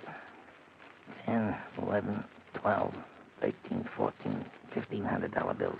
$1,500? Yeah, for just an hour's work. Easy money, huh? What do you say? We crack a couple more cribs tonight? No, I just want to get out of here now and... Get behind this door. I'll take care of it. Burglars! Jenkins, please help! What'd you expect me to do? Shake his hand? Would you kill him? Yes. I'm an accessory to murder. Cut that duff and let's get out of here. Or do you want to get caught? No, of course not. All right, let's get going. Come on, we can... Stand still, both of you. I have a gun and I have you covered. The butler. If you move, I'll shoot. I can see you perfectly. He's standing on the stairs. He's got a gun. We're caught. No, not yet. We ain't. Not by an old scarecrow with a rusty horse pistol. Put up your hands. I'm going to call the police. You've done something to the boss. Okay, we'll put up our hands. Light from me, Will. Oh! Shoot him. We gotta get out of here in a hurry. No shots.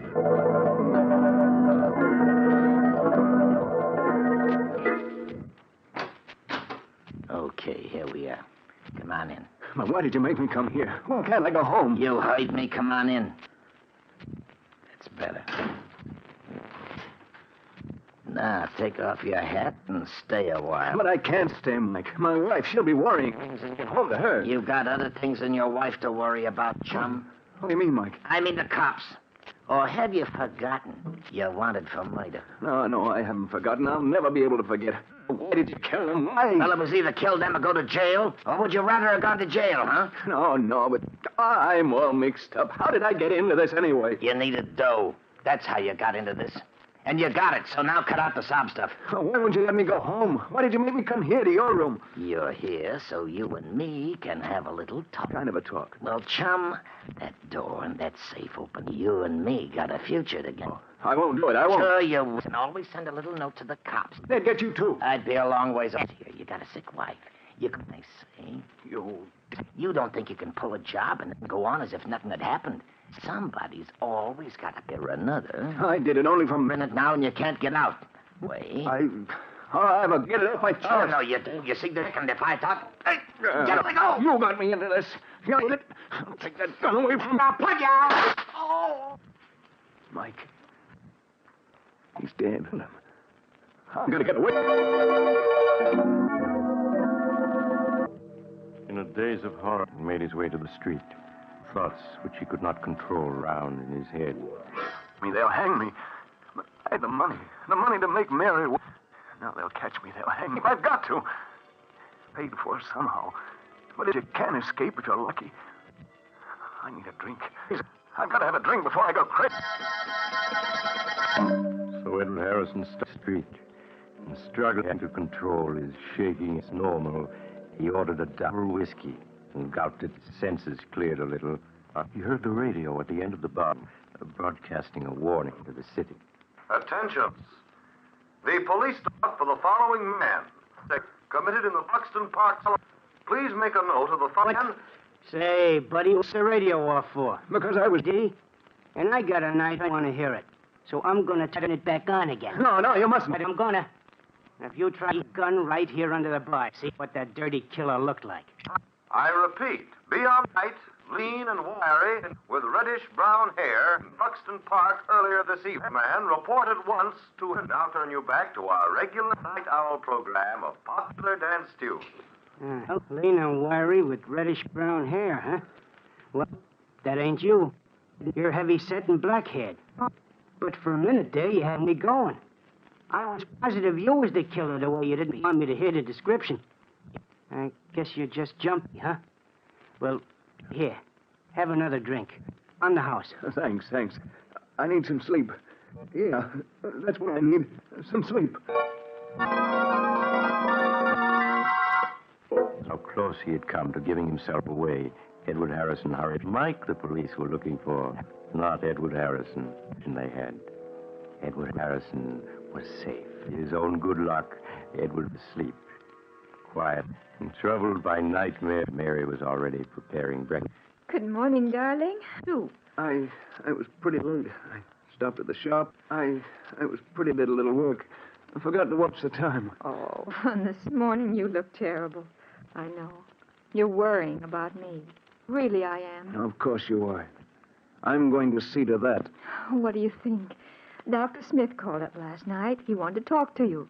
Said he had some good news for you. Good news? Yes, but he wouldn't tell me what it was. I don't know why. He asked for you to stop in at his office this morning. I think I know what it is. Yes, sure, I'll go right over and see him. Oh, but, darling, you're going to eat breakfast first, aren't you? I'll eat when I get back. I want to see the doctor first. Anyway, I'm not very hungry. Well, all right, Edward. But please hurry back. I want to know what the doctor says, too. Yeah, sure, Mary. I'll be right back. But everything's okay now, darling. Everything's okay.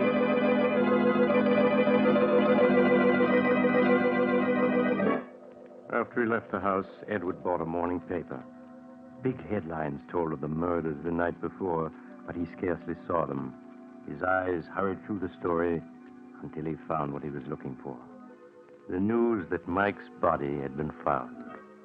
The butler Mike had shot had given the police Mike's description and then died before he could tell them there was anyone with Mike. So the police had listed Mike's death as a suicide or an accident and closed the case. Edward Harrison was safe. Perfectly safe. Safe. I'm safe. Mike was wrong. Sometimes you can get away with murder and not have to pay anything if you're lucky. And I've been lucky. I've been lucky.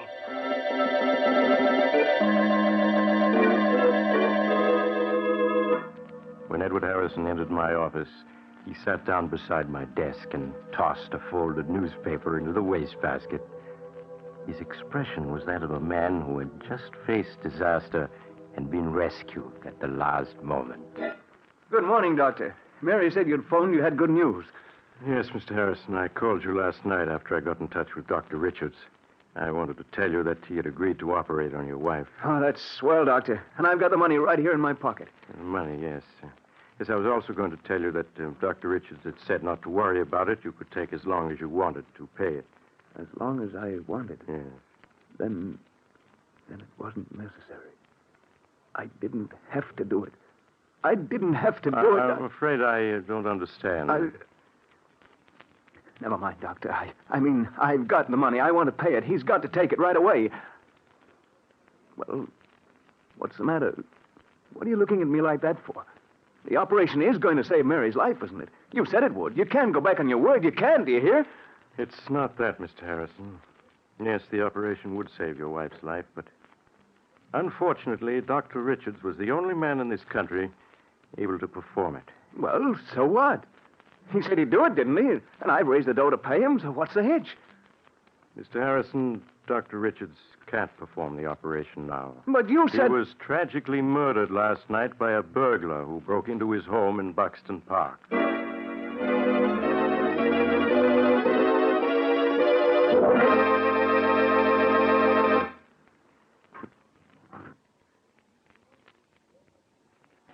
This is the mysterious traveler again.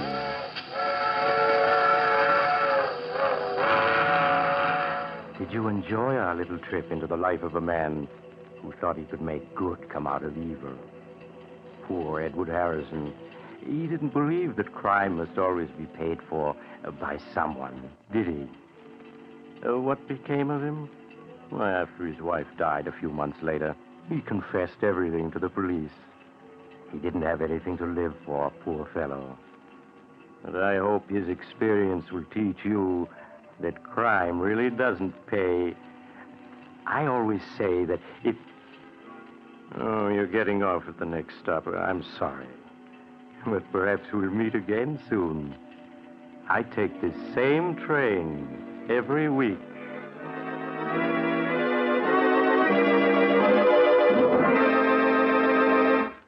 You have just heard Chapter 42 of The Mysterious Traveler, a series of dramas of the strange and terrifying. In today's story, Death Laughs Last, Philip Clark played Edward Harrison, Carl Emery played Mike, and Elizabeth Morgan played Mary Harrison. The Mysterious Traveler is written by Bob Arthur and David Cogan, and original music is played by Henry Silverne. The entire production is under the direction of Jock McGregor.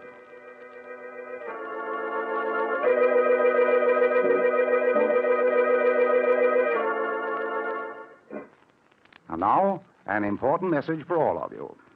This is Jock McGregor speaking. The National War Fund drive begins tomorrow. As you probably know, this fund includes over 22 of the major war relief and service organizations. As the war progresses on all fronts, more and more people will need help. Our armed forces, American prisoners of war, our allies, and people right here at home. And by giving to the National War Fund, you will be helping. Consider just one of the many organizations that the War Fund supports, the USO. More than 3,000 service units are in operation, clubs where our servicemen and women find recreation, dances, educational activities, reading, writing, and game rooms, and religious counsel. The USO is responsible for the traveler's aid desks, which help servicemen make connections and find sleeping accommodations. It operates the lounges in railroad and bus terminals. USO camp shows bring American entertainment to our troops at camps and stations throughout this country and in all the combat zones. Groups who play the jungle circuit in the South Pacific, the desert circuit in North Africa, the grass skirt circuit in the Hawaiian Islands, and the foxhole circuit in combat zones just behind the front lines. We can't measure in money the good accomplished by the USO, but we can help to continue that good work by giving our money the National War Fund. So when your community war fund or war chest representative calls on you, give and give generously. Listen next time to a tale titled The Man the Insects Hated. Another tale of the mysterious traveler.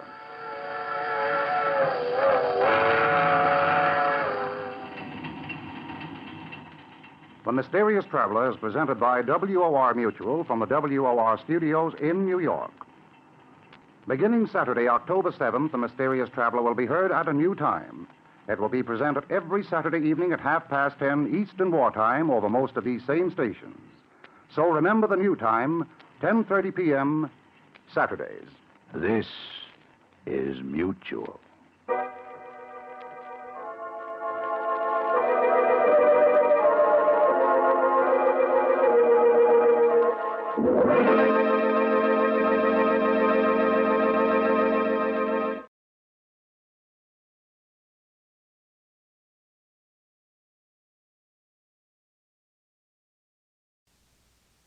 Adventures in time and space, told in future tense. Dimension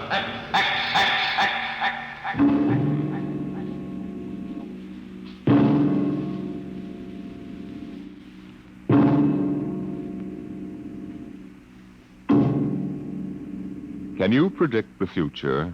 Can you tell what will happen in 100 years? Or in 10? Or in the next minute? Can you look beyond the known dimensions of time and space into the unknown, Dimension X? Tonight we have a strange story to tell. A sweet, blood-curdling little story that is really only 2 sentences long. The last man on Earth sat alone in a room. There was a knock on the door.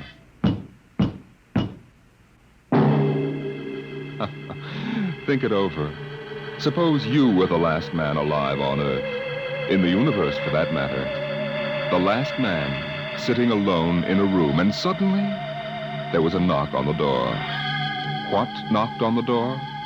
You wonder, don't you? Your mind, faced with the unknown, supplies something vaguely horrible. But it isn't horrible, really. You'll see. The last man on Earth sat alone in a room. There was a knock on the door. What? Oh, what's that? Good morning, man. What? Who are you? You have regained consciousness. Well, who are you? I am Azan. Maybe if I close my eyes, it'll go away. I will not go away, man. No, I guess I am awake. Who? What are you? I am Azan. Well, what's that? Azan is intelligent life. What happened? Where are you from? From Planet 7 in the 3rd galaxy in the 4th quadrant. Where? It is not necessary to repeat information which is correct in the original statement. Planet 7? You mean I'm not on Earth? You are still on your planet. Well, then what are you doing here? The Zans have annexed your world. You mean you've conquered Earth? Yes, that is correct. We will now prepare your planet for habitation by the Zan. Well, how about the people? There is no longer any use for large numbers of lower life forms. Therefore, we have dispensed with them. Dispensed with? You mean you've... When did all this happen? 2 days ago. You have been unconscious until now. You really mean I'm the last man on Earth? That is correct. Identify yourself now. What? Kindly provide data as to your position in the elementary social order of your planet. Well, I'm Walter Phelan, Associate Professor of Anthropology at Nathan University. How is it you speak English? We have deciphered your written and recorded records. It is not difficult to reconstruct your language. Very type of auditory communication. Oh. Is there anything you want to complete your natural habitat? You mean I'm a prisoner? That is correct. What will you want further in your room? Well, do I have to stay here? Yes. The rest of my life? Forever. Well, then you better bring in my books. I got to call you something. Do you mind if I call you, George? It is immaterial. All right, then, George. You know, I can't really believe this. That is a characteristic of low-life form. I'm trying to take this in without going off balance completely. I will be back, Associate Professor of Anthropology. It's all right, George. Just call me Walter. Very well, Walter. I will be back with your books. All right, George. I'll be seeing you around. You will not be around, Walter. You will be here.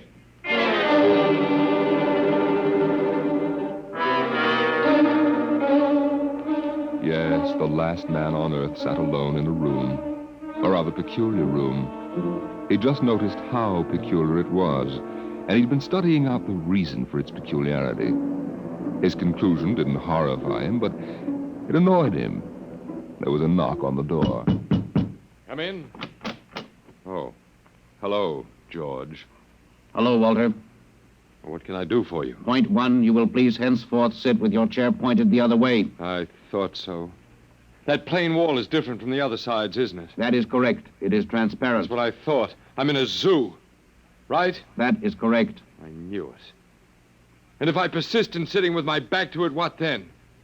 You'll kill me, I ask, hopefully? No, we will not kill you. That's too bad. George, I'll face the bars and perform for the people. I mean for the Zons. How many other animals do you have here in the zoo, George? 216, a male and female each of 108 kinds. Male and female of all the animals? There is a female of your species among the collection. Anyone I know? Never mind, it doesn't matter anyway. Well, George, you started out with point one. I suppose there's a point two kicking around somewhere. What is it? Something we do not understand. 2 of the other animals sleep and do not wake. They are cold. What is wrong with them, Walter? Well, they must be dead. Dead? That means stopped. But nothing stopped them. Each was alone. Well, sure, they just died. But I have told you they were alone. Nothing stopped them. George, do you mean to tell me that you don't know what natural death is? Death is when a being is killed, stopped from living. Maybe these animals just died of old age. Old age? I do not understand. George, how old are you? Your planet went around the sun about 7,000 times since I was born. What? 7,000 years? Yes, I'm still young. Now, look, George, you've got something to learn about this planet you've hijacked. Here on Earth, we've got somebody that's a stranger where you come from. Down here, our people and animals live until the Grim Reaper stops them. This, Grim Reaper stopped the 2 animals? That's right. He will stop more? Oh, he gets us all, George. This is a new factor we have not considered. But you can consider it. Because when the Grim Reaper gets through, there won't be very much left of your zoo. You mean he will stop more animals soon? Well, with your lifespan, it won't seem like a minute and we'll all be gone. Oh, it looks like you made a mistake, George. I don't think there's very much you can do about it. That is not correct. The Zon is a logical being. We will take action.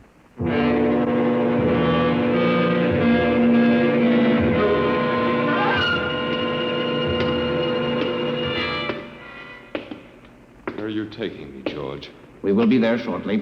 You mean, it's moving day? That is correct. We are here now. You will live here now, Walter.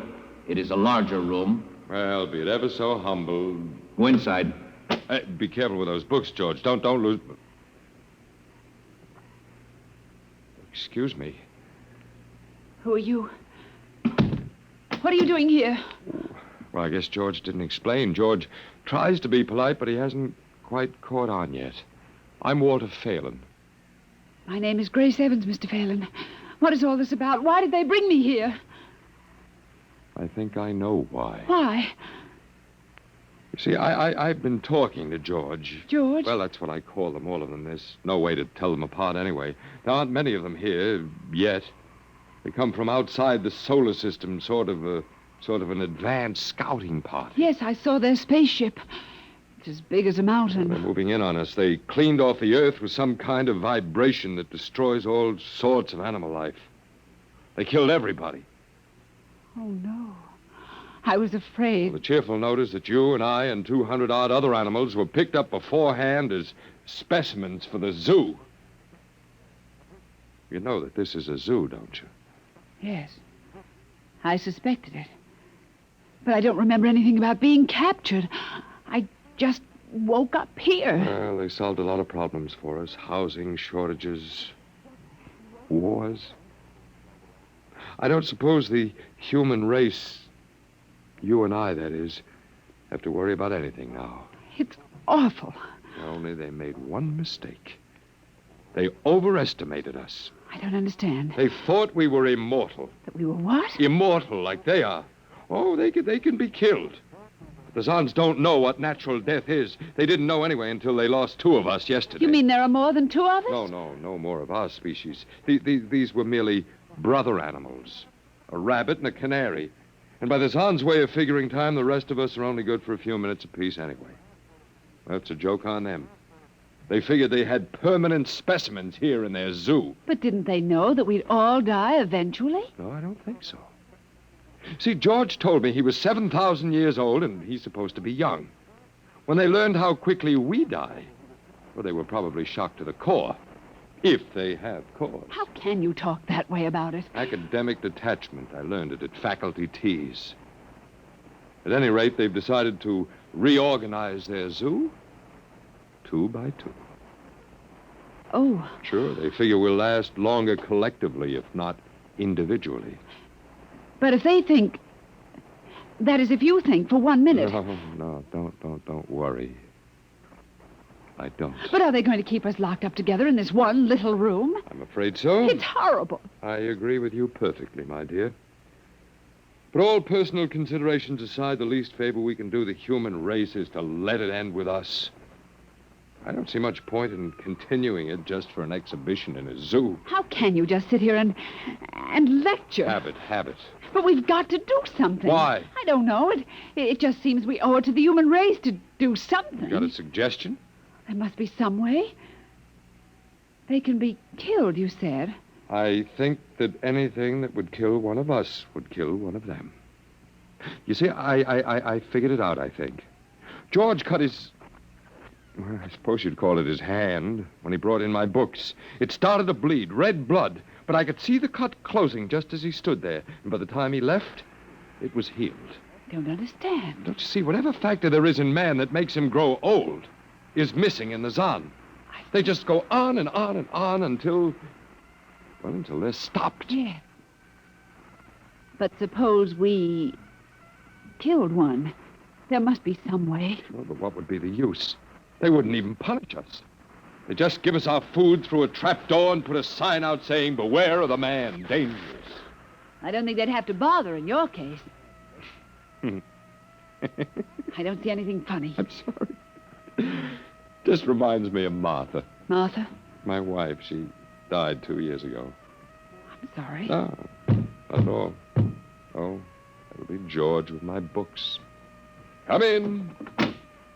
Hello, George. Hello, Walter. Point 1, I have brought your books. Point 1, Well, what else is on your mind? Point 2, another creature sleeps and will not wake. A small feathered one called a duck. It happens, George. I warned you. Old man Death, the Grim Reaper. I told you all about him. Walter, the Council of Zon has met. It has been decided logically that the only intelligent life to escape the vibration is you. Therefore, the logical conclusion is you are stopping these animals by some means unknown to us. George, you're off your trolley. You will tell me now how this is done. You boys afraid you're going to lose the whole zoo? It is necessary to save the remaining specimens as long as possible. If we do not get information, we may be forced to dispense with your species entirely. Now, wait a minute. This means you, Walter, and the female. Now, wait a minute, George. Don't go off half-cocked. Let me take a look at these animals that won't wake up. I will take you there now. Go first, Walter. After you, my dear George.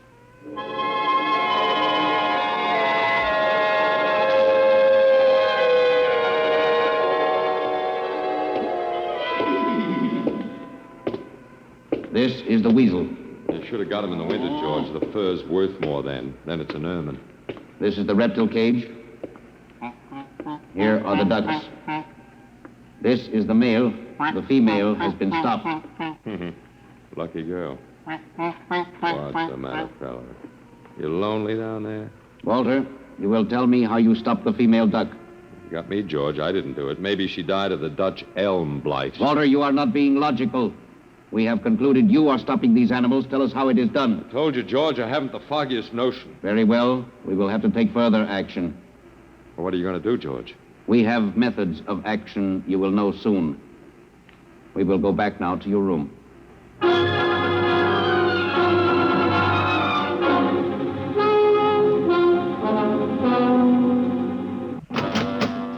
What happened, Mr. Phelan? You can call me Walter. After all, George does, and we have more in common. Oh, please, what happened? Just a duck, a dead duck. George thinks I killed her by remote control. He thinks I'm holding out on him. Good. What? Well, at least we can get back at them. At least we can do something to them. Well, why?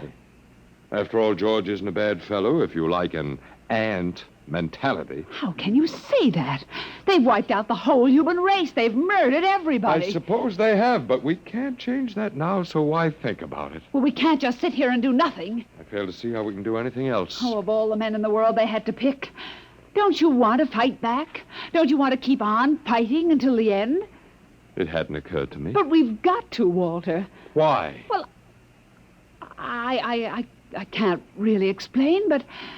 Walter, if there was any good in man at all, it was that he kept on, struggling against nature and in the end even against himself. But at least he kept on fighting for what he thought was right, and we're all that's left. Walter, we just can't end it by giving up. We've got to keep on fighting. You know, you do remind me of Martha. Oh, look, there isn't much left for us, but we could beat them in this one small thing. We can pretend that there's a secret about death, and we could refuse to tell them anything. There isn't anything to tell. Well, they don't know that. Promise me you won't give in. I suppose the worst they can do is to kill us. Oh, Walter. All right, Miss Evans. Hello, George. Hello, Walter. Now, you will tell us how these animals are stopped? George, this may come as a great shock to you, but I've decided not to tell you. Why? Oh, call it a romantic attachment to lost causes. My grandfather was a Confederate officer. Walter, you are not being logical, but that is expected in lower life forms. You will come with me now, Walter. Where are you taking him? To the second level. Come now, Walter. You won't tell them. I can't guarantee anything, but as of now, I don't intend to. We've got to fight. Remember that, Walter. We've got to go out fighting. I think you're right. Come now, Walter. Goodbye. It's been a pleasure, Miss Evans. I am waiting. Come now, Walter. After you, my dear George.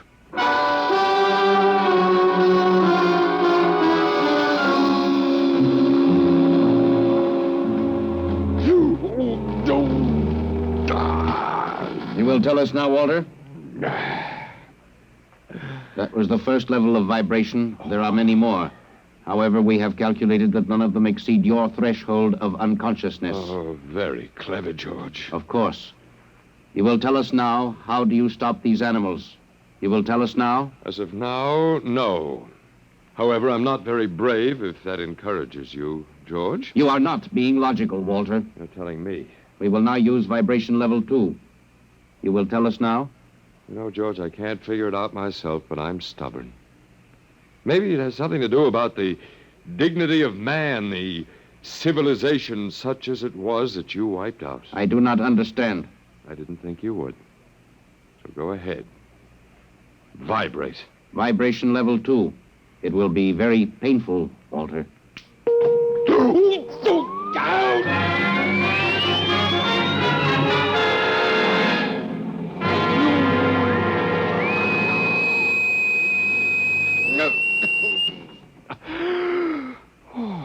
Walter? Walter? You are still conscious. Let me alone, George. You will tell us now. You will tell us how you stopped the animals. Let me alone. We have had vibration levels 1 through 10. There are still 15 more before your threshold of unconsciousness. No, let me alone. Walter, listen to me. Another creature sleeps and will not wake. We must know now. That's tough. You better start vibrating again, George. No.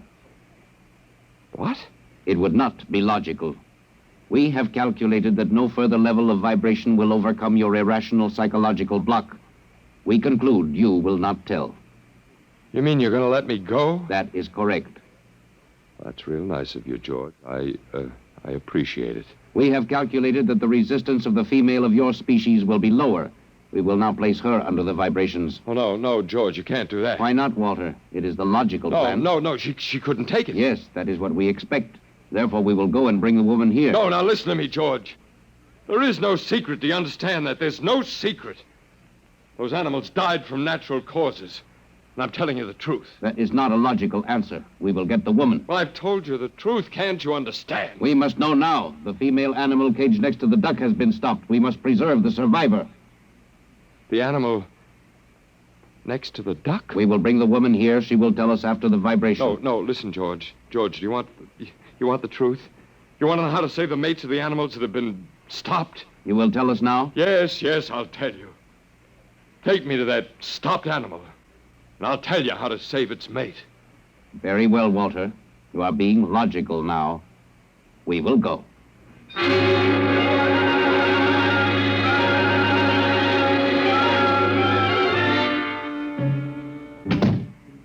Walter, are you all right? Yeah, just let me catch my breath a minute. What happened? Well, after a while, I told them what they wanted to know. You didn't. Sure, as George pointed out, it seemed to be the logical thing at the time. You gave up? I suppose you can call it that. Look, I'm very bad. Something might turn up, Martha. But they've beaten us completely then. There isn't anything we can do. Most of the human race. And we give up. We don't even die fighting. You call me? Oh, I must have said Martha. I'm sorry. The Council of the Zon has met. Something wrong? She was my wife. She died 2 years ago. What were you saying? Nothing. Nothing. It doesn't matter. It's too late. Too late. For the whole... What now, George? Zon has been stopped. What? Zon is dead? That is correct. You didn't believe me, George. But you can die. You can really die. You'll have to get used to that if you're going to stay here. The Council has decided. A, you have in some way stopped this Zon. B, you and the woman must be eliminated. No, you got it wrong, George. I didn't stop that Zon. It's just death. It gets all of us here. You will be eliminated now. But, George, it won't do any good to kill us. It won't save you. Everything that lives on Earth must die. That is not logical. But it's true. The Council has decided. This time, you will have the full vibration. This time? Walter, what did they do to you? They have a rather effective third degree. They tortured you, Walter? Yes.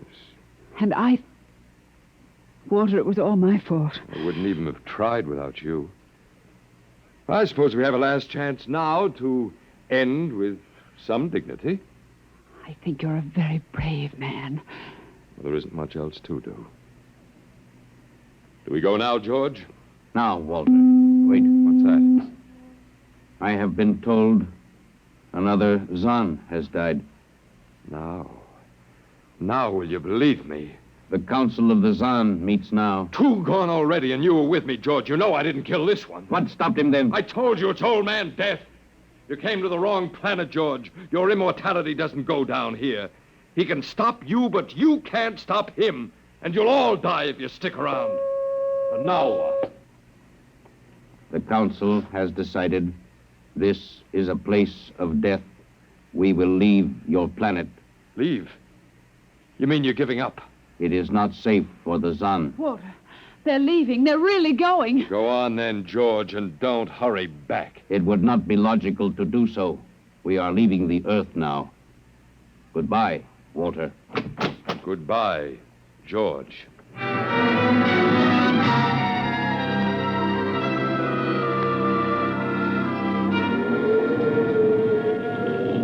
They're all aboard now. Oh, it's so wonderful to feel the wind and the sun again. Close the hatches. Walter, is it safe for us to be out here? Sure, they're not interested in us any longer. They only want to get away. And I want to see this grace, the Zon leaving Earth forever. Now they're blasting off.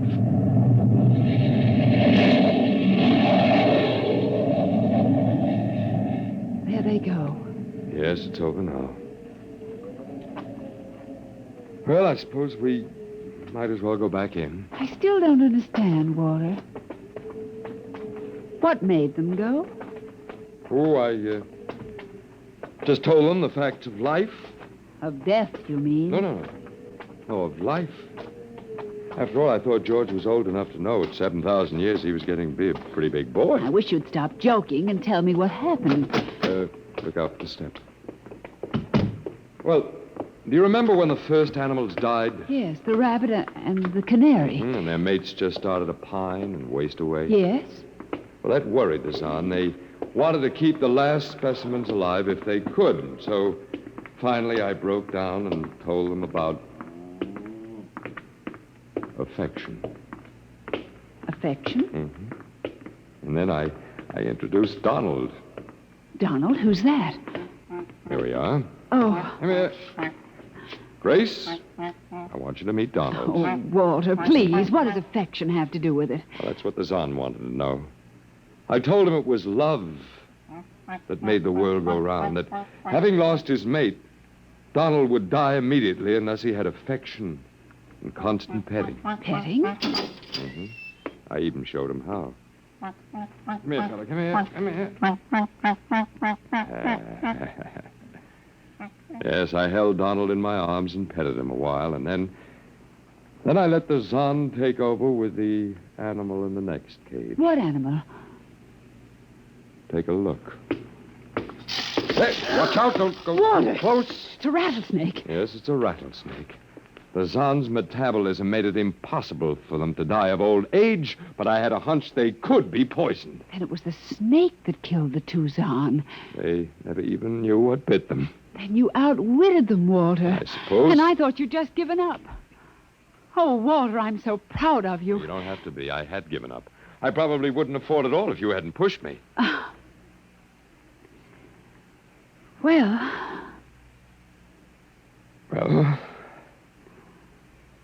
we've got a world to plan, a whole new world, Grace. I know. We'll have to decide which animals to let out of the zoo and which ones would be safer to keep in. But first, there's a much bigger problem. What's that? The human race. Oh. Yeah, we've got to make a decision about that. It's a pretty important one. Yes. But... It hasn't been a bad race. Of course, it may go backward for a while until it gets its breath, but... Well, we can save the books and all the most important things and get it started ahead once more. Please, Walter. It's the Garden of Eden. Oh, don't be all over again. Don't be ridiculous, Walter. Funny. You even blush like Martha. Oh, only you're stronger than she was.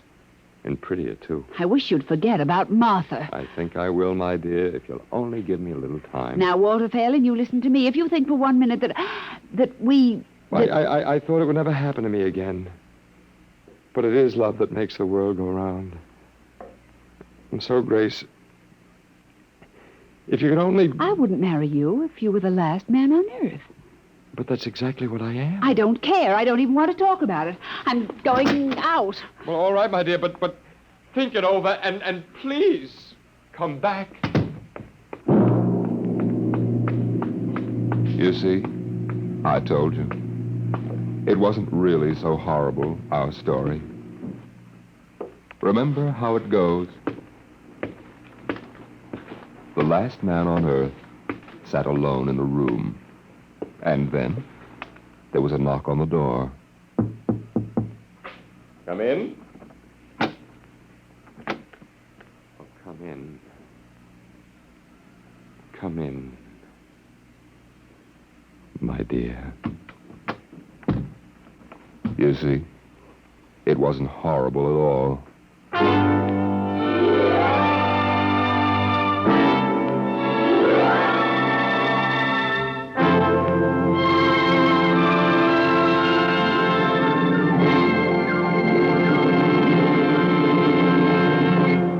have just heard the Frederick Brown story entitled Knock, an adventure in time, space, and the unknown world of the future, the world of Dimension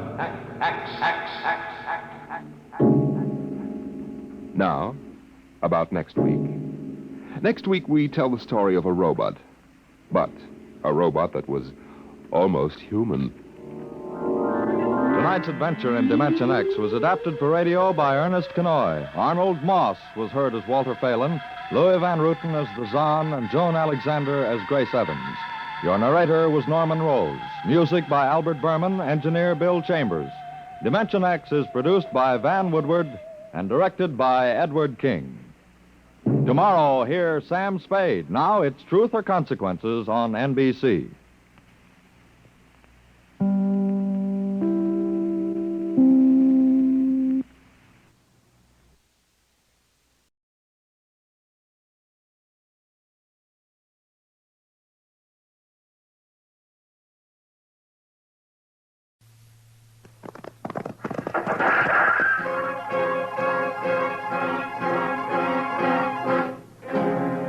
Around Dodge City and in the territory on West, there's just one way to handle the killers and the spoilers, and that's with a U.S. Marshal and the smell of Gunsmoke.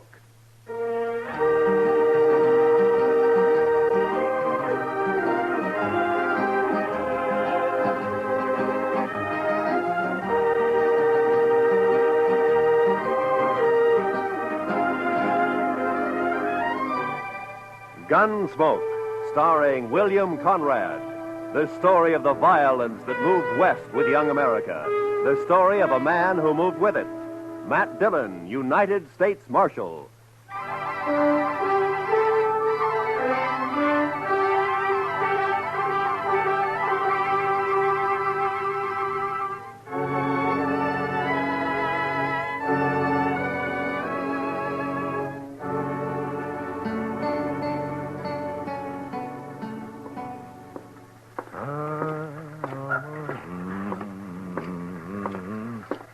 How are you this morning, Mr. Bumby? Huh? Oh, hello, Marshal.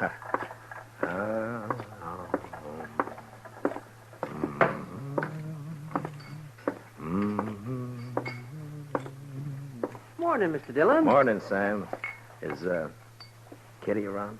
Oh, don't know she's up yet, but if she is, she ought to be down soon. I'll wait. Nippy this morning. Oh, feels good. It's a nice time of year, huh? I don't know. I kind of like spring myself. Sam, you better wash that glass over. Oh, yeah. Thanks. Can I get you something? Beer, maybe? Got any coffee? Sure. Just made a pot. Oh, that'll be fine.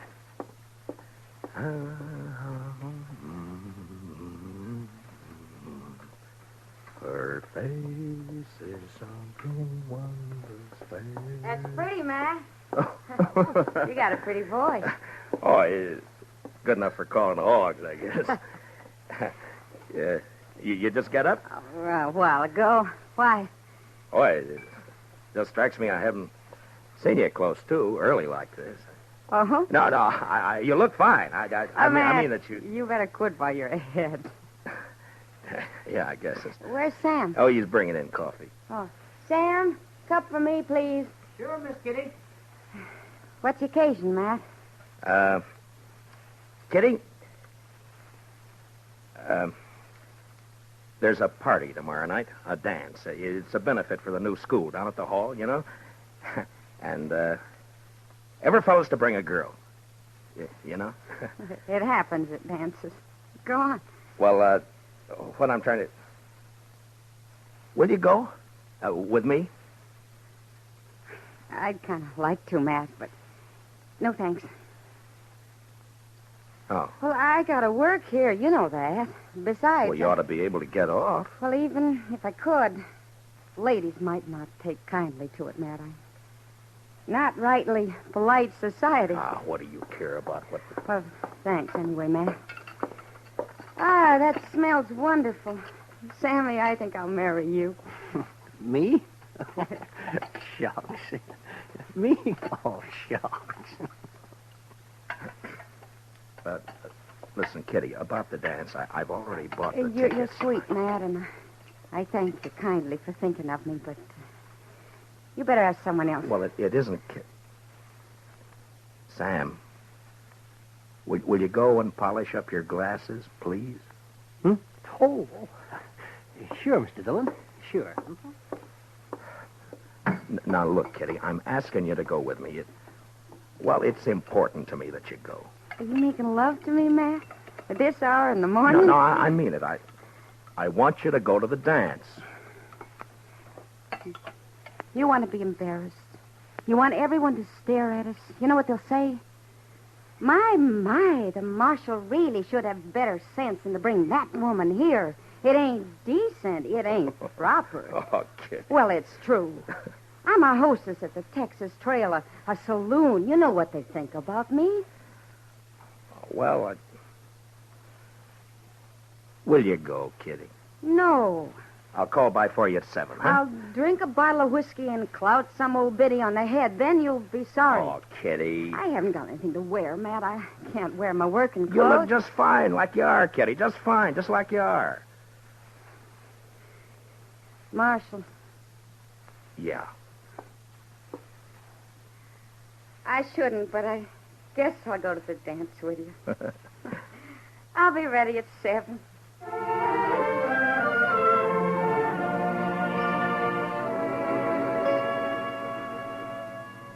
How do you talk about a woman like Kitty? The color of her hair, eyes, the shape of her leg, the way she spoke, thought.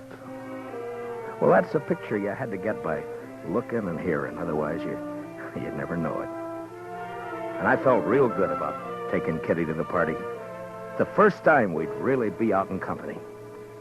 And I liked the idea.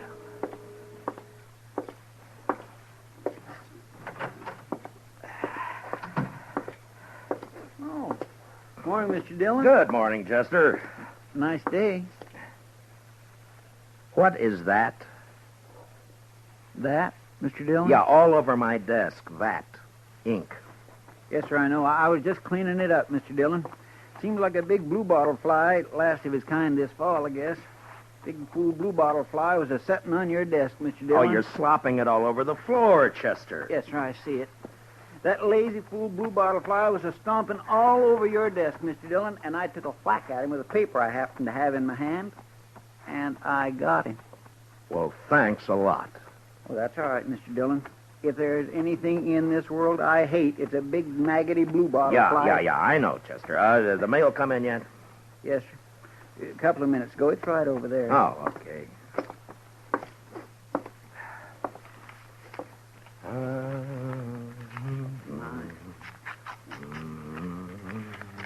There. I think that should do it, Mr. Dillon. All right, Chester.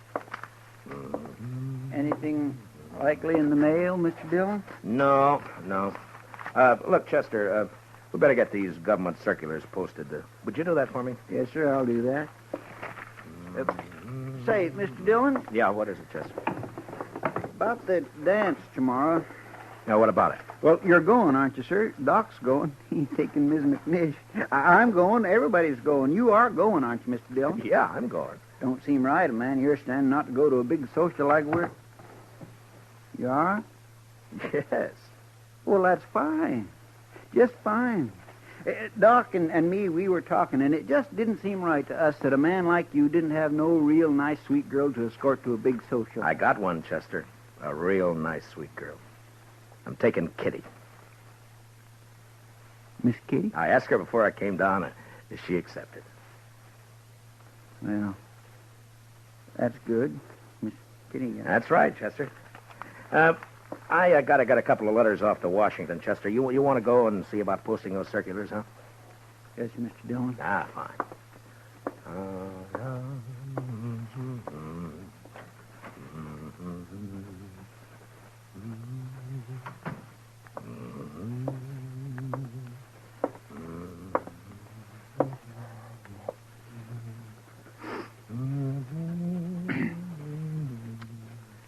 Mr. Dillon?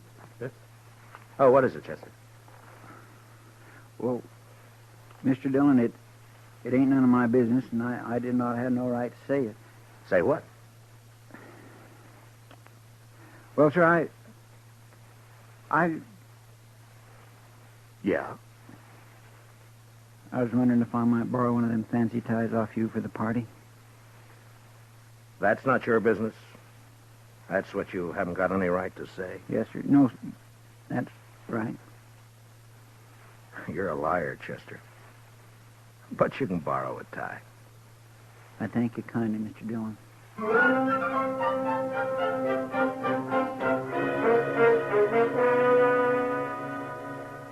You work for a long time with a man, and you share a lot of life and a lot of death. And after a while, you know him even better than yourself.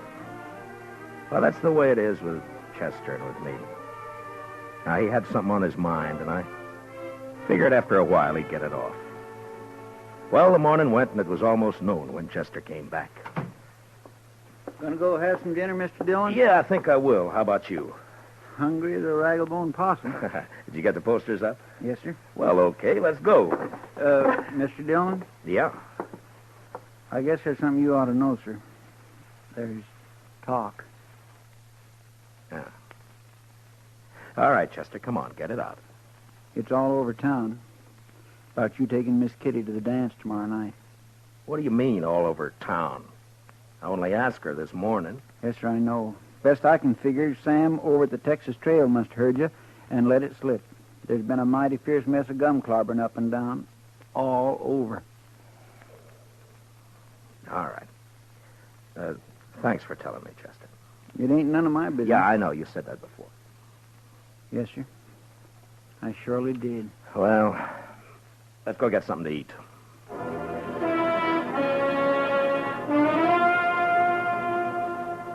It's hard to tell about people. Maybe it's hard to tell about yourself because you come under that same heading, people. And when they're mean and small, there's not an animal to touch them. Chester and I walked down the street, and it didn't take long to hear and see what was going on. Some of the drifters leaning against the wall on the corner came right out with it. Morning, Marshal. I understand there's Galentine's got herself a new beau. What did you say? Maybe you ought to look into it, Marshal. Folks are being downright rude. Mister, you're gonna... Come on, Chester.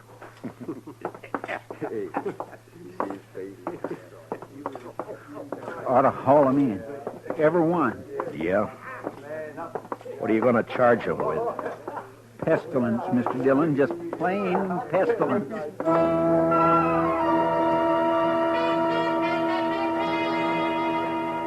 I knew better what Kitty had meant about the ladies of the town when a couple came out of Olivet's dry goods store. They didn't see me until it was too late. Complain to the dance committee. It's indecent, that's what it is. Why, she's common. Nothing but a common saloon woman. What's this city coming to when a United States Marshal... Ooh. Morning, Miss Sprinkle.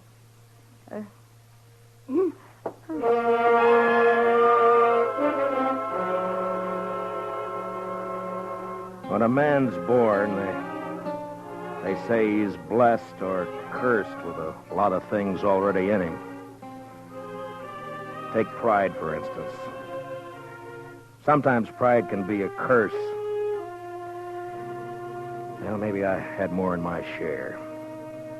Maybe it would have been a sight kinder if I'd not taken Kitty to the dance. But I did.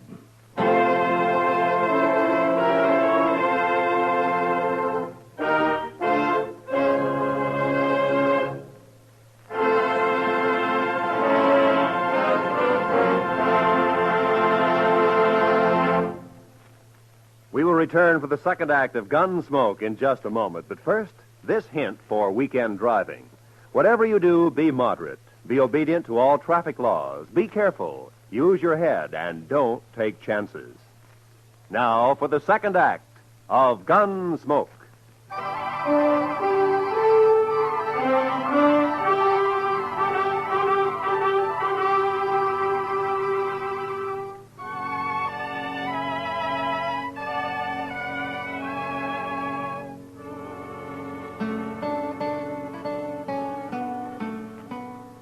I picked up Kitty at the Texas Trail at 7 the next evening. She was waiting by the side door, and when I saw her, she kind of moved back in the shadows, almost as though she was ashamed for me to see her. Hi. Hello, Matt. Are you all set? Well, I guess so. Matt, are you sure? Hey, Kitty, you look fine. You look just fine. Do you like it? Yeah. Yeah, I like it.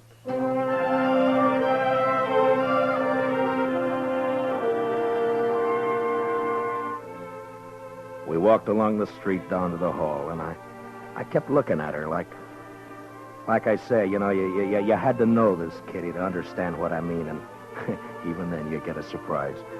She was like a 17-year-old on her first date, and she was like all the women you'd ever known and loved, soft and innocent. And something else, something that's female, and you can't figure out what. Something that makes you drunk without a drink inside you. It was snowing a little, and the flakes caught in her hair and melted into the black of her velvet cloak. And just before we went in, I looked at her again. And I didn't care. I was proud she was with me. Oh, evening, Marshal Dillon. Evening, Miss Murphy. You know Miss Russell? How do? You have your tickets, Marshal Dillon? Oh, yeah. Here we are. Fine. Go right in, won't you? Oh, sure. Oh, excuse me, Mrs. Murphy. Is there somewhere I can put my cloak? Oh, yes, of course. The ladies' reception room is right through there. I didn't catch the name. Catherine Russell, ma'am. Excuse me, ma'am. Yeah, sure. I'll wait for you. Thanks. You better.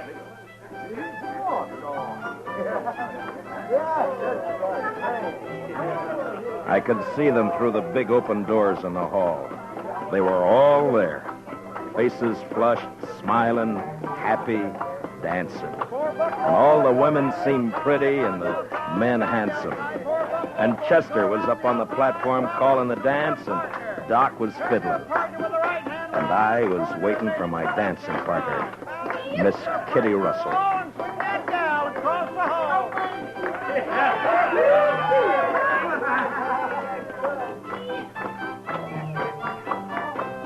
Now run away home and sing your own and leave my buffalo gal alone.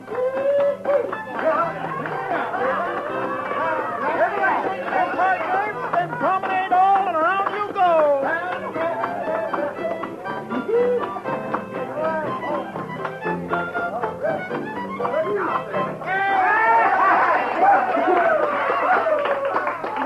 Hi. What took you so long? I'm sorry, Matt. I had a skirmish with one of the genteel females in there. Oh, I'm sorry. Oh, so she. You know, I get the idea I'm not welcome around here. Let's go in and get some punch, huh? Sure. How are you, John? Oh, that's a nice dress, Kitty. Well, I haven't worn it since a few years back in New Orleans. Hey, Marshal. Oh, Miss Kitty. It's Doc. Well, hiya. Oh, fine, Doc. Hello, Doc. I say, we got a bottle of whiskey outside. You care to join us? Oh, this punch. Not right now, thank you, Doc. Oh, well, sure. Hey, Miss Kitty, I saw you come in. Best-looking woman in here. Oh, there's lots of scratching going on.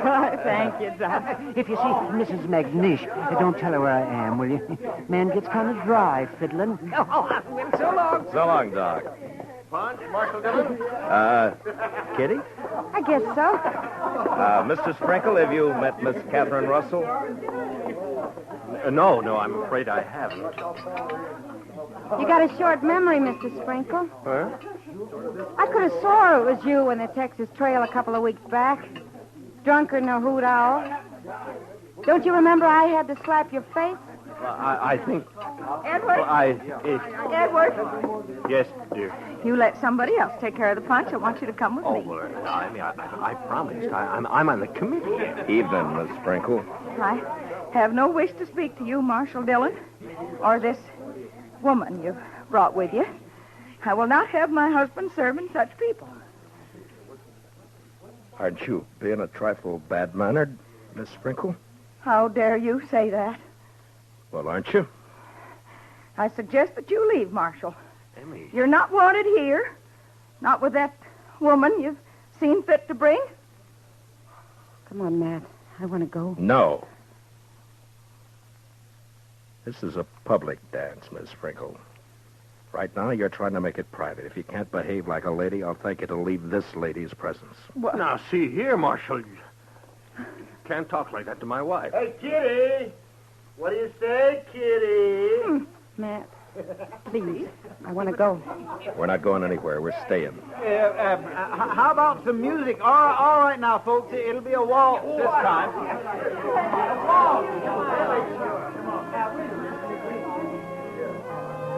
Thanks for the punch, Mr. Sprinkle. Come on, Kitty. I warned you, Matt. Now, please, will you take me out of here before something happens? Nothing's going to happen, Kitty. You and me are going to dance. Have a good time. That's all. You're acting like a kid. Matt, it won't work. I've seen this kind of thing before. May I have this dance, Miss Kitty? Please, Matt. You're being pig-headed and you know it. Let's get out. You refusing me, Miss Kitty? Oh, Matt.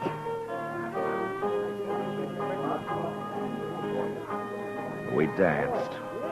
But it wasn't what I hoped it'd be. Kitty closed her eyes. I guess she was trying to blot it out, but I could see the other couples looking, whispering, and one by one dropping away over into a small group that got larger. There were only about 6 of us left when the waltz ended. And that's when the stranger and a couple of his pals walked out onto the floor. They were drifters, probably been in town for a week. And they were having their fun before they moved on.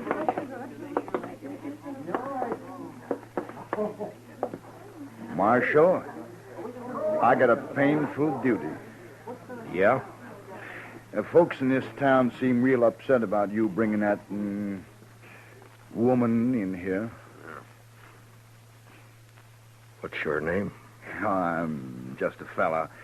I kind of made myself and my friends here a committee of 3, seeing as how everything's done by committees here, and we figured it would be best if you take your friend home. Mister, I'm the marshal in Matt, Dodge City, and I'm leaving. You're staying here, Kitty. She's smarter than you, Marshal. Everything all right? Everything's fine, Chester. This ain't a matter of law, you know, Marshal. It's decency and what's right. Yeah, and Marshal, this ain't right. Mister, I'm taking this badge off. Chester, you stay here with Kitty. Matt, don't you do it. Now come Matt. on outside. You. We're going to talk some more about this out there. It's cold outside. Now, you be a good fella and get out of where you ain't wanted. You know I won't hit you in here, don't you? Were you thinking of doing that, Marshal? Now, that ain't lawful. I ain't done nothing. Kitty. Kitty, wait. Now there's a gal with sense. All right, mister. No, I'm telling you. You and your pals are going to have to come out sooner or later, and when you do, you better start hightailing it out of Dodge before I catch up with you. We'll think of that. Oh, sure. We sure will. Marshal.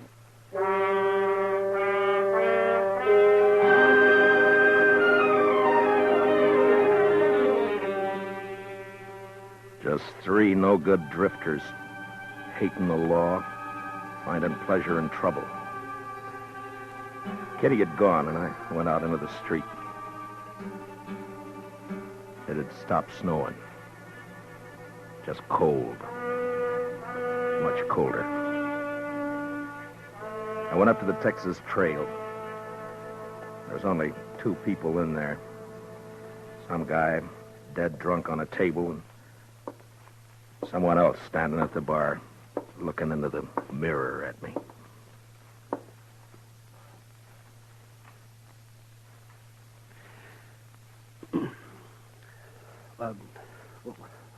What do you have, Mr. Dillon? Nothing, sir. Yeah. Well, I got some things to do in the back. Give me a call if anyone comes in, will you? Yeah, sure.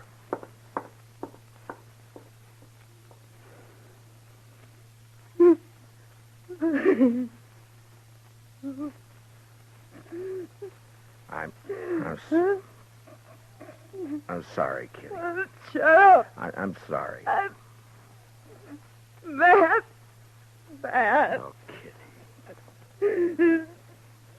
Oh, it's all right. Sure, it's all right. I'm so mad. I could... Yeah, I know. I should have known better. No, it was me, not you. No, it wasn't that either. It was all those polite ladies and gentlemen. Give me a kerchief, will you? Yeah. Here.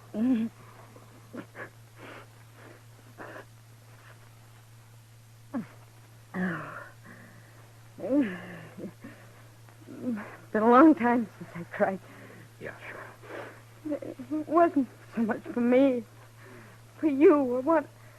I wanted to cry right there in the hall, watching you and knowing there was nothing you could do. Nice mess of people we got in Dodge. No, it's not them, Matt. It's me. I've run into this before. The only difference was I didn't have you around. I wanted it to be right tonight because of you. A lot of narrow-minded prayer spouting. Yeah. They hurt your pride, didn't they? No, it wasn't that. No? No, I wanted you to go with me. That made me real happy. But maybe we're different, Matt. You and me figure life different to them. That's not their fault. There's a lot of folks there I know. I smile at them on the street. They talk to me. But tonight, well, that was different. I made them uncomfortable. Yeah? Well, I didn't do a bad job with you. Oh, you can't look at it that way. And you can't go fighting the whole town either. There's 3 fellas going to get hurt. No, I don't want you to do that, Matt. You just let it go. Let it go, Matt. They don't mean nothing. You know what means something to me? What? That you asked me to go to the dance with you. I knew what was going to happen, but it was worth the chance. I thank you for it, Matt.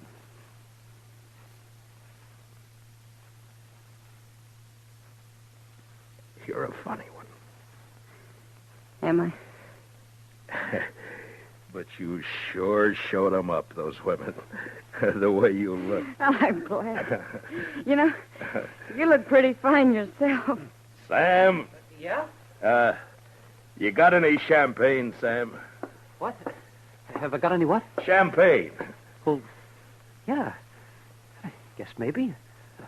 A bottle or two? Yeah, maybe. Sure. Well, break it out. All right.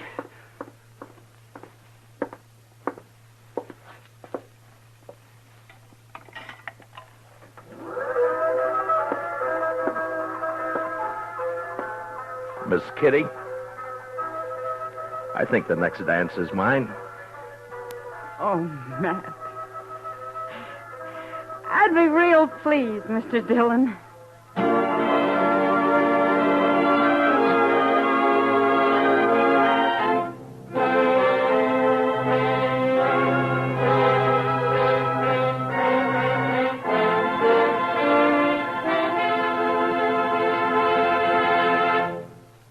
Gunsmoke, under the direction of Norman MacDonald, stars William Conrad as Matt Dillon, U.S. Marshal.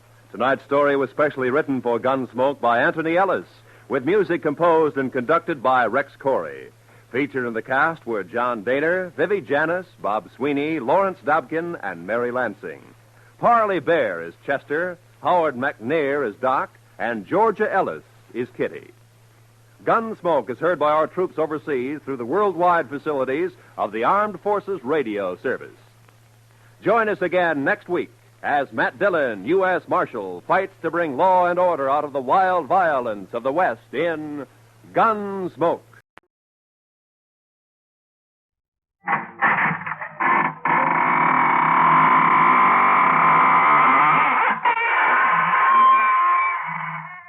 Good evening, friends of the inner sanctum. Well, here it is, Tuesday again, and this is your ghost host at the squeaking door. Tonight's story is called The Last Story. It's an original radio play by Christopher Mayle. And our star is Richard Widmark, who plays the role of Tony Muse.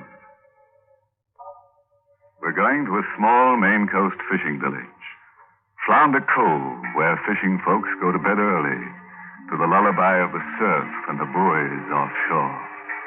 But this night there is a new note added to the lullaby, a discordant note, which for all its strangeness serves only to keep awake the man responsible for it. Anthony Muse, a young newspaper man from the city, is typing furiously, while his bride sleeps in the other room of their fisherman's cottage.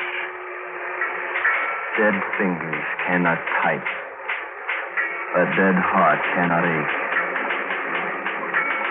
But that's the end of a story that began when my paper sent me here to Flounder Cove to do a story on fishermen. I spent my first morning sizing up the town. And about noon, I found myself walking along a rocky bluff away from the village. I was approaching a little gray church and a little gray cemetery. And the grass was lush by the large tombstone. Mother, give me some sign.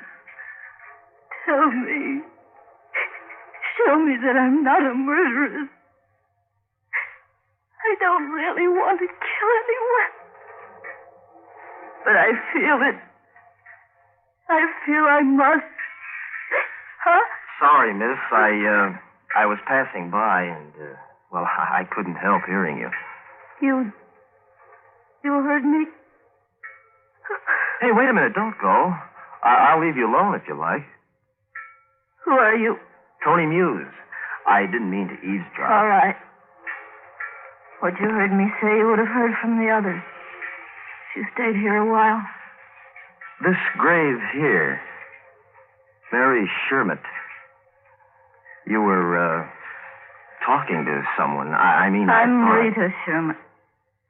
She was my mother. She died when I was born. You heard me talking to her. Well, I heard some nonsense about you not wanting to murder someone. You're not a murderess, are you? I've been a murderer since the day I was born. Murder is in my heart, as it was in my mother's, as it was in her mother's. Why do you keep your head turned away, Rita? Look at me for a moment. No, I can't. Yes. I'll let you see. Look. Look at my eyes. Look in the sunlight. Well, they're yellow. Yes. Yes, yellow eyes. Murderer's eyes. Her eyes were yellow. The most beautiful eyes I've ever seen. I saw sunlight and gold and buttercups dancing through tears. But I saw no murder there. Only a horrible hurt that tortured soul. And I felt pity. And the desire to know more about Rita Sherman. Yep. Killer runs in her blood. Got yellow eyes, just like a mouse was. They're pretty eyes, though. Yep, right pretty to look at. Mother's was, too. She got a killing fit and drive a knife through a man's heart. Why? No reason. She come near hanging for it. Well, didn't she? No. Governor changed it to life. She was going to have a baby. Who, Rita? Yeah, Rita. Mary Sherman died born in Rita, prison hospital. Uncle Zeb's good Christian. He took baby and raised it. Well, why does she stay here? She can't bring herself to break away from a Ma's grave on a bluff. Talks to a ghost. Everyone I spoke to agreed that Rita Sherman would kill someone someday. I should have taken the afternoon train. My story was finished. But I didn't. I should have forgotten Rita Sherman and her unhappiness. But I couldn't. When I saw her standing on a high point above the hungry rocks on the bluff that afternoon, when I watched her step to the very brink of that bluff, I should have turned my head away, but I couldn't. Rita, you little Rita, you come back. You come back or you take me with you. Why don't you let me? I can't go on this way. I can't. Why did you do that? You had no right to slap. I do have the right. I love you.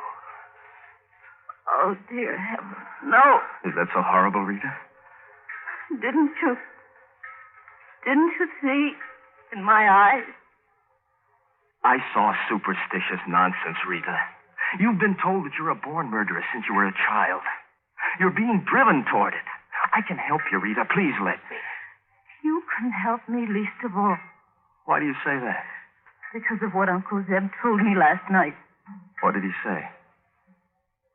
That you are probably the man I was meant to kill. I kissed her.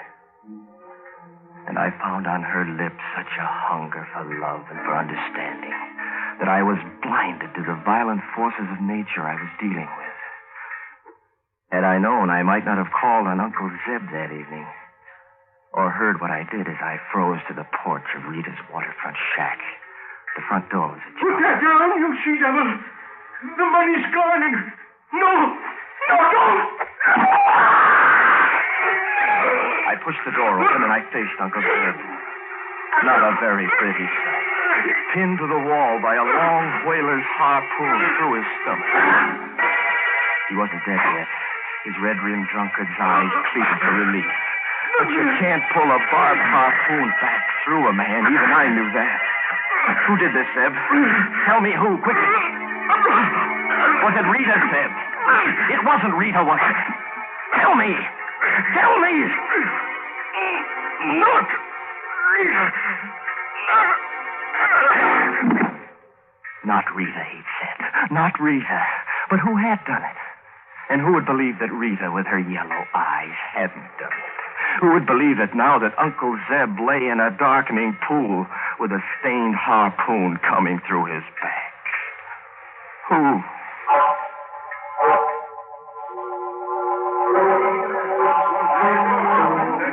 Well, here comes the sheriff now. Hey, sheriff, did you catch her? Let me through here. Yeah. Come on, folks, let me through. Did you catch her, Sheriff? Sure I did. Well, I know that Sherman gal would kill somebody someday. Sure, I know it. Listen to me, Sheriff. Rita Sherman Quiet. kill anyone. Quiet! You got it all wrong. Emma Hathaway done it. What? What, Rita Sherman? Say that again. Rita Sherman didn't kill Uncle Zeb. Emma Hathaway killed him. Sherman Garrett couldn't have done it. She took the 5 o'clock express. Bought a ticket for New York. I wasted no time leaving Flounder Cove. They promised to flag a through train for me that night. The sheriff came to the station with me, and he filled me in on the story. Who would have guessed Mamie Hathaway and Zeb was behind all those stories about Rita? But why, Sheriff? Were they trying to drive the crew crazy? And or worse, they could murder somebody. And they'd have the money all clear. What money? Zeb got $20,000 in cash from Rita's Ma while she was in prison to raise a cat on. Zeb thought nobody knew that, so he was going to use the money himself. But Mamie Hathaway knew, huh? Yep. Rita's Ma told Mamie just before she died. Mamie told Zeb she knew. So he had to cut her in on the deal. Lovely people. What happened last night? You come into the picture, and Mamie sees the gal's falling for you. She goes to Zeb and wants her share. And they each made a mistake. How, Sheriff? Zeb told Mamie he'd spent all the money. Mamie killed Zeb, thinking sure Rita'd be blamed for it. You see, son, nobody except Cal at the station here knew Rita had left Flounder Cove. Do you know why she left, Gus? I reckon I do, son. And I hope you find her. I have to find her, Sheriff. I couldn't very well tell the sheriff why I had to find Rita Sherman. Better than anyone, I knew a girl was just then arriving in New York. A girl who was unstable enough to become a homicidal fiend.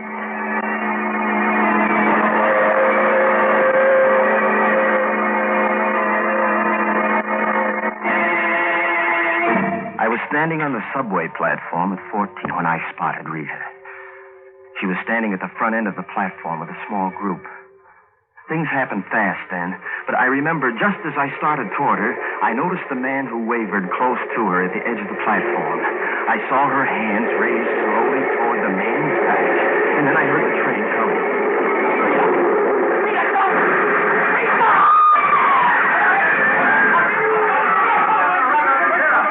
Rita, you poor kid.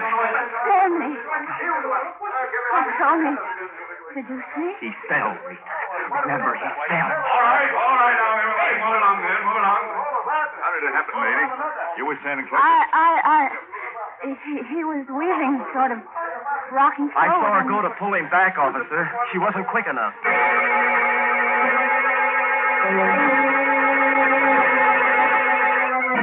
Rita. Yes. You don't think you pushed the man, do you? I'm not sure. I just saw him leaning, and I raised my hand. I just don't know, Tony. Well, you didn't. I saw you. You were going to pull him back. Now let's talk about us.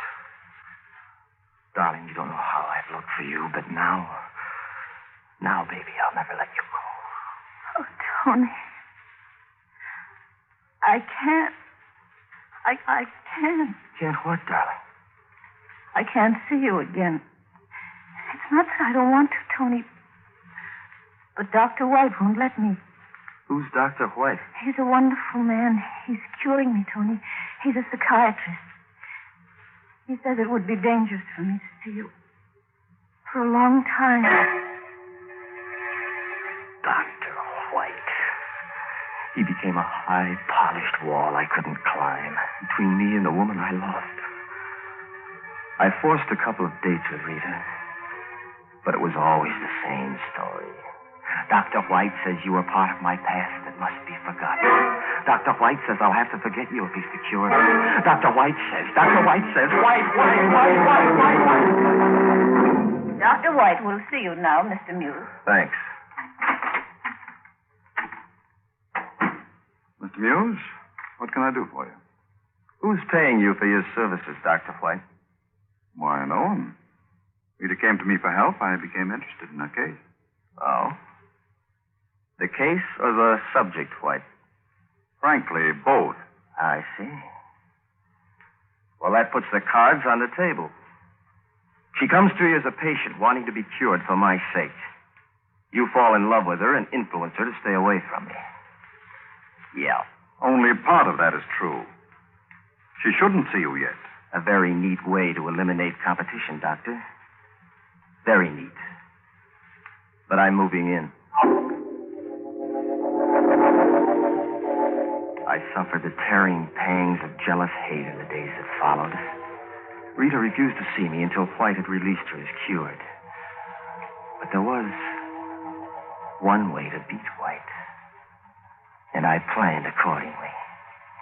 I parked my car across from his house on Long Island. It was a deserted section along the shore. Shortly after midnight, a cab came along, and I ducked.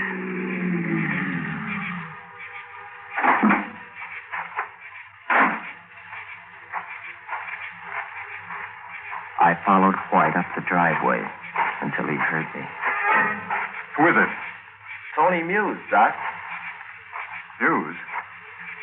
What are you doing here? Let's go inside where it's comfortable. Oh, no, we'll talk right here. Don't let's mess up your driveway, White. This is a gun.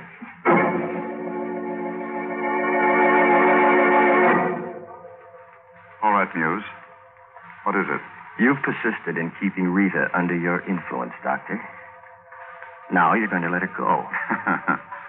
Not a chance, Muse. And how can you make me do it? By killing me? No, not by killing you. But a letter from you will do it. Rubbish. You'll either write what I tell you to write, or you'll never psych again. All right. All right. Dear Rita, I've been called to the coast for some important and confidential work. Before going, I've reviewed several of my cases. I feel that you have sufficiently advanced to be considered quite normal. I will check into your progress on my return. Sincerely yours, then sign it. Frankly, Muse, this is childish. What's to prevent me from showing Rita this letter as a forgery? I've thought of that, too, Doctor. No, Muse. Why be rash? Listen to me. The trouble with you as a psychiatrist, White, is that you never met anyone who wanted something as much as I want Rita Sherman.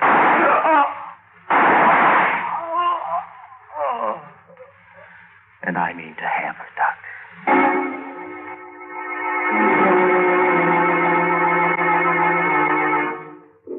He was light and easy to carry. I crammed the trunk compartment of the car shut on him, and I locked it. In town, I mailed a letter to Rita, and I waited centuries for the night to pass, and then more centuries for my phone to ring the next day. Tony Muse. Tony. Whoa, darling. Is there anything wrong? You're crying, Rita. I know I can't help it, dear. I'm just so happy. I just received a letter from Dr. White. He says... Rita, you don't mean he's released you?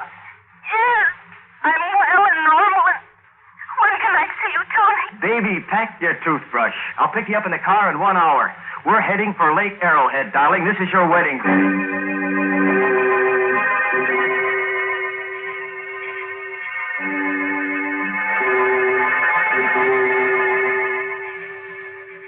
Lake Arrowhead was a beautiful lake, and a deep one.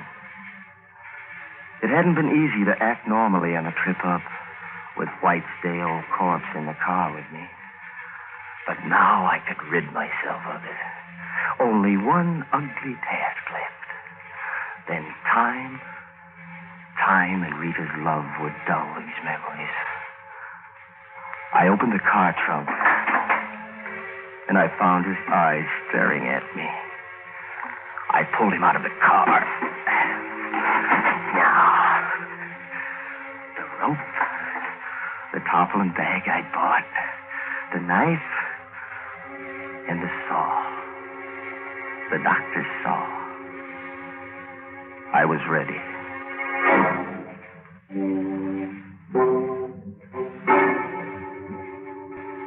It took me a half hour in all. No one would have guessed then who was packed in the weighted tarpaulin package I dropped into the lake. It was finished. I was free. And I went back to Rita.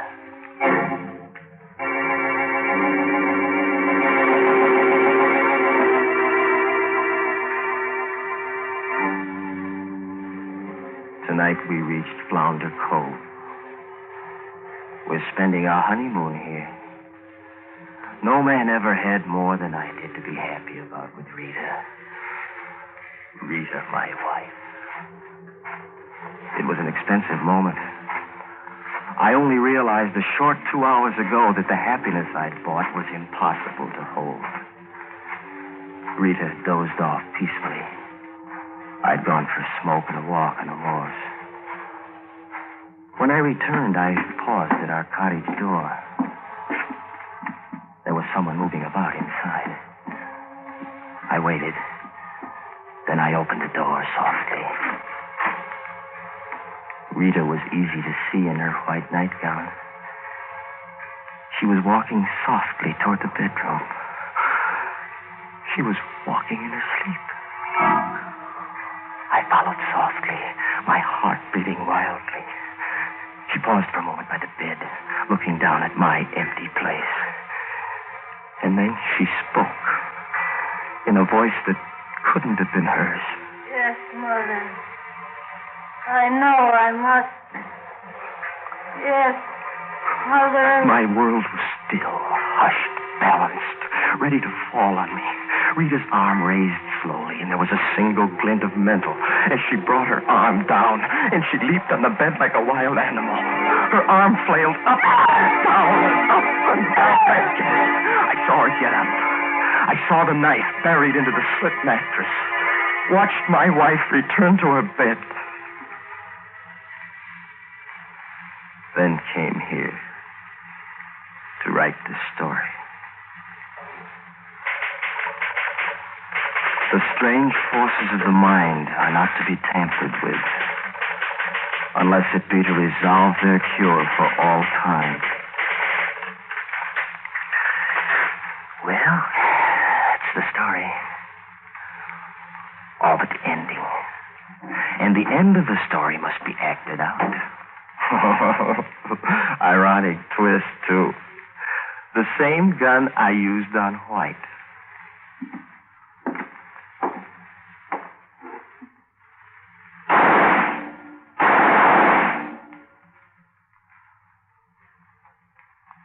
Rita will never wait to find that she is a murderess.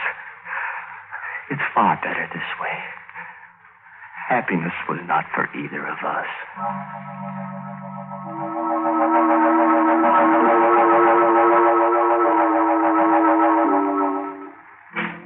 To whom it may concern, I, Anthony Muse, do confess to the murder of Dr. Donald White of New York City.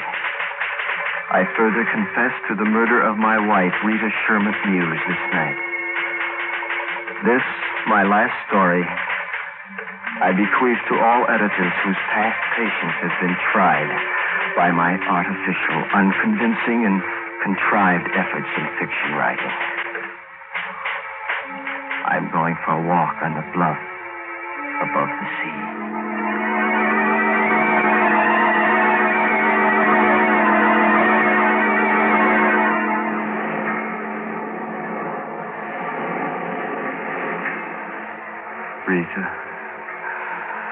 Rita, didn't you know? Whom the gods would destroy, they first make men. Rita!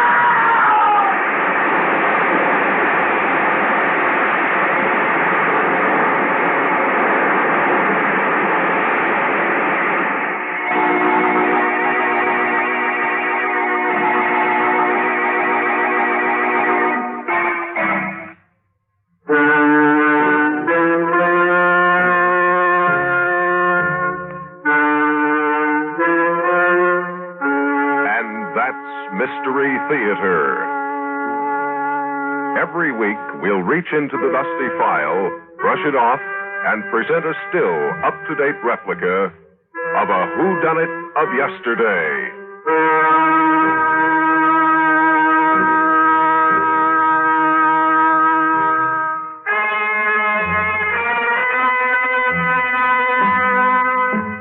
This is the American Forces Radio and Television Service.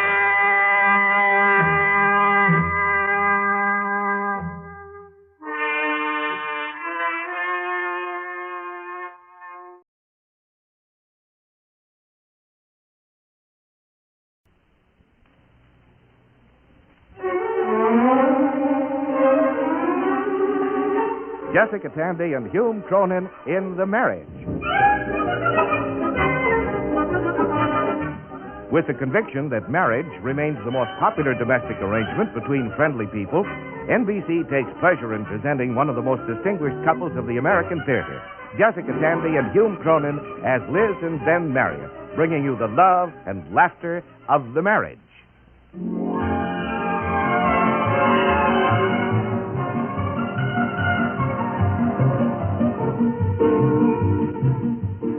When Liz and I were first married, New Year's Eve was the excuse for all-night escapades straight out of Scott Fitzgerald. Well, we never actually went swimming in the fountain at the plaza, but we did once catch a fish in Central Park Lake and cook it over an open fire for breakfast. But then, when the children came along, a late New Year's Eve meant a ghastly New Year's Day, and we didn't catch up on our sleep until St. Patrick's Day. Somehow, over the years, our enthusiasm for an annual orgy has diminished. And so, this year, the 31st of December found us sitting quietly in the living room, serving cake and coffee to Liz's cousin Mildred, who was down from Vermont with her intended, presumably for approval. So you two are getting married. Well, yes, we are. Well, now, are you staying long in New York? We came into New York for vacation so that Walter can rest after Christmas. He's a mailman. Letter carrier. letter carrier. I guess you do need a rest after Christmas. He has to wear special arches. Metatarsal. I'm sorry. Oh, that's all right. You didn't know. Oh, well, when did all this happen, Mildred? It hasn't happened yet. I mean the wedding. Have you known each other long? Well, Walter was my mail letter carrier. Yeah, she didn't notice me till the duck bit me. A duck bit you? Yeah, neighbor's duck. Oh. It's a nasty-tempered animal. They ate it for Christmas. Well, I'll bet that made you feel better, Walter. Well, I don't hold a grudge. Well, I treated Walter with alcohol. Denatured. On my ankle. And then I started sort of waiting for him every morning. Some days there wouldn't be any mail, and he'd pass right by, and I'd feel blue all day. Isn't that sweet? Well, finally I started clipping coupons out of magazines to send away for free catalogs. Tried to fool myself into thinking that I wanted them. But one day when I got 4 copies of the Wholesale Plumber's Small Parts Compendium... Why, then you just had to admit that you wanted to see Walter. Kept me busy in the spring, bringing her flowers. The mailman delivering flowers? That must have been colorful. Well, not very. Free seed offers come in brown paper envelopes. Oh. Then Walter left me a poem in the mailbox with the Sears Roebuck Midwinter Sale Supplement. Liz, he underlined the Better Brides Ensemble. Oh, Now, Walter, wasn't that tampering with the United States mail? Well, I took that chance. And now you're getting married. Well. 10:20, Millie. Oh. Liz, you wouldn't think we were awful if we ran along now, would you? Of course not. Now, we're going to Times Square to watch the people. Midnight. We saw it on television last year. And then we thought we'd walk past the main post office on 34th Street. Hey, I've always wanted to see that. Neither snow, nor rain, nor heat, nor gloom of night shall stay these couriers from the swift completion of their appointed rounds. Doesn't mention ducks, does it? Well, they could sort of be covered by gloom of night. Happy New Year, everybody.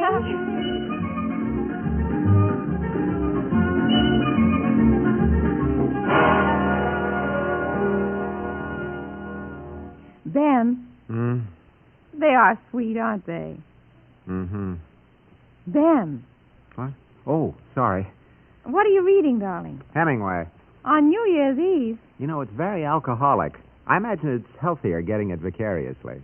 It is nice just sitting here reading. Hey, what have you got there? You won't laugh. Why should I? Cyrano de Bergerac.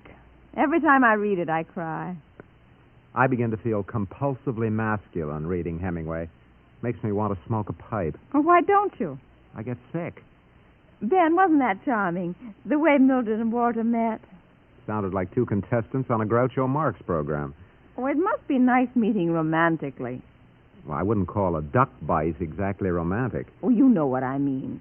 Take the way we met. I don't think you even remember. Of course I do.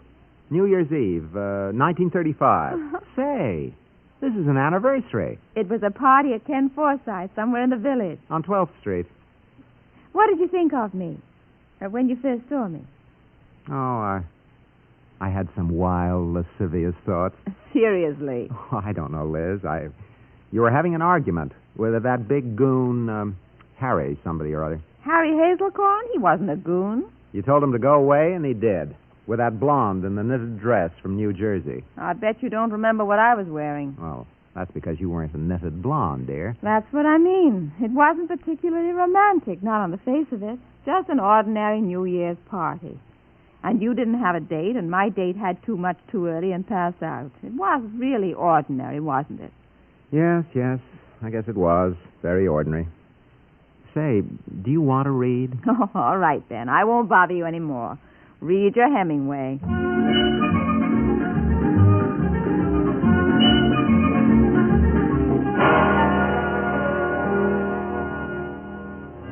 Daydreaming. Always trying to improve on reality, to sugarcoat it. Man and a woman meet at a New Year's party, that's all. Why not leave it that way? Why build up a whole fantasy?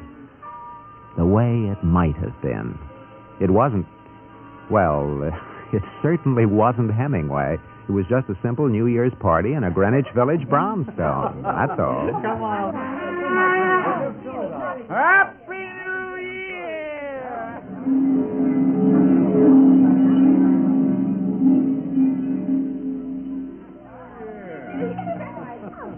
I came into the room. I stopped. It was a dark and smoldering room. I could feel the animal heat. I could remember the same bitter taste of fear in my mouth, the same smell of fear when I ran from that charging bull elephant. But it wasn't elephant now. It was a party. I hated it. A man has to do things he hates. It's part of being a man. I lit my pipe. It's a good pipe. It draws true. It smokes good and honest. I saw the girl across the room. She was tall. She stood there, shining, half child, half fallen angel. She was angry. I remember that look.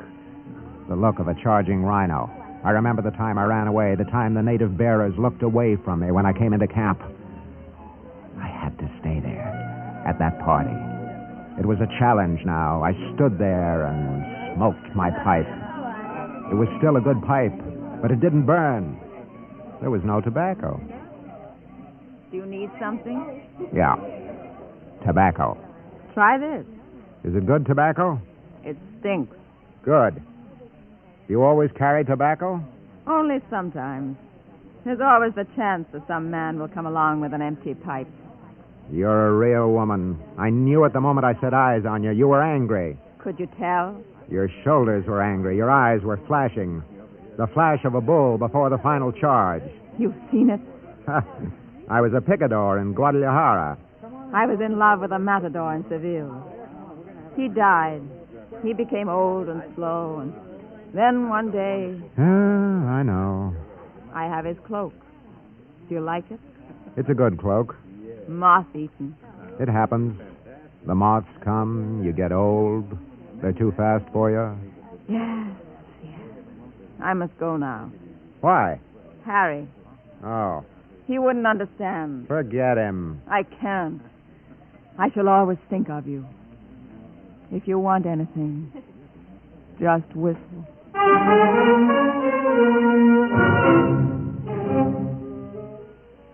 I saw him across the room. He was fat and red-faced like an angry sea lion.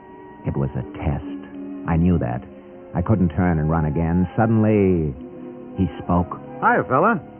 I'm Harry Hazelcorn. Have I ever met you? I understood.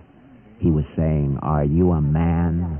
Truly? Yeah, I think we have met somewhere. He knew. He knew about the shark that chased me screaming up the Hudson River as far as Poughkeepsie. Nice party, isn't it?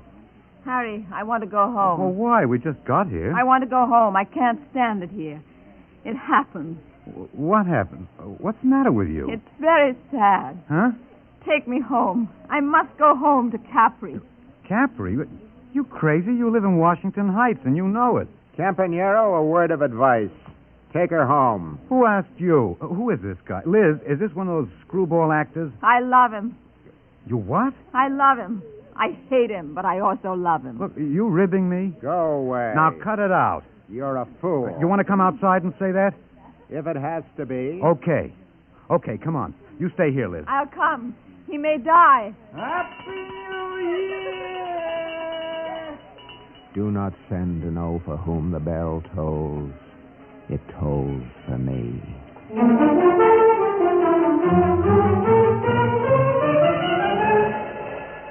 I had to face it now. I remembered the enraged charge of the Lexington Avenue Express at rush hour. But now a strange exultation overwhelmed me. Courage. I was a man. I smoke a pipe. I shave every day. I knew I must be a man. Okay, wise guy. Put him up. All right, Campanero, you asked for it. Oh. He's down. I know. It was a glad feeling, a good feeling. I hit him true and square. Kill him. No, I don't have to. Now, daughter, I'll kiss you. Good and true. What happened? The earth moved. You ain't kidding, Jack. They're blasting for the 6th Avenue subway.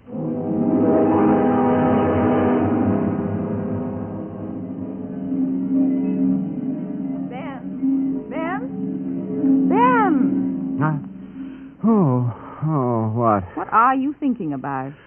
Nothing. Still reading Hemingway? Yeah. You haven't turned a page for 10 minutes. You've been daydreaming. Have not. Want another cup of coffee? No, thanks. I'll wash the cup. Walter took 5 teaspoons of sugar, and here they are at the bottom of the cup. He didn't stir it. Maybe he doesn't like his coffee sweet. Don't fall asleep in the chair, dear. Oh, I won't. You want me to dry? No, never mind. I finished Cyrano.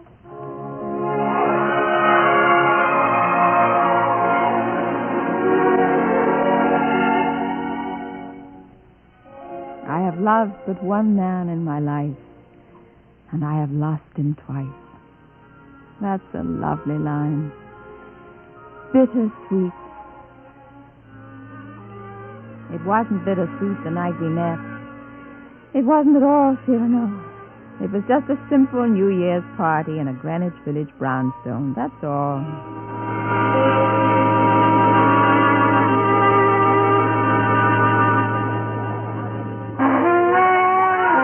Happy New Year!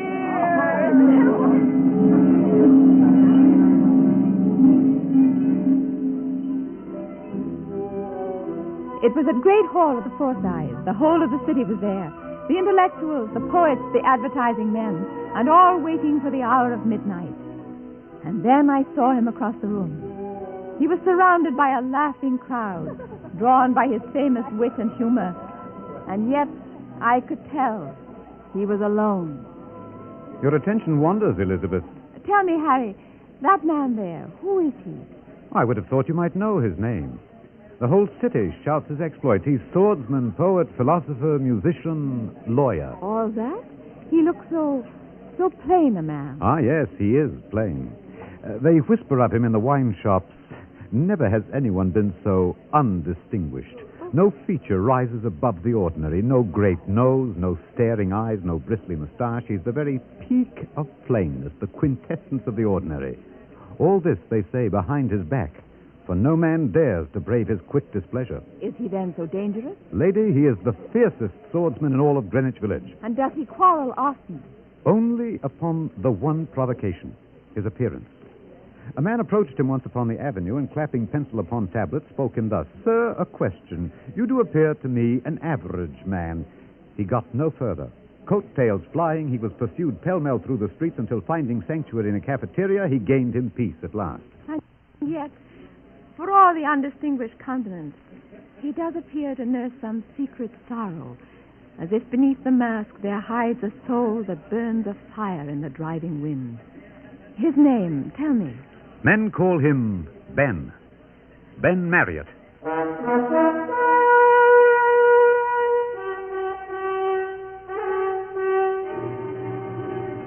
I came at last upon a balcony, and there beneath flowed the winking lights of double-decker buses on Fifth Avenue.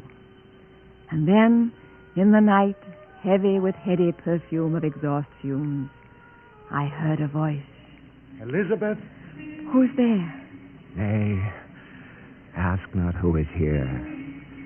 Let me in this friendly darkness speak to a woman unseen. Are you then afraid of me? Yes, I'm afraid. I'm afraid that you should laugh. Why then should I? Because you're a woman. And is my sex then prone to laughter unprovoked? Were it but unprovoked. How have I longed to meet a woman who might gaze on me with... Come, say it. With love. Nay, I go too far. I do presume upon the darkness. Are you then disfigured, ugly, grotesque? Alas, no. Not one scar, one twist of countenance? Not one. Sometimes I dream that I, too, might be a lover. That I might have a visage such as maids admire. I lose myself in dreams of a cleft chin, a craggy profile, a nose. Oh, heaven would that I had such a nose. But then I see myself in the glass, an electric shaver poised in hand, a face, a nothing. Not a word to describe it, not a flaw, not a wrinkle for a maid to pin her heart on. You must forgive me. Oh, no. Here in the darkness, I feel only your soul. My soul. Speak, Ben Marriott. Do not fear. Speak. Elizabeth. Elizabeth. Yes, yes. I ask one thing. Yes. I ask one thing, and that is that... Aha! I find you on the balcony. Alone. Nay, not alone. Harry, I beg you, it was nothing. Alone in the dark. With who? Whom? Who? Sir, do you doubt my grammar? Sir, do you doubt mine? You've insulted me, sir. I demand satisfaction. That voice. Shall we then stand on ceremony, or shall honor be satisfied now? A light. No, pray let no blood be spilled this night. It is the eve of the new year. A light. Ben Marriott. I could ne'er mistake that face. Yet call that a face. It is a blotch, an emptiness, a nothing. You, sir, are quite ordinary. I would have spared you till you spoke that word. En garde. So be it. Lawyer? Very well, then. Lawyer. Sirrah, I shall compose a will for you as we fight. Then, as I reach the last codicil, thrust home. Now then, en garde. I, Harry Hazelcorn, being of sound mind and body, do hereby publish this, my last will and testament.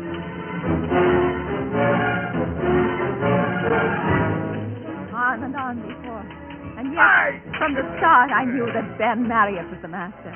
He toyed with Harry as a cat with a tin mouse that sells him on the subway platform for but $1.98.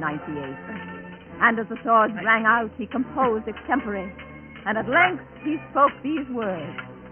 Codicil, to my faithful cleaning woman, Mrs. Clancy. Fight, you pettifogging Philadelphia shyster! I leave whatever clean laundry may be returned to my estate. That ends my last will and testament.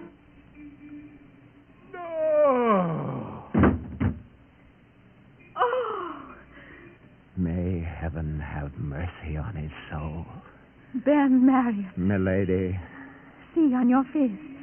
His blade has carved a scar. No longer can men say that face is ordinary. Ah, Elizabeth. My darling. Before he interrupted us, you were asking something. A favor, I believe. Ah, yes. If you could but grant us one boon. And that is? A kiss. Come, Ben Marriott. That boon is yours.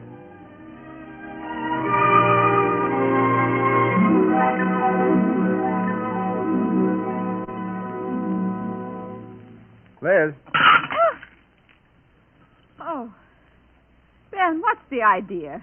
I've been watching you. You've been washing the same cup for 4 minutes. Well, it's gone now. What were you thinking about, darling? Oh, nothing. Just thinking. About us? Uh-huh. Ben. Come here, darling. Want me to try? No, just come here. Oh. You know, the way we met was quite romantic, really.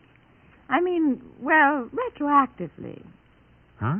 Not the details. Hundreds of men and women meet that way, and nothing happens. Something did happen with us. 17 years of being together. Not to mention Emily and Pete.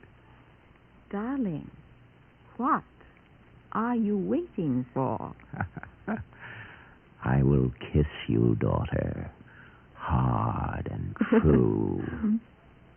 Oh, Ben, look out. Don't bend me back like... Ben! Oh. What's the matter? My back. Oh, I'm sorry. Here, let me... No. Rub it. Here? No, higher up. Oh, that right? Why did you do that? I kissed you hard and true. I'll need the heating pad tonight. Maybe a hot bath will do it. I think we better be a little less athletic while kissing. Oh. Liz, listen. There it is. Happy New Year, darling. Shall we try a gentler kiss? You remember that first night? That was our first kiss. Weren't we lucky to have New Year's as an excuse? We have it now. Easy, Ben, easy. Happy New Year, darling. Happy New Year.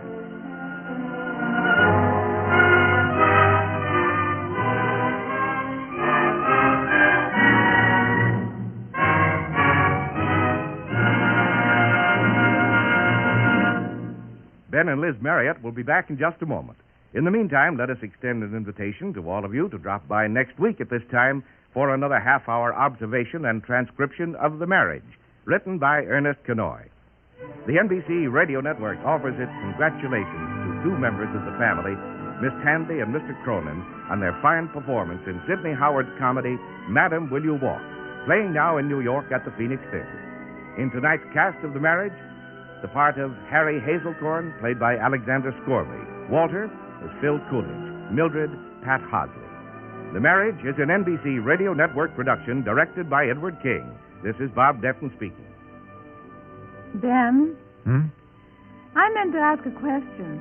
Harry was drinking orange soda at that party. How did he happen to pass out? He didn't. He left. He got a message his mother was dying. Well, I saw her the next week. She was perfectly... Ben? Did you? Happy New Year, darling. Happy New Year.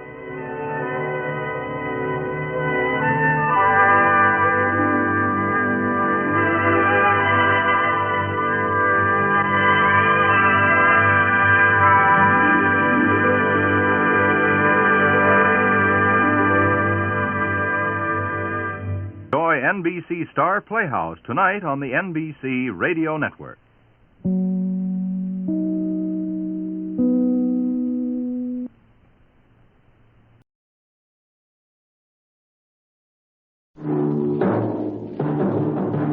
Night Beat.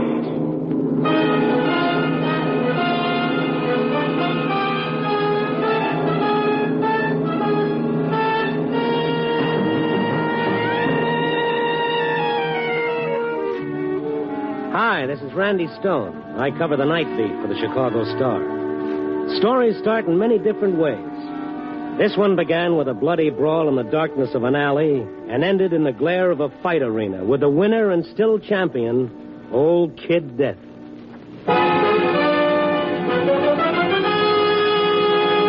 Night Beat, starring Frank Lovejoy as Randy Stone.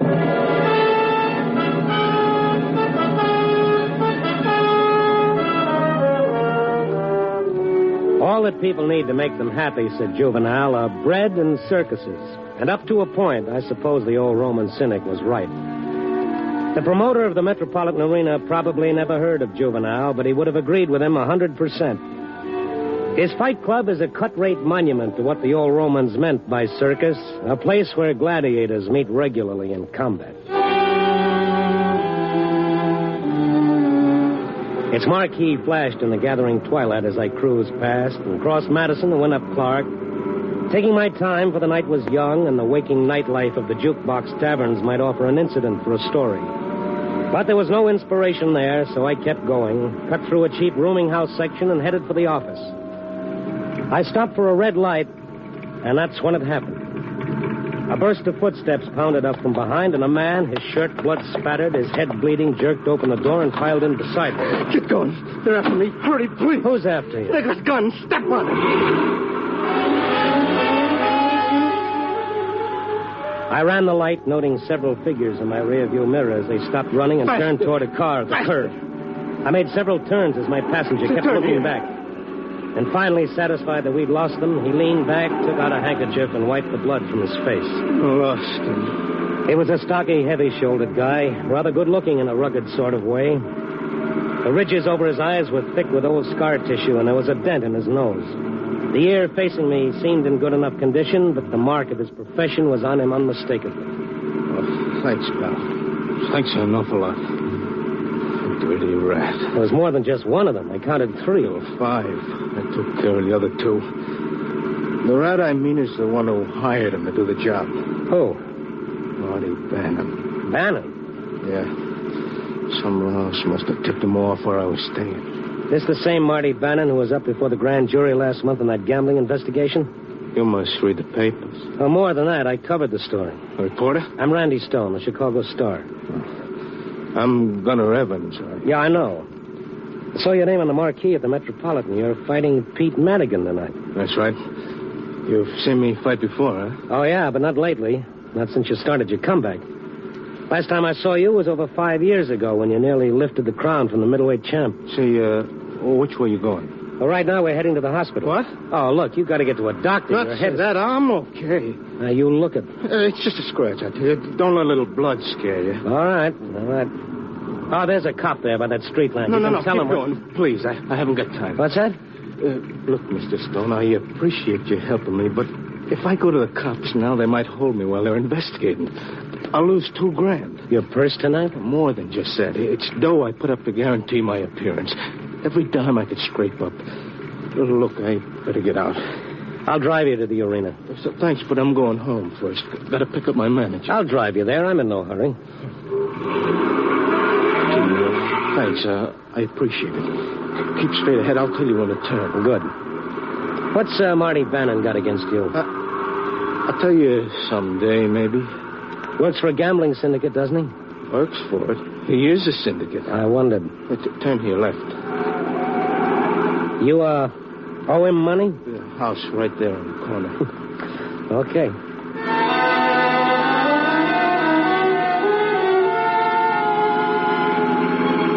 The apartment house where Gunnar Evans lived was probably a very classy joint around 1910. I wondered what had happened to those fat purses he'd collected when he was one of the 5 ranking middleweights in the world. What had happened that he'd had to return to the ring to be a living punching bag for youngsters like Pete Madigan. Well, thanks again. What's the matter? What's wrong? Nothing. Just a little dizzy, I guess. Now, wait a minute. Come on, now, no fooling. You got to see a doctor. I tell you I'm okay. I'll be all right. Well, you better let me go up with you. Stone, I appreciate all you've done, but you don't have to worry. Okay, but you can't fight tonight. Not with that gash in your head. Heck, I can't. Dan will fix it up. You just keep your mouth shut. Dan? My manager, Dan Morgan. It's above the hairline. They'll never notice. You coming to the fight? You bet, and I'm going upstairs with you now, too. I'm telling you. And I'm telling you. Now, let's go. So we went up to his apartment together. He leaned against the doorbell like he was tired. When the door opened, he nearly fell in. Gunnar! She was a little blonde with a baby face and eyes that were rhapsodies in blue. She shrunk back as he reached out to steady himself as though she didn't want him to touch her. And somehow the music in those big blue eyes vanished. What happened? Nothing much. Some hoods tried to jump me. I did all right. A friend of mine, Connie, Randy Stone, my wife. Come in. Connie, is that him? Hey, Gunnar, I've been looking all over for you. What the Sam Hill happened? I told you to... Wait. Holy smoke, what happened to you? Don't get excited. I had a little trouble. Yes, in the large economy size. 5 thugs jumped him. What? Now, don't worry about it, will you? I'm all right. Just need to sit down. Randy Stone here helped me get out of it. Some of Bannon's hoods, I think, Dan. If you ask me, you better call a doctor. Nobody's asking. Well, he's hurt. Will you shut up? I keep telling him I'm okay, and he keeps hollering for an ambulance. Lay off, will you, Stone? What makes you think Marty did it? Who else? He tried to proposition me into taking a dive, didn't he? He owns Madigan body and soul, don't he? He even told me he'd do something to me if I turn him down. I'm gonna... Well, why did you turn him down? For $500, I should take a dive? For 500 lousy fish? Come. Well, why not? How far can you go? You think you're still a big shot, a headliner? Well, you're nothing but a has-been. Now, take it easy, Connie. I told him to take it. I told him. How long can he last? I'm sick of being broke all the time. We needed that extra 500. Why didn't he take it? Because I'm going to beat Madigan, that's why. Oh, you fool. What good is it? You'll never hit the top again. If you can't think of yourself, what about me? What about that kid of yours? Billy's your kid, too, now. Don't you forget. My kid? Oh, no. Don't wish him on me just because I'm married to you. Connie. I'm sick of playing nursemaid, do you understand? And I'm sick of living like this. Wouldn't be if you hadn't ruined me. What? You've stripped me of every cent I had, threw it away on parties, closed gambling, made me sell a little business I had to pay your lousy debts. Why, you cheap, punch-drunk bum. Now, stop that, Connie. I don't have to take that talk from him or you or anyone else. I'm through, do you understand? Through, as of now. She almost ran from the room, burst into an adjoining bedroom, and disappeared. Gunner Evans stared at the closed door for a moment and then sat down slowly by the table. His face was gray and tired as death itself. Old Dan Morgan shook his head sadly and gently pulled Gunner's head forward so he could have a better look at the cut on top. Billy asleep, Dan? Yeah, I put him to bed before you came in. I hope she doesn't wake. That don't look good, Gunner. He still got that cough? He's better. I lit the vapor lamp by his bed. He'll be all right in a day or two. You know how kids are, sick one day, up the next. Hand me that bag there, will you, Stone? Oh, sure. Here, thanks. Connie. Yeah? Where you going with that suitcase? Connie! Well, that's the end, I guess. Oh, she'll be back, Gunner. You know how she is. Yeah, I know. Now, be still. I want to fix this. No. I want to take a look at Billy. Maybe he's uncovered. A young kid? 5. She's not his real mother, huh? No. Billy's ma died when he was 2. Gunner married Connie 6 months ago. Thought the boy needed a mother. Some mother. She hates the little fella. It's a shame. Well, Aggie and me, we never had any children ourselves, but if we ever had, I'd want him to be like Gunner's boy. What a kid. Smart. I don't get it. How can any woman, even a gold-digging little witch like Connie, not want him? Still sleeping, huh? Yeah. I'll have to see if I can get one of the neighbors to stay with him while we're gone. Sit down. I'll get my bag. What about it, Dan? Don't you think this is a job for a doctor? Will you keep out of this? Gunner, I was going to tell you, maybe you shouldn't fight tonight. Dan, for the love of Mike, don't you let me down, too. Every cent I got is tied up in that forfeit. $2,000. Well, I don't like the looks of it, but... Okay. You don't think you've lost too much blood? Nuts. Get to work. Time's running out. We got to be at the arena pretty soon. Yeah, very well. Hold still now. This stuff is going to sting. Go on. I only wish I knew who tipped Bannon off where I was staying. Hey, Stone, a piece of cotton. There. Oh. Here. You didn't mention it to anyone, did you, Dan? Of course not. Skin clips, a little jar of alcohol. Oh, this? Yeah. You mean you moved out of here and you were living in a rented room? He was only there the last 2 days. We were afraid something like this would happen if they knew where to find him. Somebody must have tipped them off. They ain't bloodhounds. Must have been a fluke. Somebody must have seen you around there. Collodion, a brown bottle. Yeah. Why would Marty Bannon go to all that trouble to keep you from fighting tonight? The odds are 5 to 1 on Madigan, aren't they? Maybe they are, chum, but Bannon don't bet on anything that isn't a sure thing. Thought he could buy me for a lousy $500. Well, he was wrong. Easy. I'm almost through. I figured it was safer to claim I run out and divide my $2,000 forfeit money with that dumb punk of his. Well, for Pete's sake, what about the police? The boxing commission? I opened my yap and they started an investigation. Cancel a fight. And who's hurt? Bannon? Nah. What can I prove? I need that dough, Randy. I need it bad. I watched the savage gash in Gunner Evans' head close up and vanish under the magic touch of Dan Morgan's fingers. When he finally combed the hair over it and put away his tools, I was almost convinced that my concern had been overdone. Dan's fighter looked as good as new. Now, you go into that bedroom and get a half-hour's rest, Gunner. Try to sleep. But I gotta find a sitter. Forget it. I'll call my wife. Aggie will be glad to come over. Oh, that'd be swell. I'd sure appreciate it, Dan. She'd be tickled to do it. You know how crazy she is over Billy. Yeah. As a matter of fact, why not leave him with us until you get straightened out? I'll think about it. Billy can always find a home with Aggie and me, Gunner. I only wish I had him for keeps. Not a chance. You better get some sleep while you can. You need it. Yeah. I'm going. Oh, thanks, Stone. Thanks a million. I went down into the street, got into my car. I lit a cigarette thinking of what was to come and hating it. Gunner didn't have a chance. The odds were all against him to start with. But now Marty Bannon and his thugs had guaranteed it. The more I thought about it, the sicker and angrier I got. I knew Marty's address from the last time the police had visited him. Maybe he ought to know he wasn't having himself a private party with Gunner. Maybe he ought to know that if he got too rough, I might just invite the 800,000 star subscribers.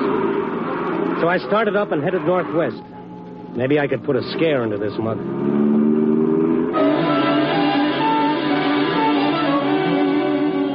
Bannon lived in a single penthouse apartment in the medium high rent district. I pressed the doorbell, and after a moment, a small peephole opened. An eye gave me a fishy stare, and the door swung wide. Well? Hiya, Marty. Remember me? Stone, Chicago Star. Oh, yeah, one of those poison pen artists. What do you want? A little talk. About what? About Gunner Evans. Come in. All right, spill it. What's in your mind? Who is it, doll baby? Shut up. Well, I like that. I only asked a simple... You. Gunner's wife stood in the foyer entrance. Like Bannon, she was in evening clothes, wearing a gown that showed everything but good taste. When I saw, I knew who had tipped Bannon off where Gunn had been hiding, and who had sent those goons on a murder trail. It was Connie herself.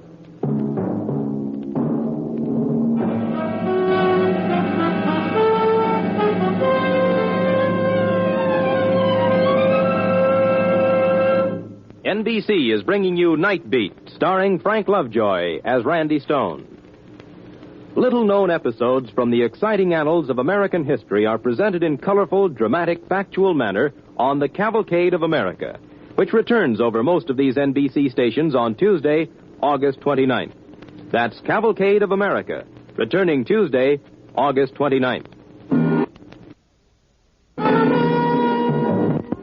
I wanted to see Marty Bannon about the fix he was trying to muscle through on tonight's fight between Pete Madigan and Gunner Evans. But when I saw Connie, Gunner's wife, in Marty's apartment, I knew my words would be as useless as rain on Lake Michigan. It was she who'd betrayed her own husband and told Bannon where his thugs could find him. Her big blue eyes widened when she saw me and then hardened into chips of ice. You get around, don't you, Stone? Yeah, but it'd be tough trying to keep up with you, baby. Connie, I told you to stay back. What are you worrying about, Bannon? Gunner Evans is bound to find out sooner or later. Probably sooner. Who cares? I'm through with that dumb ape, and he might as well know it now as any time. Look, dollface, I got enough to worry about without having a punchy mad dog on my trail. Too many big deals coming up. What's the matter, Bannon? You don't think he's got enough against you already? He can't prove a thing. You value your health, you'll forget you were here tonight. I thought you were smarter than that. The guy who fools around another man's wife is like a rented tuxedo. He never knows who's going to spill something on him. Be sure it ain't you. Now get out. Well, maybe I had done some good. I didn't know. At least he'd know now that somebody else knew what was going on. He'd drop the rough stuff, the fight would go on, and if he tried anything afterwards, it would be dangerous. I went back down to the lobby, walked out into the street. A taxi had pulled up to the curb, and the passenger was paying off the hacky. As I turned and stepped out onto the sidewalk, he turned around, and a cold chill hit me. It was Gunner Evans. Dillon, what are you doing here? Well, I bet myself that you'd win tonight, and I came here to make sure I'd have a chance to win the bet. You won't, so forget it. Why not? Why did you come here? Well, home, Stone. Inside. No, wait a minute. What are you seeing Bannon for? Out of my way. You're supposed to be taking a nap and resting up. Why'd you come here? Take the $500. What else? Why? After what Bannon's done to you, after what you said, why? Why? Got to think and lying there. What was I gaining being so big and noble? Nothing, absolutely nothing. Your self-respect? You can starve on self-respect. Look out. You can see your kid go hungry, your marriage go in the rocks. I got nothing to gain and everything to lose. So I'll take the $500. What does it matter? I'm washed up. I might as well face it. But you can quit clean. You don't have to wind up crooked. You can get a job, do something else. What? The only thing I ever done except fight is drive a truck, and I can't do that now. Why not? Because I'm half blind, you fool. You're what? Oh, I can see you well enough for anybody else who's close up. You don't have to see like an eel when you're throwing leather. I can't pass no truck driving test. Well, I didn't know. In the elevator. I didn't know. Nobody knows, not even Dan. You don't fight over 400 fights without losing something. With some guys, it's their brains. With others, their hearing or their teeth or their kidneys. With me, it's my eyes. Yeah, and my teeth, too. And the way things have been going, my brains, for all I know. All right. Now, come on back home, kid. You don't need Bannon's dough. It smells. No, but I need my wife. If I can find her and tell her I took Bannon's offer, well, She might come back. Get out of the elevator door. Move. I'm not breaking up my marriage for any $500. Annan's on the 14th floor, ain't he? Yeah, the 14th floor. Wait. You coming along for the ride? You're making a bad mistake, Gunner, going to Bannon's. It's the worst thing you could do. Now, come on. Oh, preach, Stone. I'm sick of it. I made up my mind. Sure, I know it's the end of the trail. So what? I never hit the championship, Gravy, and even when you do, it ends up like this lots of times. No dough, no eyes, no brains. You still got brains enough to lick this thing, Gunner, believe me. Where's the button? Well,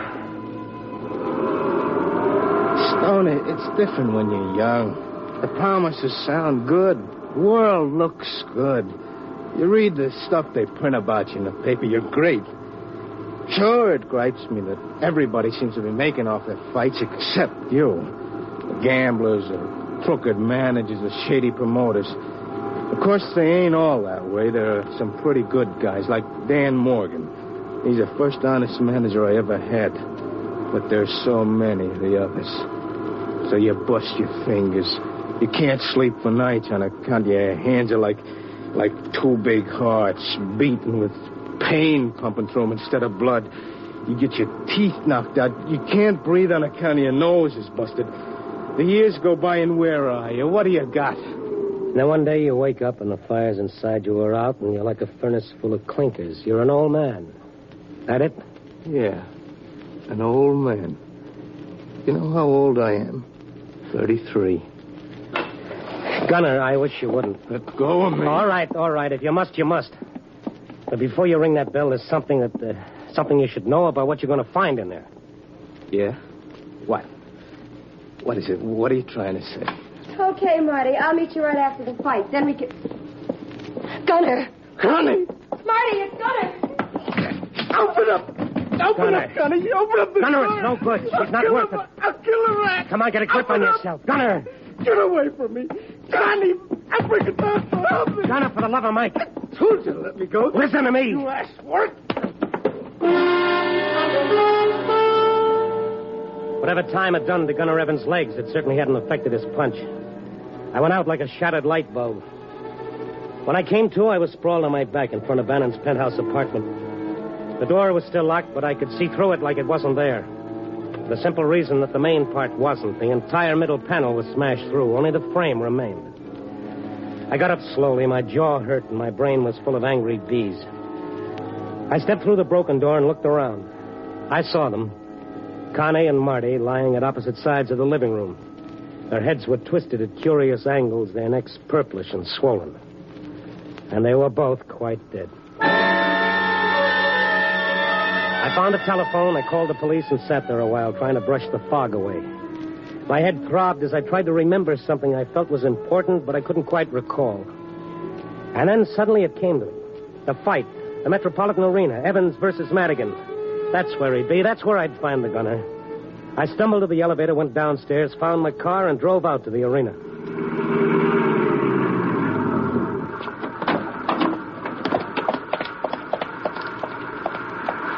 Hi, is Gunner Evans here? Is he here? He's fighting tonight. Don't you see the signs? Yeah. You're just in time for the main goal, mister. Ringside? I got one on the aisle, row 5. Here's my press card.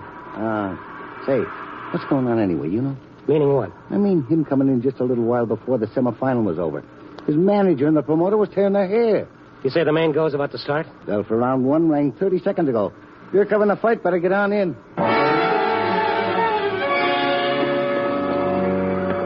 I headed down the main aisle for the press section at ringside. What was going on in that ring brought me to a standstill more than once before I finally got to the ringside and began easing my way around the gunner's corner. I couldn't take my eyes off him. The gunner was tearing into Pete Madigan with a slashing fury that brought the crowd to its feet and kept it there. This fight wasn't going to last any 10 rounds. I could see the gunner's manager, Dan Moran, standing at the ring apron, pounding it with his fist. Cross him, let him have it! How are you, Dan? Stone. He's terrific. I don't know. March it! Get him now, get him! That's a boy. What do you mean you don't know? I've been trying to get him to box, but he won't. Look at him. He's fighting Madigan's fight. He can't last. His legs won't take him, not for 10 rounds. Something's the matter with him. Yeah, something's the matter, all right. When he finally showed up, he looked funny, acted funny. Something's happened. I don't know what. Hook him! Hook him! He's wide open! Turn up, baby! Watch it! Watch it! That's the ticket. Jab him dizzy! All right, boys. Get that stool in there fast. Okay, Dan. Take his mouthpiece out. My gosh, he shouldn't be breathing like that after only one round. Dan, I want to tell you something. Gunner's in trouble. He's terrible trouble. Any minute the police... Listen to him. Something's the matter with him. Look, Randy, do me a favor. Go back to Gunner's dressing room and have a look at Billy. Who? Billy. Gunner's little boy. I put him to bed there. What is he doing here? I thought your wife... Yeah. But Gunner showed up there just before he came here and took Billy with him. Why? Maybe he's afraid Bannon's hoods might break in the house and take it out on Billy. I don't know. Now, go on, will you? Okay. I gave one of the boys a buck to keep an eye on him. Make sure he's okay. All right, don't worry. I went back down the ramp into the dressing room. Billy was sleeping on the rubbing table between several training gloves, big as pillows to keep him from rolling off. Dan had covered him with an old bathrobe and pillowed his curly head with some folded towels. Cute little fella, ain't he? It's a wonder he's been able to sleep through all this noise. Yeah, but I guess he was just real wore out. Yeah, I reckon he was. There's the buzzer for round 2. Yeah, well, I'll go up and have a look. Okay, mister. I walked up the ramp, down the aisle toward the press section. Round 2 was a facsimile, it seemed, of round 1. How many rounds could a man go at this pace? He was pressing Madigan every second, a slashing, ripping attack. Like a madman, I kept thinking. Like a bulb that flares more brightly than it ever has before the instant before it goes out. Gunner Evans was fighting the greatest fight of his career and the last fight of his career. And then he was down. Gunner Evans was down. Bank! He wasn't even hurt. Take some time. It certainly seemed that way. Gunner lay sprawled on the canvas like a puppet whose strings had been cut. He didn't stir as the referee's voice came through the pandemonium. 7, 8, 9, 10, out!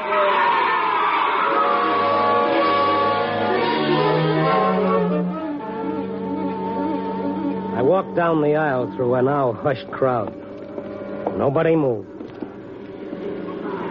When I finally got to the ringside, Dan and his 2 seconds were still working on Gunner. A scared, haunted look had begun to deepen the furrows of Dan's wrinkled face. Presently, the commissioned doctor climbed into the ring and knelt beside the fallen fighter. After a while, he looked up, pointing to the patched-up wound on Gunner's head. It had oozed some blood, but now it had stopped. This man was hurt before the fight. Yeah, he cut his head. I told him he shouldn't fight, but he insisted on going on. In heaven's name, why? He had a $2,000 forfeit posted. $2,000. How bad is it, Doc? His skull was fractured before he entered the ring. You mean that... He's dead. We went back to the dressing room, Dan and I. I tried to tell him what had happened at Bannon's apartment, but he didn't seem to hear. He shuffled along, his head bowed, his eyes red. We stared at the sleeping child, and I asked Dan, Gunner have any relatives? I don't know. None that I know of. No. Gunner didn't have any kin. You mean Billy's alone? Alone? Of course not. He's not alone. Billy's got me and Aggie, ain't he? Well, then you better take him before the police get here. Here. Take him home with you. Yeah, poor little fella. He must be tired. Didn't open an eye. Yeah, I'll take him home. Don't want to take any chances. There's cough coming back. You going to keep him, Dan? Huh? You said you wanted him, didn't you? You mean? Gunner would have wanted you to have him. Billy. He's yours, Dan. For keeps. Your son.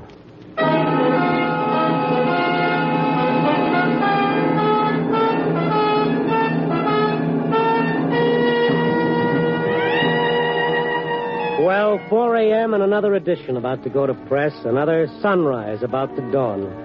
The death of one cycle, the birth of another. Or maybe it's all one, like time itself. Well, I'm not going metaphysical at this hour. But I can't help thinking that Gunner Evans maybe wasn't such a failure after all. In a way, he's still punching, he's still alive, with a new set of dreams and a future ahead. Yep, in his son. I guess basically that's why our children mean so much to all of us. Like the philosopher said, they're our only chance for earthly immortality. I'll have to get married one of these days. Copy, boy.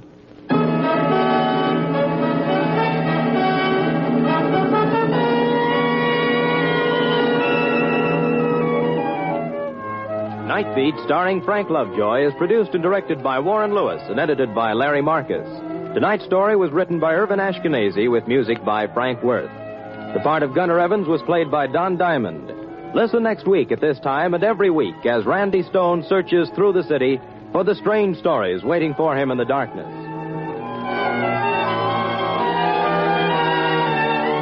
Night Beat came to you from Hollywood. Programs, get your programs here. Wednesday evening brings you other great adventure mystery programs on this NBC station.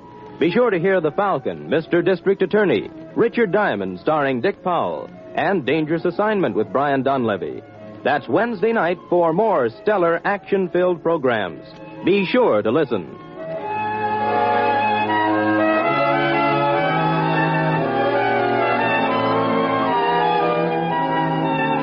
Stay tuned for the first piano quartet on NBC.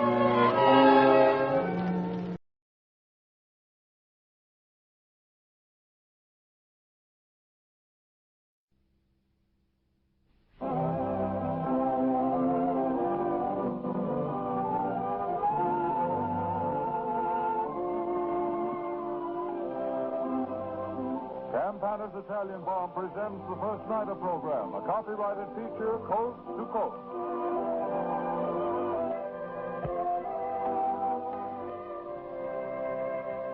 Theater Time, Broadway. Once again, you're invited to attend the opening night performance of a new play in the Little Theater off Times Square. All Theaterland thrills to those magic words, opening night. It's a supreme moment for the producer. It's the acid test for the author and the actors. They're all wagering their time and talent on their ability to please the public taste for entertainment. Will they succeed tonight? Will this new play be the sensation of the season? Well, there's one thing we do know. We don't want to miss any of the excitement, so let's get underway. Here's my cab. Won't you step in and we'll start for the theater?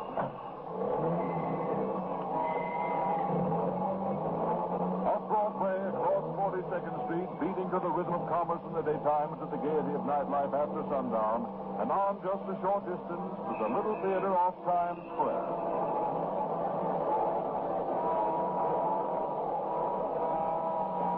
Well, here we are. Have your tickets ready, please. Have your tickets ready, please. Look, is that Mr. Woodruff going in the door?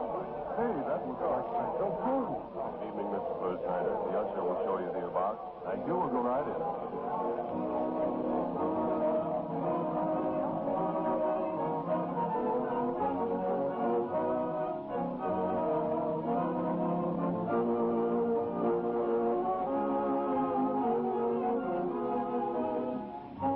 Here we are, all settled in our box with a minute or two before the play begins. I see that the title of tonight's play is Three Who Face Death, another original by Addison Simmons. The play is pure fiction, of course, and does not refer to real people or to actual events. In the star parts are Barbara Luddy and Les Tremaine. Mr. Tremaine is cast as Paul, a young professor of psychology. Miss Luddy is to play the role of Mary, a young lady whose life is endangered by an unexpected set of circumstances. As usual, there's an all-star cast. And now, here is Eric Segerquist with his famous orchestra before first curtain.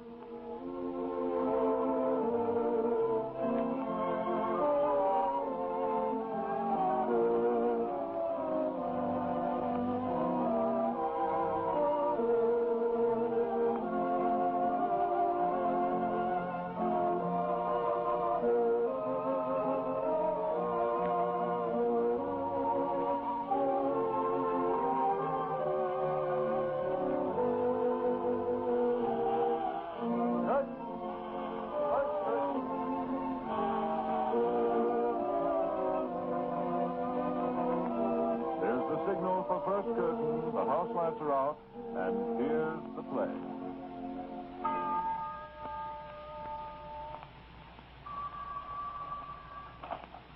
Hello? Hello, Matt. Yeah. Go ahead, Whitey.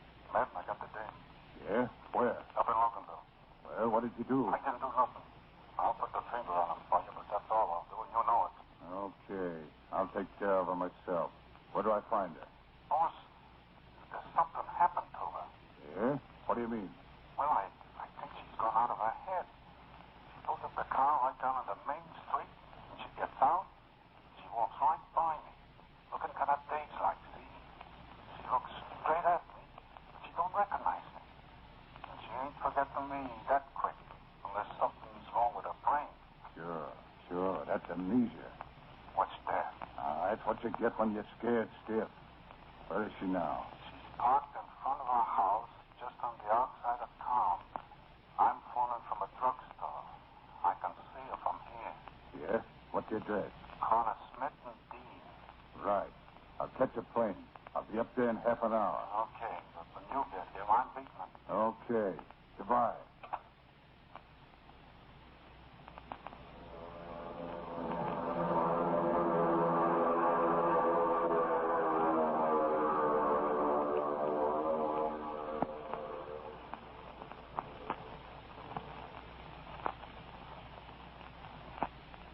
Well, son, I'm glad you made me get out and take a walk. We both need it, Dad. Psychology books and psychology classes. If I didn't have my walk every night, I'd need to be looked at by a psychologist myself. I must join you more often, son. Dad, there's a car in front of the house. A roadster. Who's in it? Dad, that's Mary. No. It is, Dad. Come on. Mary, honey.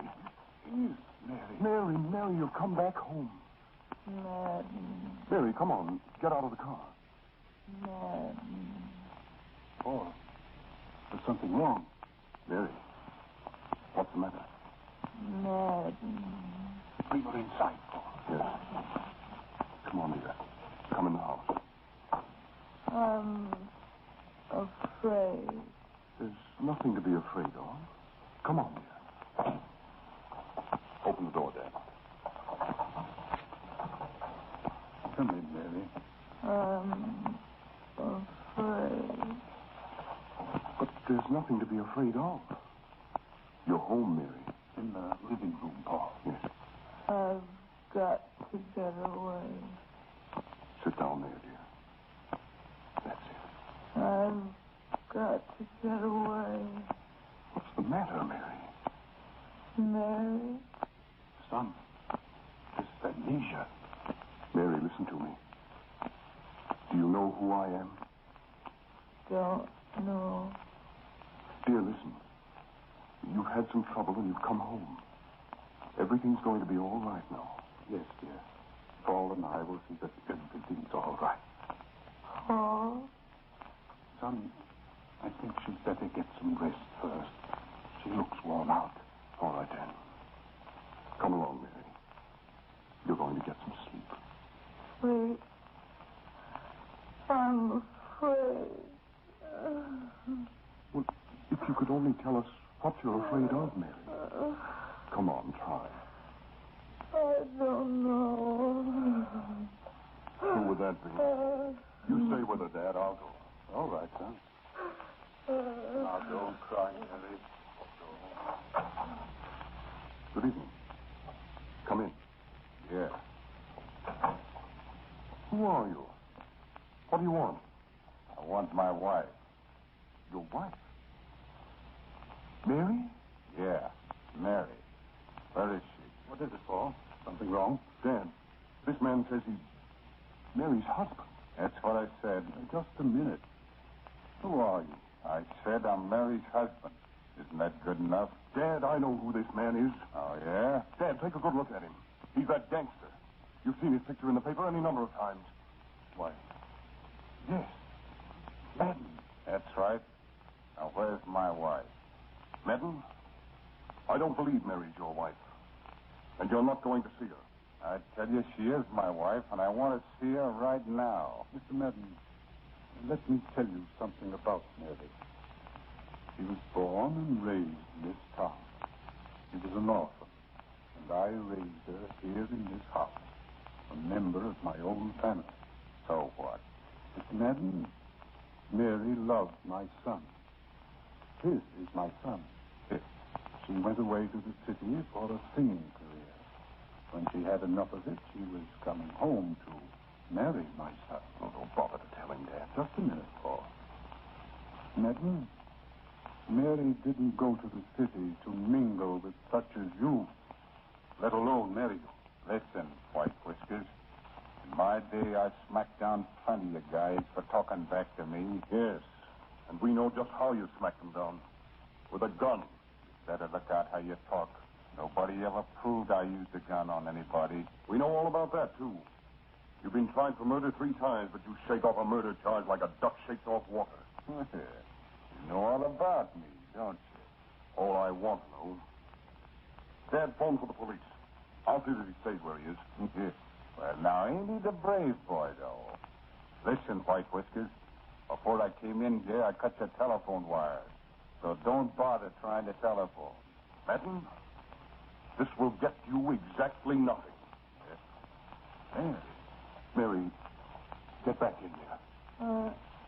I'm afraid alone. Yeah, well, you don't have to be afraid anymore, Mary. I've come to take you back home. Home? Who are you? Now, Mary, don't tell me you don't know your little Danny. Mary? Mary? You see, poor kid. She's sick talking like that. She's sick, all right. And unless I'm mistaken, you know what she's sick about. Yeah? What does that crack mean? Suppose you tell me. All right, smart guy. Maybe I will tell you. I thought you could. Mary, please go back in there and close the door. Yes.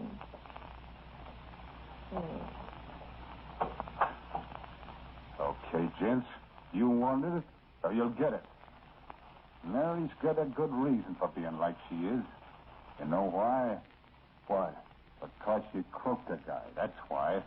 And she got this way from the shock of it. I don't believe it. Nor do I. No, of course you don't. But I'm a guy that knows. Madden, none of these lies will get you anything. Mary is not leaving here. Is that so? Well, okay. And I'm not leaving either, see? She's my wife, and if she stays, I stay. Get it?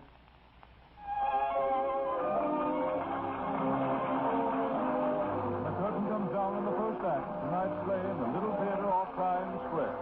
Smoking in the outer lobby or downstairs, please. Let me ask this question.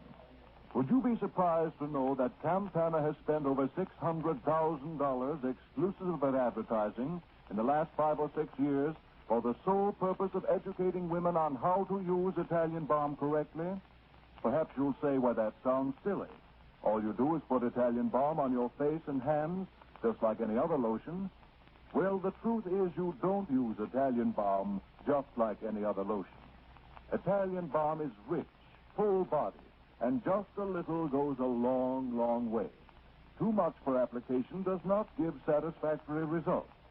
That's why Campana invented the dispenser idea, now in use in over 3 million homes, because the Italian Balm dispenser gives you just 1 drop at a time. That's why each Italian Balm carton says, use sparingly. This product spreads widely. And let me say this to you. We know that Italian Balm is a definitely superior preparation. It contains the costliest ingredients to be found in any of the largest selling brands. Yet its cost to use is so small, because it goes so far, that you can't find any greater economy in any lotion. Right now, you can get the famous Italian Balm dispenser at your drug or department store in a special package containing a 60-cent bottle of Italian Balm and the dispenser. Here is the ideal and convenient way to use this soothing skin softener. It lets down exactly the right amount for an application to both hands. And the 60-cent bottle contains nearly 500 dispenser applications. Save money. Ask for the dispenser package tomorrow.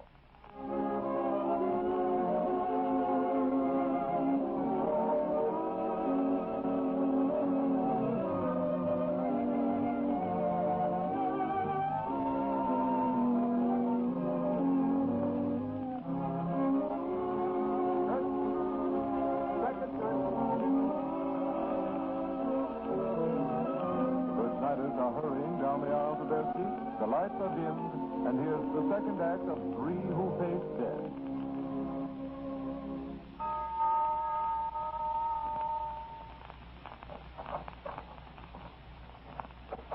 Come in, Dad. Where's Madden? In the living room. How's Mary? Asleep? No, just lying there with her eyes closed. She speaks now and then. Mumbles. Son, what are we going to do? What if Madden is married to her? You don't believe that, Dad? After all, we don't know.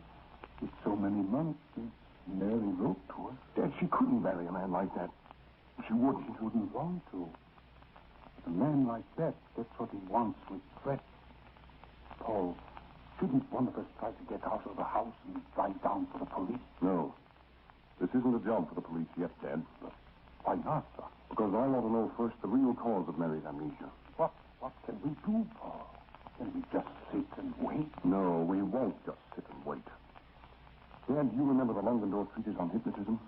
Possibly, yes. Why? You remember he tried hypnotism to cure amnesia? Paul, yes. I'm going to try it, Dad. Of course, Paul. It may work. It's worth trying. Yes, son, you must try it. Lock the door. All right, Paul. Go ahead. Yes. Mary. Mary, are you awake? Mary. Mary. Come, dear. Get up. Get up? Yes, that's it. I want you to sit right here. Sit here? Just sit there and relax. Dad, light one of those candles. Yes, Paul. Put it on the mantel and turn off the other lights. Now, Mary, look here. Mary. I'm going to help you. I want you to trust me, dear. I want you to do exactly as I say. I want you to sit there and relax and fix your eyes on the flame of that candle. Candle. That's it. Keep looking. Looking. Looking. Mary, in that candlelight, in that yellow flame, is peace. Sleep. Sleep. You're going to sleep, Mary. A sweet, deep sleep. You're going to rest. You will go to sleep. Sleep. And when you wake up, all your troubles will be gone. Now sleep.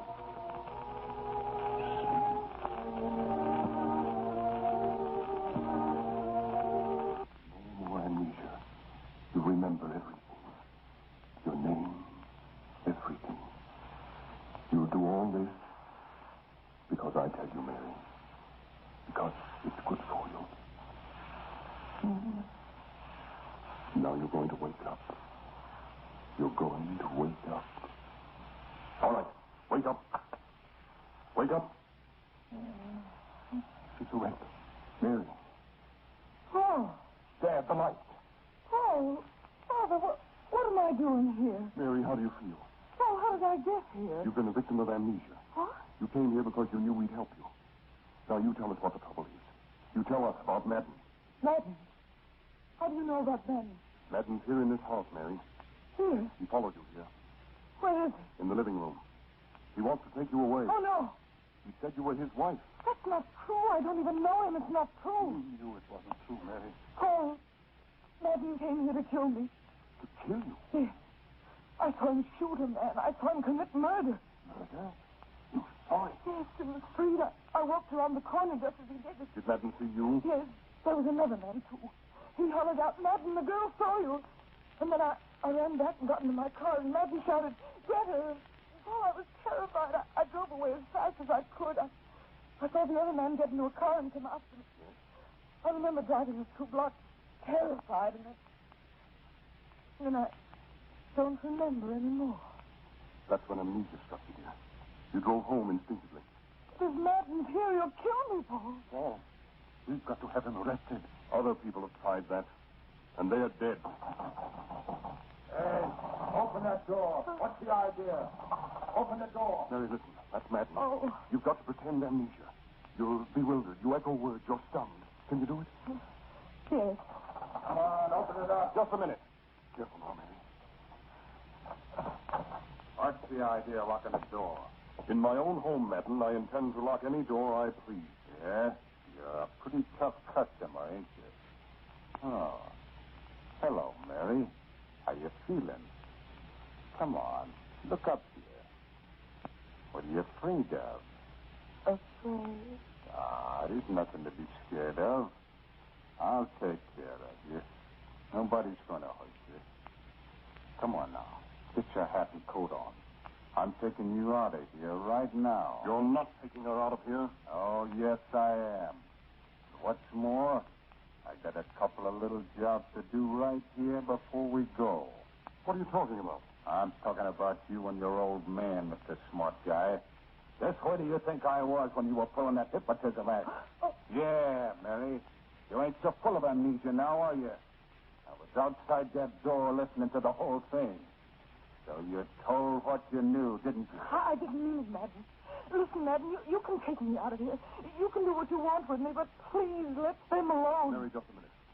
He's not going to take you out of here. No? I suppose you're going to stop me. Yes, I'll stop you. Madden, put away that gun. Yeah? Listen, my friend. There are 3 people who know that I bumped off Al Malone. Now, if you don't think I'm going to do something about those 3 people, you've got another guess coming.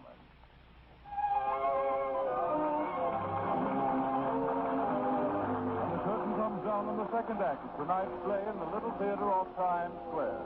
Smoking downstairs or in the outer lobby, please. Now then, let's talk over something important. I'm authorized by Campana to make a startling offer tonight to every woman in this coast-to-coast audience. Listen carefully, please, for here's the sensational news. Campana wants to give you, absolutely free, a full 20-cent jar of their amazing facial cleansing pads, Dress Skin Coolies. You get this jar without 1 penny of cost. It's a gift. This is Campana's way of allowing you to judge for yourself how convenient Coolies are. Why so many women call Coolies the greatest advance in face cleansing methods in years. Coolies, you know, are soft, round discs of cloth saturated with dress skin. They're quick, convenient, and sanitary. Each pad gives you a complete 60-second facial, removing dirt, shiny oils, makeup, leaving your skin perfectly prepared for fresh makeup. Coolies are ideal for use on the go, traveling, shopping, dancing. And for home use, to remove makeup before going to bed, you'll find them a real blessing. To get your free 20-cent jar of Coolies, ask tomorrow at your drug or department store for the 35-cent Italian Balm Coolies combination package. You get the 35-cent bottle of Italian Balm at no increase in price, plus the free 20-cent jar of Coolies. Both products for the price of the Italian Balm alone. Get this bargain now while it's available.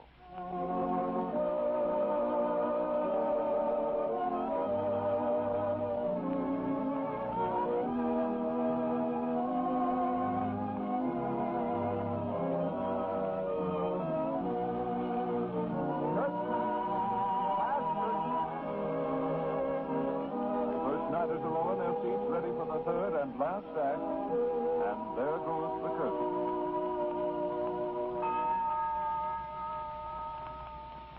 All right, Madden. The 3 of us know about your latest murder. What are you going to do about it? What am I going to do about it? What would you do if you were in my spot? Paul would never be in your spot. A coward hiding behind a gun. So I'm a coward, am I? Certainly you're a coward. Your kind is always brave with a loaded gun. Without a gun, you're the yellowest form of humanity. That's what you say. Madden, I've met your kind before. I've studied your type. Every line of your face spells cowardice from the weak mouth to the shifty, watery eyes. Your kind has got to have a gun to behave like a man. Yeah? What are you trying to do? Get me to put up this gun and handle you with my bare hands? Oh, no. A yellow rat doesn't give up his only source of security. You're pretty smart, ain't you? All you got to do is make me ashamed of myself for a coward. I put up the gun and we go at it with fists. And then somebody clips me on the head from behind and it's all over. Ain't that a smart trick now? It's certainly something a coward wouldn't risk. Yeah? You know what, smart guy? I think I'm going to give you your wish. I think maybe it'd be fun bashing in that face of yours. The fun's waiting for you if you want it. Sure, I want it. But it ain't going to work out the way you think. Now, listen, all three of you. Once there was some people that turned me into the cops and figured they'd be witnesses in a nice little murder trial for me. You know, it's a funny thing, but something happened to them before they could get down to the courthouse to testify. I thought you understood we knew all about that. I just wanted to make sure, that's all. Well, you still looking for a fight? I think so. Okay, but I'm warning you, all three of you. My gun goes in my pocket, see? And as long as it's fair fighting, it stays there. But if anybody tries any funny business, so help me, I'll plug you. Don't worry. It'll be a fair fight. Okay. The gun's in my pocket. Come on, fight. Oh, don't, please. Mary, stay back. Keep her back, Dad. Well, I'm waiting. Yes, and you'll get what you're waiting for. You. Oh, please, look out, you senor. Stay back. Stay back. Oh. Oh. All right. Get up if you can do it. Paul, get up, Paul. Yeah, get up, Paul. Come on. Oh, Paul. Mary, look out. Get out of the way. Madden, I'm going to kill you. Yeah, but come on and do it.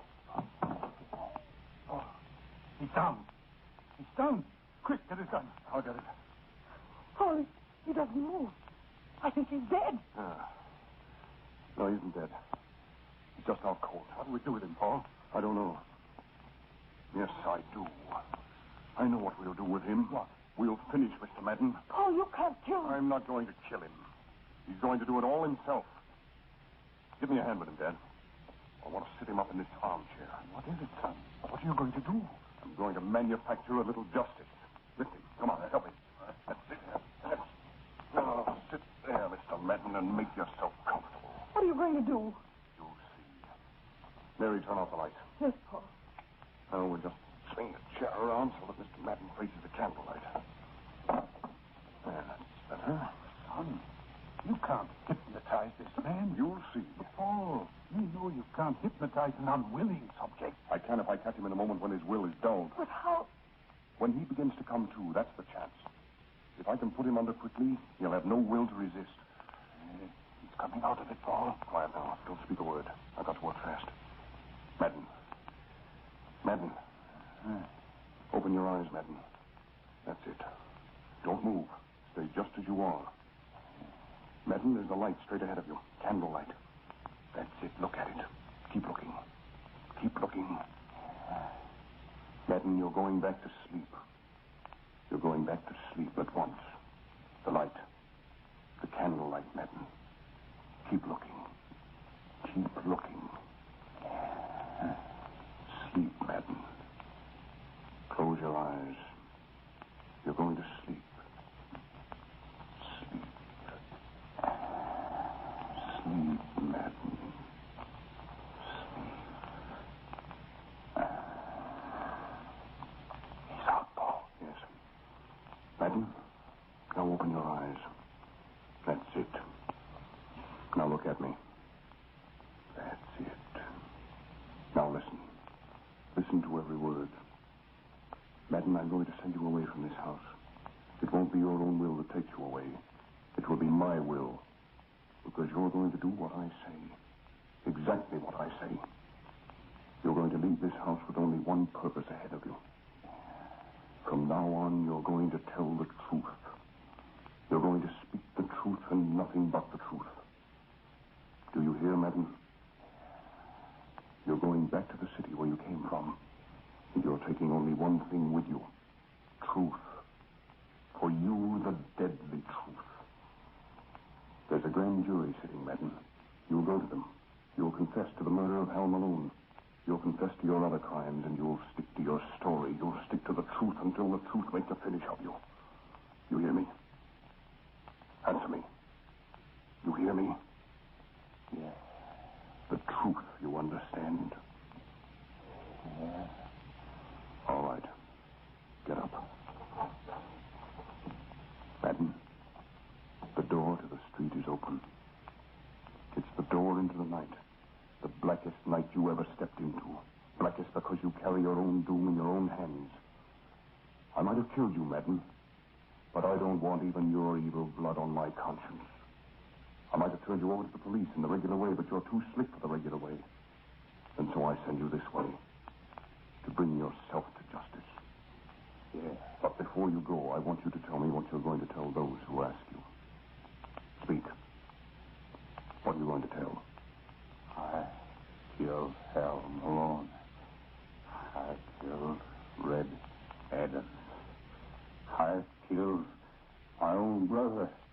My own brother. Madden, take that story and the rest of it to those who want to know. Down there at the next corner, you'll meet a policeman. Tell it to him. He'll help you on your way. Now, good night, Madden.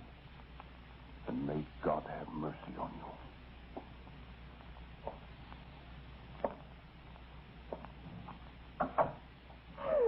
Oh, Paul.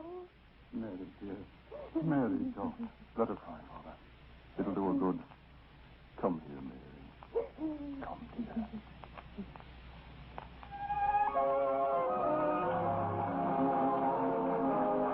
And the curtain falls on another first night of success, the 419th performance in the Little Theater off Times Square.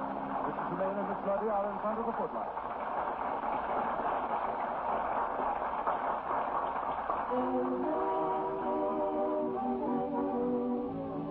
And now, before we move on to a smart party at an uptown supper club, remember that daylight saving time becomes effective day after tomorrow.